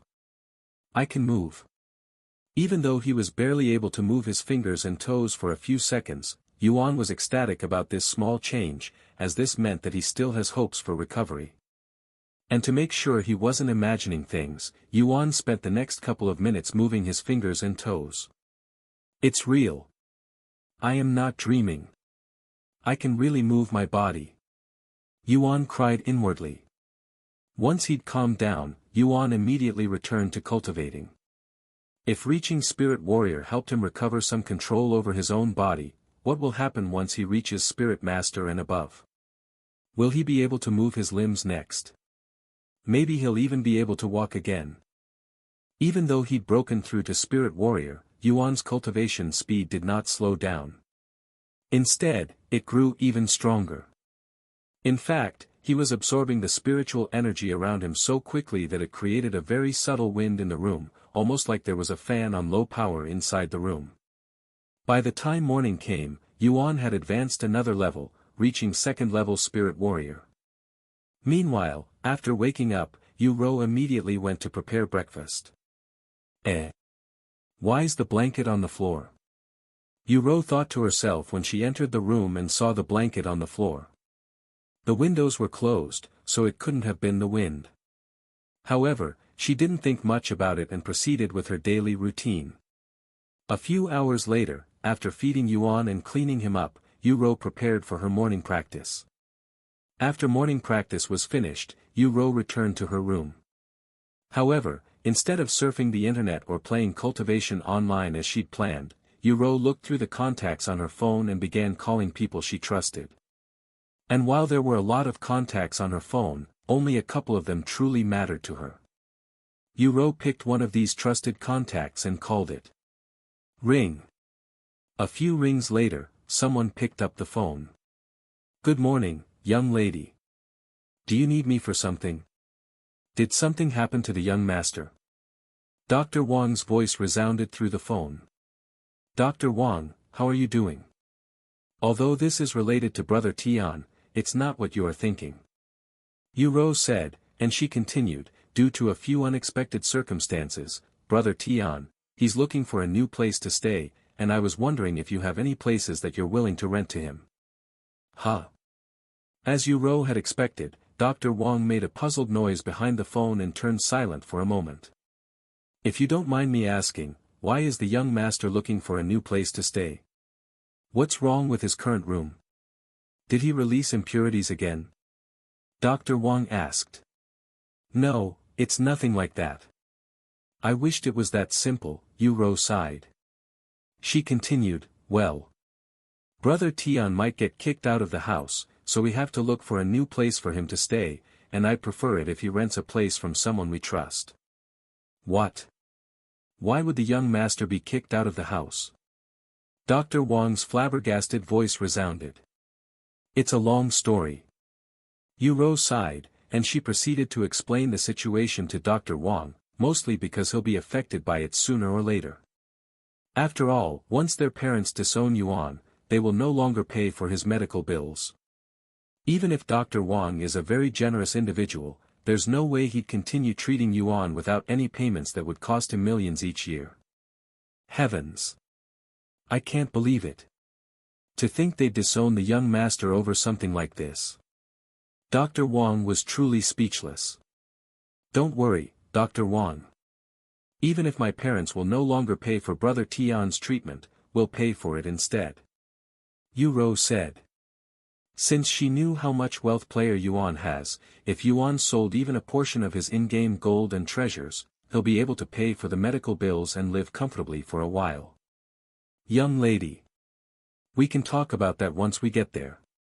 For now, let's deal with the situation at hand, and that is finding the young master a new residence. Dr. Wang said. And he continued, while I don't have any free rooms to rent, I have a few guest rooms available in my main home, and if you don't mind, you can move the young master there. That way, I can monitor him with more ease. Of course, it'll be free of charge. You don't need to pay me for rent, as your family has donated more than enough to my hospitals. Your main home. Yu immediately hesitated. If this is their main home, Dr. Wang's granddaughter should also be there, and she'd rather not let Yuan be so close to her without any supervision.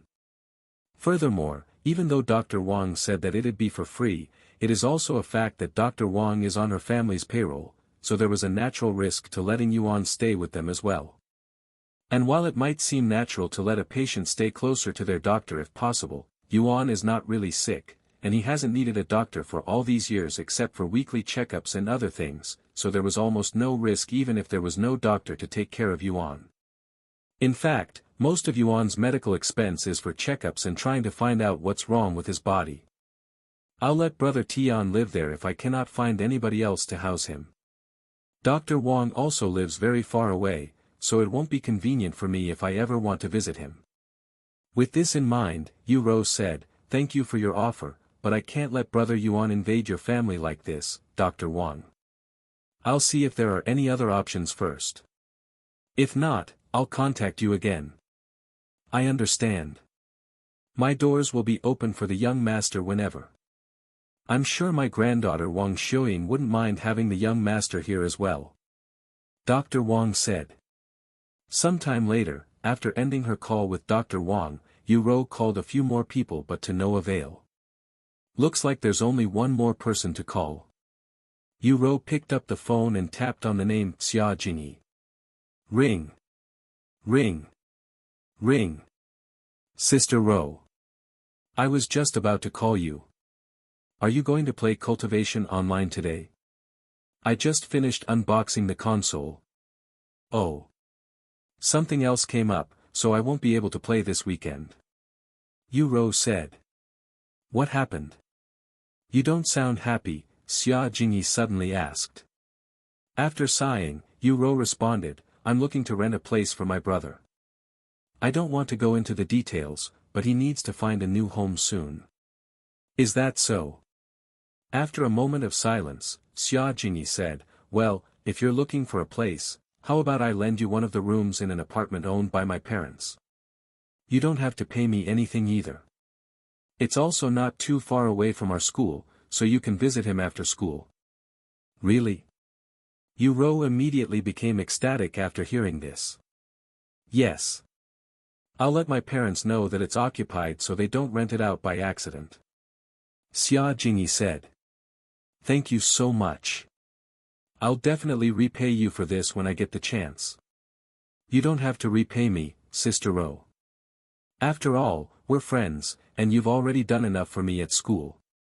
If anything, I should be the one repaying you for everything you've done for me.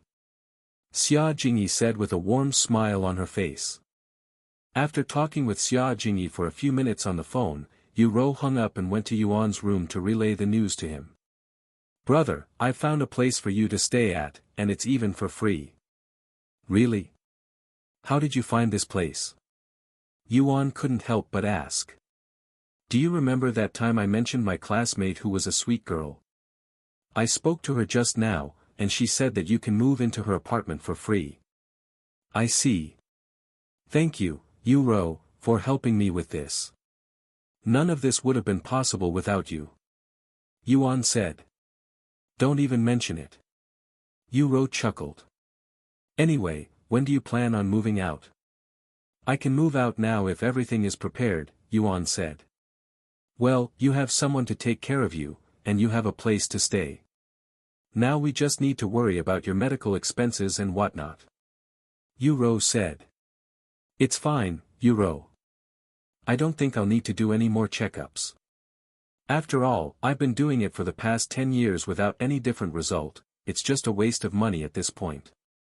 Yuan said, not mentioning his slight recovery just yet, as he wanted to be able to move at least his limbs before telling her. Are you sure? I still think it would be better if we have Dr. Wang check your body every once in a while. Yu said. I guess we can do that. Anyway, since there's nothing else, we can move whenever you want, brother. Let's move out now. I don't want to stay in this place any longer. Yuan said. Okay. Let me get your wheelchair. Yu went outside and returned a couple of minutes later with the wheelchair. Brother, I think we should get you cleaned first before you leave. After all, it might be more difficult to clean you in your new home. Yu suddenly suggested. Okay. Thus, Yu placed Yuan in the wheelchair before pushing him to the bathroom. Once the bathtub was ready with warm water, Yu rinsed Yuan's body and washed him before carrying him into the bathtub. Brother, you've gotten noticeably heavier. I'm already starting to have trouble carrying you. Yu said, and she continued, even your body. It's definitely much meatier than last week, and even your muscles are somewhat refined.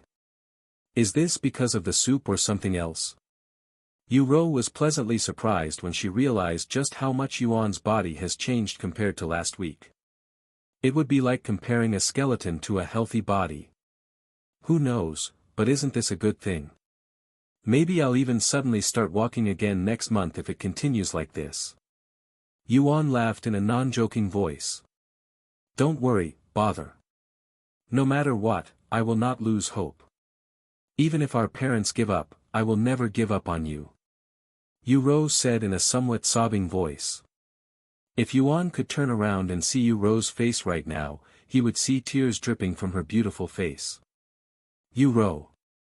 Yuan sighed. While I cannot do anything for her in this world, if it's Cultivation Online. After thinking for a moment, Yuan said, Yu. You've always wanted me to return to the spotlight, right? Hearing Yuan's sudden question, Yu quickly wiped her tears and said, of course. Brother's the most handsome when he's surrounded in that dazzling light, and I want people to look at you in admiration like previously.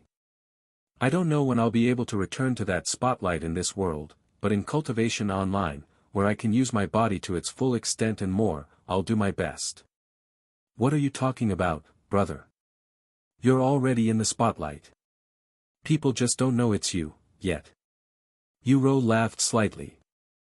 I know, that's why I'll reveal my identity, I'll let the world know who player Yuan is, so they'll know it's me. Yuan suddenly said, shocking Yu. What? If you do that, you'll. Of course I am not going to reveal it now, but once I'm ready, I'll let the world know. The only reason I've been keeping this identity a secret is so that our peaceful life won't be disturbed. However, now that our peace has been disturbed, it wouldn't matter if I reveal my identity or not. Perhaps I'll even get some help that way. While that is true, that's a very risky move. Who knows what will happen once the world learns of your real identity, especially the legacy families. They're the ones you should be the most worried about since you've taken their spotlights. I see. Yuan mumbled. After submerging themselves in the bathtub for many minutes, Yu carried Yuan out of the bathtub and placed him on the drying table whilst she went to dry herself with a towel. Once she was fully dressed, Yu helped Yuan put on his clothes before carrying him back to his wheelchair. Upon leaving the bathroom, Yu went to speak with Meishio. Meishio, I'll bring Brother Tian to his new living quarters now. Can you pack his things in the meantime? It's mostly just his clothes and the console, Yu said to her. I understand. Meishio nodded. Once Yu and Yuan left the place, Meishio immediately began packing Yuan's clothes. And just like Yu had said, there really wasn't much to pack besides some clothes and pajamas. In fact, the biggest thing she had to pack was the gaming device that took up an entire suitcase by itself. Meanwhile, Yu entered the limousine with Yuan and made their way to the apartment that was only 3 miles away from the school she was attending, and she called Xia Jingyi before leaving the house to let her know that they were heading there now. Half an hour after leaving the house, the limousine stopped in front of a large apartment that had over 20 floors, and Yu pushed Yuan towards the entrance, where a young lady with 2 large assets was standing. Sister Ro. Xia Jingyi waved at her with a delightful look on her face upon seeing their figures. I'm sorry for coming here on such short notice, Jingyi, Yu said with an apologetic smile. Don't even mention it. I don't live that far away from here, anyway. Xia Jingyi said. She then looked at Yuan and said, Hello, Sister Ro's elder brother. My name is Xia Jingyi, a fellow classmate. It's really nice to finally meet you. My name's Yu Tian. Thank you for letting me stay here. When I get the chance, I'll definitely repay you. We can talk about that later, Xia Jingyi said, and she continued, Come, let me show you your room. There were 2 entrances they had to pass before reaching the elevators. The first entrance led to a small lobby where the mailboxes are kept, whilst the second entrance led to the receptionists and elevators. Your room will be on the 17th floor. Xia Jingyi said as she pressed the button inside the elevator. The elevator door closed, and they began ascending quickly. A few moments later, they arrived on the 17th floor. Ding! The door opened, and Xia Jingyi walked out, followed by Yu and Yuan. Xia Jingyi stopped in front of the door at the end of the hall and said, This is 17F, it's the largest and most luxurious room on this floor. Are you sure? Yuan spoke in a hesitant voice, and he continued, You can just give me one of the ordinary rooms. I don't want to feel like I am taking advantage of your kindness, especially since I am living here for free. Xia Jingyi chuckled and said, Sister Ro always mentioned how kind and humble you are. Don't worry, it's just one room. It won't affect us at all. Here's the keys and a spare one. Xia Jingyi handed Yu 2 sets of keys after unlocking the doors. Thank you. Let me show you around. Xia Jingyi opened the door and went inside the apartment room. There is a living room, a kitchen, 1 bathroom with its bathtub and shower separated, 3 bedrooms, and a balcony. Also, everything in here is new, so it's not been used before. What do you think? After a quick tour around the place, Yu nodded, If I have to be honest, it's much larger than necessary. And she continued, The bedroom is good, and the bathroom is also big enough. I don't have any complaints. That's great. Then you can move here whenever you feel like it. The keys are already in your hands. Once again, thank you for this, Jingyi, Yu said to her. After talking for some time, Xia Jingyi prepared to leave. If you ever need me, just call my number and I'll see what I can do. Okay, Yuan said. By the way, Sister Ro, before I leave you 2 alone, I am currently in the eastern continent at some place called Red Pearl City. Yu nodded and said, I'll see how far away it is and if I'll be able to get there. Okay. I'll go do some quests and cultivate some more in the meantime. After Xia Jingyi left the place, Yuan said, I'll let Feng know. She should be able to help you meet her since you're both within the eastern continent. Sounds great. Anyways, let's put you on your new bed so we can get some feedback. If you don't like it, we can change the mattress. Yu proceeded to push the wheelchair into the largest bedroom before carrying Yuan onto the bed. Well? What do you think? It's a bit softer than what I'm used to, but I think I like this better. I'll ask you again in a few days. Yu said. Ring ring. It's Meishio. Yu said after seeing the caller on her phone. Are you on your way here, Meishio? Yes. I am on my way to the address you gave me. Okay, call me again when you're downstairs. After hanging up, Yu and Yuan began talking more about their plans until Meishio called again. Once Meishio arrived, Yu went downstairs to meet her before coming back up.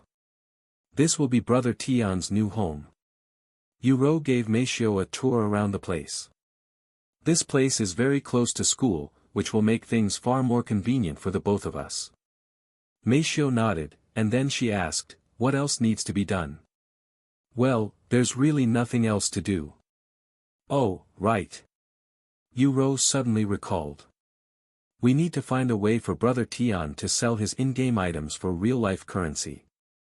It would be risky if Brother Tian traded the treasures personally, so it would be for the best if he handed you the treasures instead. In other words, we need you to play Cultivation Online. I understand. Meishio nodded, feeling like it was a weird thing for her to play video games since she has never really touched them before besides a few occasions when Yu wanted to play with her. Hopefully, you are also in the Eastern continent, or that will make things complicated, Yuan said. And he continued, though, Feng should still be able to pick you up. I'll ask her later. Feng. Meishio raised her eyebrows. Yes, she's a phoenix who can fly at extreme speeds. She'll probably be able to travel to other continents with ease as well. Anyways, we can figure the rest of this out once you create your character. Okay. Sometime later, Yu began unpacking Yuan's luggage whilst Meishio went to clean the house that was slightly dusty. Once that was done, Meishio went outside to buy a console so she could play Cultivation Online later. Meishio returned to the apartment half an hour later with the console in her grasp. Great. Why don't you start playing now? Yu said to her. You want me to play right now, young lady? Meishio raised her eyebrows. Yu nodded. There's nothing else to do until dinner anyways.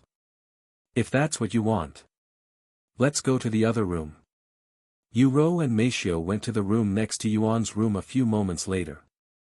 Once Meishio laid on the bed and placed the helmet on her head, Yu said to her, you can log off after creating your character and looking at the map to see which continent you're on.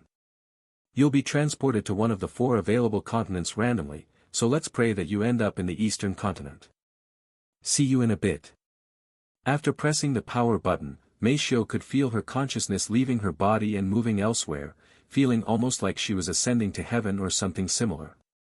A few moments later, she found herself inside a white room that had been visited by every other player in the world. Clank! The space before her suddenly cracked, and to Meishio's surprise, a young lady around her age appeared from the crack. So you're someone from the missing piece, huh? I was wondering if you guys were anything special, but looking at you now, you don't seem any different than the mortals in our world. The young lady said in a somewhat disappointed voice after staring at Meishio for a second. Meishio had many questions in her head, but she wasn't able to ask any of them due to the young lady speaking before she could. Place your hand on this crystal ball so we can get this over with. I've already lost my interest. Meishio decided to not ask any questions and placed her hands on the crystal ball. A few moments later, her status appeared. Name, Meishio. Cultivation, none. Legacy, none. Bloodline, none. Physique, spirit-severing physique. Physical strength, 82. Mental strength, 220. Soul strength, 555. Physical defense, 34. Mental defense, 150. Oh.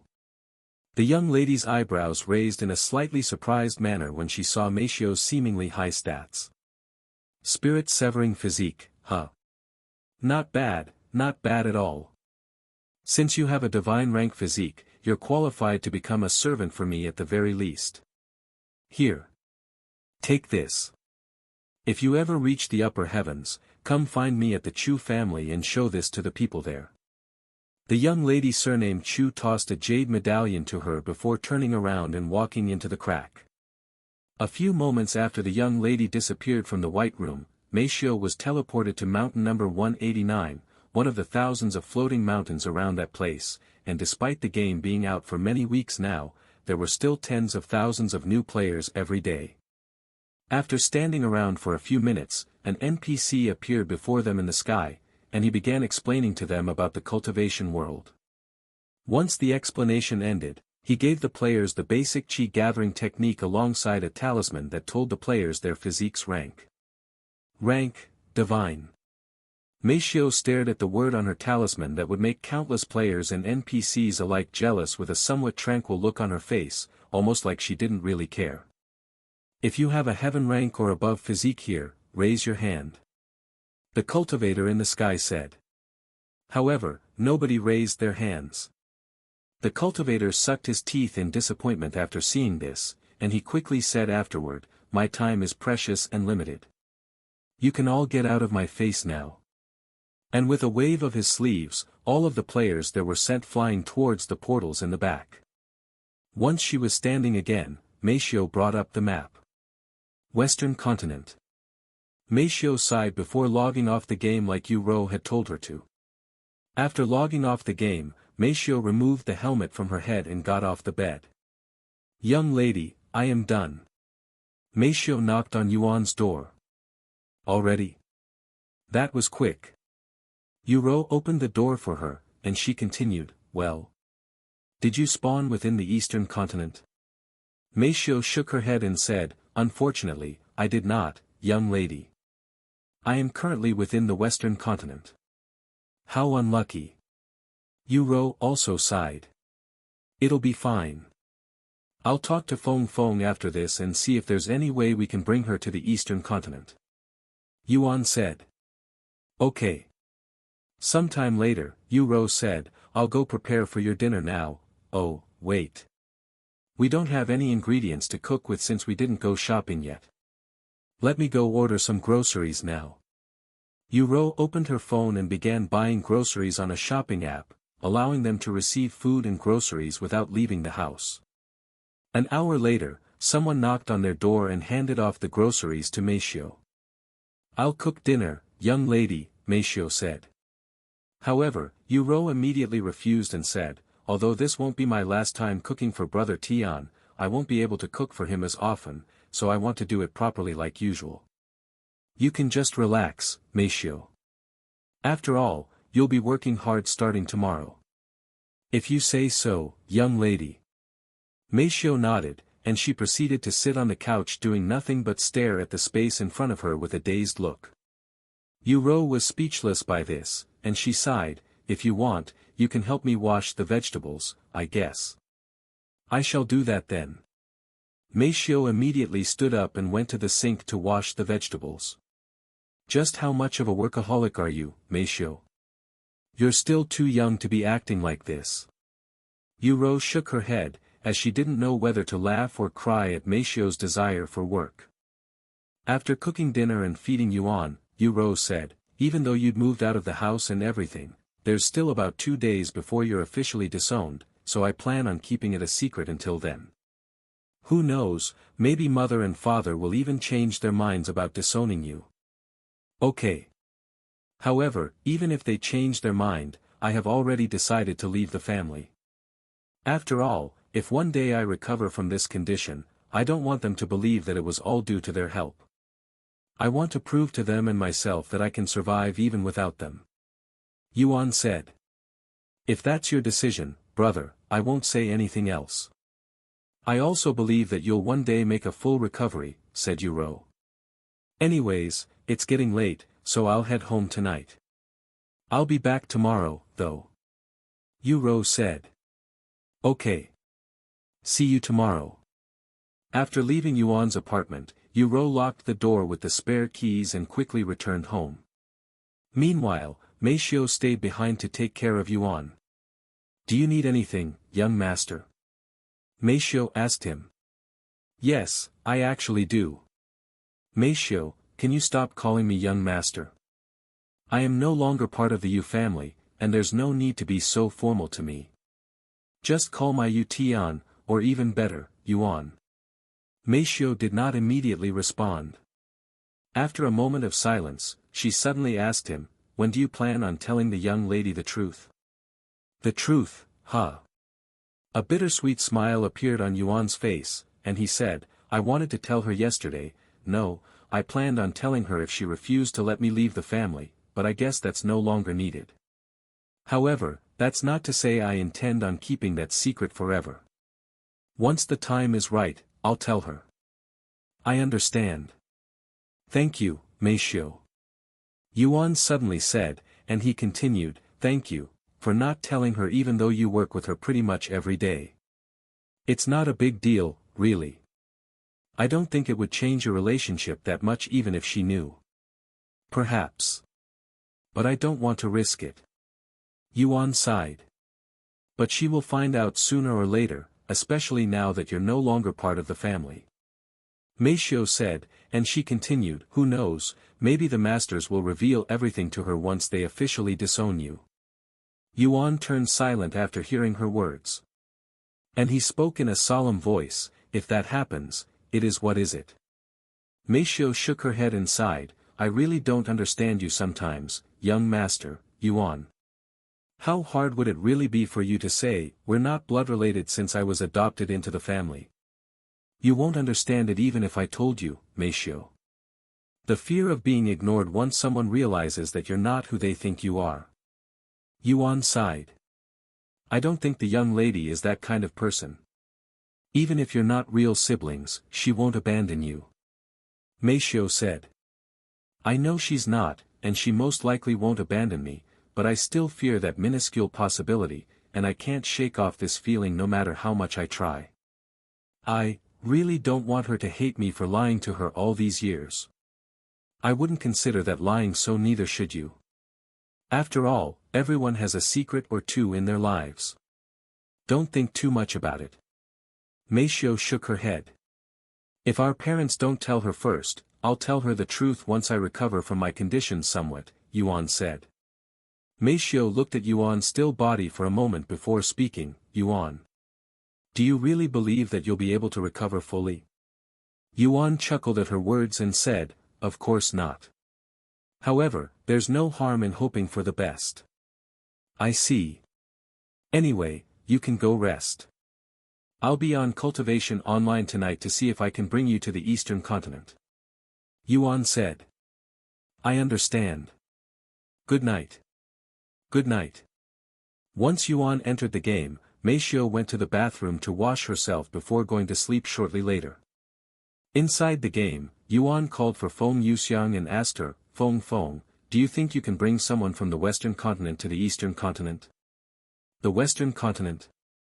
I can. But why? I have a friend there, and I have some business with her. How long do you think it'll take to bring her here? It shouldn't take too long, probably a few days, even less if we take the teleportation devices. Do you want me to bring your friend from the Western continent here, young master? Feng Yuxiang asked. Yuan nodded, and he said, yes, but before that, can you bring my sister, Yuro, to a place called Red Pearl City? She's still in Phoenix City, and her permit expired. Feng Yuxiang nodded, that won't be a problem. When do you want me to go? You can start making your way there now. I'll tell her to meet you there sometime tomorrow. Yuan said. It's fine, I have memorized her aura, so I will be able to find her no matter where she is as long as she's within the city. However, it'll still be better to have a meeting point. How about the Golden Phoenix Bazaar where we first met? Okay. I'll tell her that. Then I'll be back after I transport your sister. See you later, young master. Thank you for your help, Feng. Don't even mention it, young master. It's my pleasure to assist you. Feng Yuxiang left the Dragon Essence Temple shortly later and soared towards Phoenix City, shocking the sect elders and disciples within the sect with her fiery appearance. And shortly after Feng Yuxiang left, someone knocked on the door to Yuan's house. Is this where disciple Yuan lives? You had an official match today, and you missed it. If you don't show up tomorrow, you'll be punished according to the sect rules. What? Yuan was shocked when he heard this. Where did this match come from? And who's he fighting? After hearing the knock on the doors, Yuan went downstairs to see who was knocking on the door. Upon seeing the middle-aged man standing before him, Yuan asked, "Excuse me, but what do you mean by official match? I don't remember accepting any matches." The sect elder standing outside then pulled out a logbook and pointed at his name that was written on one of the pages. "Is this not you?" Yuan looked at the logbook. Outer Court Disciple Yuan versus Outer Court Disciple Wu Laohu. That is indeed my name, but I don't recall agreeing to any matches. Yuan was baffled to see that unreasonable disciple's name next to his name. And he wondered, how did he even learn my name? I don't remember giving it to him. Unbeknownst to Yuan, whenever a disciple challenges another disciple to a death match, regardless if the challenge is accepted or not, their names will be recorded in a jade slip at the dispute hall so the sect elders can keep watch of them, and that's how Wu Laohu learned of his name. I don't know your situation, Disciple Yuan, but it's an official match, and if you don't participate tomorrow, you'll be punished according to the sect rules. The sect elder said, thinking to himself that Yuan must be backing out after agreeing to fight Wu Laohu. Is there no way to cancel the match? Yuan asked, as he really didn't feel like fighting without any reason. The sect elder shook his head and said, after your name is written in the logbook and a sect elder stamps it, you must participate in the fight no matter what. However, if both you and Wu Laohu agree to end the match, we can stop it. Ha! I doubt that person will agree to stop the fight, especially since he was the one who started it. Yuan sighed inwardly. Xiaohua's voice suddenly resounded inside his head, Brother Yuan, just accept the challenge and fight him. That disciple is the type of people who won't give up until the bitter end, so it's better to just give him what he wants. You'll take care of him easily, anyways. Since I have no choice but to fight him, I guess so. Yuan then nodded, I understand. I'll show up for the match tomorrow. Good.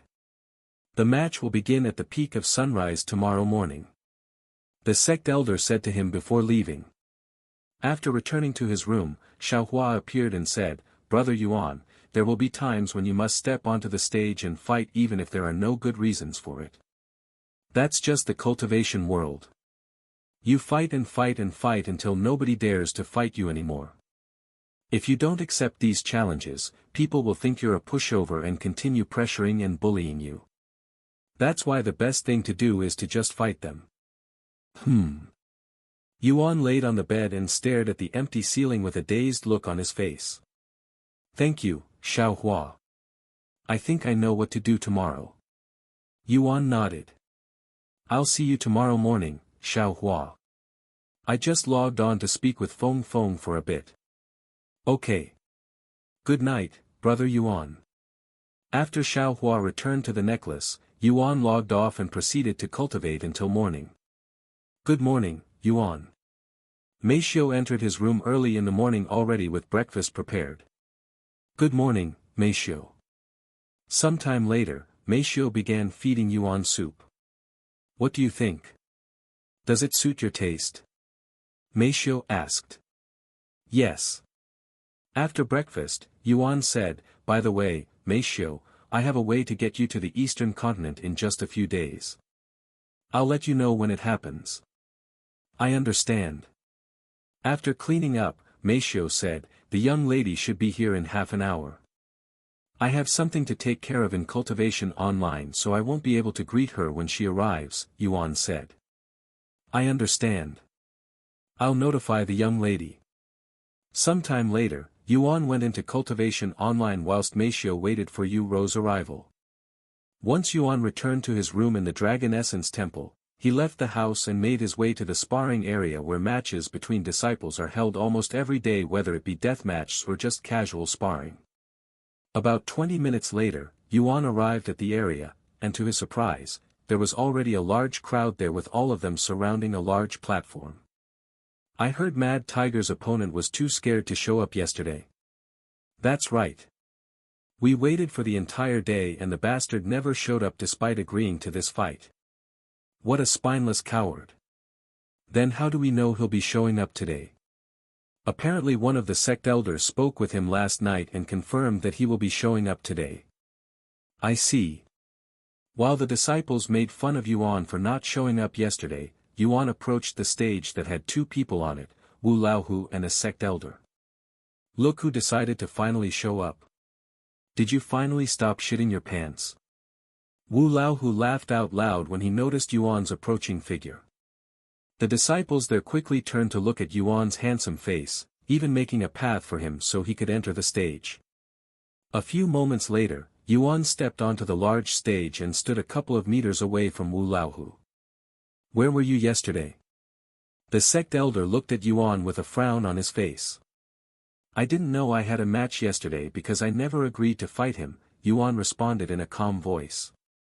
The sect elder coldly snorted at his words and said, bullshit. I personally witnessed you agreeing to the fight, yet you dare claim that it never happened. I didn't know you were this shameless. Yuan frowned at the sect elder's words. Was he involved in this scandal as well? Disciple Yuan, right? I can still forgive you for your audacious behavior if you kowtow before me and beg for forgiveness. Wu Laohu laughed out loud in a provocative manner. However, Yuan remained calm and said, if you fight every person that you bump into, you'll eventually bump into the wrong person and regret it. Yuan's words wiped the smile off Wu Laohu's face, and Wu Laohu sneered, I changed my mind. Even if you beg for forgiveness, it's already too late. I'm going to beat you until even your mother won't recognize you. Elder Cheng, you can start the match. Elder Cheng nodded and said, the rules for this match are simple, you fight until either one of you faints. The disciples were shocked when they heard the rules.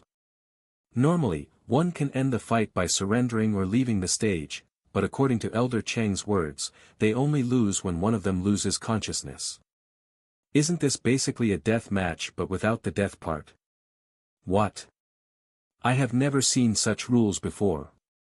Did Elder Cheng and Mad Tiger plan this fight? I have heard rumors of it happening before as well. Shoo. Don't let them hear you or you'll be on the stage next. Yuan's eyebrows twitched when he heard these disciples' whispers. Apparently, this isn't Wu Laohu's first time doing something like forcing another disciple to fight him. Why am I not surprised? Yuan sighed inwardly. This is the true nature of the cultivation world, brother Yuan. People will do whatever they can to achieve their goals. Xiao Hua's voice resounded inside his head. Elder Cheng then continued, weapons are allowed in this match, but you are not allowed to use treasures. Furthermore, you are not allowed to kill each other. Elder Cheng looked at Wu Laohu as he said the last sentence, almost like it was specifically meant for him. After all, even though he can help Wu Laohu rig a match, he won't be able to save him if he kills another disciple. Seeing Elder Cheng's gaze, Wu Laohu showed a smile that said, don't worry, I won't kill him. Elder Cheng nodded. He then turned to look at Yuan and said, are you ready to fight? I am, Yuan responded calmly. Wu Laohu retrieved an ordinary sword from his storage pouch and swung it around a few times with excitement in his movements. Meanwhile, Yuan simply stood there without moving a single finger. Since he couldn't use treasures, all of his weapons were restricted. With that being said, he never planned on using a weapon to begin with. Does that disciple intend on fighting Mad Tiger without a weapon? He's a madman. The disciples were dumbfounded when they saw this, and they couldn't tell if it was arrogance or stupidity. Wu Laohu frowned when he saw this, thinking that Yuan was looking down on him. Humph. As if I need a weapon to best your ass. In fact, I can beat you even more without a weapon. Wu Laohu tossed his sword back into the storage pouch a few seconds later. Meanwhile, many meters in the distance, hidden from plain sight, an old woman wearing high-ranking sect elder robes watched the match with a smile on her face. The sect master told me to protect him, but he also told me to not interfere unless necessary. While I could have prevented this match from even happening in the first place, that wouldn't be fair to disciple Yuan who wanted to experience life as a disciple, right? This old lady was a high-ranking sect elder who worked at the dispute hall. Even though she could have stopped Wu Laohu and Elder Cheng from rigging this match, she purposefully allowed this match to continue so that Yuan could experience the true nature of the cultivation world and sects where unfairness is in every corner. While the Dragon Essence Temple tries its best to keep certain things fair for the disciples, they only keep it to a minimum as a way to teach the disciples the laws of the jungle and prepare them for the outside world where everything is much worse. Once both disciples were ready, Elder Cheng left the stage and said, "You may now begin the match." Immediately after Elder Cheng's words ended, Wu Laohu kicked his feet and rushed at Yuan with a bloodthirsty look on his face. "I'm gonna make an example out of you and show the others what happens when you offend me, Mad Tiger Wu Laohu." Once he was close enough, Wu Laohu began clawing his hands at Yuan like a tiger relentlessly. However, to the disciples' surprise, Yuan casually dodged every strike with a graceful movement technique they have never seen before. What kind of movement technique is that? I don't know, but look at his feet. You can see a trail of flames wherever he moves. I guess this disciple has some ability, after all. The disciples were excited to see Yuan holding his own ground, but some of them still wanted to see a beatdown. Is that all you can do? Dodge? Fight me. Wu Laohu began getting irritated after a couple of minutes, feeling as though he was fighting an invisible enemy who he cannot hit. Yuan remained silent as he continued dodging Wu Laohu's strikes. A few more moments later, Yuan suddenly said, "I didn't want to fight, but you forced my hands." Suddenly, Yuan disappeared from Wu Laohu's view and distanced himself. "Where do you think you're going?" Wu Laohu quickly turned around and chased after Yuan. However, before he could even take 2 steps, Wu Laohu suddenly stopped moving and stood there like a statue, puzzling the spectators. Meanwhile, Yuan stood there with a cold expression on his face, his eyes glowing brightly with a golden color as he activated Dragon's Gaze for the first time. This is... Wu Laohu's body trembled uncontrollably after seeing Yuan's golden eyes that emitted a feeling of absolute dominance. Under the effects of Dragon's Gaze, Wu Laohu suddenly felt as though the entire world had darkened and the passage of time had stopped, and the only thing he could see was these 2 glowing eyes in the distance that were threatening his very existence. After activating Dragon's Gaze for the first time since he learned it, Yuan continued to stare at Wu Laohu like a predator staring at its prey.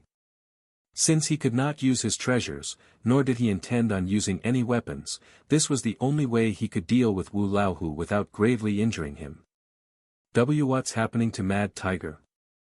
He suddenly stopped moving. Look at his face. It's twisted with fear for some reason. What?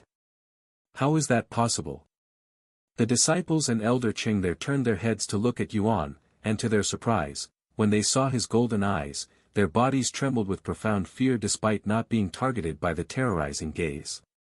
What kind of terrifying technique is that?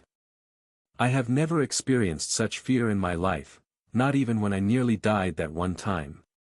Elder Cheng could feel his legs shaking uncontrollably, almost like there was an ongoing earthquake. While the disciples and Elder Cheng were quaking in their boots by the unfathomable aura emitted by the Dragon's Gaze, Wu Laohu, who was directly targeted by this gaze, felt 100 times worse, almost as though he was staring at a divine beast at this moment. What am I looking at? Why is everything so dark? Where am I? Who am I? As though he'd lost his mind, Wu Laohu began questioning his own existence. Unbeknownst to Wu Laohu, he'd pissed his pants, creating a yellow puddle underneath his feet and shocking the crowd. In fact, even after pissing his pants, Wu Laohu remained oblivious to that fact, as he was too fearful to notice anything. Furthermore, he didn't dare to look away from Yuan's threatening gaze even for a split second, as he feared that if he looked away, Yuan would immediately kill him. "You forced my hand," Yuan suddenly said, startling Wu Laohu. "What did you just say?" Wu Laohu mumbled in a low voice. "I said, this is all your fault." Boom! Yuan's aura suddenly exploded, and his eyes began glowing even more brightly. Amazing! He's releasing an aura that's similar to spirit warriors, but he's only at the peak of spirit apprentice. The disciples were shocked by Yuan's sudden display of prowess. Cough. Unable to bear Yuan's dragon's gaze any longer, Wu Laohu coughed up a mouthful of blood, staining the marble floor red. However, he didn't fall unconscious just yet and is barely holding on. If you didn't provoke me, none of this would have happened. If you didn't force this match, I wouldn't need to do this. Yuan spoke in a calm voice as he began moving again, making his way towards Wu Laohu. Stay away from me. Wu Laohu spoke with a terrified voice, feeling a strong desire to turn around and run away, yet he remained standing there, rooted in fear. Before he realized it, Yuan was already standing in front of him like a towering giant. Please. I forfeit. I surrender this match. Wu Laohu shouted out loud, sounding like he was beginning for his life. However, Yuan calmly resounded, surrender? Did you forget? There's no surrendering in this match. It'll only end when one of us loses consciousness. The moment his sentence ended, Yuan increased the intensity of his dragon's gaze, pressuring Wu Laohu even more. Cough. Wu Laohu coughed up another mouthful of blood, feeling his vision becoming blurry. Perhaps. I should just kill you right here and right now so you will never be able to bother me again. Yuan spoke in a cold voice, his eyes narrowing slightly. What? Wu Laohu's eyes widened with shock, and he could feel bloodlust coming from Yuan's gaze. He's not bluffing. He'll really kill me. Wu Laohu thought to himself. Unfortunately for Wu Laohu, due to the influence of Dragon's gaze, he was in no condition to think logically, hence why he forgot about the sect rules regarding disciples killing another disciple. Die. Yuan activated Dragon's gaze to almost full power, sending Wu Laohu into shock. Ah! Wu Laohu's eyes rolled behind his head with his body falling backward. Thud. Wu Laohu's body collapsed onto the floor a moment later with foam coming out of his mouth. The entire place turned dead silent when they realized what had just happened. Mad Tiger lost consciousness. It's that disciple's win. He defeated the third-ranked outer court disciple without lifting a single finger. One of the disciples there exclaimed after a moment of silence. After defeating Wu Laohu, Yuan closed his eyes and rubbed them for a few seconds. Once he reopened his eyes, they returned to normal. This is my win, right? Yuan turned to look at Elder Cheng and spoke. Gulp. Elder Cheng swallowed nervously as a chill went down his spine.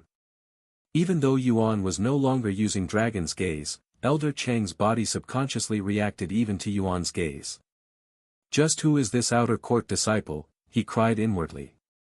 Suddenly, a burst of loud laughter resounded in the area, causing everybody there to turn around, and to their surprise, an old lady was approaching the arena. Who is that sect elder? The outer court disciples there were unfamiliar with this old lady's appearance. However, Elder Cheng's eyes widened with shock when he saw this old lady, as there was no way he'd not recognize the person he's working for, his boss. Senior Elder Dai. Elder Cheng immediately bowed to her.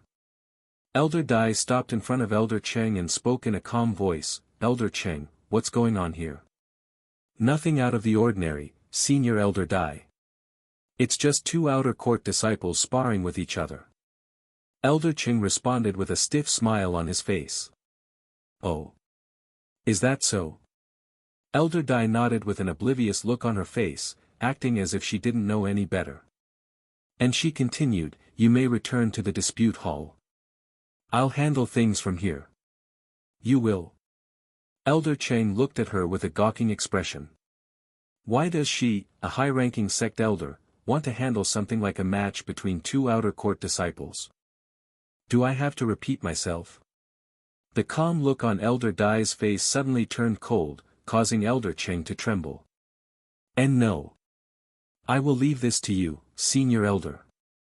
Elder Cheng bowed to Elder Dai again before leaving the area in large strides. Once Elder Cheng was gone, Elder Dai looked at the outer court disciples and said, "Someone bring me a bucket of cold water. Now." Immediately after Elder Dai's words, most of the disciples there scrambled to get a bucket of cold water. While they waited for the water, Elder Dai looked at Yuan and asked him, "That was a marvelous display of technique. However, why didn't you strike him? It would have ended much sooner if you just knocked him unconscious with your fists." After a moment of silence, Yuan spoke in a calm voice, "Because I was taught that intimidation works better than violence. Even if I'd beaten him, I don't think he will give up, and he will eventually come to bother me again." "Is that so?" Elder Dai nodded. "Anyways, congratulations on defeating Wu Laohu, who was ranked 3rd. Since you defeated him, you'll now replace his spot as 3rd. Meanwhile, somewhere within the outer court, on the outer court disciples' power ranking, Wu Laohu's 3rd place was replaced by Yuan's name before being pushed down to the 4th place, shocking the disciples that were there to witness this change. "Disciple Yuan. Who's this? I don't recognize this name. Where the heck did he come from? Defeating that mad tiger is no easy feat." A small uproar occurred within the sect on that day, with Yuan's name spreading like a wildfire. A few minutes after the disciples left to get a cold bucket of water, one of the disciples finally returned with a large bucket of cold water. "Here you go, senior." The disciple handed the cold bucket to Elder Dai, who immediately went onto the stage and dumped the entire cold bucket on Wu Laohu's unconscious body. Splash! Wu Laohu woke up screaming as though he was just having a nightmare. "Where am I?" He looked around with a dazed look on his wet face, clearly puzzled by his situation. However, when he saw Yuan's handsome figure standing not far away, Wu Laohu recalled everything that had happened and immediately ran away. "Ah! Monster! Get away from me! Help!" Before Wu Laohu could run very far, Elder Dai appeared in front of him and slapped him in the face, causing him to fall on the floor again. "Looks like you're still quite healthy," Elder Dai said in a nonchalant voice, and she continued, "You're lucky this wasn't a death match, young man. Come with me, I have a lot to say to you." Although he was puzzled, Wu Laohu nodded regardless. "Senior, Yuan suddenly spoke, but Elder Dai shook her head and interrupted, "You don't have to tell me anything. I know what happened. They forced this match upon you even though you didn't accept it. Don't worry, I will punish them according to the sect rules." Hearing Elder Dai's words, Yuan nodded and said, "Thank you. Heavens! I was right. Wu Laohu and Elder Cheng actually conspired against this disciple Yuan with this fixed match. What an unfair match. Ha ha ha. But they still lost in the end.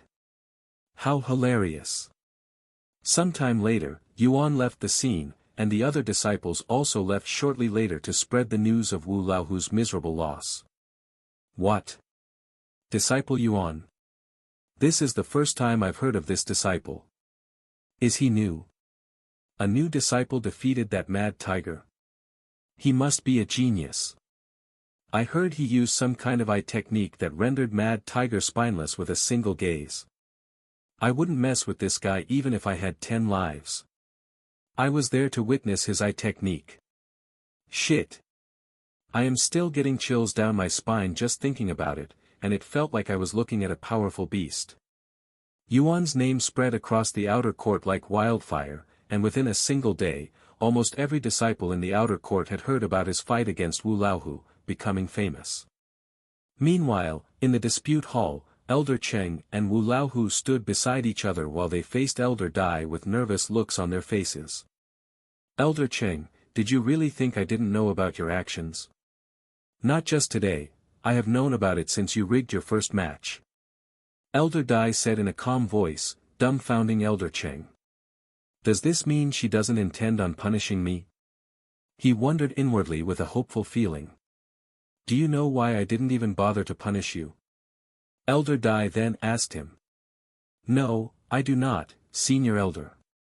Elder Cheng quickly shook his head. "Because the cultivation world is never fair. Things like this happen on a daily basis throughout the world, not just the cultivation world, and I really couldn't care less about it since it doesn't really affect the sect. Elder Dai said, and she continued, however, like most situations in the cultivation world, it's not about whether you're caught or not. Elder Dai narrowed her eyes and said in a cold voice, it's about who you're doing it to. If you treated a nobody unfairly, who would care? Nobody would care even if the entire world knew. However, if you treated someone from the legacy family like how you treated disciple Yuan today, what do you think would happen once word gets out? Of course, I doubt anybody would be stupid enough to offend someone from the legacy family, but hypothetically, if you'd done that, everybody would call you out for it. Now returning back to the topic at hand. The main reason I will be punishing you two for your actions today is not because you were being unfair, it's simply because you'd picked the wrong person to offend. Elder Dai spoke in a calm manner. Elder Cheng, you are no longer a disciple of the Dragon Essence Temple as of this moment. As for Wu Laohu, you'll be punished with 4 years of confinement. If you have a problem with my decision, you may speak with the sect master. However, I highly advise you to just accept my punishment and not speak with the sect master, who will definitely make your lives much more miserable. You're going to kick me out of the sect? Elder Cheng stood there with disbelief on his face. I have served this sect for over 50 years. How can you throw me away like trash for something like this? If it's as you'd said, that my actions don't affect the sect that much, why must you give me such a severe punishment, Senior Elder Dai? Just who is that outer court disciple? I don't really have anything else to say. If you want to challenge my decision, go ahead and speak with the sect master. However, don't say I didn't warn you. Elder Dai said in a casual manner before waving her hands. You may leave now. Make sure you hand over your disciple identification token before you leave. Elder Dai said. I will speak with the sect master. Even though I am wrong for what I did, I don't deserve such a punishment. Elder Cheng slammed his disciple identification token on the desk before walking out. What about you, disciple Wu Laohu? Do you also want to challenge my decision? Elder Dai turned to look at him. However, Wu Laohu shook his head and said, I accept my punishment. No, please punish me. After the horror he'd experienced today and the embarrassment he'd shown, Wu Laohu would rather stay holed up in confinement for the next couple of years, hoping that the disciples would forget him by the time he re-emerges, especially Yuan, who he prays to never run into again for the rest of his life. Meanwhile, Elder Cheng left the dispute hall to look for the sect master. The sect master. He should be at the carp leaping over Dragon's Gate Tower right now with the other sect masters.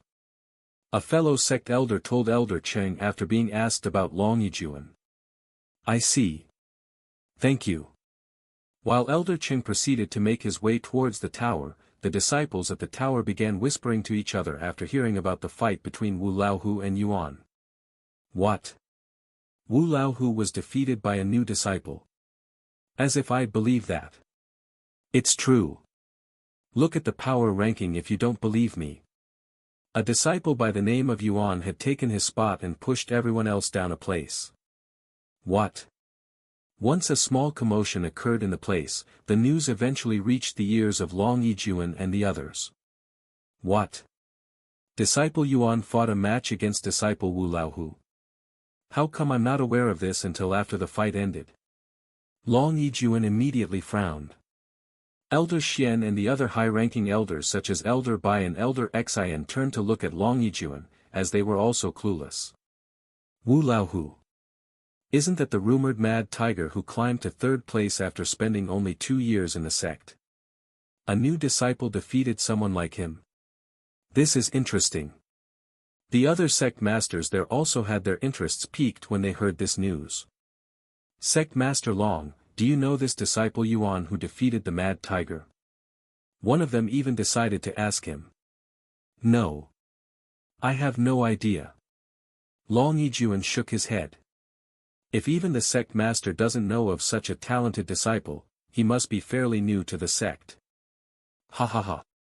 How lucky for the Dragon Essence Temple. Looks like you have picked up another rough gem. The guests there laughed out loud. You have no idea. Elder Shien smiled inwardly at their statement. Sometime later, Elder Qing arrived at the place and approached the Yuan with a sweaty face. Sect Master. This disciple would like to have a word with you. Elder Qing bowed to Yuan in a respectful manner. Yuan raised his eyebrows at Elder Cheng's unexpected approach. Elder Qing from the dispute hall, correct? What's the matter? Why are you sweating so much? Yuan asked him with raised eyebrows. This is. Elder Cheng's legs trembled, feeling incredibly nervous at this moment, almost like there was someone suffocating him. This disciple seeks justice. Elder Qing managed to speak his mind by shouting out loud, even crying afterward. This shocked the people there. What happened? Why does Elder Qing look like a child running to his parents after being bullied? Seeing this, Yuan turned to look at the other sect masters and said, Please excuse me for a moment. Come with me. He then said to Elder Qing before leaving the crowd to go somewhere more private. What happened? Yuan asked him. This. Elder Qing proceeded to explain how he'd wronged by forcing a match between two disciples and how Elder Dai wanted to punish him by throwing him out of the sect without mentioning Wu Laohu or Yuan's name. What? Elder Dai said that? Yuan couldn't help but become surprised after listening to Elder Qing. Even if Elder Qing had done exactly what he'd said, kicking him out of the sect for something like this was truly an overkill, especially if he'd worked at the sect for so many years. However, just as Yuan was prepared to show Elder Qing some pity by lowering his sentence, he suddenly recalled what the others were talking about not long ago, which immediately caused him to frown. And in a low but cold voice, Yuan spoke, Elder Qing. Let me ask you something. What is the name of the disciple that you'd forced to fight in a match? The name? I think his name was Yuan. Before Elder Qing could even finish his sentence, Yuan roared with veins all over his forehead. You fucking fool. A powerful slap suddenly flew across Elder Qing's face, sending him flying high into the air and towards the crowd at the carp leaping over Dragon's Gate Tower, greatly shocking them. What the heck? One of the sect masters there fell from his seat in a startled manner before staring at Elder Cheng's unconscious body that had suddenly fallen from the sky and landed in front of him like a corpse. Elder Cheng's unconscious body falling from the sky had shocked everybody at the carp leaping over Dragon's Gate Tower, immediately causing a scene there. Elder Cheng. What happened to you? Elder Shien quickly went to check his pulses just to make sure he wasn't actually dead. After confirming that Elder Qing was alive, Elder Shien released a sigh of relief. What happened? Where's Sect Master Long? The other sect masters there wondered since Elder Qing was seen following Yuan. And as though their words had summoned the demon, Yuan could be seen approaching them from a distance, but there was something different about him compared to when he left. When the sect masters and the other disciples there saw the rage on Yuan's face, they thought his parents had been murdered or something, causing their body to tremble uncontrollably. Sect Master. What's the matter? Why are you so angry? Elder Shien quickly approached Yuan. Get this. Yuan quickly explained the situation to Elder Shien without letting the others hear it. Elder Qing did what? Elder Shien shook his head in regret, and all of the pity and worry he had for Elder Qing disappeared in less than a second after learning what Elder Qing had done to Yuan. Elder Bai. Yuan suddenly called for Bai Ling, disciplinary hall's leader. Yes. Elder Bai appeared beside him immediately. Toss Elder Qing into the confinement chamber until we're done here. I'll deal with him later. Yuan spoke in a demanding tone. Yes, Sect Master. Elder Bai did not question Yuan and immediately went to pick up Elder Qing before carrying him away, and the people there watched with gawking expressions on their faces. I apologize for the slight disturbance, fellow guests and disciples. Please, act as though nothing had happened just now. Long Yijuan said to the people there with a smile on his face before walking back to his seat like nothing really happened just now, shocking the people even more. What the heck just happened? Who was that sect elder and what did he do to piss sect master Long so much? As if I could forget such a scene just because you told me to. I probably won't ever forget the look on sect master Long's face for the rest of my life. Although the people there were extremely curious about the situation that had just occurred, nobody there actually dared to bring the topic up after seeing Long Yijuan's fearsome demeanor just now, not even the sect masters from the other sects. On the other hand, Long Yijuan cursed inwardly, fuck. Why are there so many people trying to offend disciple Yuan? It's almost like they're purposefully trying to chase him out of the sect with their scandalous behaviors. If I have to kick out every sect elder to keep disciple Yuan safe until the mystic realm, I'll freaking do it. Sect master, while what Elder Qing did was wrong, you should also calm down. Elder Shien suddenly said to him. Don't forget that it's disciple Yuan's desire to experience sect life as a normal disciple, and for normal disciples, they experience these kinds of unfairness every day. Long Yijuan became somewhat speechless after hearing Elder Shien's words. How could he have overlooked such a thing? If they keep on protecting Yuan from these unfair situations, he will never experience life as an ordinary outer court disciple, nor will he understand their struggles. Therefore, unless it threatened Yuan's life, they shouldn't interfere with his life and let him deal with the problems by himself. Of course, once Yuan deals with the situation, they'll punish the offenders afterward. Thank you for the reminder, Elder Shien. I nearly robbed him of what made him want to join the Dragon Essence Temple in the first place, experience. Long Yijuan sighed. At this moment, the 89th floor from the tower emitted a golden light, signaling that whoever was challenging the tower had managed to reach the 90th floor. Ha ha ha. Look at this, Sect Master Long. We're only at our second challenger and he's already managed to climb all the way to the 90th floor. At this rate, someone will defeat all 100 floors and we'll still have half of our disciples left. One of the guest sect masters laughed out loud. The 90th floor, huh? Not bad for someone who's supposed to be your sect's best disciple. Long Yijuan responded in a casual manner, almost like he wasn't worried even in the slightest. Act tough all you want now. I can't wait to see the desperation on your face when you have to hand over the dragon-slaying saber. Long Yijuan smirked at such remarks and said, yes, I also cannot wait. Meanwhile, after defeating Wu Laohu, Yuan returned to his room and laid on his bed, and he proceeded to stare at the empty ceiling with a dazed look on his face. It was much harder than I'd expected, acting like I did during the match, Yuan sighed out loud. Brother Yuan, what you did today is simply acting like a real cultivator. Xiao Hua said to him. A real cultivator? What's the difference? A real cultivator won't let anything block their path, they will walk straight no matter what stands in their way. If a mountain blocks your path, you destroy that mountain. If an ocean blocks your path, you split that ocean. If another cultivator blocks your path, you trample on that cultivator. That's how the most successful and powerful cultivators in this world behave, hence why they're called real cultivators. Xiao Hua explained to him. That's very aggressive and unreasonable. I don't know if I want to become someone like that. Yuan sighed. Don't worry, brother Yuan. You can become a true cultivator even without being like that. As long as you know when and how to act like a true cultivator, you'll be fine. If I recall correctly, there's this saying, fake it till you make it. You simply need to fake that character and hope people believe it. Hearing Xiao Hua's words, Yuan turned silent to ponder again.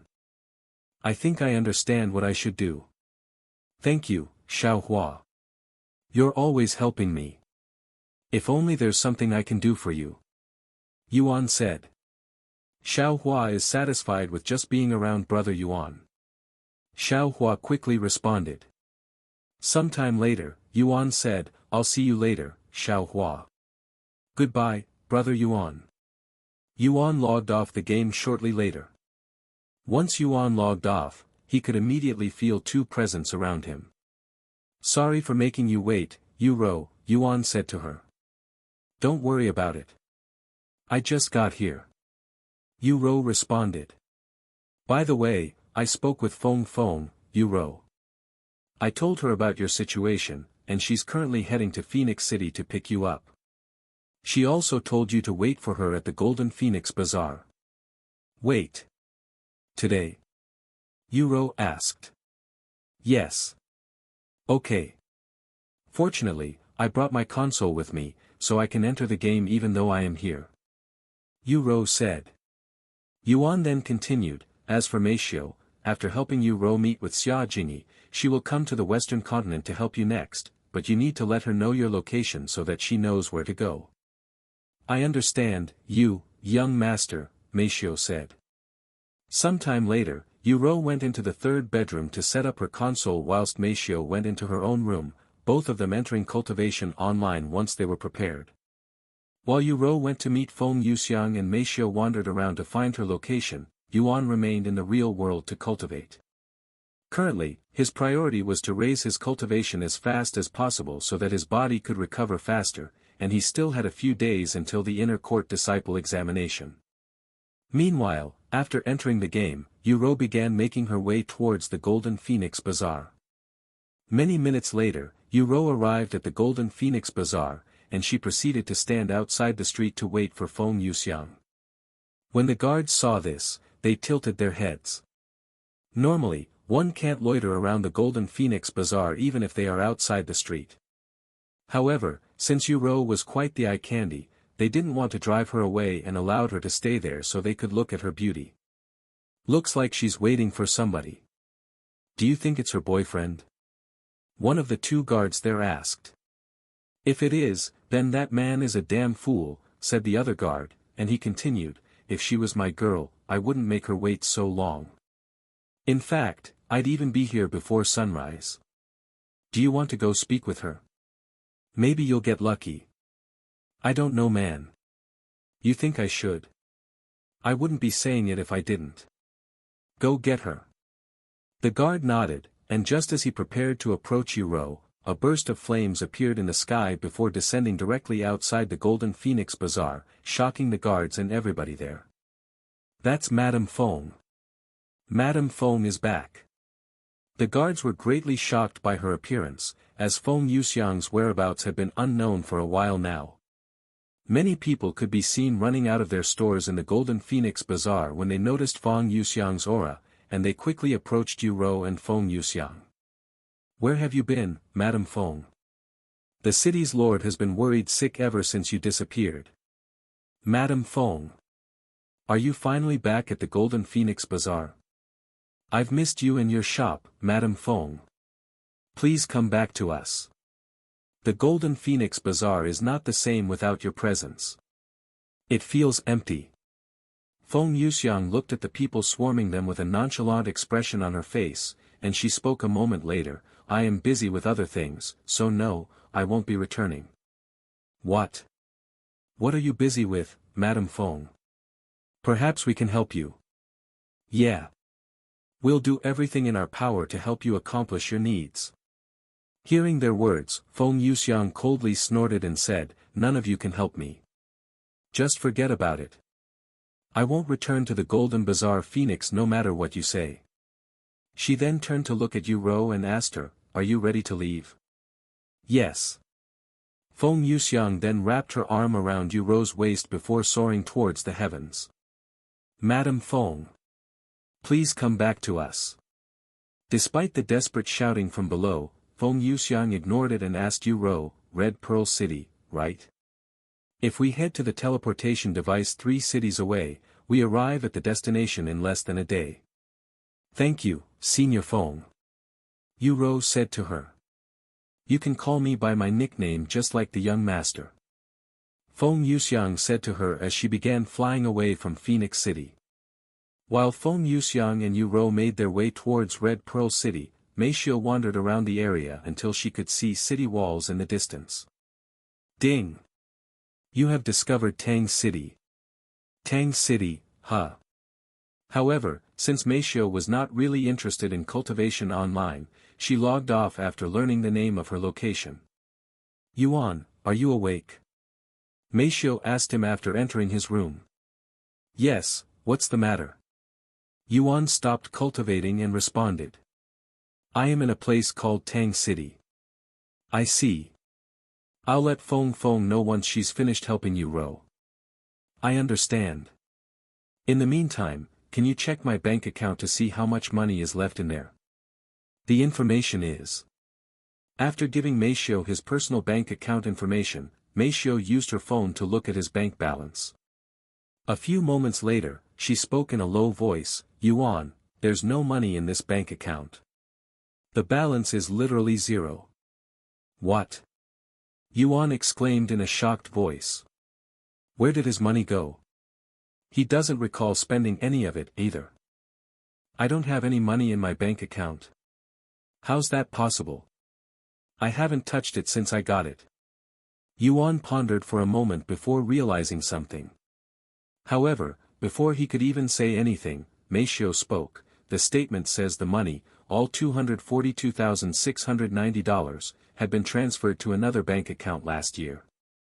200,000. I guess I had more than just a couple of thousand inside. As for where the money went, I can only imagine that it was my parents who took them. Yuan sighed. And he continued, "Although I don't know how much I actually earned during my professional days, they really don't intend on leaving anything for me even though I earned it, huh? And if they'd taken the money a year ago, that means they were already prepared to disown me at that time." Meishio was silent as she listened to Yuan's grumbling. If she recalls correctly, not even mentioning the money Yuan had won from major competitions, his parents would earn millions of dollars every single time Yuan went on the stage to perform in front of an audience. In fact, the larger performances easily earned them tens of millions of dollars. It is safe to assume that Yuan was the Yu family's golden goose, hence why his parents waited so long before officially abandoning him. Furthermore, Yuan would perform almost every other day, and if he was not performing for an audience, he would be participating in competitions, and he did this for many years. One can safely assume that Yuan had earned the Yu family hundreds of millions of dollars if not billions when he was playing for them. However, despite everything he's done and given them, the Yu family discarded him when they deemed him useless, and even worse, they were shameless enough to take what little he had left, leaving him with literally nothing. Perhaps this is why they even adopted me in the first place, because they can dispose of me whenever they feel like it since I'm not their real son. Yuan sighed inwardly. Anyway, since my parents have access to that account, I cannot use it anymore. I will need a new bank account. But how do I open one? Yuan asked a moment later. We can ask the young lady once she's done with the game, Meishio suggested. Okay. Thus, Yuan returned to cultivating whilst Meishio went to clean the house even though it was already pretty clean. Many hours later, Yuro finally arrived at Red Pearl City with Feng Yuxiang. Thank you, Feng Feng. Yuro said to her as they landed in front of the city entrance, shocking the pedestrians and guards there. Don't even mention it. Feng Yuxiang said, and she continued, anyway, I will return to the young master's side now. But before I leave. Feng Yuxiang reached into her spatial ring and retrieved a small red pouch before handing it to Yuro. Take this. If you're ever in danger, just use the life-saving treasures inside. You don't have to. Yuro hesitated to accept such precious treasures for free. It's okay. The young master cares for you very much, and he will be sad if anything happens to you.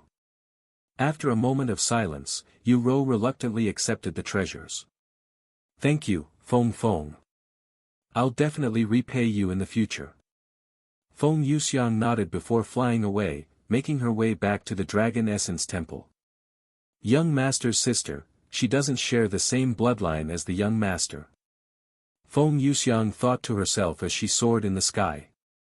After spending a few hours with Yuro, Feng Yuxiang couldn't help but probe Yuro's body with her spiritual energy, and to her surprise, she noticed that Yuro and Yuan belonged to a different bloodline. Even without tasting Yuro's blood, as a phoenix and a divine beast, she has the ability to examine one's bloodline just by being in close contact with them, and while she was curious about their real relationship, Feng Yuxiang didn't dare to probe too deeply into their business.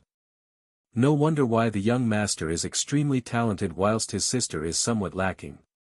So they weren't related in the first place. Feng Yuxiang thought to herself. While Yuan's presence radiated with overwhelming talents, Yu Rou, on the other hand, was only above average compared to the cultivators of this world, at least that's how she appeared in Feng Yuxiang's eyes, which didn't make sense at first. But if they were not real siblings, that explained their disparity. After arriving at Red Pearl City, Yu Rou logged off the game to let Xia Jingyi know. Jingyi. I have arrived at Red Pearl City. Yu Rou said to her over the phone. What? Already? That's super quick. How did you do it? Xia Jingyi's surprised voice resounded shortly later. Let's just say I had a little assistance from a friend, Yu Rou chuckled. Anyways, it's already late, and we have school tomorrow, so let's play next weekend. Okay. Xia Jingyi quickly said. After hanging up the phone, Yu Rou went to knock on Yuan's door. Brother Tian, I have arrived at my destination, and Feng Feng is returning to your side now, she said to him. That's good, Yuan said. I'm going to prepare your dinner now. Yu Rou said. Wait for a second, Yu Rou. Before you go, I have something to tell you. What's the matter? Yu Rou asked. Well. It's about my bank account. It's completely empty. Yuan said in a sighing voice. What? Yu Rou stared at him with wide eyes. Yuan then explained the situation to her. After learning the situation, Yu Rou was greatly shocked, even disgusted by her parents' actions. How could they do something like this, much less to their own son? That's your money. Something you earned. They have no right to take it from you. And to think they did it last year. Completely shameless and disgusting. Yu Rou exclaimed, immediately feeling enraged. It's okay, Yu Rou. Fortunately for us, your friend allowed me to stay here for free. Yuan said a moment later. Even if that's the case, their actions are inexcusable. It's like they're doing everything they can to ruin your life. How can they do that to their own children? That's despicable. Yu Rou sighed. Because I'm not really their child. Yuan sighed, feeling a strong urge to reveal everything to Yu Rou at this moment, but he'd managed to resist such urges at the end. Anyways, what should we do now? That bank account is no longer safe, so I will need to put my money somewhere else. Yuan asked her a moment later. I can open up a new account for you tomorrow, brother. But until you have enough money, I will pay for your expenses, Yu Rou said. Are you sure? Of course. How else are you going to pay for your food and other necessities? Although I'm not rich, I have more than enough to help you. Yu Rou said. And she continued, but you should really sell your in-game stuff as soon as possible, brother, as the value for gold in Cultivation Online has been decreasing lately since people are growing stronger, allowing them to grind gold at a faster rate, not to mention the number of new players joining the game every day. It's not really bad right now since the game is still fairly new and the rich people are buying as much gold as they can to upgrade their avatars, but every dollar counts, especially when the family is no longer supporting you. How much are gold coins worth, anyway? Yuan suddenly asked. Let me check real quick. Yu Rou proceeded to check on her phone. According to the most popular trading website right now, 1 gold is worth about $7, so it dropped a few bucks since the wealth leaderboards came out. $7 for a single gold coin. That's very profitable, no? Yuan said in a surprised voice. If he has 1 million gold coins, that's about $7 million in the real world. If you think about it, it's not easy to earn money in Cultivation Online, and it usually takes on average 3 to 4 hours for the average player to earn a single gold coin. Of course, if you're a powerful cultivator who can fight high-level monsters, you can make much more by selling their materials and monster cores, but not many people are at that level. Even the top players just recently entered Spirit Warrior despite spending tens of millions of real-life money for Cultivation Online gold and treasures to boost their cultivations. Speaking of cultivation, what level are you at right now? Yuro suddenly asked. Me. The peak of Spirit Warrior, about to enter Spirit Master. Yuan casually responded. Peak Spirit Warrior. Yuro's jaw dropped after hearing his words. Yuan had managed to surpass the top players by almost an entire realm without spending a single penny. That's simply too crazy. Too overwhelming. The difference was too vast. Even if the top players spend hundreds of millions, they probably won't be able to reach Yuan's level. If the world knew of Brother Tian's cultivation, they'd probably go crazy, even more than currently. Yuro thought to herself. Since you're this powerful, it shouldn't be a problem for you to earn gold in Cultivation Online. However, there is something even more precious than gold, and that is raw materials and treasures. Yuro then said. And she continued, let's say you have 1,000,000 gold and a treasure worth 1,000,000 gold. If you sold the gold coins, you'll only get 7 million. However, if you sell the treasure, people will definitely pay more, at least 30% more. After all, treasures are more unique than gold, so it's always better to sell resources and treasures. How much would a divine grade treasure sell for? Yuan suddenly asked.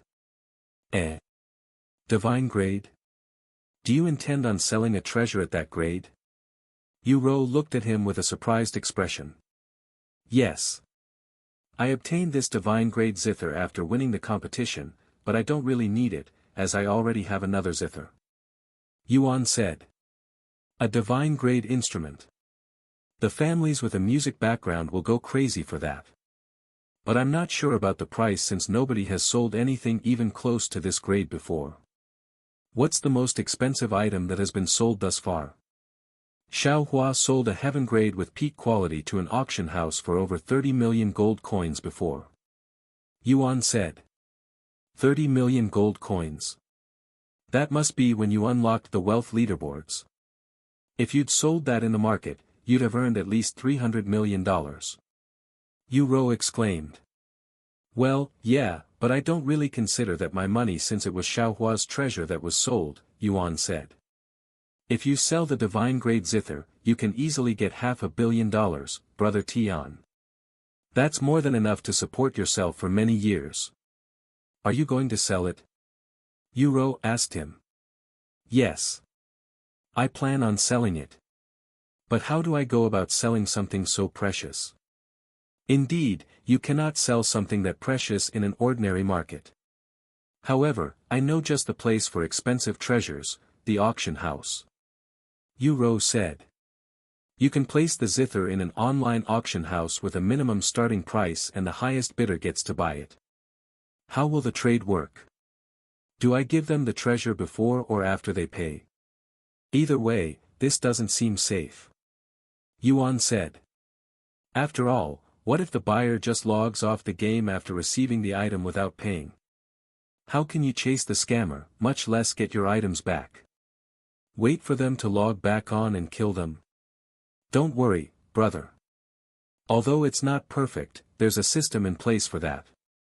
Yuro said, and she proceeded to explain to him about the system in more detail.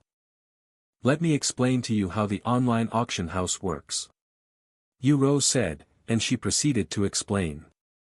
First, a seller will list the item in the auction house, and if the item exceeds a certain price threshold, a staff member from the website must verify the item before the treasure is allowed to be auctioned. Once the treasure is verified in-game by a staff member and the auction begins, verified accounts will be allowed to bid on the item. At the end of the auction, the player with the highest bid will deposit the money on the website, which cannot be touched until the transaction is completed or cancelled. Once the staff member confirms the money is there, the seller will meet a staff member in-game and hand the treasure to the staff member. After the website confirms that the treasure is indeed the real thing, they will proceed to transfer the money to the seller's bank account before handing the treasure to the buyer, completing the transaction. I know there are some obvious flaws with this system, such as the staff member working together with others to scam the seller or vice versa, but that hasn't happened yet, and the website itself is very popular and reliable with millions of dollars in transaction every day, so I doubt they would risk their reputation over a treasure. In fact, even the government is watching them closely, so they won't do anything stupid. I see. Then let's do that. Yuan said.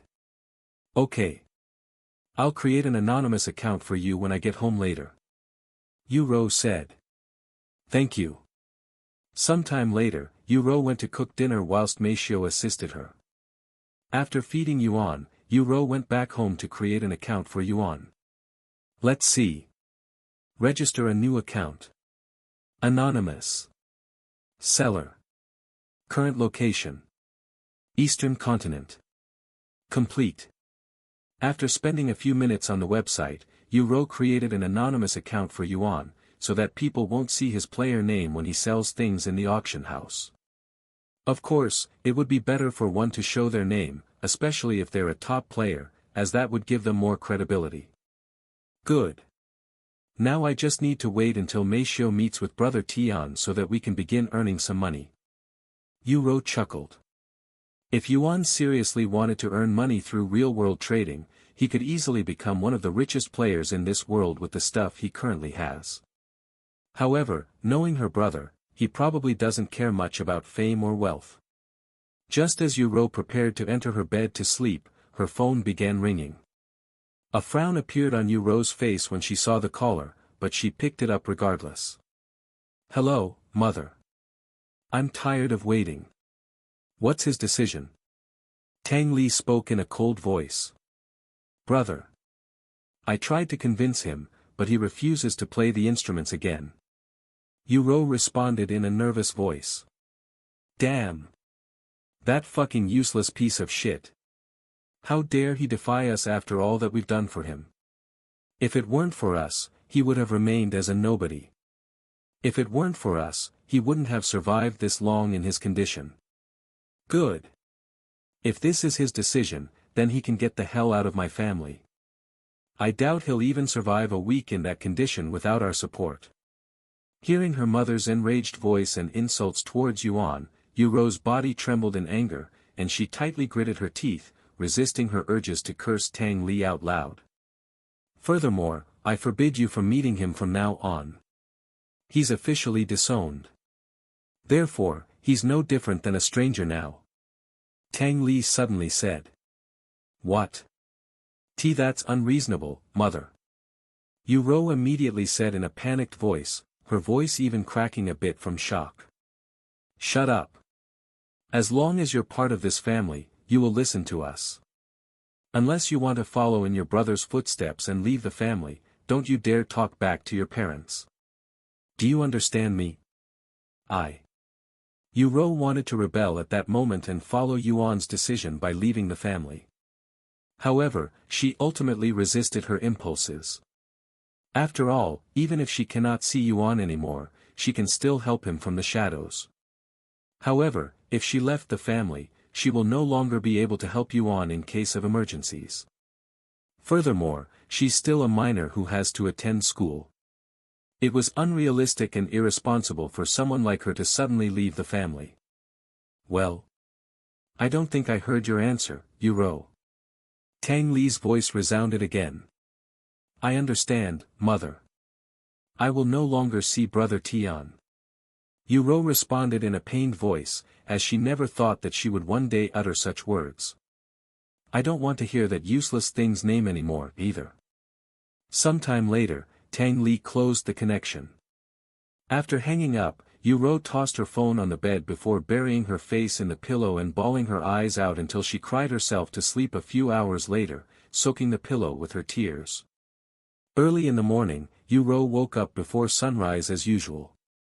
Since she has been waking up at the same time almost every day for the past few years to take care of Yuan, her body would instinctively wake up.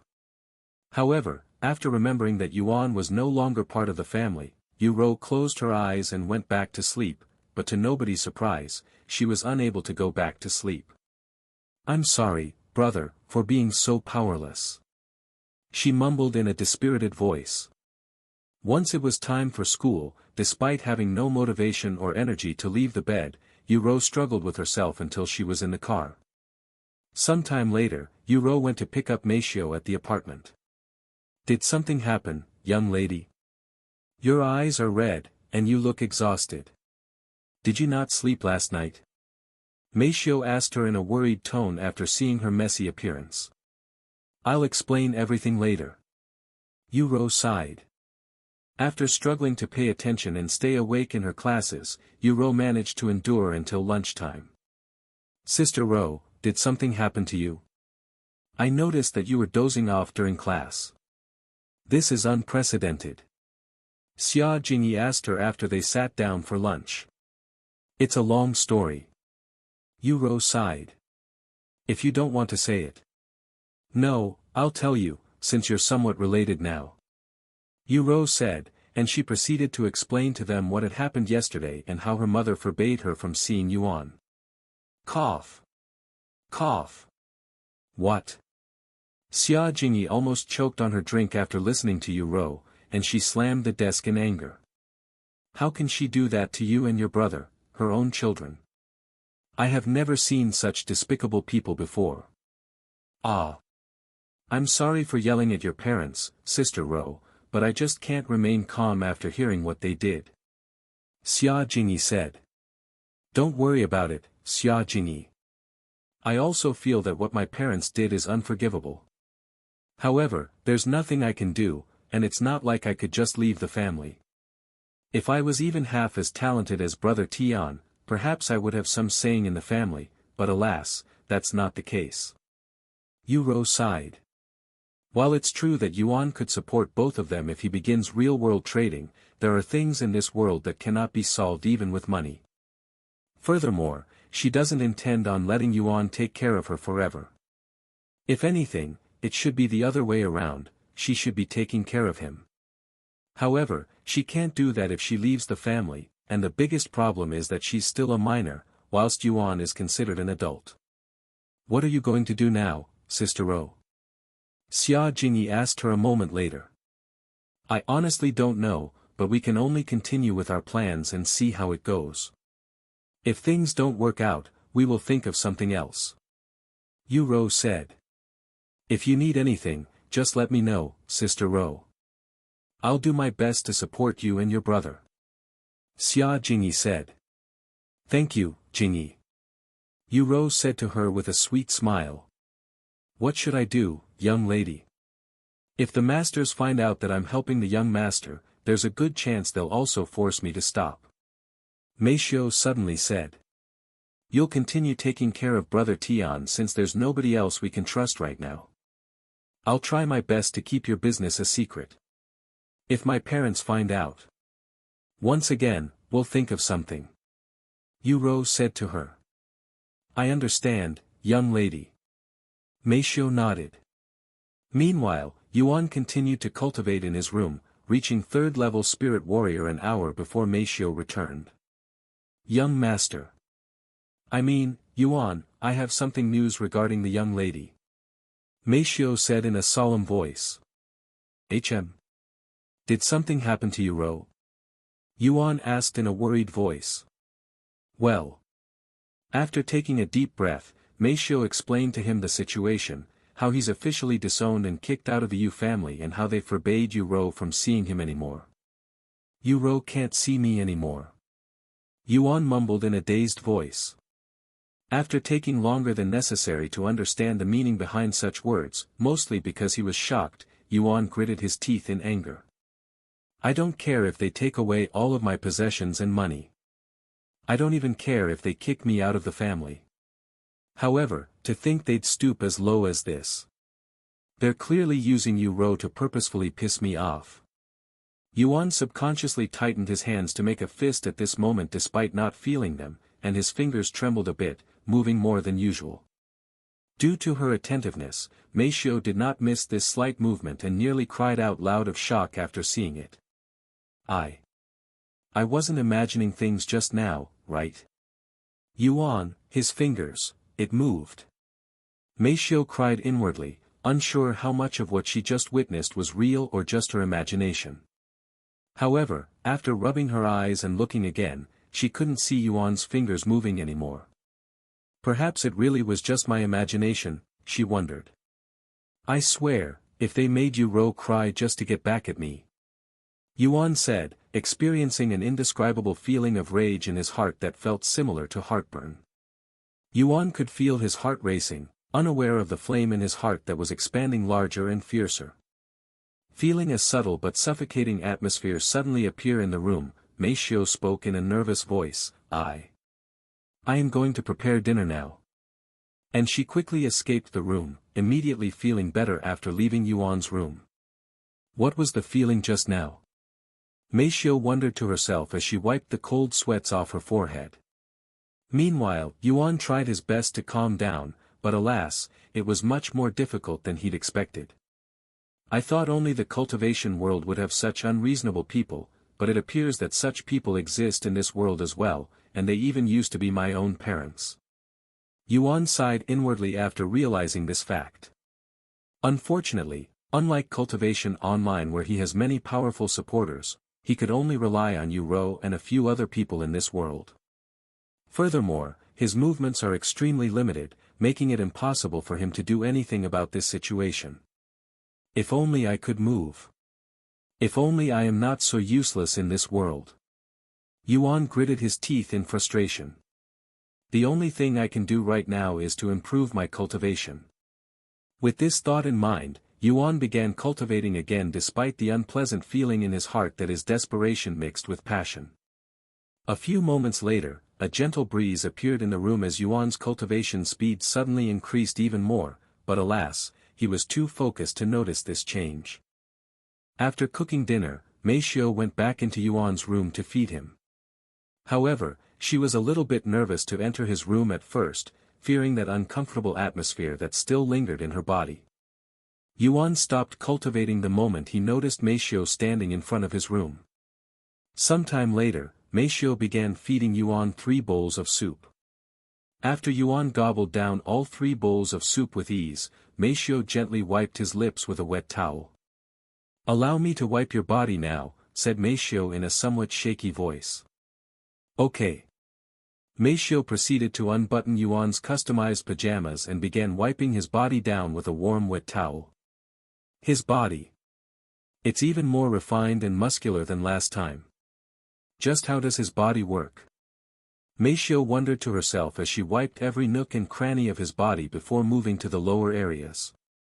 Mei Xiu swallowed nervously as she carefully wiped his lower body, trying her best to avoid another accident like last time.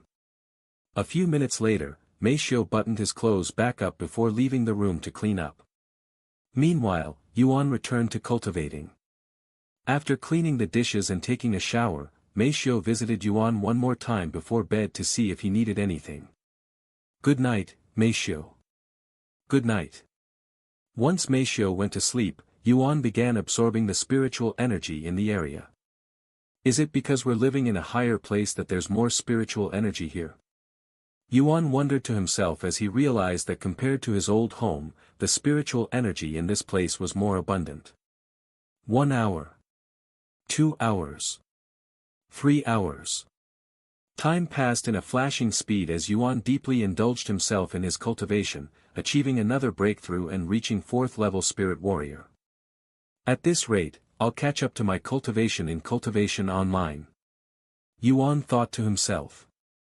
Wait a second. Yuan suddenly came to a realization. If I could use divine sense when I am only a Spirit Warrior in Cultivation Online, perhaps I'll also be able to divine sense in this world with my current cultivation. Yuan could feel his heartbeats quickening immediately after this thought. What if he can use divine sense to see again? This way, even if he cannot move, he can at least see his surroundings. With this thought in mind, Yuan immediately began trying to use divine sense. Let's see. Divine sense. Yuan tried to replicate the feeling he gets when he uses divine sense in Cultivation Online, but after trying for a couple of minutes without any results, Yuan gave up for the moment. Why can't I use divine sense? Do I have to reach Spirit Master before I can use divine sense like Xiao Hua once said? Yuan wondered to himself.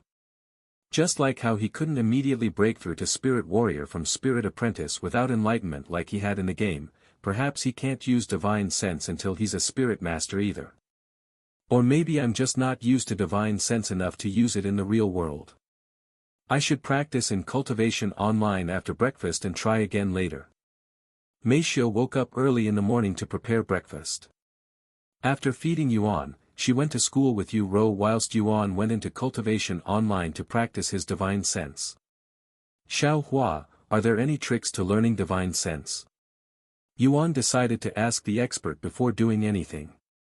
Unfortunately, just like enlightenment, divine sense is something one naturally learns when they reach Spirit Master. Of course, there are geniuses who learn divine sense before that like Brother Yuan, these people are very rare. Xiao Hua said to him. I see. Then is there any way to practice divine sense to make it stronger? He then asked. As long as you continue using it, you'll naturally improve. Though there are methods to training one's divine sense, and that is to cultivate soul techniques. Soul techniques?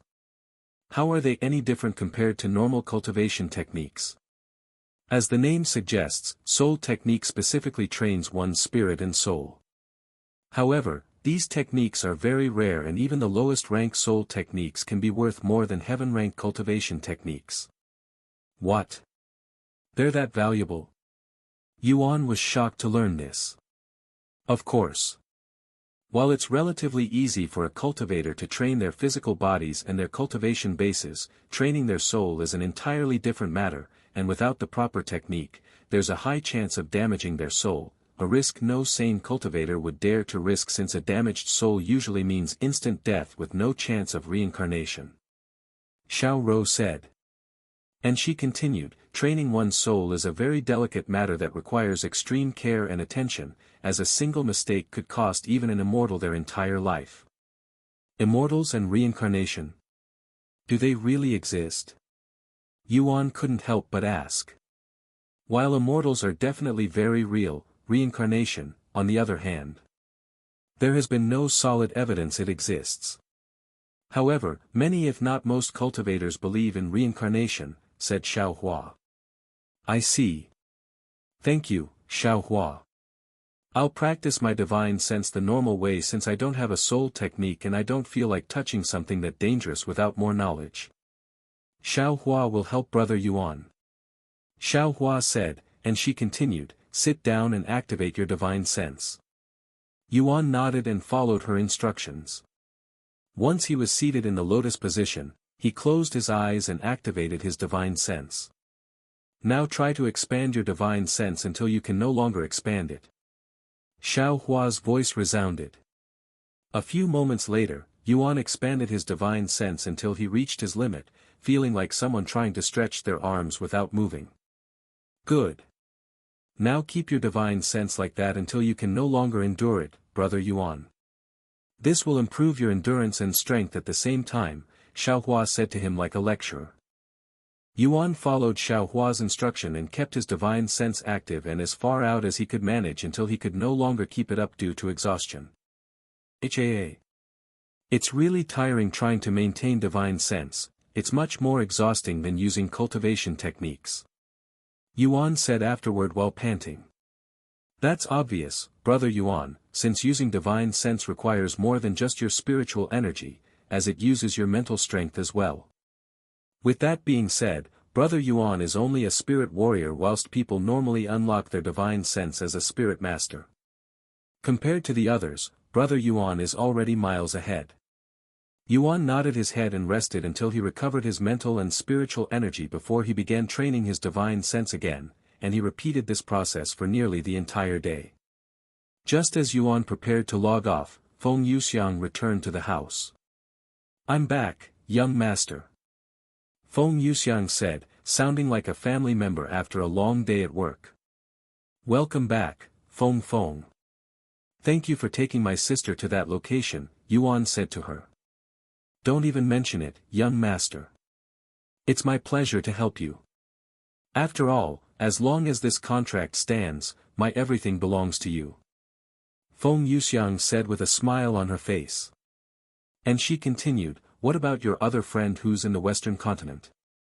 Oh, right. Her name is Meishio, and she's currently at Tang City in the Western continent. Tang City, right? Got it. What does she look like, young master? It'll make things much more convenient since I have never seen her before. Feng Yuxiang then asked. Ah. How does she look? Yuan was speechless, as he hasn't seen Meishio's appearance since he lost his eyesight over a decade ago. Feng Yuxiang raised her eyebrows, and she spoke a moment later in a puzzled voice, you don't know what your friend looks like, young master. Well. It's been a very long time since I last saw her, after all. Yuan quickly thought of an excuse. Oh, I see. Then what do you remember about her? Feng Yuxiang then asked.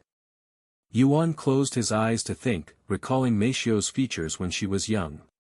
She has this naturally bored-looking face, or more precisely, she always looks bored, almost like nothing in this world could entertain her. I think you'll immediately notice her since she really stands out. Yuan said as he recalled Meishio's face. I see. Feng Yuxiang nodded with a somewhat dazed expression on her face, as she didn't expect such an awkward description. Ah, she will be at the city entrance waiting for you. Yuan suddenly said. The entrance, right? I understand. I'll see you in a few days, young master. Stay safe. Feng Yuxiang said to him before turning around and leaving the house again. Whoosh! Two large and majestic flaming wings appeared behind Feng Yuxiang's back, and with a single flap of her wings, Feng Yuxiang soared many miles into the distance. See you tomorrow, Xiao Hua. See you later, brother Yuan. After logging off the game, Yuan immediately tried to use his divine sense, but alas, there were no results. I shouldn't expect immediate results. This could take days, even months before anything happens. However, no matter how long it takes, as long as there's a chance that I can see again. Yuan motivated himself. Sometime later, Meishio returned home and began preparing dinner. During dinner, Yuan said to her, Meishio, my friend Feng is heading to the Western continent right now, and she'll probably be there in a few days. If you have time, log into the game and see if she arrived yet. What does this friend of yours look like? Meishio asked. She's a really pretty lady with long black hair and brown eyes. She also wears red clothes that seem a little too small for her since it sticks to her skin. Yuan said as he recalled Feng Yuxiang's image in his head. Sticks to her skin. Meishio raised her eyebrows, thinking that this person must be wearing a tight dress or something to show off her body, but Yuan is too oblivious to realize it. I understand. I will check the game whenever I'm available. Meishio then said. After dinner, Meishio went to do her own things whilst Yuan tried activating his divine sense again. An hour later, Yuan gave up and went to cultivate instead. The following morning, after Meishio finished feeding Yuan breakfast, he went into the game while Meishio went to school. Let's train my divine sense today as well. Yuan sat down and quickly activated his divine sense with more determination than ever. However, a few hours into his training, someone knocked on his door, forcing him to stop for the time being. That's... Yuan raised his eyebrows when he saw a young beauty with a familiar-looking face standing outside his door with his divine sense. Hello, Minli. It's been a while. Yuan greeted her at the door a few moments later. Hello, disciple Yuan. I hope I'm not bothering you. Minli greeted him back. No, you're fine. Do you need something? Yuan then asked. Minli shook her head and said, Nothing, really. I heard about what happened recently and how you defeated the third strongest outer court disciple, taking his place in the power ranking. Congratulations.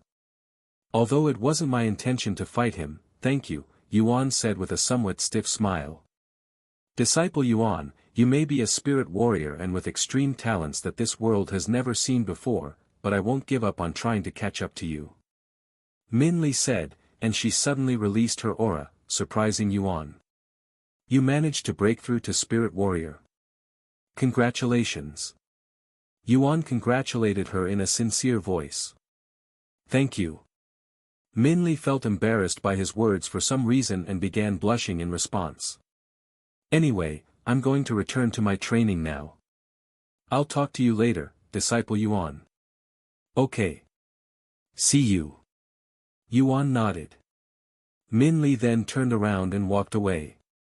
After Min Li left, Yuan went back inside his house and returned to training his divine sense.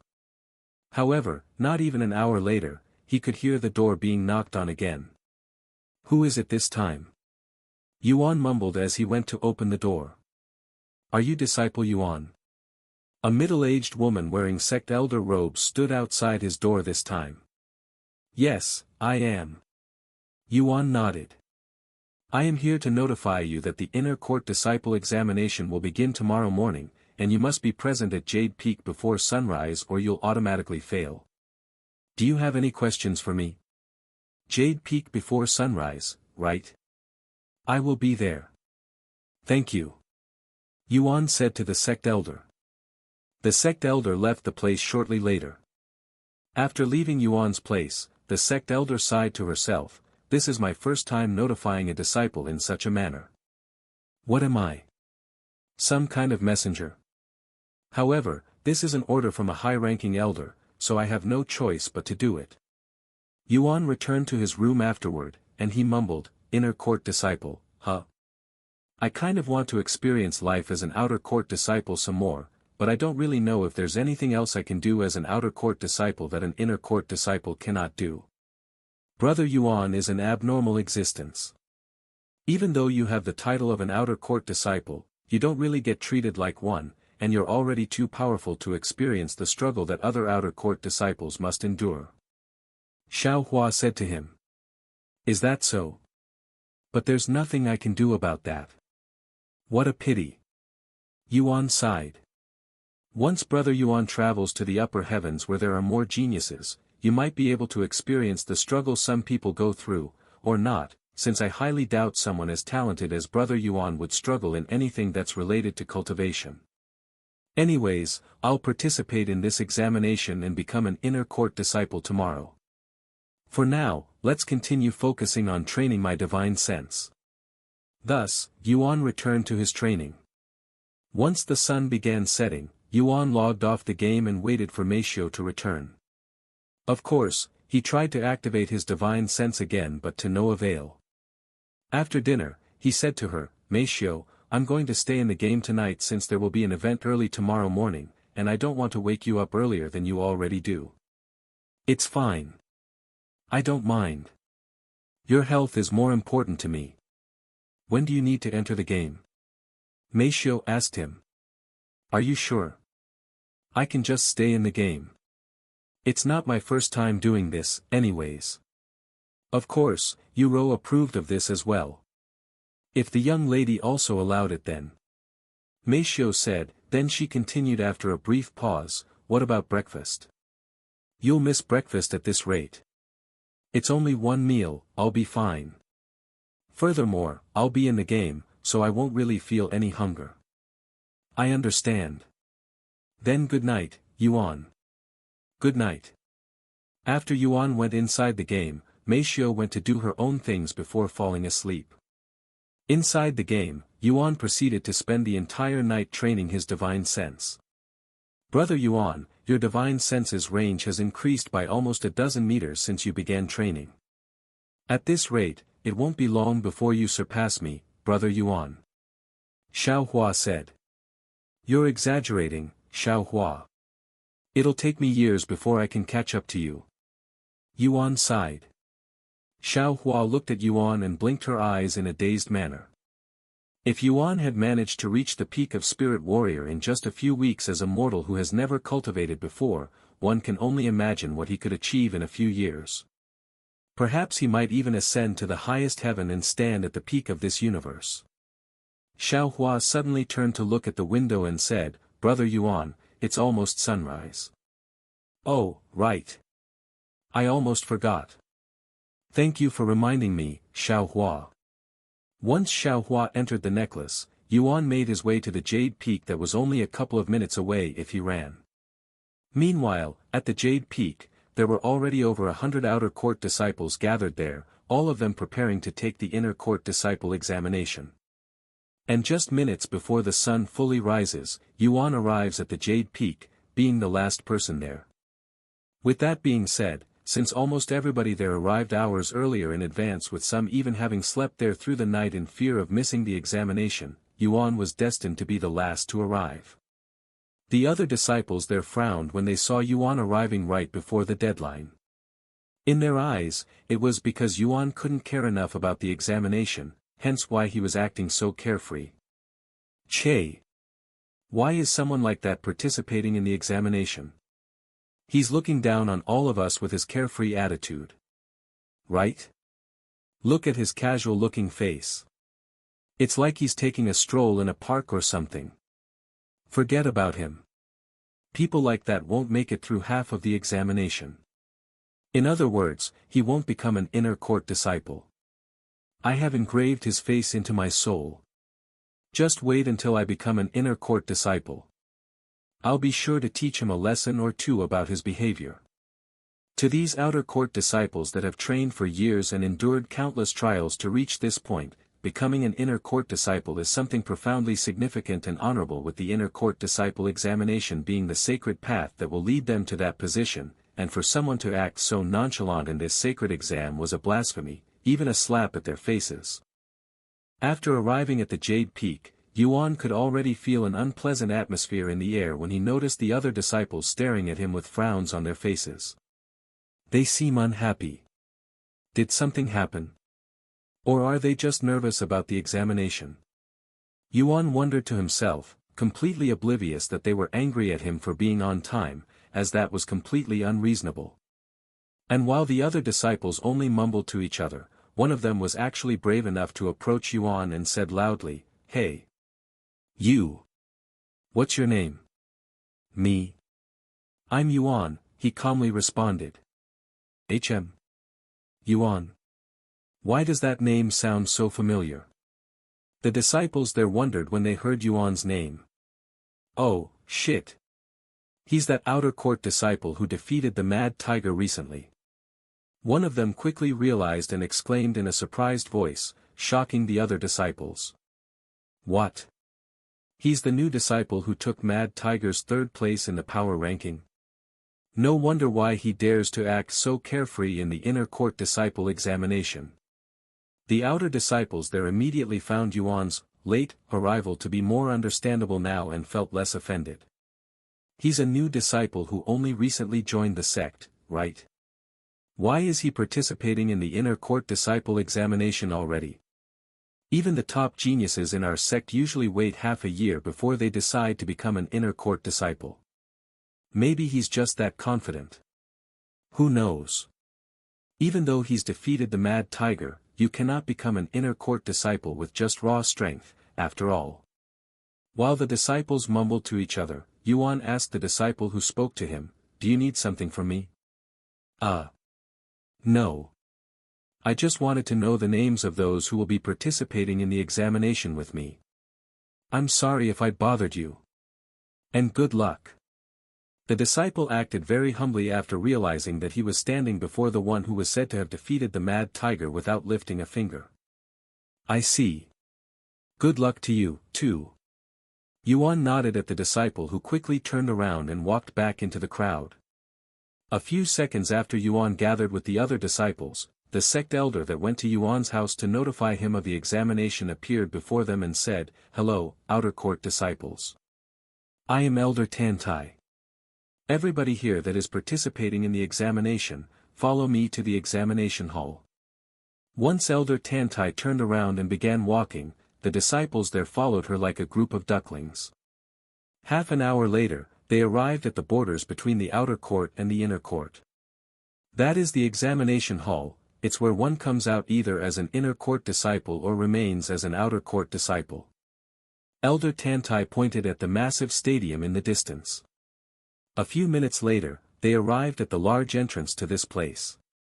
Once we walk through these doors, whether you become an inner court disciple or not today, you will not enter these doors again for another year. Elder Tantai said. If they become an inner court disciple, even if they are a cultivation genius, it will take them more than 1 year to even qualify to take the examination to become a core disciple. As for those who fail to become an inner court disciple today, they will have to wait another year before they can try the examination again. Elder Tantai opened the door and walked inside. Sometime later, they arrived inside the stadium that was shaped like a football field in the modern world. It was a vast and spacious 1-mile-long field inside with a couple of gates towards the end. Once they were at the center of this field, Elder Tantai said, "For the examination, you will have to pass 3 tests." And she continued, "For the first test, we will test your endurance by lighting an incense that has poisonous properties, and you must protect yourself with your spiritual energy until the incense is completely burned. Don't worry if you're infected by the poison, as we have antidotes prepared. For the second test, we will test your combat prowess with a training puppet. Use your strongest and most experienced martial skill on it. Lastly, we will have you fight against a real magical beast at the peak of Spirit Apprentice. Of course, you must defeat it in order to pass. Does anyone have any questions before we begin?" Elder Tantai then asked. "What kind of poison is it, Elder?" Someone raised his hands and asked. "Poison from a weeping serpent," said Elder Tantai without hesitation. "What? The weeping serpent?" The disciples were shocked when they heard this name, and some of them even began shaking in fear. Poison from a weeping serpent can kill anyone below Spirit Warrior within seconds, and most of the people there were only peak Spirit Apprentice with a few that just entered Spirit Warrior. What if they die before they even begin the second exam, much less become an inner court disciple? Furthermore, while they expected this sort of test since it has happened before in previous examinations, the sect has never used such a strong poison for the examination before. This is a first.